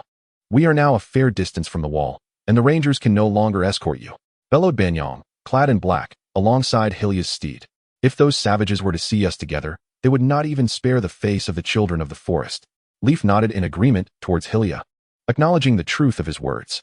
Consequently, Banyong and the Night's Watchmen swiftly turned their horses back towards the wall, although the savages tended to avoid these crows. No one knew if there were any plans for an attack among them. The free folk harbored a deeper disdain for the Night's Watch than even the Northerners or the Southerners. For millennia, they had been kept at bay by the Wall and the Watch, and periodically, the Rangers would embark on their so-called expeditions to punish these lawless, chaotic savages. After the Watchmen departed, the warriors and elves of Winterfell, under Leaf's guidance, continued their journey. The procession, comprising over 20 tall steeds, trod upon the muddy terrain, and the heavy garments prepared at Leaf's behest proved invaluable in this moment. The Shadow Woods, an essential passage to the north, were filled with fishbeam and sentinel trees, where faces were carved into the bark, their eyes weeping sap like the tears of a grieving heart. This is the only place in Westeros where one can behold 2 or more fishbeams. This was the first utterance of Leaf upon entering the forest. However, on the very first day, the group encountered not only the faces upon the fish beams, as they prepared to rest and set up camp. They were surrounded by a band of free folk, a contingent clad in rudely fashioned fur garments, wielding bronze and even obsidian weaponry, with hair that appeared parched and brittle. These wildlings seemed akin to orcs who had long dwelled in the depths of the earth. A torrent of obscure language flowed from the lips of a man who appeared to be their leader, his expression betraying immense fury. With a commanding roar, the man signaled, and dozens of wildlings, brandishing spear-like weapons taller than themselves, gradually closed in on the group. Though the warriors of the north were not clad in heavy armor, merely donning the garments they typically wore as underclothing, this did not diminish their fervor for battle. They readily unsheathed their shields, drew their longswords, and brandished their hand axes, all having been provided with elven-forged shields, longswords, and hand axes by Eddard Stark. Meanwhile, the elves were perpetually adorned in rune-imbued armor interwoven with mithril, their blue-hooded cloaks concealing their armaments. They stood vigilant, their eyes fixed on the advancing free folk as they removed their composite bows from their backs. "Cease your avaricious actions, or you shall pay a grievous price," Leaf shouted towards the wildlings, her voice echoing in the same cryptic tongue spoken by the free folk leader. She understood the ancient tongue passed down from primordial ancestors, and the furious elves, accompanied by the Northmen, strode boldly through the wide expanse of the Ghostwood.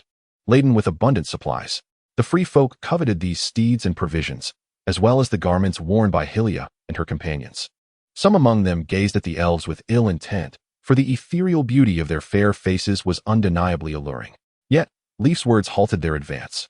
The familiar language issuing forth as a warning left them momentarily stunned. All the free folk turned their curious gazes towards the diminutive southern woman clad in a hood.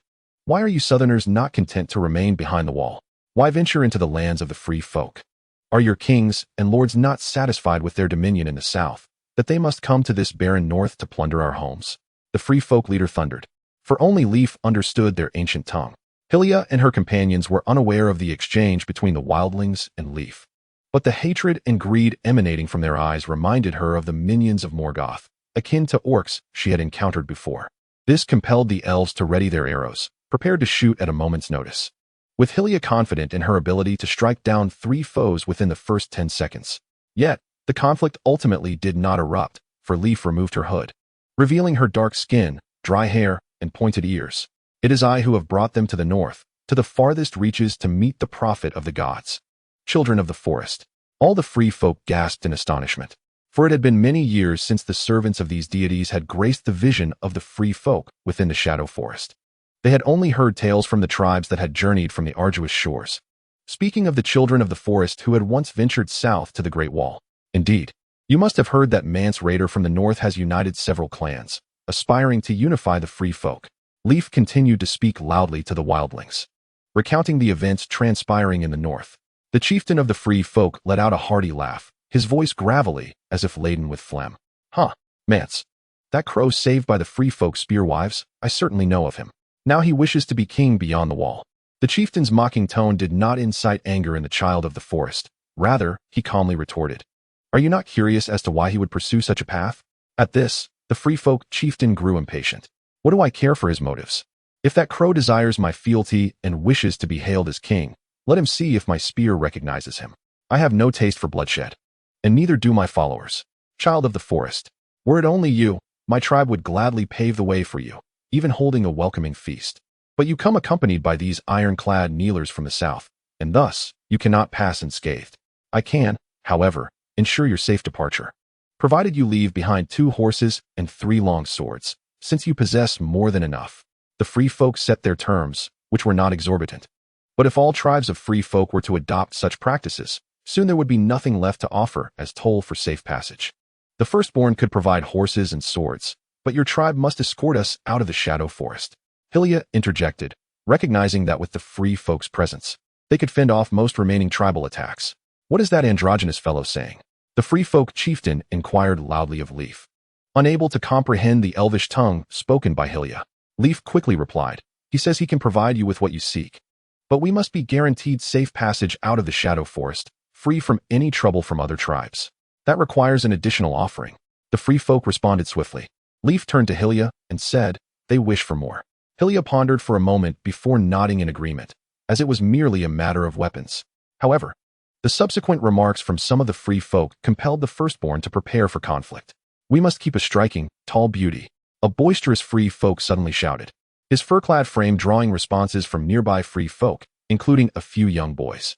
The free folk chieftain bellowed in anger, Fools. They are all men. Can you not see their towering physiques and prominent Adam's apples? Yet, the young free folk remained unconvinced, declaring, What does it matter if they are men? As long as they are pleasing to the eye and bring joy. At this moment, the spear women erupted into exuberant shouts, declaring that one must be kept alive. They had never encountered such a strikingly handsome man before. Through the translation provided by Leaf, the elves and the warriors from Winterfell comprehended the words of the free folk, albeit with a hint of ambiguity in the forest child's interpretation. The free folk men continued to approach, their faces adorned with malevolent grins. The elves were incensed, for no one should dare to insult the children of the one god, and the warriors from Winterfell, even more furious than the elves, stood resolute. These northern warriors, who had journeyed north beyond the wall, had embraced the faith of the one god, and often prayed to Yomu when passing streams. To them, the elves were divine messengers sent to Westeros, and such an affront to a divine emissary was utterly unforgivable. Thus, amidst the leader of the free folk's desperate attempts to shout a halt, chaos erupted.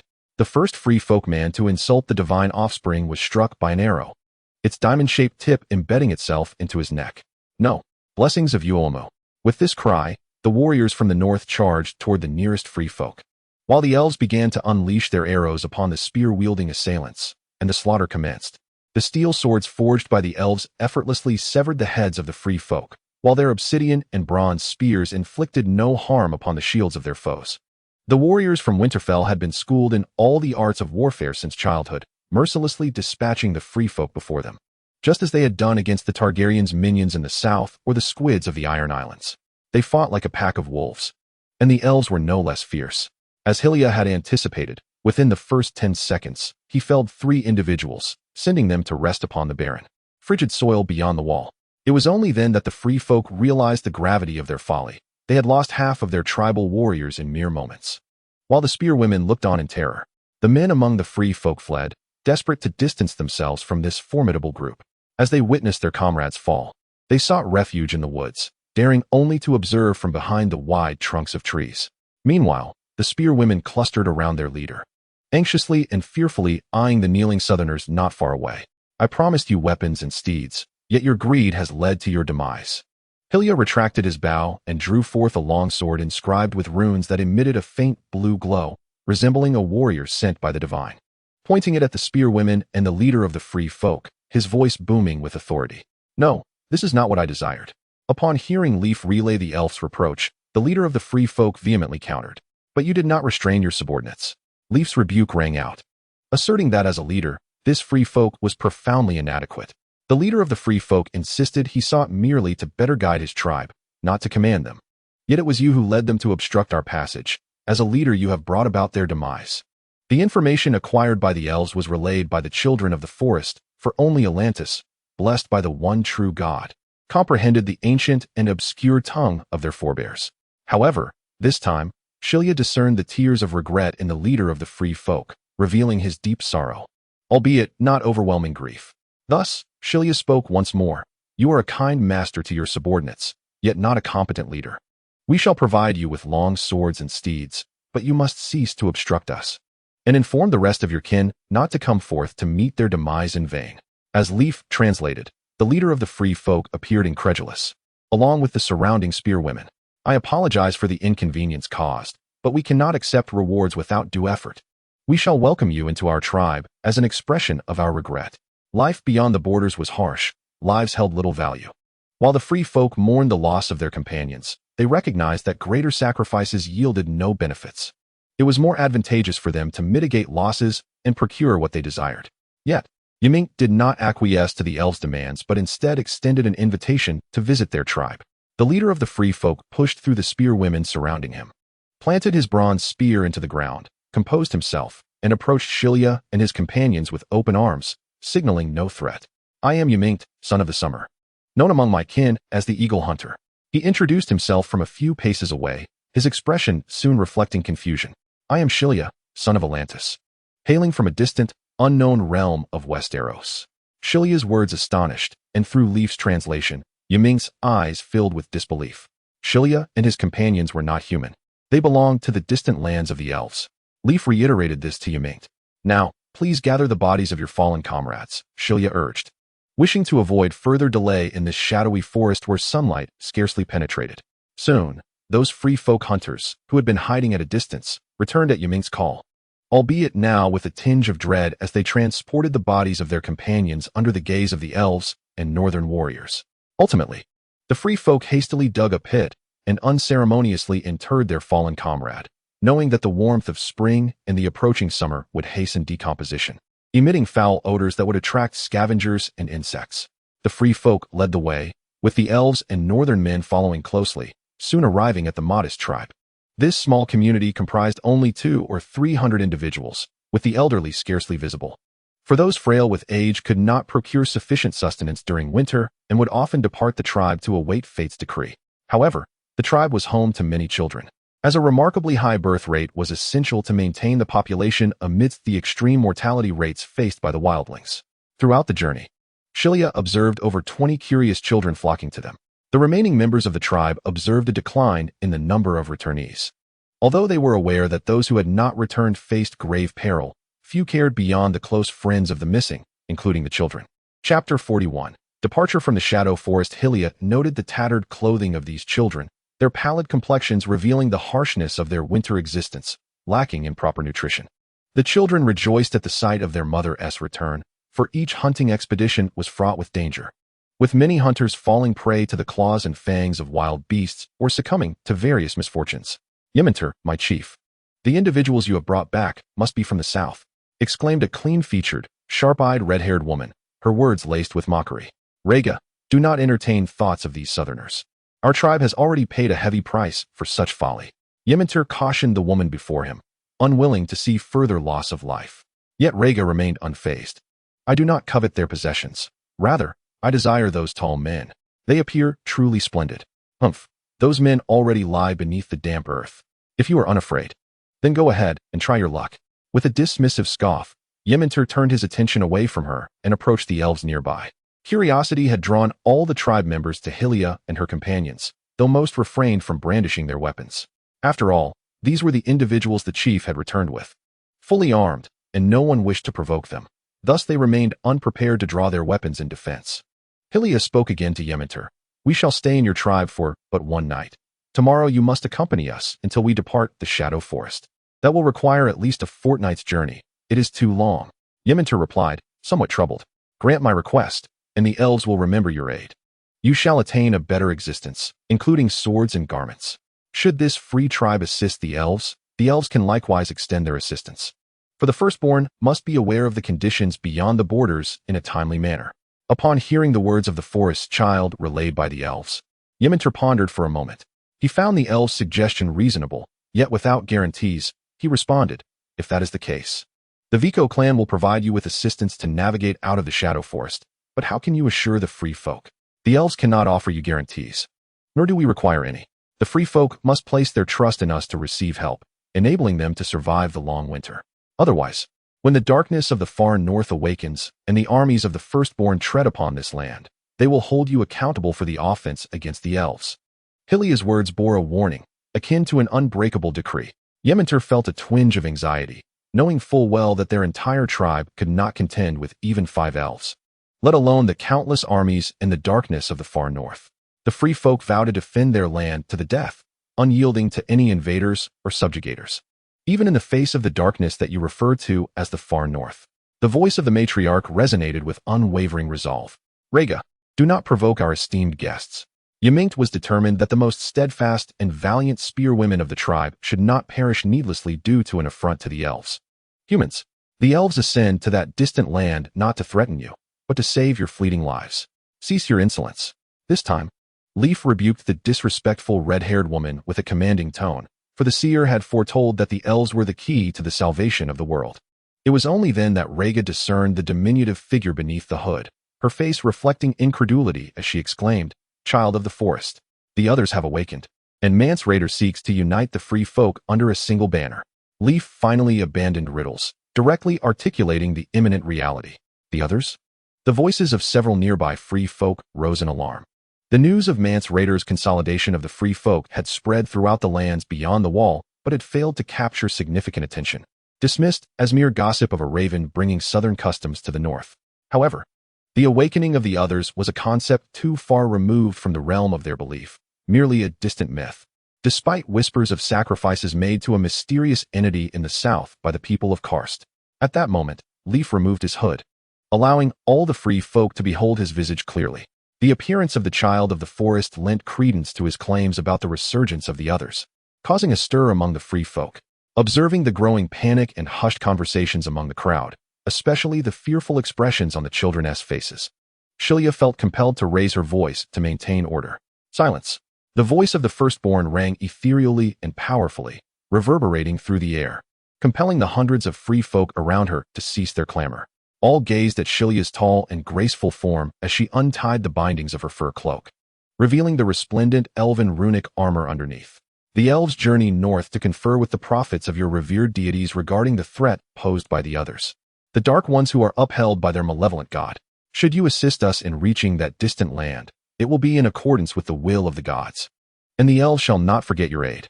As Shilia's words concluded, the free folk once again fell into a tumult of discussion until Ymynct intervened. Silence. He then approached Shilia, this time exhibiting remarkable humility, and spoke softly. Elves, permit me to address you thus, and to you, ancient child of the forest, servant of the gods. Since your purpose is to confront the others, the Waco clan shall lend you our support. We ask only that the elves uphold their promises. Rest assured, the promises of the Firstborn shall indeed be fulfilled. If you doubt, I can swear an oath in the name of the one true God. In order to gain the trust of the free folk, Hylia went so far as to allow Ilúvatar to witness her vow. Leaf once again relayed Hylia's words to Ymynct, yet refrained from translating the reference to the one true God, merely stating that elves could swear allegiance to their own deities. Observing the elf's sincerity, Ymynct was greatly pleased, convinced that these beings would possess the capability to assist his clan. After all, the splendid armor adorning Hylia was surely worth the entire wealth of the tribe. Thus, the newcomers from the south remained with this relatively weak clan, which could be deemed insignificant in the vast expanse beyond the Great Wall. Fortunately, it was spring, and food could be distributed among all, albeit insufficient for full satiety. The hunters and pregnant women received priority in food allocation, followed by children and spear wielders, while the elderly and disabled came last. However, Hylia noticed a blind man within the tribe receiving an abundance of food, including cured meats, a rarity and precious commodity in the wilderness beyond the wall. Leaf clarified Hylia's confusion, explaining that he was an outsider, a figure of high regard among the free folk tribes beyond the wall. I learned about outsiders in Winterfell. You are one too. After all, you have inhabited a sparrow. Indeed, this is a power bestowed upon me by the gods, Leaf said with a tone of gratitude. Yet, Hylia remained unconvinced, perceiving it merely as a manifestation of natural spirit powers, a wondrous ability to commune with animals, which piqued her curiosity to understand it further. At that moment, a few curious children from the free folk approached, their faces timid, yet their actions bold. Did you come from the south? A boy, seemingly around 15 or 16, cautiously inquired. Seeing this dirty-faced child speaking a language he barely understood, Hylia looked again at Leaf, realizing they were now reliant on him. Otherwise, navigating the unfamiliar northern lands would be quite challenging. Upon hearing Leaf's translation, Hylia smiled and responded, "Yes, we journeyed here from within the Great Wall. But my mother says that those within the wall are spineless kneelers, bowing to others for favors and kind words. The free folk are nobler because we do not kneel to anyone." The child's timidity began to dissipate, perhaps due to Hylia's enchanting visage and soothing smile. Before Hylia could reply, the guards from Winterfell, having overheard Leaf's translation, burst into laughter, which disheartened the young boy. "What are you laughing at? Huh? Is it not only natural to pledge allegiance to those of noble birth? Their ancestors led mine, carving out homes from the wilderness, hence the reason for our fealty." Although the boy's argument had many flaws, the guards merely chuckled in response, for they were not brutish mercenaries who would resort to violence over trivial matters or bully the weak. "Our leader also guided us in our endeavors, yet he has never commanded us to kneel." The young boy vehemently countered the guards of Winterfell. "We dwell in a civilization enriched with iron tools and woven garments. While what has your leader bestowed upon you? Our ancient ancestors wielded bronze weapons and donned bronze armor, yet now you are incapable of smelting even such metals." The guard's retorts ignited a flame of anger within the boy. However, his tender frame and halting speech rendered his ire somewhat ineffectual. Just then, Rhaegar, who had arrived on the scene, raised his voice in fervent rebuke. "Yet you wield those very weapons to slay our kin. You erect towering walls to bar the indomitable free folk, merely because we refuse to kneel and pledge fealty to those so-called southern nobles. Have not the lives lost to savage raids and the women forced to flee from their native homes been enough?" The guard who had responded to the boy rose with determination, abandoning his seated stone perch, and chastised the fiery-haired wildling. "Cease this at once." Ultimately, Hylia intervened, stepping beside the boy and softly smiling as she spoke. "Every individual possesses the right to choose their own way of life. Some opt to align with the powerful, while others prefer to tread their own path. This holds true among both Southerners and free folk. Why have you chosen Ymingta as your leader? Because he is the finest hunter, capable of bringing down formidable prey, and can lead us to procure more sustenance. I have witnessed this when I accompanied him on hunts." The boy replied, echoing Leaf's sentiments. "Indeed, people require leaders. If a leader can guide their people to a better existence, or even survival, what harm is there in that? Some may need to bow in loyalty, while others demonstrate their allegiance through action." Eventually, the boy departed with his companions, turning to Hylia before leaving to say, "I shall seek you out in the future. You will be a great leader. I shall await your return." Hylia replied. On the following day, Hylia and her companions resumed their northward journey. Their unscathed overnight stay among the wildling tribes would provide ample fodder for boasting upon their return to Winterfell, though it would pale in comparison to the experiences yet to unfold. As they set forth once more, the party swelled to 31 individuals, with 15 free folk joining Hylia's group, led personally by the clan chief, Ymingta. The red-haired woman was also part of the entourage. Before departing, she embraced a similarly red-haired little girl, her daughter, the fiery-haired Yeagerite. While traversing the path out of the Shadow Ghost Forest, Hylia and her companions encountered numerous small tribes of free folk. Some, under Ymingta's influence and the teachings of the children of the forest, renounced their plundering ways, while others, oblivious to the consequences, paid a heavy price for their actions. Moreover, upon witnessing the elves' formidable power and understanding their mission, some chose to join their ranks. By the 10th day, as they neared the exit of the Shadow Ghost Forest, their numbers had surged to over 50, and they had even acquired several elk, tamed by the free folk. The elves narrated to the free folk the history of Arda, the One, and the Vala, imparting a wealth of knowledge, including the art of handling wool, weaving garments, and the metallurgy of metals. Unlike the Ironborn, who are a community devoid of productive endeavors, the free folk are notably industrious. Albeit their methods are antiquated, relying on ancient hunting and gathering for sustenance. They also cultivate crops and tend to livestock during the summer months. Yet the barren and frigid land, coupled with their primitive practices, fails to guarantee a stable food supply. Moreover, the raids conducted by the free folk southward are rarely aimed at seizing food. The journey is arduous and the wall towers high above, rendering any provisions too scant for the long trek. They must also evade the onslaught of the southerners and the crows, bearing only what they can carry on their backs. Nearly all plunder is motivated by two primary desires: the scarcity of metal tools in the lands beyond and the need for women. The underdeveloped medical conditions in those territories result in a high maternal mortality rate, necessitating a greater number of women to ensure population sustainability. Many mothers among the free folk have been abducted from the northern realms, yet they are seldom mistreated, as their ability to bear strong offspring is valued. The women of the north, with their resilience surpassing that of those south of the neck, quickly adapt to their new surroundings, becoming new spear women within the tribe. Consequently, the newly integrated free folk thrive alongside the elves, striving to assist their firstborn children in overcoming any obstacles on their journey. Shortly after departing from the Shadow Forest, Hylia and her companions encountered the first significant tribe of free folk since their northward journey. The multitude of figures ahead appeared to number in the thousands, all robust hunters and spearwomen. At the forefront stood a man whose demeanor starkly contrasted with that of the surrounding free folk. He was of average height, with long legs, draped in a black cloak adorned with red fabric. Chapter 42. Mansred the free folk stood before the elves, while the elves and the guards of Winterfell remained vigilant, weapons drawn. It was not long before the leading man approached Hylia and her companions, accompanied by several wildlings. Mansred, he introduced himself, a former night's watchman turned free folk. I know why you have come. Then you should allow us to pass swiftly. We can afford no further delay. Hylia replied to Mansred, this time without the need for Leaf to translate, for the former night's watchman spoke in the common tongue of Westeros. Mansred responded, his voice tinged with trepidation. You tread boldly upon these northern plains. Those creatures will soon take notice of you, aware of your intentions. White Walkers. Hylia surmised immediately what he referred to. Indeed, those creatures have begun to hunt the free folk as their thralls. What thralls?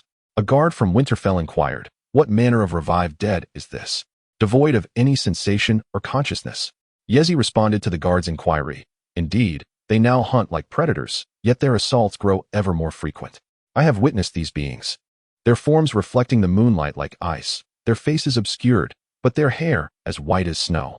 The thought of that creature's silhouette, with its terrifying eyes and chilling aura, made Mansred tremble uncontrollably. However, Hylia replied with unwavering clarity and strength, I shall tell you about those beings in due time.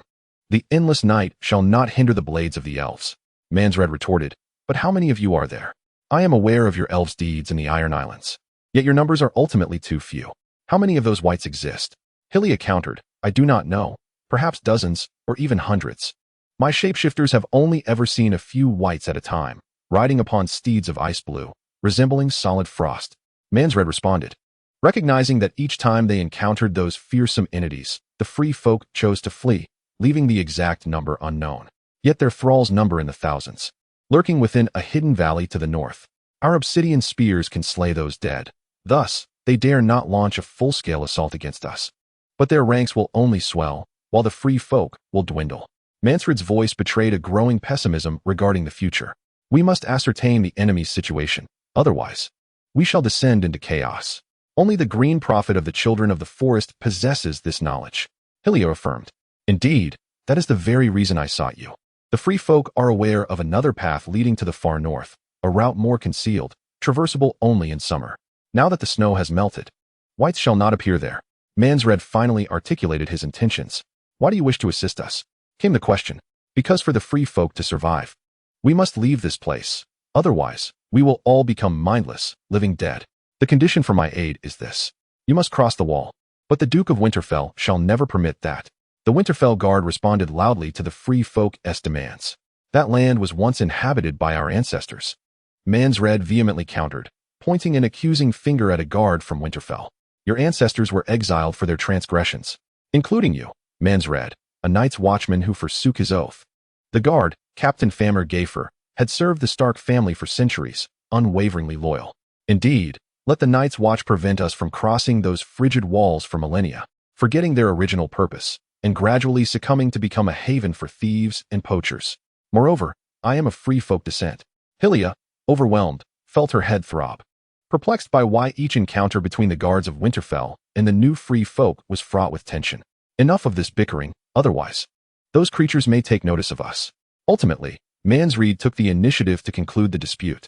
With a nod from Leaf, Hylia and the others followed this renowned Night's Watchman, who thrived among the free folk beyond the wall. Although Mansreed's tribe was considerably larger, boasting thousands, from a distance, the sight of hundreds of densely clustered thatched roof huts stood proudly upon the burgeoning green of the dark soil. It was evident that Mans had managed his tribe with remarkable order, unlike the chaotic disarray found in other clans. Although many aggressive free folk hunters and spearwomen still cast hostile glances at the elves, let us stay here for the night. It is certainly preferable to camping in the wilderness. Mans opened his arms in welcome to the elves. Yet we must remain vigilant. Who knows the true intentions of this savage? Murmured Captain Famer Gafer of the Winterfell Guard to Hylia. The elves would take turns standing watch throughout the night. For some inexplicable reason, Hylia felt an innate trust in Mans, akin to the trust elves placed in the Edenites. Fortunately, the night passed quietly, save for a few spearwomen attempting a surprise attack on the elves at midnight, who were swiftly subdued. Under Mansreed's guidance, Hylia and his companions veered away from open areas. Though doubts often crept in, Leaf assured the elves that the path was safe. This route was known to the children of the forest, though they would encounter some unrestrained free folk, among whom cannibalistic traditions persisted, embodying the purest evil of the wasteland. Thankfully, Mansreed averted numerous conflicts, demonstrating his considerable esteem among the northern free folk. What is it that binds you under one banner? They possess little morality. Their sense of good and evil is dictated solely by personal conviction, and many survive through plundering others. Hylia pondered, perplexed by Mansreed, for in the eyes of the elves, these individuals, deemed malevolent even among the free folk, were inferior to orcs. Sitting by the fire, Mans gazed skyward as if lost in memory. Tonight, the moon hung as a slender crescent, with nearby stars twinkling into view. I know not who my parents are, for I was raised by the Night's Watch. Perhaps I was discovered in the wild, or perhaps my kin were slain. They all claim I am of savage descent. Trained from a young age to be a Night's Watchman, I found solace in music and excelled at playing the lute. Ultimately, I remained a loyal Night's Watchman, upholding my vows until I was injured during a patrol. A free woman saved me, though I know not her whereabouts now. She mended my tattered black cloak with red fabric, yet upon my return to the wall, she insisted I discard it and don the traditional black garb of the Night's Watch. Did you not comply? After all, you still wear it, Hylia remarked to Mansreed. Indeed, I devoted decades to the wall, to the Night's Watch, and to the decadent nobles of the South, yet I was forbidden even a single cloak to call my own. Thus, I fled the wall, forsaking my former vows, and sought refuge among the free folk. They embraced me, a raven who once slaughtered the free folk, merely for the sake of freedom in my heart. Indeed, I yearn with genuine desire. It is this that makes me feel truly alive, Mans replied. Furthermore, I unite them not only because the free folk have accepted me, granting me a new lease on life, but also because those whites will enslave the deceased. If we do not rally together to save them, our enemies will only multiply. Mans wished to forget the haunting memories of familiar faces rising again after death, yet he could not escape their grip. Hylia appeared to be lost in contemplation, taking quite some time before responding. Do you assist us in the hope that the elves will aid you in return? Mans turned to Hylia and nodded. Indeed, the elves possess the ability to aid us. Yet, before this, you must have never encountered the Firstborn. How could you know we have the capacity to assist the free folk? This was the very question Hylia had longed to ask, sensing a presence around him that exuded a trustworthiness worthy of the elves. This feeling was all too familiar. Hylia felt as though he had encountered it before. Mans continued to address Hylia. I knew you would come long before your departure from Winterfell. The green prophet of the forest, they say he can enter the dreams of others. This was what Leaf had shared with Hylia, that the green prophet had traversed into the dreams of many, including that of a child from the Iron Folk. However, the prophet informed Leaf that he had sensed extreme madness within that child's dream. No, it is a mysterious being, he, or perhaps it, for I cannot ascertain its gender. It rides an extraordinarily tall steed, towering even above your kind, emanating a dazzling white light, clad in magnificent platinum armor adorned with patterns too exquisite for words. Upon the horse rests a colossal longbow, Orem. Hylia exclaimed, the name catching the attention of the other elves. Seeing that the elves refrained from further interruption, Mans continued. Is this what you call him? Nevertheless, it matters not. He called to me from a mountaintop, and I ventured to that place, where I beheld his magnificent form. He revealed your existence to me, urging the free folk to become allies of the elves, promising that through this alliance, we would receive gifts from both you and him. This, too, is the only path for the survival of the outland folk. I chose to believe him, for I had no other choice. With a soft sigh, the leader of the outland free folk concluded his words, finding no better alternative. Hylia gazed at Mans and remarked, if the free folk assist the Firstborn, then the free folk shall receive the elves' bounty. My kin once aided a group of humans in constructing a vast empire. Perhaps we could help the free folk establish their own nation. Yet, the free folk are unbound. Mans furrowed his brow, resignedly stating. However, Hylia remained unconvinced, waving his hand dismissively and stating, are these free folk truly free? Although they do not kneel before anyone, they still obey your commands and are bound by tradition. Surely, those wicked individuals from the accursed lands are not to your liking either. Mans Red concurred, acknowledging that the free folk were not entirely liberated, especially since he himself intended to call himself the king beyond the wall in the future. In my homeland, I have come to know many human-established kingdoms. After all, our lifespans are long, and our souls endure. Even in death, one may choose to resurrect, yet I have not. How enviable, Mans remarked with a pout, presuming that the elf was merely boasting. Hylia chuckled softly in response before continuing, among those human kingdoms, diverse systems exist, many of which have evolved to a point where there are no nobility, and all beings exist as equals. Mans found this utterly astonishing, for in his view, a nation could not exist without nobility. Could such a society truly form a state? Would it not be as disorganized as the free folk? No, Hylia corrected. They are all well ordered. As long as one does not contravene the law, one may live freely. The law? Is it not merely a tool for the nobility to govern the commoners? Mans questioned. In their society, the law served as a minimal moral standard. Many individuals did not break the law, yet to the inhabitants of that kingdom, these individuals were deemed morally deficient and could only be criticized through words. Furthermore, their people lived in prosperity, with scarcely anyone going hungry. They even created vessels capable of soaring above the blessed lands of the elves long after my demise. Colossal constructs emitting brilliant tails, navigating the void of the seas. However, they remained oblivious to the elves' blessed realm, unable to reach it. Such magnificent creations were mere novelties in the eyes of the gods. Perhaps, to the Secondborn, the elves were merely a backward race existing in legends, lacking ambition. Indeed, this suited the free folk well. Had it not been for the need to survive, they would not resort to killing and plundering.